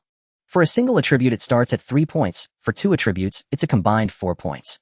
Godan explained patiently, and Bei Xiaobei nodded repeatedly. Wow, you two know so much. I've only seen guides online and many of them are full of lies. Yang Zhao, misleading guides won't last long. No matter the official decisions, they won't tolerate anyone misleading the masses in the comprehensive network. Godan added, I'll add you as a friend later, on WeChat, and recommend a fantastic post full of essential guides that even official media have shared. Great. I've only ever played Candy Crush before, I have no clue how to play this search and destroy game. It's lucky I met you too, or I'd be totally lost. Bei Xiaobei said happily. As the trio moved forward, the sounds of fighting grew clearer. Old Yang, what do you say? Should we ask them to move aside, or? In a dungeon, there's no room for negotiation. Yang Zhao stretched slightly, his joints cracking audibly. Godan grinned, his sharp canine teeth especially prominent. That's what I say. You too. Bei Xiaobei, intimidated by their aura, instinctively stepped back. Oh, beautiful, Godan suddenly called out. Huh. Bei Xiaobei looked up instinctively. In our world, new friends exchange gifts as a tradition. My buddy and I didn't bring anything fancy into the dungeon, so I'll give you a Demon King escort trial ticket. Next time you'll have to pay for the order, Demon King. Escort. Trial ticket. Hey. Bei Xiaobei was momentarily confused. But there was no time to explain. Draw your sword. Godan yelled, then crouched and launched himself 10 meters into the air. Il jet. Flash step. Boom. He teleported twice midair, crashing like a cannonball into the battlefield ahead. Meanwhile, Yang Zhao closed his eyes, calmed his mind, and focused. Soon his feet slowly left the ground, and he floated. He's flying. Bei Xiaobei watched in awe. This was Yang Zhao's newly acquired ability. During his fight with the mutated zombies, he had entered an epiphany state, boosting his attributes. Physique 1, Energy 5, Soul 10. The physique boost was small, but pushed him just past 30. 6. His other attributes also broke through 30. His soul reached a staggering 36. 9. The power that had been brewing within his life force field finally manifested. First ability, Flight. Second ability, Defensive Field. To attack Yang Zhao, one had to first break through his life force field's defense. This defense took priority over all other defenses. Of course, Yang Zhao could adjust it, shrinking the field to its innermost layer. But then his weapons and items would lose their enhancement. The defensive field's strength equaled the sum of Yang Zhao's 3 attributes, further amplified by supernatural intensity or other buffs. A defense of nearly 100 points might not sound intuitive. To put it differently, imagine converting all the boosts from 100 physique points solely into physical defense. And even if broken, it wouldn't harm Yang Zhao himself. That was the defensive field. In fact, it had many more uses even as an offensive tool. But this wasn't Yang Zhao's moment to shine, so he held back. Meanwhile, Godan had entered the battlefield first. Upon landing, he hurled a preformed Nian energy bomb into the crowd, exploding and sending 3 players sprawling. Oh, a 3-man squad. Godan chuckled, then drew his dark gold longsword, Nian Slash. Whoosh. A domineering blade aura tore through the air, cleaving the leading player in 2. Then Godan raised his left hand and clenched it in the air. A giant Nian arm materialized, gripping the second player tightly. Die. Crack. With the sound of breaking bones, the player died instantly. The third player tried to flee but was caught by Godan in 2 flash steps and sent back to reality with a single slash. The dream was over. This round didn't belong to you. From entry to clearing, it took less than 30 seconds. Meanwhile, Yang Zhao, hovering midair, shaded his eyes to survey the area, then raised his hand and fired a beam of light. The beam split into 17 in the air, precisely hitting 17 mutated animals and killing them instantly. Battle over. Yang Zhao landed and waved at Go Dan in the distance, helped the boss pack up. OJBK, such an effortless victory left Bei Xiaobei stunned. She had seen Yang Zhao and the others fight zombies before, and the scene had been even more intense. But back then she was far away and lacked the perspective of a human player. For Bei Xiaobei, who had multiple survival skills, players were far more dangerous than dungeon NPCs. It was a deeply ingrained mindset. But in that moment, Go Dan and Yang Zhao showed her how simple combat could be. I wish I could be as strong as you too, Bei Xiaobei exclaimed with genuine admiration. Opportunity knocks. Yang Zhao smiled inwardly. He didn't invite her to team up. That didn't fit the basic logic of interaction between the strong and the weak. You can place an order with him. He's a professional Demon King escort. What's a Demon King escort? Bei Xiaobei asked, puzzled. Yang Zhao, Demon King is an exaggerated term meaning he's as terrifying as a Demon King. Escort means protection, getting you through dungeons and clearing the whole map for you. Huh, that's a thing. Then, ordering him must be expensive, right? Not necessarily. You can heal, can't you? Just follow him and heal. Demon Kings also get hurt and bleed. Besides, even if you don't heal, you can cheer him on, shout 666, and provide emotional support. No matter how strong he is, he can only fill his backpack and safety box. Whatever's left, even a little will be more than enough for you. Also, when a player successfully extracts, the system calculates the team's total loot for experience first, then calculates what you brought out separately for bonus experience. Just tagging along for the experience is good. Bei Xiaobei, completely unaware of the logical trap in Yang Zhao's words, said naively, that's true. I was scared and bored when I scavenged alone. Hey, aren't you two friends? Don't you dungeon together? Yang Zhao shook his head. We can both clear maps and only need top-tier special loot. Dungeoning together would have the resources. Only for special dungeons like this, since it's our first time we team up. I see. Bei Xiaobi's heart raced with excitement. If only I could convince this Demon King escort to take me along. Notice how the dynamic of invitation, need, and mutual benefit had shifted into her begging to join. Women, no matter how much they claim to be clear-headed, they're still auditory and sensory creatures. Those who proclaim themselves as awakened female leads are merely influenced by a different voice. At their core, it's the same. They love hearing what they want to hear, and they love listening to what others have carefully crafted. There wasn't much to be gained at the slaughterhouse. Yang Zhao searched around, but found no mutated animals. In this instance, animals were just animals. No matter how strong they became, the comprehensive networks tag would still label them as animals. Mutated animals were different, however. No matter how weak they were once locked onto by a player's vision, the term mutated animal would appear. Bei Xiaobei had missed this crucial point when sharing intelligence earlier. Yang Zhao asked again later and finally clarified the matter. In fact, of the two animals that attacked her and her fixed squad, only the saltwater crocodile was a mutated animal. The giant python was not. Even though the giant python had higher attribute points and greater combat prowess. No mutated animals, but plenty of powerful ordinary animals. Looking at the corpses strewn across the ground, Yang Zhao grew more confident in his suspicions. In the wilderness and the slaughterhouse area, there was likely an underground passage or an underground river leading to the water vein waterfall. As for the question, could it be that something went wrong with the water vein waterfall, causing some powerful animals to run back to the farms? After all, there were many ordinary animals here, making it a natural cafeteria. This was highly unlikely. The root cause lay in the wilderness. Those animals wanted to escape this area. Or rather, they wanted to flee from some entity that existed within the wilderness. Then there were the mutated animals and the non-mutated, yet powerful ones. How the latter came to be and the source of their strength remained unknown for now. But one thing was certain, they desperately craved the crystal cores within mutated animals. Old Yang. Old Yang. Go Dan called out a few times when he saw Yang Zhao staring silently at the ground. Yang Zhao still ignored him. Instead, Bei Xiaobei whispered, he seems to be thinking in deep contemplation. Go Dan pulled Bei Xiaobei away, quietly moving to guard another side. He's probably thought of some key clue. Yang Zhao was still in the midst of a brainstorming session. He tried to connect all the fragmented clues, but unfortunately key evidence for some parts was still missing. Since key evidence was lacking, he would use his imagination to fill the gaps. As the saying goes, boldly hypothesize and carefully verify.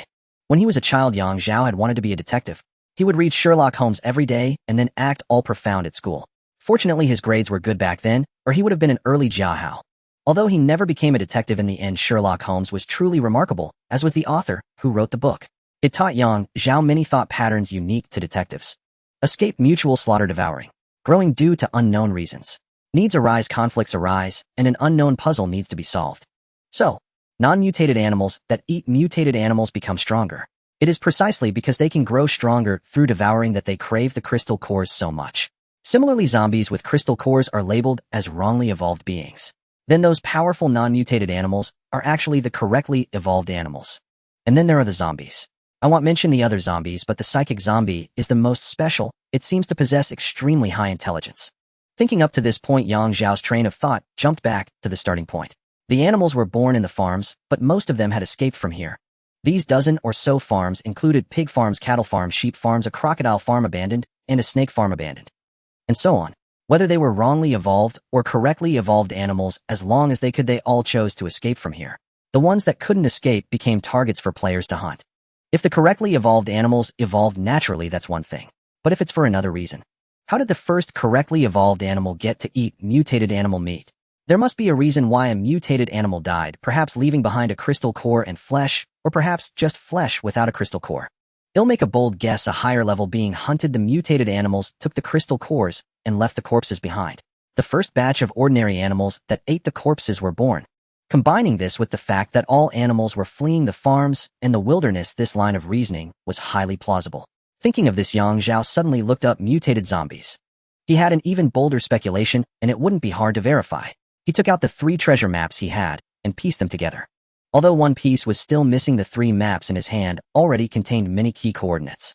Moreover, Yang Zhao was a player and had access to the full instance map. After a simple comparison, he fixed his gaze on the wilderness. The final answer lies here. This is the instance's Easter egg. One had to understand that the Juming Town instance was not a regular instance at all. It was only right that it held secrets, and an Easter egg was inevitable. Even more so, the greatest significance of this instance was not for players to happily search, fight, and retreat. Uncovering the instance's secrets was one part. Raiding the military base for weapons was another. So far, the types of weapons produced by the military base were far more abundant than those from Research Institute No. 3. Yang Zhao even suspected that even if the Haft laboratory were opened later, the variety of weapons there might not surpass what was available here. Various tanks, planes, artillery, and infantry fighting vehicles appeared as models, and once equipped in the item bar, they could be directly manifested. The instance is called Juming Town Juming, and this town's original name was Tulan Town, born because of the Tulan grass. Combine the 2 Tulan grass, Juming Town. A glint of sharp light flashed in Yang Zhao's eyes. He seemed to have identified the key to solving the Easter egg. Go Dan. Let's go to the wilderness. All right. Seeing Yang Zhao's high spirits, Go Dan immediately entered a state of high alert battle readiness. Yang Zhao took the lead, soaring into the air and rushing towards the wilderness at top speed. Along the way, because he was flying in the sky and worried that the map coordinates might be inaccurate, causing Go Dan to lose track of him, he made a point of firing a massive fireball into the sky at intervals, using it as a flare. On Go Dan's side, without time to ask for Bei Ziobia's opinion, he scooped her up in a princess carry and also set off at an extremely fast pace. The howling wind filled Bei Ziobia's mouth, leaving her no chance to ask questions. Eventually, she gave up struggling and curled up in Go Dan's arms to avoid the wind slapping her face. The wilderness. The moment he entered the wilderness, Yang Zhao found his perception was greatly suppressed. I wasn't wrong. For something to suppress a player's innate perception to this degree, there must be an object of extremely high supernatural intensity here. All players possess an innate perception ability, soul plus supernatural intensity. Using the comprehensive network as a substitute for the universe, players, once they meet the prerequisite requirements, can read information from the universe. Just like in a game, meeting prerequisites can unlock skills, unlock quests, or unlock other functions. However, in the wilderness area, Yang Zhao's perception was suppressed to an unprecedented degree.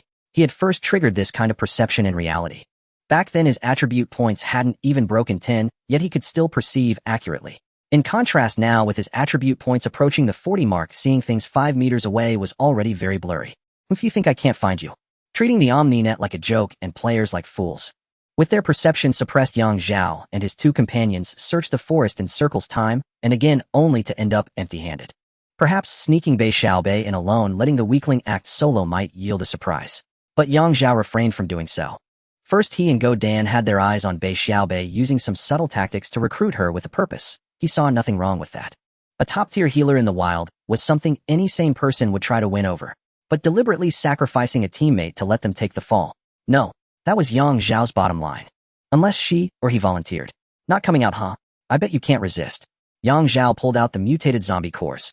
Among these, only the cores from psychic zombies were unique, marked with a special tag by the OmniNet. The rest were identical. Their quality and size were as uniform as if stamped from a mold. He hadn't noticed this before. Looking back now, it was clearly suspicious. Yang Zhao picked up 3 mutated zombie cores and quietly activated his talent. In an instant, the 3 cores merged into one. Not only was the quantity greater, but the quality had also risen. More importantly, thanks to his synthesis talent's supreme trait, taking the best and discarding the worst. The impurities within the cores were removed. After this synthesis, a peanut-sized prismatic form appeared in Yang Zhao's hand. Smaller in volume, yet so pure that even Yang Zhao was slightly entranced. He yearned to extract the essence within, but since the Easter egg remained unsolved, true use was still beyond his reach. And that wasn't all. Earlier, Yang Zhao and his team had slain 5 tyrant zombies, 3 monkey zombies, and 1 special psychic mutant. He continued to activate his talent, synthesizing another pure zombie core. This time, even Godan not far away unconsciously sniffed the air. He smelled nothing, but an instinct for biological evolution faintly alerted him. Pity, just 1 more core short of brewing something big. Yang Zhao's whisper was like the seductive temptation of a demon from the abyss. After finishing the synthesis, he wasted no time and called Godan to turn and leave. As they were about to exit the wild zone, Yang Zhao handed over items like the landscape scroll, the immortal binding rope, and the golden grade energy shield. There might be unexpected situations soon. If I bite it, take these and retreat.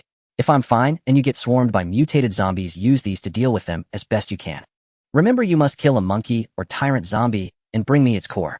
3 consecutive ifs made Godan realize the gravity of the situation. Trusting his fixed teammate, he asked no further questions. With a grave expression, he took the items and said, "Well, retreat together."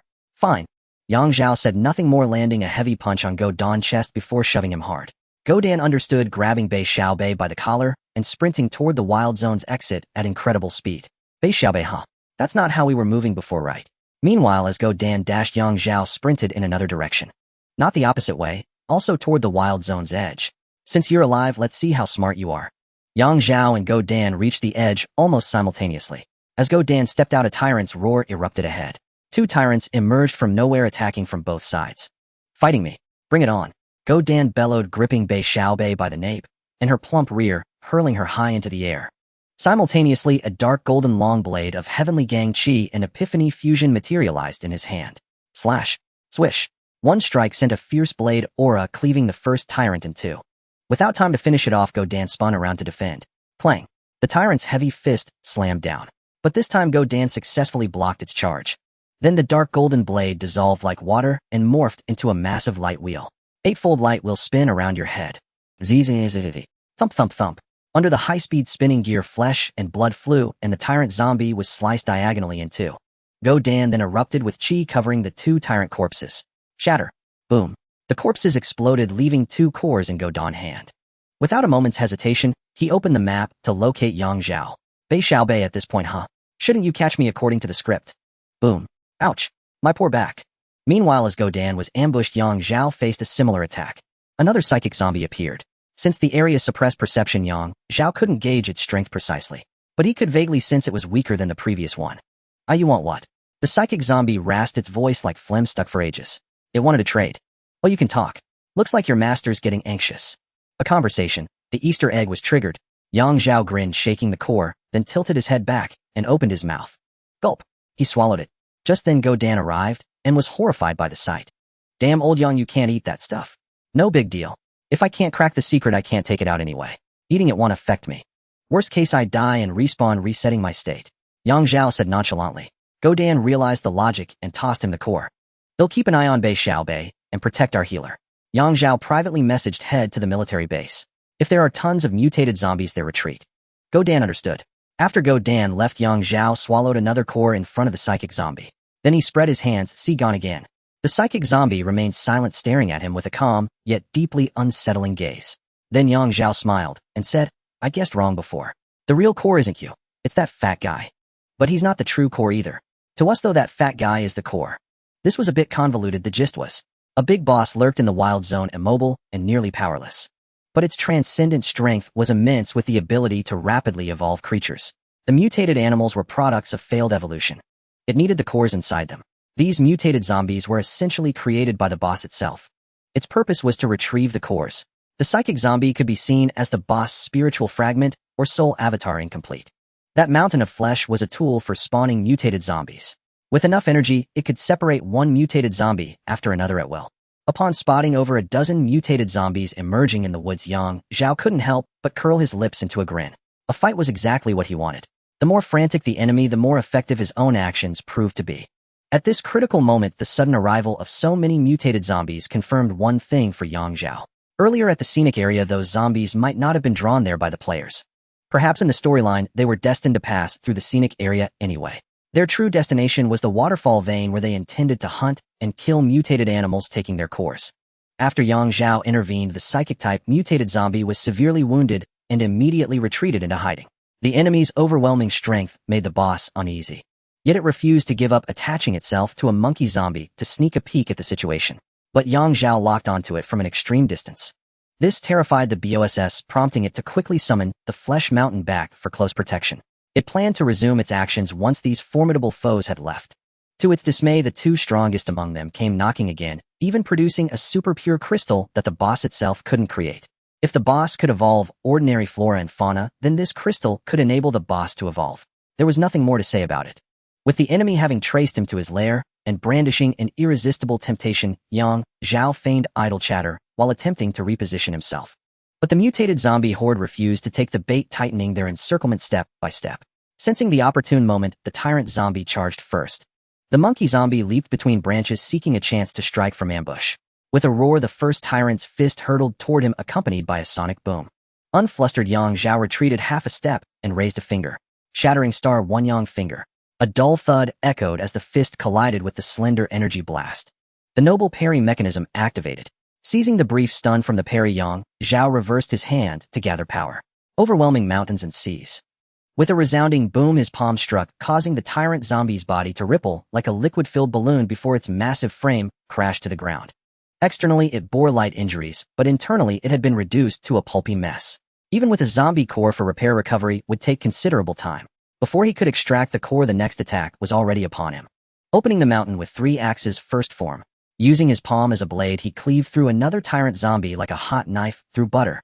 Just then, a third tyrant's fist, wrapped in a sonic boom, slammed into him. With a heavy thud, he stood utterly still. Yang Zhao took the blow to the back of his head without flinching. The defensive field was truly worth having. Aurora Art. With a rapid series of pew-pew sounds, he unleashed a dozen aurora beams from behind, blasting apart the tyrant zombie's head. In the span of 2 breaths, 3 tyrant zombies had been eliminated. Yet numerous mutated zombies still surrounded him, their encirclement now complete. To avoid being overwhelmed, Yang Zhao reluctantly activated mountain-shaking Tiger Awe. A deep hum emanated, and a terrifying mushroom cloud of energy erupted from him. The earth cracked inch by inch, and deeply buried tree roots were obliterated. When the dust settled within a 20-meter radius centered on Yang Zhao, nothing remained but a massive crater and him alone. Gasping for breath, the intense battle had strained even Yang Zhao's endurance. He quickly downed 2 bottles of glucose and some stamina-restoring pills. At that moment, the psychic-type mutated zombie stirred. It floated into the air, raised a single finger, and emitted a low hum. Ring-shaped shockwaves burst forth. You deliberately had your minions surround me, forcing me to use my ultimate move, only daring to approach after I've exhausted my power. You think I have no other tricks left? Watch closely, this move you taught me. Yang Zhao's eyes gleamed with ferocity as he glared intently. With a thunderous boom, a similar telekinetic attack erupted, this time with wide area coverage. Their telekinetic forces collided without explosion or even a whisper of sound. All that remained was a terrifying scene of utter annihilation. At the epicenter, every tangible substance was completely disintegrated down to the very dust in the air. Yang Zhao had never anticipated such an outcome. He had considered countless possibilities and held other trump cards in reserve. But this was beyond his expectations. The psychic-type mutated zombie was equally stunned. In the end, Yang Zhao reacted a split second faster. Without needing muscle movement, a flicker of his divine will launched him into the air like a cannonball. The next moment, the phenomenon of annihilation began to spread, engulfing the area he had just occupied. Meanwhile, the psychic-type mutated zombie grew anxious, seeing Yang Zhao ascend higher. Bending its legs slightly, it launched itself into the air. Both engaged in aerial pursuit, but after a while Yang Zhao sensed something amiss. It seems even more anxious. What does the enemy's increased urgency signify? It means our actions have struck a nerve. Yang Zhao realized that the higher he flew, the more frantic the enemy became. Did altitude correlate with its desperation? Could the boss's true body be in the sky? He looked up, but found no target. The Juming town instance was clear and sunny, offering an unobstructed view of the endless blue sky. Not in the sky, then below. Thoughts raced through Yang Zhao's mind. First, it was immobile, yet possessed myriad mystical abilities and extraordinary resilience. Second, it was conspicuous, the easier to spot from above. Third, its true body was fragile, hence it recalled the Flesh Mountain and surrounded itself with mutated zombies at the slightest disturbance. So, amid his thoughts, his gaze locked onto the densest patch of forest below. Despite the thick foliage, a faint azure glow peeked through the gaps. Found it. Just then the psychic-type mutated zombie suddenly accelerated, hovering a dozen meters above him before diving with a suicidal fervor. Panic, pure panic. I was about to come for you anyway. With that, Zhao activated mountain-shaking tiger all once more. With a deep hum, this strike flattened the troublesome psychic-type mutated zombie into a pulp. Zhao seized the moment to fly over and claim its zombie core. He then returned to the ground to collect the remaining cores. All's well that ends well. Time to rest. Zhao deliberately let down his guard, even sitting down to meditate and recover. A tendril-like fleshy rope stealthily emerged from the dense forest. Relying on the area's perception-suppressing mechanism, it crept inch by inch toward Zhao's back. Suddenly, the fleshy rope lashed out, aiming straight for the back of Zhao's head. But as if anticipating the attack, his divine will surged, firmly binding it. His divine sense then traced the tangible rope outward, eventually locking onto an inconspicuous blade of grass. Talon grass. On the surface, it was no larger than a rose bush, but its roots delved deep underground, forming an intricate network of rhizomes. Those roots were the fleshy ropes. With a snap, the rope severed itself, attempting to flee by sacrificing its tail. Trying to outsmart me, are you? Zhao smiled, his face etched with triumph. The blue light isn't the true body. The source of the fleshy rope is the real deal. Underground, the mutated zombie's panic at my flight was a ruse to mislead me. Its suicidal attack was a feint meant to lower my guard. But I didn't head straight for the blue light. Instead, I rested and recovered, which truly made you anxious. You've evolved quite well playing mind games adeptly. But you forgot one thing. I'm human, the craftiest animal of all. Drink up, rise for me. Rumbling and roaring, the 10,000 laws reverting to one was pushed to its extreme, causing the power of earth to boil over throughout the forest. Leveraging the might of his cultivation art, Zhao forcibly overturned the land where the Talon grass resided, flipping it completely upside down. Countless tendrils like fleshy ropes writhed wildly. Trees as thick as a man's arm snapped upon contact. Gazing at the scene before him, where tendrils danced like a nest of serpents, Zhao took a deep breath. The great waves sifting sand. His hands formed claws, condensing azure true chi, and he struck through the air. The great waves sifting sand lived up to its name. Any enemy struck by this technique would have their flesh and blood scoured clean like fine grains of sand by the tidal waves of true chi. In the end, only a bare skeleton remained. This technique was perfectly suited for cleansing the core of the Talon grass. After the strike, Zhao raised his hand and shot out a dull grayish light. The sword orb. Whoosh! The sword orb whistled around the Talon grass, then immediately returned to Zhao's hand. With just this one blow, the grass, already meager spiritual essence, dimmed further. However, the roots and stems of the Talon grass were also completely severed. Now only a bare main body remained. Those fleshy ropes, once detached, withered and turned to ash upon hitting the ground. The Talon grass was utterly selfish. It only provided energy when the fleshy ropes were connected to it. Once the connection was broken, it would not spare even a trace of energy. This particular Talon grass had reached the pinnacle in its ability to channel energy. It was a perfect embodiment of the greatest characteristic of biological evolution, the relentless and unscrupulous acquisition and utilization of energy. Relying on his biological force field, Zhao slowly flew over and used his divine sense to retrieve the Talon grass. The moment he touched it, the grass began to wither, leaving behind a single crystal. Talon grass division crystal can provide pure energy to flora and fauna, accelerating their growth and maturation. A division. Seeing this prompt, Zhao couldn't hold back his frustration. He had exhausted every means, yet all he obtained was still a division. Where was the main body? Did it have a contingency plan? Damn it! Zhao cursed inwardly, then clenched his hand into a tight fist. A division was still something. At least he had toiled for so long, and it was better than nothing. By now, Zhao had cracked this hidden treasure, although he hadn't obtained the true Talon grass. At this moment, the Talon grass crystal and the zombie core had automatically unlocked and could be stored in his inventory. He collected the series of treasures and, unwilling to give up, continued to scavenge through the wilderness forest. The faint blue glow seen from the sky was actually a transcendent plant temporarily forced into maturity by the roots of the Talon grass division.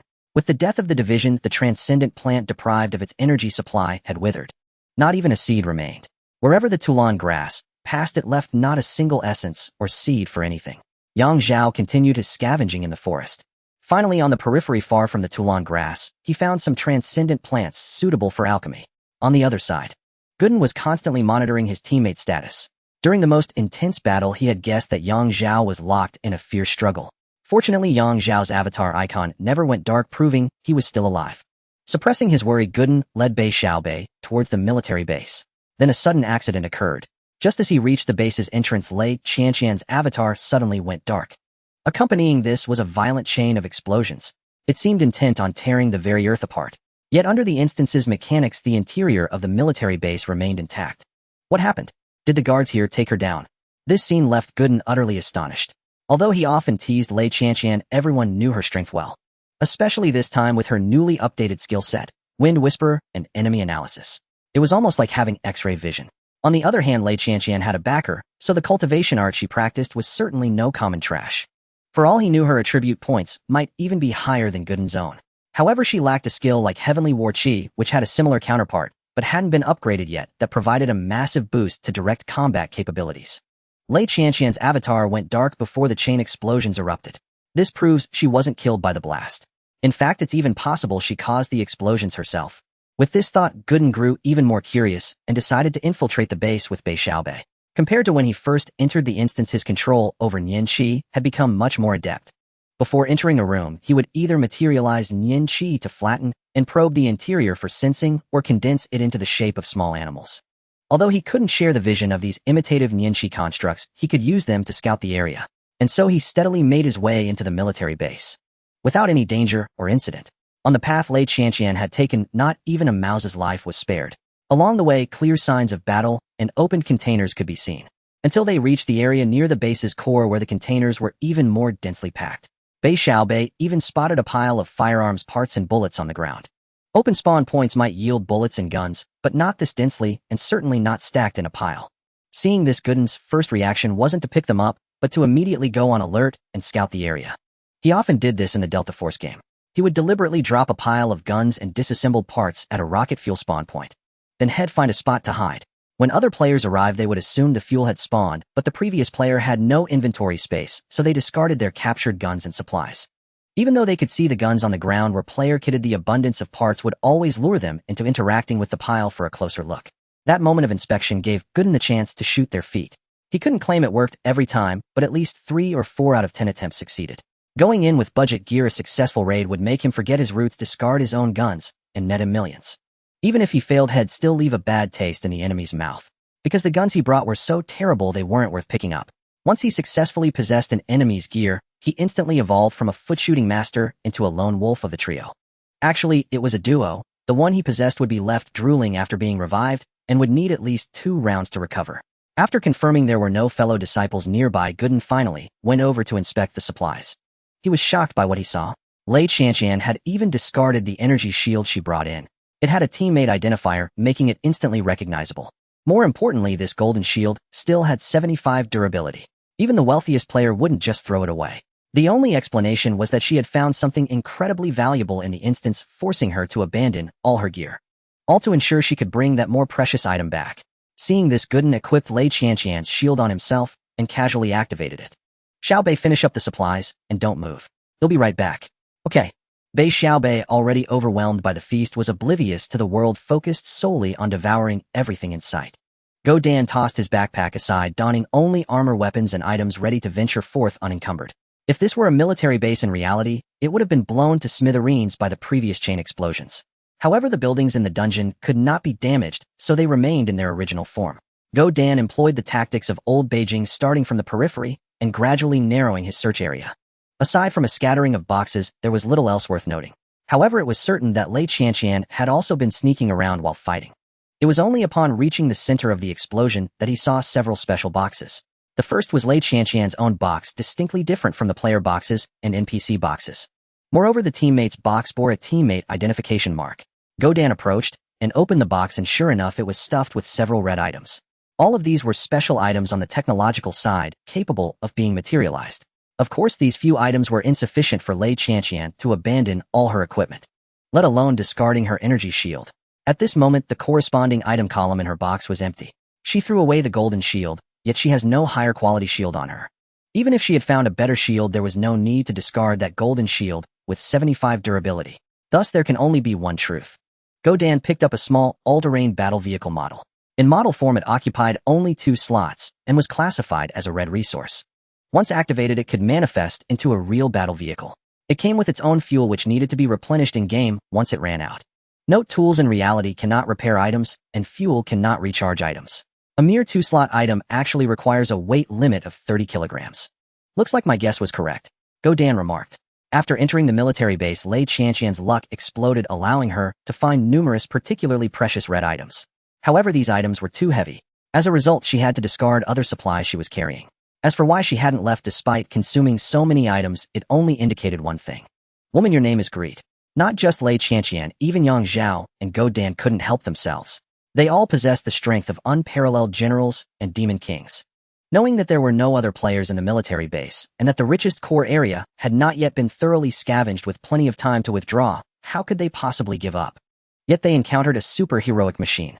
Go Dan collected the red items he found on Lei Qianqian's corpse. Note items found in the game do not count as personal belongings, they will automatically return to teammates after a successful retreat. Taking any item with a teammate mark once the retreat is successful, it will return to the teammate. Next, Go Dan began to open the NPC boxes one by one. He also kept an eye on the names corresponding to the boxes. Until he saw the words Commander's Guard, he roughly guessed what was going on. Continuing to rummage, the Commander's box was buried beneath the guard boxes. As Go Dan finished the last box, he entered a state of being overburdened. His movement speed was significantly reduced, and traveling consumed more stamina. Even activating the instant step would require more energy. Damn it, even as a ghoul, I can get dizzy from carbon. But then again, this military base is incredibly lucrative. The firearms of the Commander's Guard were fully equipped, and they had golden quality level 5 eggs. Just this alone was frightening enough. NPCs stuffing golden eggs into guns were not to be trifled with. Moreover, on the commander himself, Go Dan found a fully modified M14. This single gun, without counting the bullets, was worth 45000 game coins. Zhongwang coins, not half coins. Not to mention that this M14 was equipped with a 70-round drum filled with 70 red quality level 6 bullets. A miraculous elixir indeed. Go Dan merely glanced at it before quickly stashing the bullets in his pants. Damn, a 70-round drum M14, and it shoots red bullets. It would scare a child to tears. Every notable technological NPC carried mechanisms like smoke screens and ignored the recoil of firearms. These 70 red bullets would spray out like water. Not only could Lei Qianqian not withstand them, but even Go Dan would perish on the spot. Even Yang Zhao, who activated his defense field, could only temporarily avoid its edge. It's no wonder Lei Qianqian was driven to the brink by that tigress. After finishing looting, Go Dan couldn't help but click his tongue. At the same time, he also understood what had caused the earlier explosion. Since Lei Qianqian had previously discarded a large number of supplies, it proved her own burden was already full. However, judging by the condition of her corpse box, she was clearly far from it. Thus, there should have originally been a more precious and heavier item in her bag. Because there were no 9-slot safety boxes, it remained in her backpack. And that item was the culprit behind the chain explosion. Right before her death, she realized she couldn't take the item out, so she decided to detonate it. If this speculation holds, Go Dan felt a bit troubled. Military-grade shells. Such immense power, it's almost comparable to a small-scale heavenly calamity. If that's the case, that Lei Qianqian gal, that's just underhanded. Anyway, I'm not keen on getting too close to her. She may have died, but the NPCs wouldn't touch player boxes, meaning that shell was still inside. When Yang Zhao and Go Dan received the teammate death notification, they would surely come for revenge. At that time, they would be able to take the shell out as well. Regardless of how they distributed it afterward, with Yang Zhao's and Go Dan personalities, they would never shortchange her. Yet the reality was she hadn't uttered a word from the moment she entered the military base until her death. Right before dying, she even used the shell. What else could be said? Let's just assume she was avenging herself. While Go Dan was looting, he sent Yang Zhao a private message. The coordinate point is incredibly lucrative. Hurry up after you're done. On the other side, Yang Zhao scoured a circle in the wild area only to find it abysmally poor, contradicting the intel that stated the wild area was a relatively fertile resource point. It must be the doing of the Turan grass division. Normally, when players come in to scavenge extraordinary plants, it wouldn't even pay attention to them. Better to avoid trouble than to seek it. Its only purpose is to obtain the zombie crystal. But my situation is different. It directly pulled all energy back to itself. But in the end, it still couldn't escape my grasp. After finishing in the wild area, Yang Zhao arranged his 810 swallowing bag.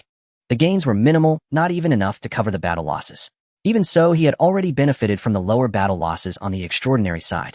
If a technological player came, they could easily make high-level extraordinary beings temporarily avoid danger with just a flick of their fingers, which indeed seemed impressive.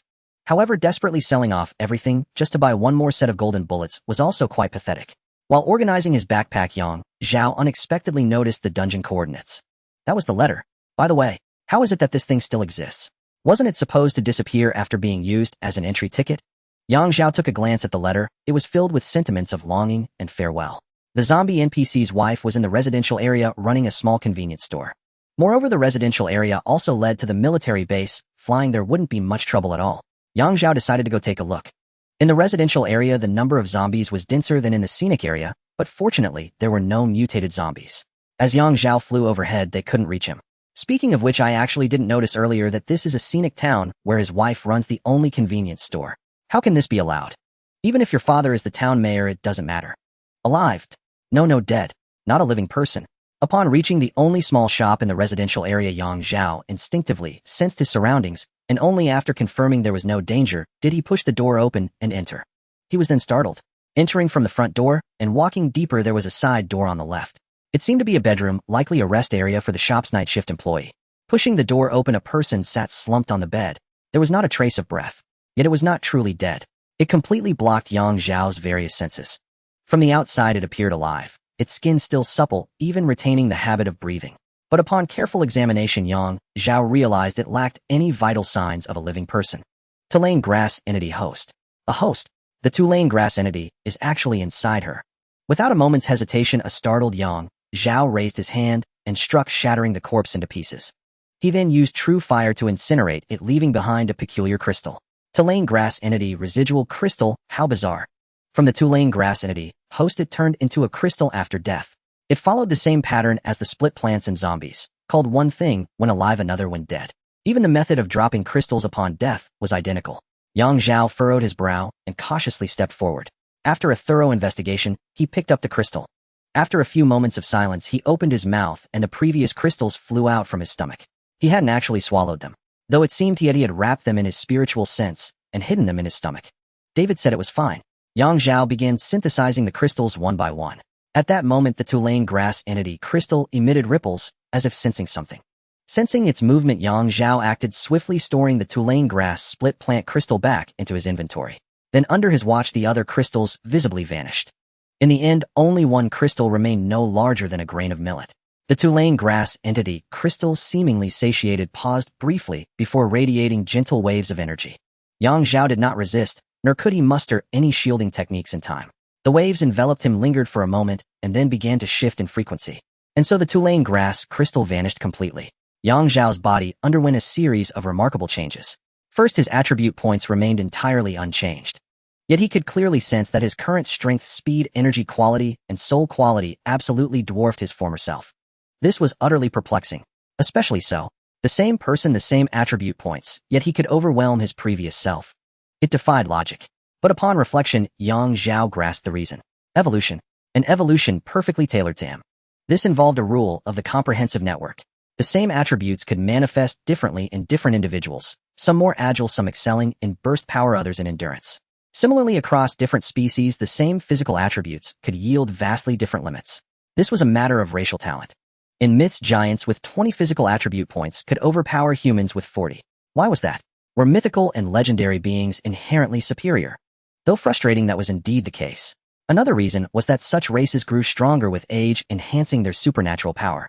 According to mythological tropes, humanity itself is divided into primordial humans, post-heaven humans, ordinary humans, and wage-slave humans. If someone had told Yang Zhao as a child that humans were molded by Nuwa, he would have scoffed. Back then, textbooks said humans evolved from monkeys. But now if someone claimed humans evolved from monkeys, he would still scoff. With the comprehensive network descending, you're telling me humans came from monkeys? I'd rather believe humans were created by aliens. The Trisolarans might not cut it, but something like a 4-body or 5-body civilization could. In summary, the core of Tulane grass evolution for Yang Zhao was to enhance his base, making each attribute point count as 1 to 1. 2 points with an additional 1 point of supernatural intensity every 10 levels, though this would only settle upon leaving the dungeon.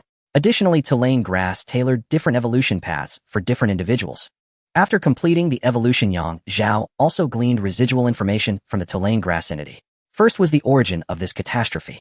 Tulane grass had always existed. It could evolve other species and naturally itself. Since no one had discovered it over countless millennia, it had gambled all its accumulated energy in one go, attempting to evolve. It intended to let an advanced evolution drive the rest. But an accident occurred. Tulane grass underestimated itself and overestimated the purity of the energy it had absorbed. Mid-evolution, an accident forced it to cut off a part to survive. The split plant was that severed part. It became an independent entity, mastering a new evolutionary path. Evolving animals, selecting superior individuals to feed back into itself. What defined a superior individual? one capable of naturally absorbing dark matter energy, heaven and earth energy. But soon the split plant found the mutated animals uncontrollable, so it began creating zombies. It added mechanisms to the process, using human corpses to create flesh mountains and then crafting a vessel for its own consciousness. This became the most unique psychic zombie. By borrowing its psychic abilities, the split plant could then command the zombie horde. And thus it reclaimed the crystals from mutated animals. Those crystals provided immense energy to fuel the split plant's evolution. Before the virus erupted on a large scale, the zombie NPC and his wife had gone on a spring outing outside the town to dig for wild vegetables. The man was bitten by a mutated creature created by the split plant. During their escape, the woman inadvertently took the Tulane grass entity with her. As for how the split plant spread the zombie virus, it wasn't like in the Resident Evil movies. It spread through spores, water sources, and the like. In essence, the zombie virus was a parasitic spore created by the Tulane grass split plant. Infected bodies became breeding grounds for more spores. After going full circle, Zhao finally unraveled the true mystery. The final answer seems simple, but executing it won't be easy. The intelligence Lei Qianqian obtained is definitely incomplete. So many people entered the dungeon with coordinates, yet not a single one. He stopped mid-sentence. No, not necessarily. It wasn't that they didn't want to come, they couldn't see it. The Tulane grass entity possessed an incredibly powerful sensory blocking ability.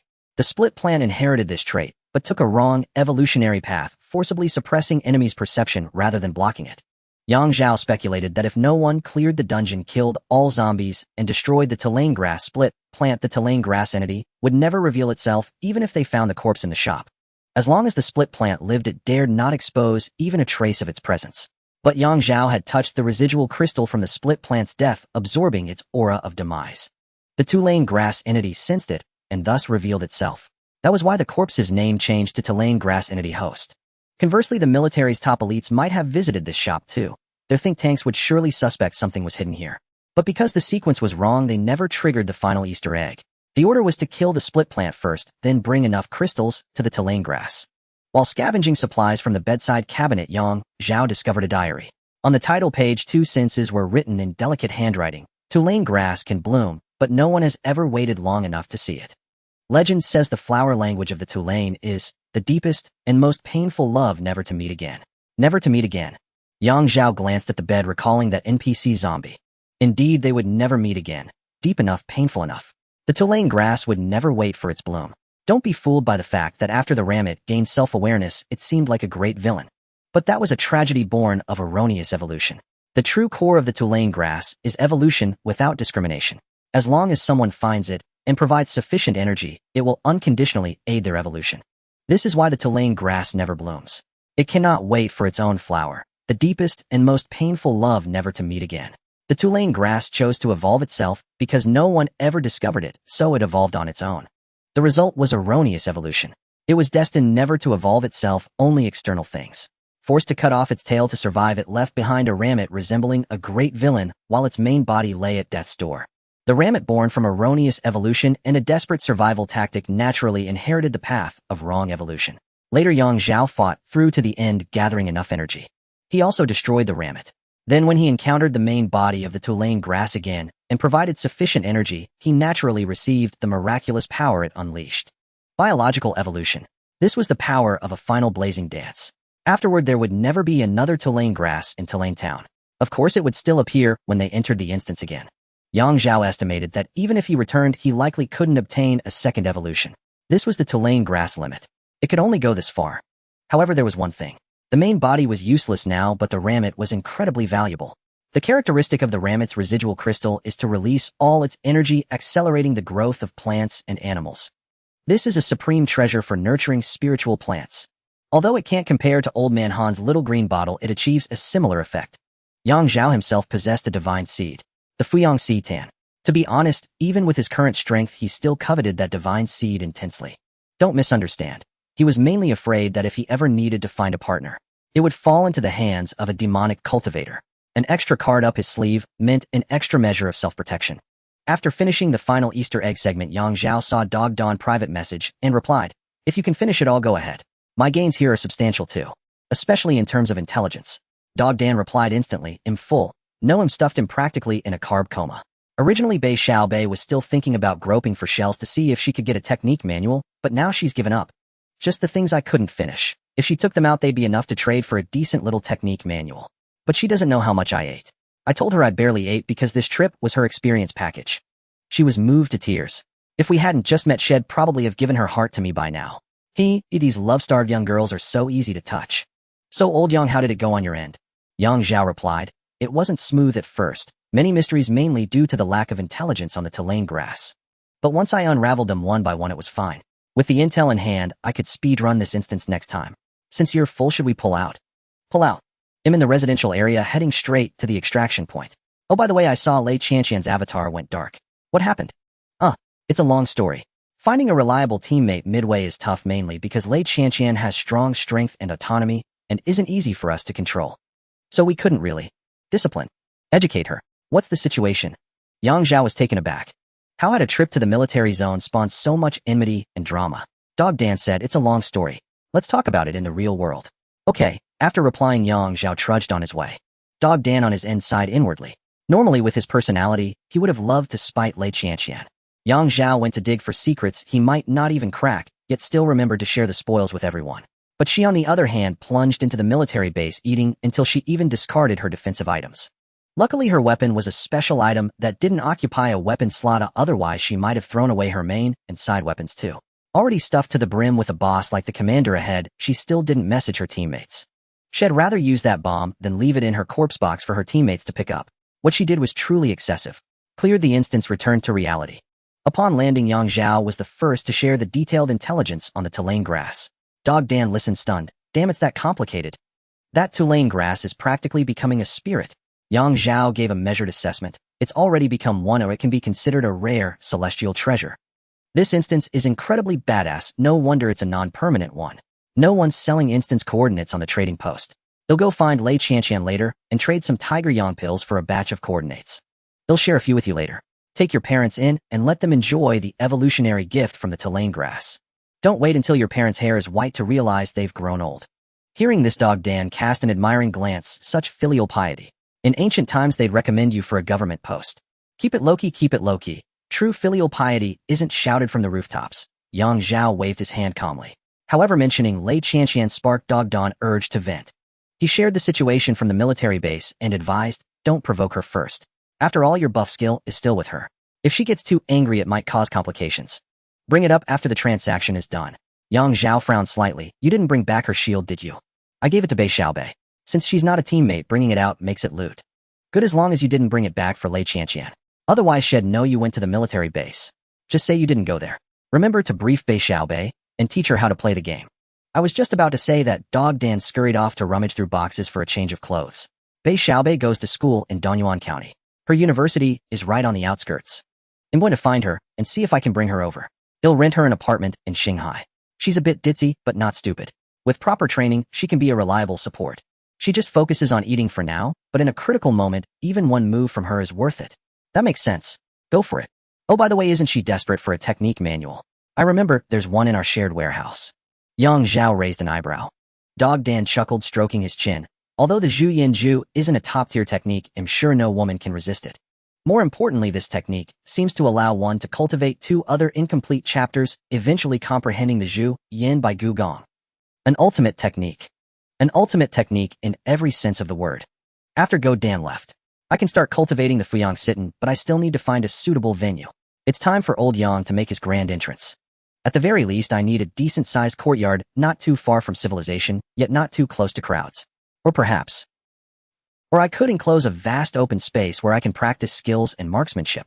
Yang Zhao specialized in the supernatural side, but he couldn't completely abandon the technological side of firearms.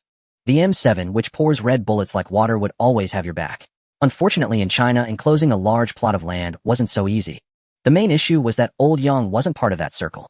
Many people thought that anyone with money was the same, that other wealthy businessmen could do what they did. But that wasn't the case. The culture of circles wasn't limited to the capital. Old Yang started with assembly line production, a downstream industry for medical consumables. His business was nothing in Shanghai, but it could rank among the more renowned echelons in certain small counties. However, if he had done business in a county town, he would never have developed this far. Even getting a loan to build a factory was difficult. After much deliberation, Yang Zhao decided to first help his father with the company's transformation. If enclosing land is out, renting a farmyard isn't hard. He'll make do for now. Actually, school is the best place for seclusion. After clearing a dungeon, as long as it's still mealtime, you can pay the cafeteria for food. Right now, many restaurants in society that don't make much money have closed overnight. Bosses, chefs, and waitstaff have all gone back to their hometowns to farm dungeons. Even with a 1-1 exchange rate of game currency to RMB, it's a sure profit. It has to be a special place like a school. If the local government is willing to put in the effort, they can definitely keep the head chef on. Otherwise, the school won't have food either. School was about to be suspended with subsequent actions pending official notice. This was the information Zhao saw on his phone after clearing the dungeon. It was already night, so he put aside other actions and began to review his gains. Clearing this dungeon had boosted his level to 23, with all attributes increased by 0. 4. Due to the nature of his evolution, his supernatural strength was additionally increased by 2 points. From now on, every multiple of 10 levels would grant an extra point of supernatural strength. From this perspective alone, the evolution brought by Tulan Grass was already a huge profit. This was a treasure dungeon. There were hardly any other gains from this dungeon. The special red items were all with Godan, and they hadn't had time to split the spoils yet. There was no need to divide those items. They would be kept to replenish the public warehouse and stock up on strategic armaments. It was better to have them and not need them than to need them and not have them. To cultivate the Fuyang Sitten, he needed a small patch of open ground. Keeping it in a flower pot was absolutely out of the question. No matter how impressive the split crystals were, nourishing the immortal seed would still take time to grow. What if while Zhao was in a dungeon someone stole the Fuyang Sitten? That would be a real disaster. Then through the player interface he invited Lei Qianqian to form a team and open a voice chat. Hello. He could tell from her voice that Lei Qianqian was in low spirits. She was nothing like the excited person who had entered the dungeon earlier. It was understandable. With a brand new skill set and an ECMO to save her once, she still ended up dying in the game. More importantly, she hadn't encountered any strong hostile players throughout the entire process. As the saying goes, you only beat players, huh? Try going against the bots. This kind of blow was devastating for a player in the development stage. Let me check on your situation. I mainly saw you died at the military base when we were retreating. Zhao used the story he had agreed upon with Godan, not going into too much detail. After hearing this, Lei Qianqian's face twitched with pain, but she still gave a carefree smile, just a bit of wind and frost. You guys already went to the military base, right? Let me share some intel I wasn't planning to reveal so soon. At the military base, you can find an unstable micronuclear fusion reactor. It only respawns at fixed outdoor spots, and when it does, a boss is guaranteed to be at the base. That thing is very dangerous. Once picked up, it binds to you, and if the player dies, it self-destructs. This applies both in reality and in dungeons. But it's different from the ECMO. In reality, you can store it in your player warehouse, and it won't self-destruct upon death. If it's in your item bar, it will self-destruct upon death. Internally, the authorities have classified this as the most dangerous item. Holy crap, there's something like that. Zhao was shocked. A micronuclear fusion reactor that self-destructs upon death. What the hell was the difference between that and a micronuke? What if a madman or a lunatic got his hands on it and hid in a busy city center? There would be no way to deal with him. Who would dare gamble on whether he would voluntarily detonate it when pushed to the brink? The real-world city center didn't have the architectural properties of a dungeon. If an explosion occurred, everyone would ascend to heaven. From the district chief to the city chief to the provincial chief, their official hats would also ascend collectively. However, based on Lei Qianqian's intel, Zhao now understood the source of that explosion. She had no choice. You took a heavy loss this time. They'll share a few. No need. Lei Qianqian said flatly. I'm not some delicate damsel who needs to be carried by you every time. By the way, I'm going to switch my focus from now on. I'll emphasize the supernatural side and downplay the technological side. It seemed she had suffered severe psychological trauma and had become somewhat disillusioned with the technological side. Zhao thought to himself. In truth, this was Lei Qianqian's own fault for not playing it right. She relied too heavily on that broken Mandel brick. Admittedly, that brick was worth it. It could freely switch weapon forms, and with just a cooldown it could rain bullets like pills, completely ignoring ammunition consumption. And it wouldn't drop upon death. But that wasn't how the technological side was played. It required a lot of high-tech gear to support. Trying to dominate dungeons with just one gun was a bit like not taking NPCs seriously. The greatest enemy of a glass cannon wasn't hostile players, but the powerful NPCs in the dungeon. They had too much health. Sometimes even a full magazine of gold bullets couldn't kill them, and they could instantly turn lock on and headshot you.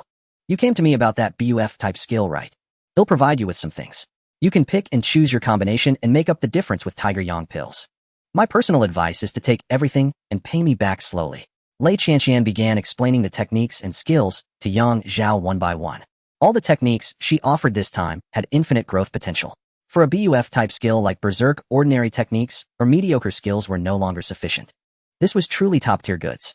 Even within the military, which housed the densest concentration of China's cutting-edge combat power, it was extremely rare. Technique 1. Indestructible Diamond. No fancy tricks, a real man is just tough. It simultaneously increases both the physique and energy attributes by 7 points per level. Upon reaching max level, it grants 3 points of supernatural strength. Additionally, from level 1 onwards, it comes with a skill that allows for periodic automatic transformation. The only pity was that the attribute point bonus was somewhat low, not the full 10 points. However, considering it could simultaneously enhance both physique and energy, its cost-effectiveness as a transitional cultivation art was not bad. Cultivation art 2. Pure Yang Indomitable Body Art. Core Tenet used the flesh as a weapon, the bones as a blade. This art was extremely extreme, enhancing only physical attributes, granting 10 points per level, the full amount. Upon reaching the highest level, one could acquire the Indomitable Body skill and Pure Yang True Chi along with 5 points of transcendent strength. The Indomitable Body granted considerable resistance against all kinds of attacks and direct immunity to knockback and stiffness. It was exceptionally effective against negative energy entities like demons and ghosts. Conversely, this art would also particularly attract beings such as female cultivators of the Joyful Union sect or other evil entities. Technique 3. Jade Cleansing Art. Although it is a physical refinement technique, the increase in physical attributes per layer is not high, only a mere 5 points. However, this technique has one advantage: it can cleanse the physical body, achieving a state of innate purity. The technique's description states that this art is extremely rare, capable of reversibly enhancing innate bone structure even in the acquired state. An official expert interpreted it roughly, meaning that this technique can be classified as a supplementary art. Once mastered, it significantly enhances the player's bone structure. It is invaluable for those with exceptional comprehension but congenital physical deficiencies. Simultaneously, it greatly aids the elderly in cultivation, allowing the body to revert to a youthful state from an innate level. This interpretation is not unfounded. The Jade Cleansing art deserves such regard. It is currently the only technique on the market that grants transcendent strength starting from the very first layer. 1 point of transcendent strength per layer, totaling 9 points. It is also the technique known to provide the greatest increase in transcendent strength. This alone proves it is no ordinary art. The original owners demand trade this technique directly for the Berserk skill. Alternatively, it can be exchanged for a large quantity of Tiger Yang pills, with the owner willing to accept as many as available. Technique 4. Divine Lightning Body Forging Art. The most expensive technique in this trade without exception. Also a top-tier graduation technique with an innate super skill, it holds a crushing, unparalleled advantage. The technique has 9 layers, each increasing physical attributes by 10 points. Before perfection, it can be rapidly enhanced using the comprehensive network's functions, i.e., through successful extraction. After perfection, not only can it be cultivated independently, but it can also be rapidly improved by absorbing Thunder Chi. This method enhances not only physical attributes, but also energy and the soul. It also possesses infinite growth potential. Cultivating this technique allows the conversion of energy into true essence, retaining original benefits, while gaining the Divine Lightning property. Note: thunder is thunder, but divine lightning is divine lightning. The latter possesses spirituality and extremely strong transcendent properties. The only minor flaw is that early upgrades only enhance physical attributes. Energy and soul can only be improved after perfection. After introducing the techniques, Lei Qianqian paused briefly to let Yang Zhao digest the information. After a full minute, she asked, "So do you want them all?" "Haha, I don't have the audacity to be so greedy and swallow everything." Yang Zhao gave a dry laugh. Honestly, Lei Qianqian's move this time startled him. He hadn't expected the officials to still hold so many top-tier techniques after all this time. Indeed, this showcased the advantage of China's population. In a large forest, all kinds of birds exist. You really can't take them all unless someone mediates. Lei Qianqian said meaningfully. Yang Zhao's expression turned serious as he replied, "In that case, let's draw our swords." "Good." Lei Qianqian cleared her throat and said, "The Diamond Indestructible side wants to trade for the Berserk buff. Of course, if the benefactor mediates, you can also pay 500 Tiger Yang pills." "Uft. How many the hell does he want?" 500. Me. Asking for 3 to 500 Tiger Yang pills right off the bat, are they treating them like vitamin tablets? Planning to take them daily with meals. You can choose not to trade. With me in between, no one knows who you are, and no one will force you. Lei Qianqian's words made Yang Zhao's breath catch slightly. The seller with an official background had solid confidence. Moreover, such people dealing with merchants year-round knew how to price accurately. Strictly speaking, 500 Tiger Yang pills for the Diamond Indestructible was only a bit expensive, not outrageous. Each person can only take 10 Tiger Yang pills, didn't you tell them? Yang Zhao asked anxiously, fearing an unpleasant misunderstanding. Lei Qianqian replied, "I did, but they have too many people. This isn't even enough to share. Moreover, the restriction on Tiger Yang pills only applies to attribute points, those few traits aren't mentioned, so they're willing to gamble. Still, they can't take that many. There's always a limit. I know my own pills. What's it to us? Even if they take them as Viagra, we can't stop them. Besides, shouldn't you hope those traits can be infinitely enhanced? Then your Tiger Yang pills would become timeless bestsellers. That makes sense. Yang Zhao sighed softly and said, I'll take this technique. We'll discuss the 2 skills later. Done. A 5 commission in hand. Lei Qianqian rejoiced inwardly. The old man agreed, and this 5 commission was all hers. This wave would be a jackpot. Next, the pure Yang dominant body art. They're being a bit outrageous. Tell me how I can handle it. 1,500 Tiger Yang pills, or directly trade the Berserk skill. That's too absurd. The pure Yang dominant body art isn't worth that level. Goodbye, no time to wave. Alright, this time Yang Zhao didn't hesitate and skipped it directly. There was no sincerity in the trade offer. It felt more like trying to rip off a sucker. Shoot the arrow first, then draw the target. If they hit, it's profit. If not, no loss.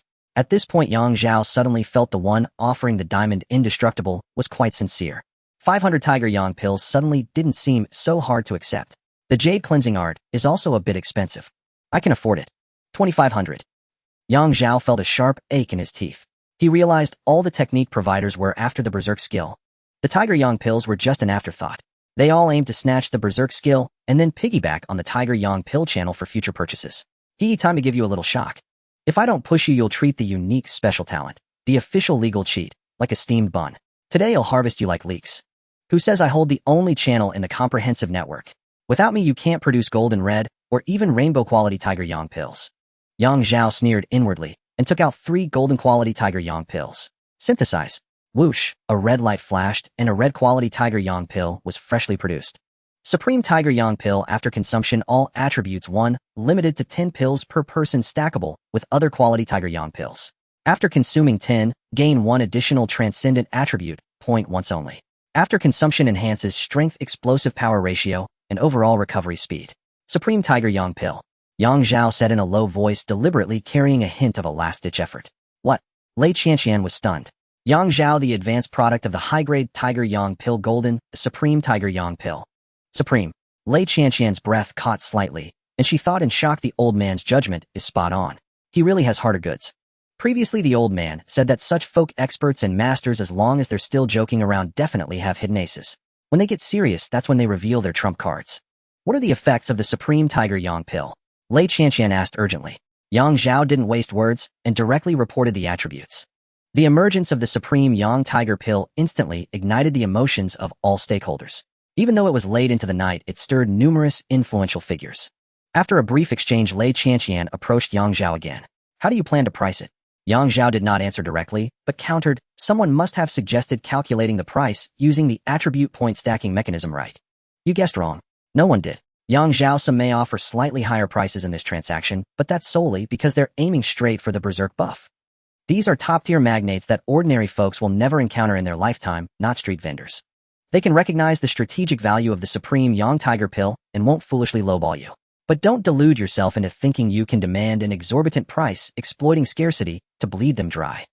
In fact, before the comprehensive network descended, if these people deliberately praised an employee, say this comrade is promising, that employee would have a smooth ride all the way to the section chief level.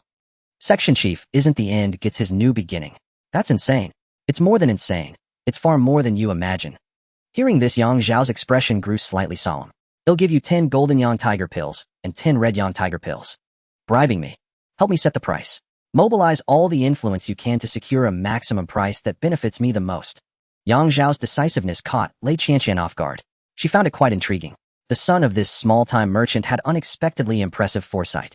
All right, give me 10 minutes. Lei Qianqian readily agreed to this sure-win deal.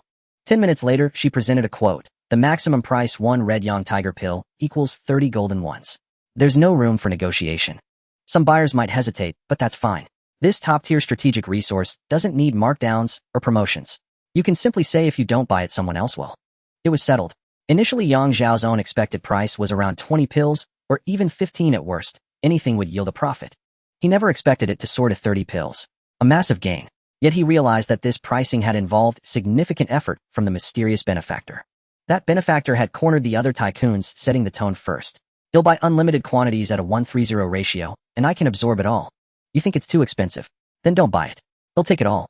Buying from me later will only cost more.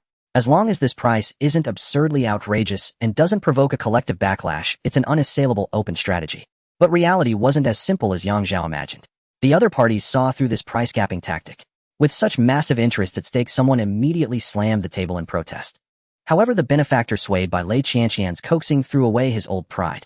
Yet he remained unaware that Lei Qianqian had secretly received a bribe. He assumed his daughter found Yang Zhao exceptionally outstanding in every way and wanted to develop a romantic bond. He treated it as supporting a future son-in-law. Set it at this price. I want the jade cleansing art. And that divine thunder body tempering. Even if you hadn't mentioned it, I'd give you the divine thunder body tempering, but through a different transaction. Lei Qianqian spoke gravely. This is a cultivation art that can maximize a player's potential. I have high hopes for you, and am sure you've noticed I've been actively seeking your friendship. I've only recently returned from abroad. I have no reliable allies in the country. I have to start from scratch. And now, coinciding with the comprehensive network era. Yang Zhao, we haven't known each other long, so you may not know my true nature. In the past, I wouldn't have explained how that microreactor exploded. Misunderstandings are fine, and missed opportunities are fine. Deliberately explaining a misunderstanding feels demeaning. It's not my style. Yet I still explained it to you, because I can't let this affect our bond. This divine thunder body tempering was specially obtained from my patron at great effort. It's a top-tier art, but you can fully afford the price. What price? Can I trade it for Yang Tiger pills? Yang Zhao frowned slightly. Other arts and skills, yes. But for this, I don't want Yang Tiger pills. First, between you and me, I don't have time to slowly build rapport through friendship. I have to buy your loyalty with a heavy price. I'm betting you're a man of honor. Betting that you'll help and support me in many matters ahead. Second, you and Go Dan need to serve as escorts for a young lady. Even if she accidentally dies in the dungeon, it's fine. Just start over next time. But you absolutely must not seduce her. It won't take up too much of your time. Mainly helping her level up quickly and advance her cultivation art. You'll pay Go Dan separately. You just need to convince him. But remember this, neither of you can seduce her. Absolutely, under no circumstances. Lei Qianqian repeated the warning tirelessly. She herself didn't know why her father had insisted that the escorts not pursue the young lady. Those two were handsome and strong, but was that young lady so easy to win over? Is that all? Yang Zhao asked hesitantly. Lei Qianqian replied, during this time, all gains go to the boss. Only after she's had her fill and can't take any more can the escorts partake.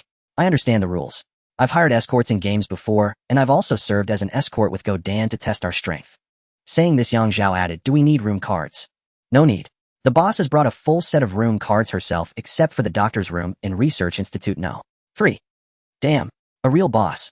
A full set of room cards. She even has a full set of room cards for the amusement park.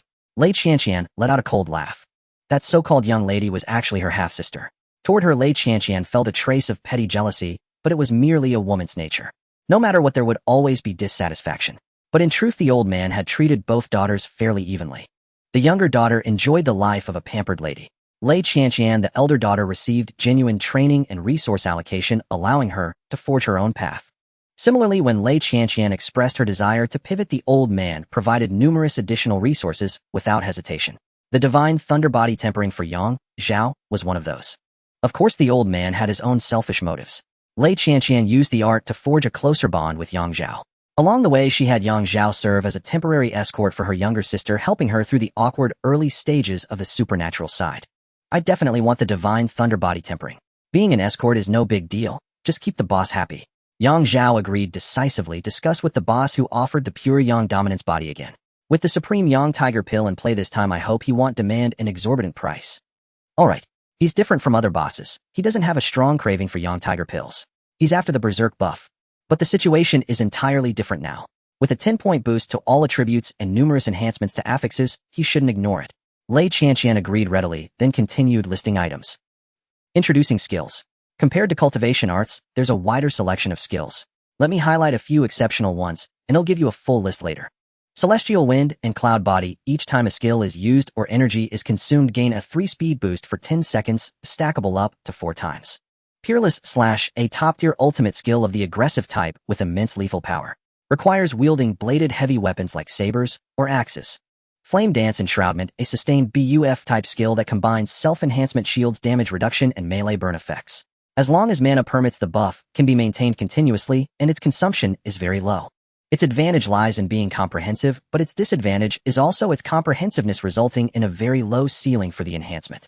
Skill Heart, governing all phenomena. This is an extremely special skill that allows a player to control their own strength within a range of 2.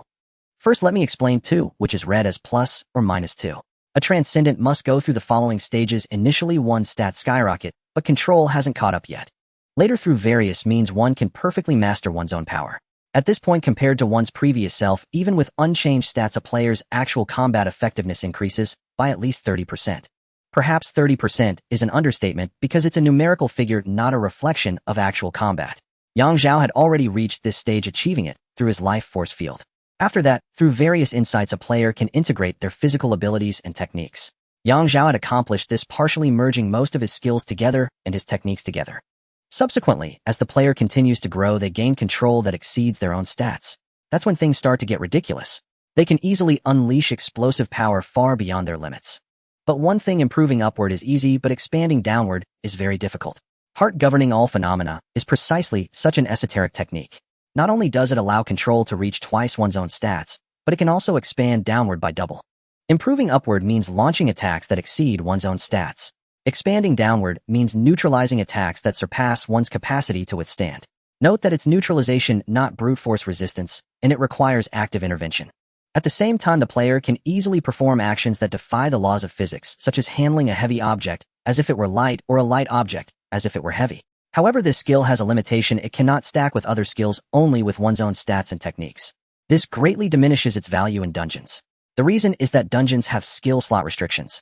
Bringing this skill might not yield better results than bringing an additional attack or defense skill. But if you don't bring it, you feel like you've wasted the money spent on acquiring it. However, in reality, this skill is quite good. When facing real danger, you might not use it 100 times, but using it just once pays off. After all, in the era of the comprehensive network, one's life is far more precious than an ordinary worthless one. As long as a player can still move, enter dungeons to scrape shells, poke bird nests, or open manhole covers, there will always be a day they hit the jackpot. In the end, the other party asked for 300 high-grade Tiger Yang pills gold. Zhao thought the price wasn't high, and his hobby of collecting various passive skills acted up, so he asked Lei Qianqian to negotiate, planning to secure it with 10 top-grade Tiger Yang pills. Unexpectedly, the other party disagreed and insisted on getting 300 high-grade Tiger Yang pills first. Lei Qianqian then explained this skill wasn't put up by some big shot, it was arranged by an intermediary who left it with me to find a buyer. The intermediary can't make arbitrary decisions, so to keep things simple, they sell it at the agreed price. I see. Then I've actually taken a slight loss, since I only need 3 gold Tiger Yang pills to synthesize 1 red Tiger Yang pill. But it doesn't matter, since gold Tiger Yang pills are also synthesized from purple quality ones. In the end, Zhao used 300 high-grade Tiger Yang pills to acquire this skill. Next, Lei Qianqian brought out a truly top-tier skill. Mind flow uninterrupted. Enter a flow state with no delay, with brain processing speed, dynamic vision, neural reflex speed, and personal speed, entering overclock mode. It's almost like a bullet time effect. However, it consumes a great deal of stamina and mental energy. Fortunately, it's a BUF-type skill that can be activated on demand, and it will trigger automatically in emergencies. Among BUF-type skills, Mind Flow Uninterrupted doesn't add attack or defense, but its effect is absolutely outstanding. But personally, I think it realizes its greatest value in reality. For me, if I have a choice, I wouldn't bring such a buff into a dungeon UID, rather bring one that increases attack or defense. For players focused on the supernatural path, skill slots are too tight. Some players are almost level 30 and still haven't unlocked a 5th skill slot. Another reason is that players don't truly die in dungeons, but reality offers no such convenience. If ambushed in reality, Mind Flow Uninterrupted's delay-free passive trigger can truly save lives, and it also allows the player to counterattack instantly. What's the asking price? Zhao asked. 800 high-grade Tiger Yang pills. 800 it is. Tell him I can pay with top-grade Tiger Yang pills. Using top-grade Tiger Yang pills was even better, saving more resources. Zhao decisively acquired this skill. For other players in dungeons, an extra buff skill takes up 1 more skill slot. He didn't have that limitation, he could just keep synthesizing. After that, Lei Qianqian presented more skills. The worst were minor gems, most were top-notch, and occasionally there was a grand prize. But despite his mouth watering with desire, Zhao couldn't take them all. Pre-ordering everything would be too excessive. While he was farming dungeons and producing in high volume, if anyone caught on to his tricks, even Lei Qianqian couldn't protect him. Therefore, Zhao only selected one essential skill that didn't require Tiger Yang pill transactions. 5 energies converging to the origin. Sword Emperor, beautiful as a flower, devastating in damage. Slightly different from the original game's buff. BUFF, 5 energies converging to the origin. Effect 1 grants the player a critical hit stat with an initial critical probability of 40. When a critical hit triggers, it deals 150 damage. This effect does not benefit from additional supernatural intensity bonuses. Effect 2 increases critical probability by 20 benefiting from supernatural intensity bonuses, and increases critical damage to 200. Effect 3, significantly increases various speeds benefiting from supernatural intensity bonuses. Effect 4, increases skill attack power benefiting from supernatural intensity bonuses. However, note that compared to other BUF-type skills, 5 energies converging to the origin has a very low increase in skill attack power. Take Berserk as an example. If Berserk starts with a 200 increase in skill attack power, then 5 energies converging to the origin starts with only 100. That's half as much. But if a critical hit triggers, it seems to surpass Berserk in some ways. The comprehensive network's combat is, after all, a real-world game without damage numbers. In actual combat, who is stronger is anyone's guess. Given the controversy over the skill's final enhancement, the other party's offer was very sincere. After exchanging, they would also throw in a set of palm techniques, including a movement technique. Not top tier, but it's good for enriching one's combat skills in reality. After all, most players have never trained in martial arts and lack systematic routine combat techniques. Zhao didn't hesitate and directly agreed to the exchange. He was in urgent need of a BUF-type skill to boost damage. 5 energies converging to the origin was indeed a bit weak in increasing skill attack power, but the critical hit stat could compensate for a large part. His main offensive method currently was the star-shattering finger. With frequent high-speed laser barges, the probability-based critical hits yielded high returns. And one of his future trump cards, the sword pellet, would also benefit. If even one critical hit lands, the enemy can only cry in secret, because crying openly would invite Zhao's taunts. You gluttonous brat, since you love critical hits so much, take another blow from me. The additional item traded alongside the 5 chi returning to origin is no ordinary asset, but a genuine treasure. It is a combination of palm technique and body technique, named the Stunning Hong's Defying Shadow Palm. It contains 4 moves. The first move, Swift Hawk, breaking the void. Core of the body technique, Straight Line Advance. Move characteristic, Fast. The movement resembles a startled hawk soaring through the air, leaving no trace, while the palm technique is a direct thrust with a single palm. Effect, Rapid Close Combat. The palm's force as sharp as a spear, suitable for preemptive strikes and ambushes, classified as a top-tier opening move. The second move, Stunning Hong's Entwining Shadow. Core of the body technique, Spiral Surrounding Kill. Move characteristic, Dense. The body technique spirals closely around the enemy with both palms, delivering rapid consecutive strikes. Effect, Close Quarters Suppression. The shadows of the palms, like a torrential downpour, impenetrable, leaving the enemy unable to catch their breath or counterattack, relying purely on rapid, overwhelming pressure. The third move, Floating Light Shattering Shadows. Core of the body technique, Illusory and Real Separation. Move characteristic, Deceptive. The body technique creates several residual shadows with the true form switching freely among them, while the palm technique alternates between illusion and reality. Effect, Extreme Agility, confusing the enemy's 5 senses with feints to disrupt, and real attacks that are ruthless, specifically designed to break defenses and confound predictions. The fourth move, Returning Hong, Breaking the Mountain. Core of the body technique, Concentrated Energy, Instant Kill. Move characteristic, Absolute. The first 3 moves lay the groundwork, while this move solidifies the body, suddenly gathering all energy into a single palm. Effect, Lifting, as if it were light, seeming to deliver a light palm, yet containing the force to shatter mountains, determining the outcome with a single strike. The palm technique is accompanied by body technique, fully integrated. Zhao did not intend to learn it for himself, but rather to give it to his mother as an act of filial piety. If this palm technique were not so comprehensive or slightly weaker, he would have kept it to enhance the materials for his fragmented star finger. Yet it is so comprehensive, encompassing body techniques and life-saving features. Using it as fusion material feels like a small loss. As for the reward given to Godan by Lei Qianqian, it was a set of knife techniques. Before deciding to give this set of knife techniques, Lei Qianqian specifically asked Zhao, has your brother's ethnic sentiment reached the level of youthful fervor? At first Zhao did not understand, but upon seeing the skills he soon realized. This is a top-tier knife technique with a Japanese style. Starting moves, combos, responses to various situations, multiple styles, and finishing techniques are all included. In a certain sense, this also belongs to a phase of graduation skills within the knife technique hierarchy. It can be utilized in the later stages, allowing for integration and the creation of a brand new top-tier knife technique. If it reaches the level of youthful fervor, I will help you switch to another set of knife techniques. To this, Zhao laughed heartily, saying it's not that we would abandon even top-tier knife techniques. When playing games, Godan would still shout Bakuga when he gets too anxious. Then that's settled. Oh, let's agree on a delivery time. Within a month, that's the utmost limit I can negotiate for you. If it takes longer, the other party may not be willing to help you retain the techniques and skills. Zhao hesitated and asked, can I get the skills first?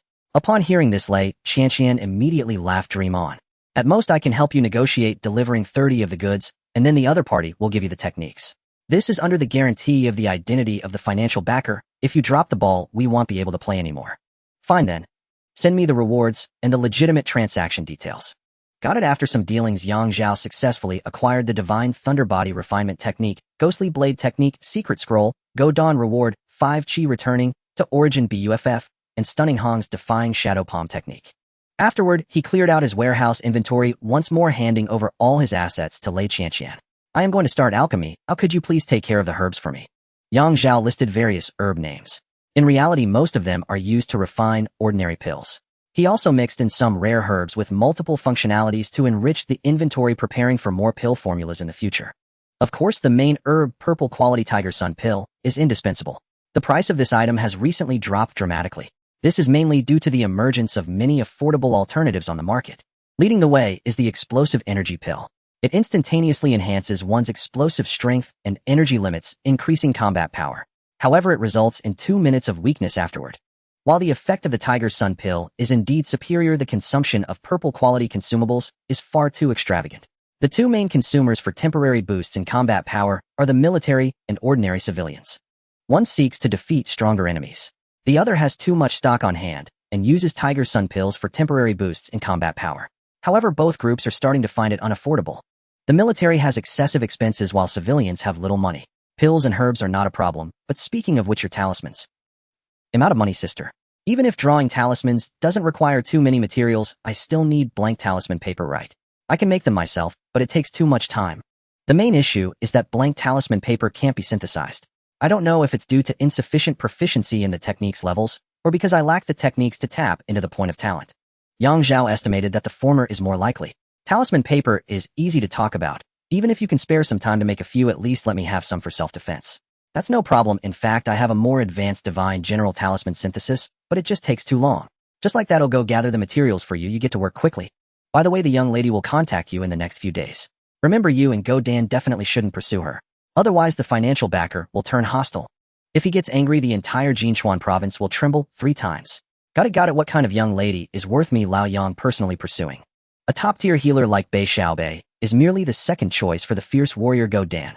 In this era of comprehensive networks, do I really need to pursue a delicate young lady? What do I need to talk about with a young lady? Marry her and provide for her. What a lunatic. And what about the financial backer getting angry, causing Jinchuan province to tremble thrice? Is he that impressive? Does the province even know? Did they agree? Did they acknowledge it? Do the people know? Did they agree? Did they acknowledge it? Zhao clicked his tongue secretly. Not to boast, but with his current strength and productivity, as long as he is willing to make himself public, all sorts of goddesses would undoubtedly flock to him, eager to offer themselves. If he has unique tastes, even male gods could offer themselves as well. If all else fails, he could be a top-tier cross-dressing master. As long as he doesn't mess with the precious daughter of some big leader, everything else is fair game. Upon acquiring the new technique, Zhao immediately synthesized it. The technique dropped a level again, but this time the attribute points increased instead of decreasing. Mainly because the single-layer attribute point strength doubled.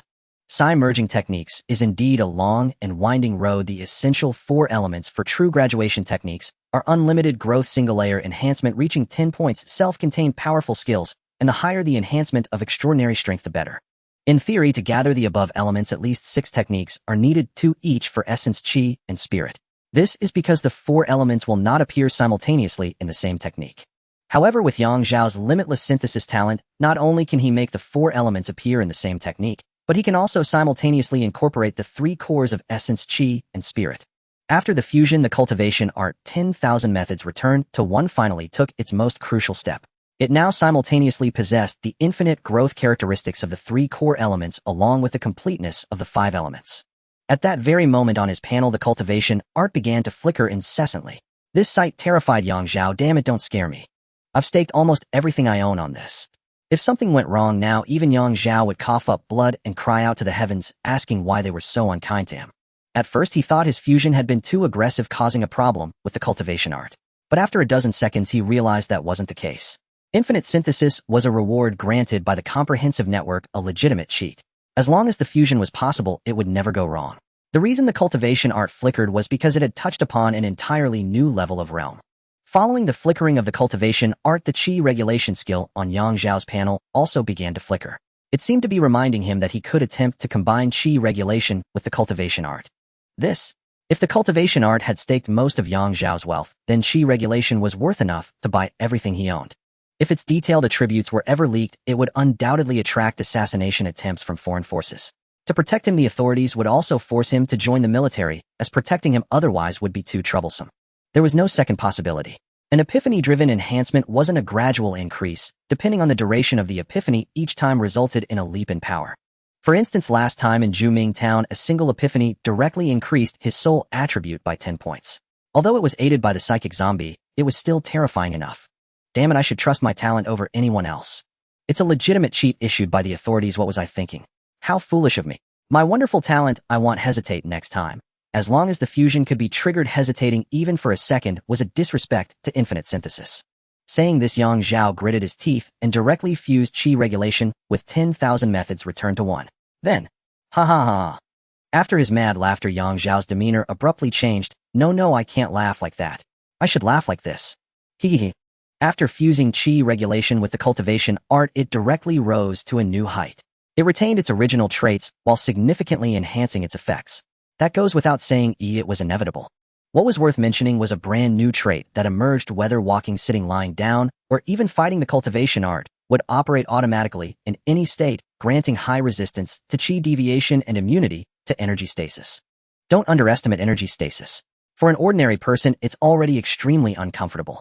For a transcendent, energy stasis is far more terrifying, meaning they are temporarily unable to circulate qi, gather energy, or mobilize power efficiently.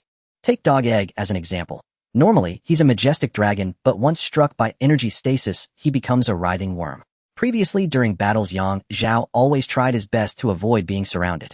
It wasn't that he couldn't withstand it, but that taking damage while mobilizing energy made him prone to energy stasis. Now there was no such worry anymore. Returning to the topic of automatic cultivation. This not only allowed the cultivation art to practice itself, but also constantly regulated qi. After all, they had fused. In terms of epiphanies and unity with heaven, a new feature was added, allows epiphany during combat. This eliminated the awkward situation of being unable to move while in a state of epiphany. More importantly, this fusion added a new synthesis path to 10,000 methods returned to 1. Originally, cultivation arts could only fuse with cultivation art skills with skills and buffs with buffs. Now the cultivation art also possessed buff traits, allowing it to incorporate more buffs. Meow. I'm such a genius.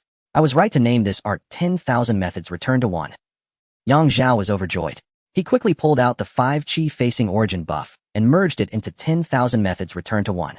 The next second, he felt his entire body become light and agile, his speed increasing by at least 40 compared to before. And that wasn't the limit.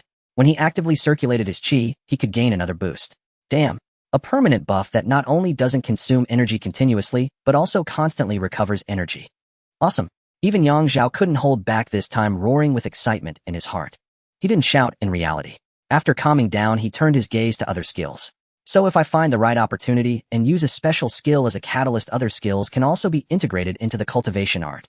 In the end, my panel will only have 10,000 methods returned to 1 left, and everything else will be included within it. More importantly, whether it's skills or buffs, they can all grow infinitely along with the cultivation art. Just thinking about the possibility gave Yang Zhao goosebumps. But then again, if everything was fused, what would he do with the empty skill slots? But that didn't matter. Even if he left them empty to raise fish. As long as he got the actual benefits, why worry about the rest? We common folks were so happy today. While he was fusing the cultivation art, Lei Qianqian had also gathered various materials. Yang Zhao then began a new round of intense synthesis. As he busied himself, 10,000 methods returned to 1 began cultivating on its own. This feeling of constantly circulating qi and improving without any effort was simply too wonderful. No need to cultivate, the art would move on its own. He just had to lie back and enjoy it. After a series of operations, Yang Zhao converted all the resources on hand into golden tiger yang pills. A total of 2170 pills. Although the price of ordinary tiger yang pills had plummeted, they weren't dirt cheap. This is still far from the delivery amount. Yang Zhao frowned in deep thought. The Vajra indestructible art required 500 golden tiger yang pills. The jade cleansing art required 2500. He would give Lei Qianqian 10 golden and 10 red pills as payment. 300 were for buying heart controls all. 800 for acquiring mind stream without interruption. That totaled over 4000 golden tiger yang pills. After pondering, Yang Zhao first set aside 310 golden tiger yang pills. 300 were the share for buying heart controls all. The seller didn't want red, only golden. 10 were the payment promised to Lei Qianqian. Then Yang Zhao synthesized all the remaining golden tiger yang pills into red quality. He set aside 10 for Lei Qianqian, fulfilling their previous agreement. Then he took out another 10. In the team voice call, I have 20 red quality Tiger Yang pills here, and 310 golden Tiger Yang pills. These are all leftovers from before. 300 are for buying heart controls all, and 10 gold 10 red are your payment. As for the extra 10, I want to trade them for materials. What materials? Lei Qianqian asked. All converted to purple quality Tiger Yang pills, as many as I can get. That would be a huge quantity. Lei Qianqian said lazily. The military has a massive stock of purple quality Tiger Yang pills. They can be considered part of their military supplies. But if you're willing to process them into golden quality for them, I think we can negotiate a good price. Let me discuss it with the moneybags. Lei Qianqian temporarily went offline. She only returned a full hour later. It's settled. I found a particularly influential big shot to broker the deal. The rate is 60 purple Tiger Yang pills for 1 golden quality one. The middleman won't take a cut from you. They'll get their commission from the military, because this transaction is also hugely profitable for them in terms of conversion. Oh, such a high exchange rate. Yang Zhao exclaimed in surprise. Hee, there's a gap between golden and red, but it's just a difference in attribute points. But there's a fundamental difference between purple and golden. It goes from being a consumable that only provides temporary enhancement to a precious medicine that can permanently increase strength, so the price is naturally worlds apart. Also, according to the current market price, you can probably buy 1 purple Tiger Yang pill for about 5,000 to 6,000. Calculated that way, even a scavenger working for a couple of days could almost afford a golden Tiger Yang pill. In the following period, Yang Zhao was truly consumed by a flurry of activity. Batch after batch of purple Tiger Yang pills flowed into his hands, and he tirelessly, without a moment's pause, synthesized them. He also had to carefully pace himself, ensuring he neither delivered too quickly nor too slowly, lest it hinder his own development. The military's orders, however, were not urgent, as they were long-term transactions meant to be steady and sustained. More often than not, Yang Zhao treated the military orders as a supplementary source of goods. The output of purple Tiger Yang pills was remarkably stable, and it was not limited to the boss room. These pills could be found on boss corpses in the vessels of the Miao Yin Pavilion, and even in the alchemy chambers. There was also a considerable number in the hands of civilians. With 2 teams able to evacuate in each game session, at least 4 to 7 Tiger Yang pills would be produced. Despite Yang Zhao's best efforts to slow down the delivery pace, he simply couldn't suppress it too much. On one hand, the clients hounded Lei Qianqian relentlessly, as if their very lives depended on it. She in turn pressured Yang Zhao with equal ferocity. On the other hand, time was now more precious than anything else. Every single day of delay meant several fewer dungeon runs and a loss of incalculable gains. This was not even the worst part. The primary concern was missing the crucial window for early development. At times, Yang Zhao genuinely wished the OmniNet had an invisible offline function. Others would see his status as offline, but he would actually be developing within a dungeon. Fortunately, the final transactions went smoothly. After pretending to be busy for 2 days, he acquired numerous cultivation techniques and skills. These included the indestructible diamond, the jade cleansing art, the heart commanding myriad manifestations, and the uninterrupted flow of mind. In the meantime, he also synthesized 10 red Tiger Yang pills for himself, as well as 10 even more terrifying color-grade Tiger Yang pills. The color-grade Tiger Yang pill was no longer called a Tiger Yang pill, it was known as the Pure Yang pill. Each Pure Yang pill increased all attributes by 3 points, provided a minor permanent boost to the primordial chi, slightly improved the constitution, and granted a faint wisp of the Pure Yang characteristic. Since the tiger itself is a being of Pure Yang, this name was indeed more fitting. After synthesizing the indestructible diamond and the jade cleansing art, a new disturbance occurred within Yang Zhao's cultivation techniques. First was the uninterrupted flow of mind, which was inherently a BUF-type skill. Since the myriad laws reverting to one already possessed buff characteristics, it could naturally be synthesized. However, what he didn't expect was that after integrating the uninterrupted flow of mind, the heart commanding myriad manifestations could also participate in the fusion. This caught him somewhat by surprise. After much deliberation, he could only classify this skill as belonging to a special category. Although it was a passive skill, it also possessed some buff-like qualities. Having digested this massive wave of gains, Yang Zhao's status panel now looked like this: level 23, attributes body 71, 0 energy 62, 7 soul 62, 3 transcendence 8, talent infinite synthesis, skills star-shattering finger paper cut soldiers, cultivation technique myriad laws reverting to 1 layer 3, items immortal seed Fuyang C10 sword orb landscape painting immortal binding rope signal jammer energy shield Toulon grass split crystal. Omitted. Biological instincts life force field defense force field Toulon grass evolution. Room cards: Miao Yin Pavilion General card, Lingxiao Pavilion General card, Miao Yin Pavilion Boss Room card no. 3 Research Institute Boss Room card no. 3 Research Institute Medical Storage Room card, 1 use remaining. As for weapons and armor, Yang Zhao currently had no fixed personal armament, so they were not mentioned. Let us discuss the attribute points here. Because he had fused many cultivation techniques, some of which increased the attribute point cap, the technique's layer count naturally fell back to layer 3. Later, Yang Zhao consumed 10 Supreme Tiger Yang pills and 10 Pure Yang pills, gaining a total of 40 points in all attributes at once. This was particularly terrifying. The special talent Infinite Synthesis was worth its price of admission just by being used here. The energy attribute increased from 5 per layer to 7 per layer due to the synthesis of the indestructible diamond with an additional 6 points. Strength increased from 5 per layer to 10 per layer with an additional 15 points. As for the 8 points of Transcendence Intensity, they came from the Toulon Grass Evolution 2 and an additional bonus from the Technique Layers 3. Having covered the attributes, let us now list the skills, techniques, and buffs that were automatically hidden after synthesis. Star Shattering Finger, 1 Yang Finger, Dong Dong Wave, 6 Meridian Divine, Sword, White Rainbow Palm, Aurora Art, Striking the Mountain to startle the tiger. Cultivation techniques, Devouring Heaven and Earth Divine, Thought Mantra Divine, Lightning Body, Tempering Indestructible Diamond, 10 Auxiliary Cultivation Techniques, Alchemy, Art, Talisman, Crafting Art. 5 Elements Techniques, etc. Also included are 5 Chi Facing the Origin BUFF, Uninterrupted Flow of Mind BUFF, Heart, Commanding Myriad Manifestations, Special Category, and Regulating Breath and Circulation, Special Category. Terrifyingly powerful now, truly. After completing this massive transformation, Yang Zhao abruptly clenched his fist. With a sharp crack, the air was compressed and exploded. At his current level, he could deform an alloy steel plate with his bare physical strength. If he used his energy, he could overturn an enhanced tiger tank. By employing various skills and techniques, he could kill the driver inside the tank without damaging its shell. His full flight speed was not particularly fast, only about 145 km/h. But flying was flying, a concept entirely different from running or jumping.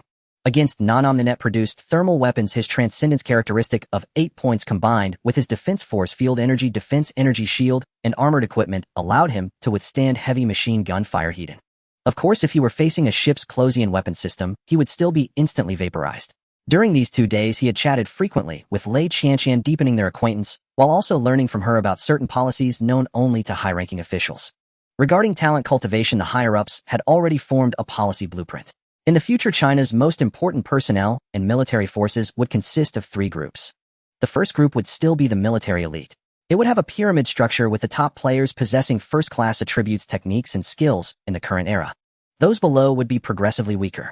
The resource allocation ratio would also follow this hierarchy. Lei Qianqian said that once someone became part of the second or third tier of the pyramid, without the official adjustment of resource allocation, they were almost destined to be weaker than those above them. The first echelon could suppress the second echelon, but they either had no direct subordinates or were themselves at the bottom layers of the pyramid. The first echelon would firmly suppress the third echelon.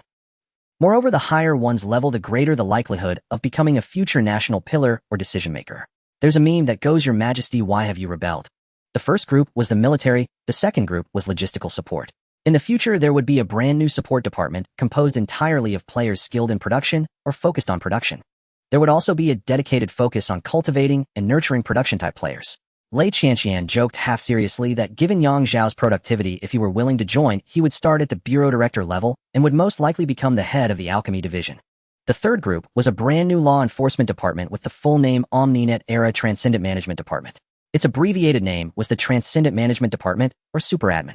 This was a department with immense power authorized to investigate all matters related to transcendence.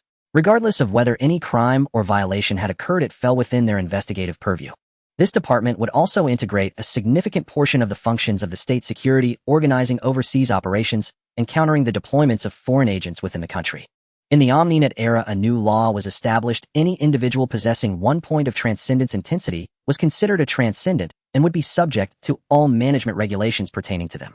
This meant that any player with a single attribute point reaching 2 would fall under the jurisdiction of this new department. However, Lei Qianqian mentioned that this department might not be established, or it might be drastically scaled back during the beta testing phase. The main issue was its excessive power and that it answered to only one person.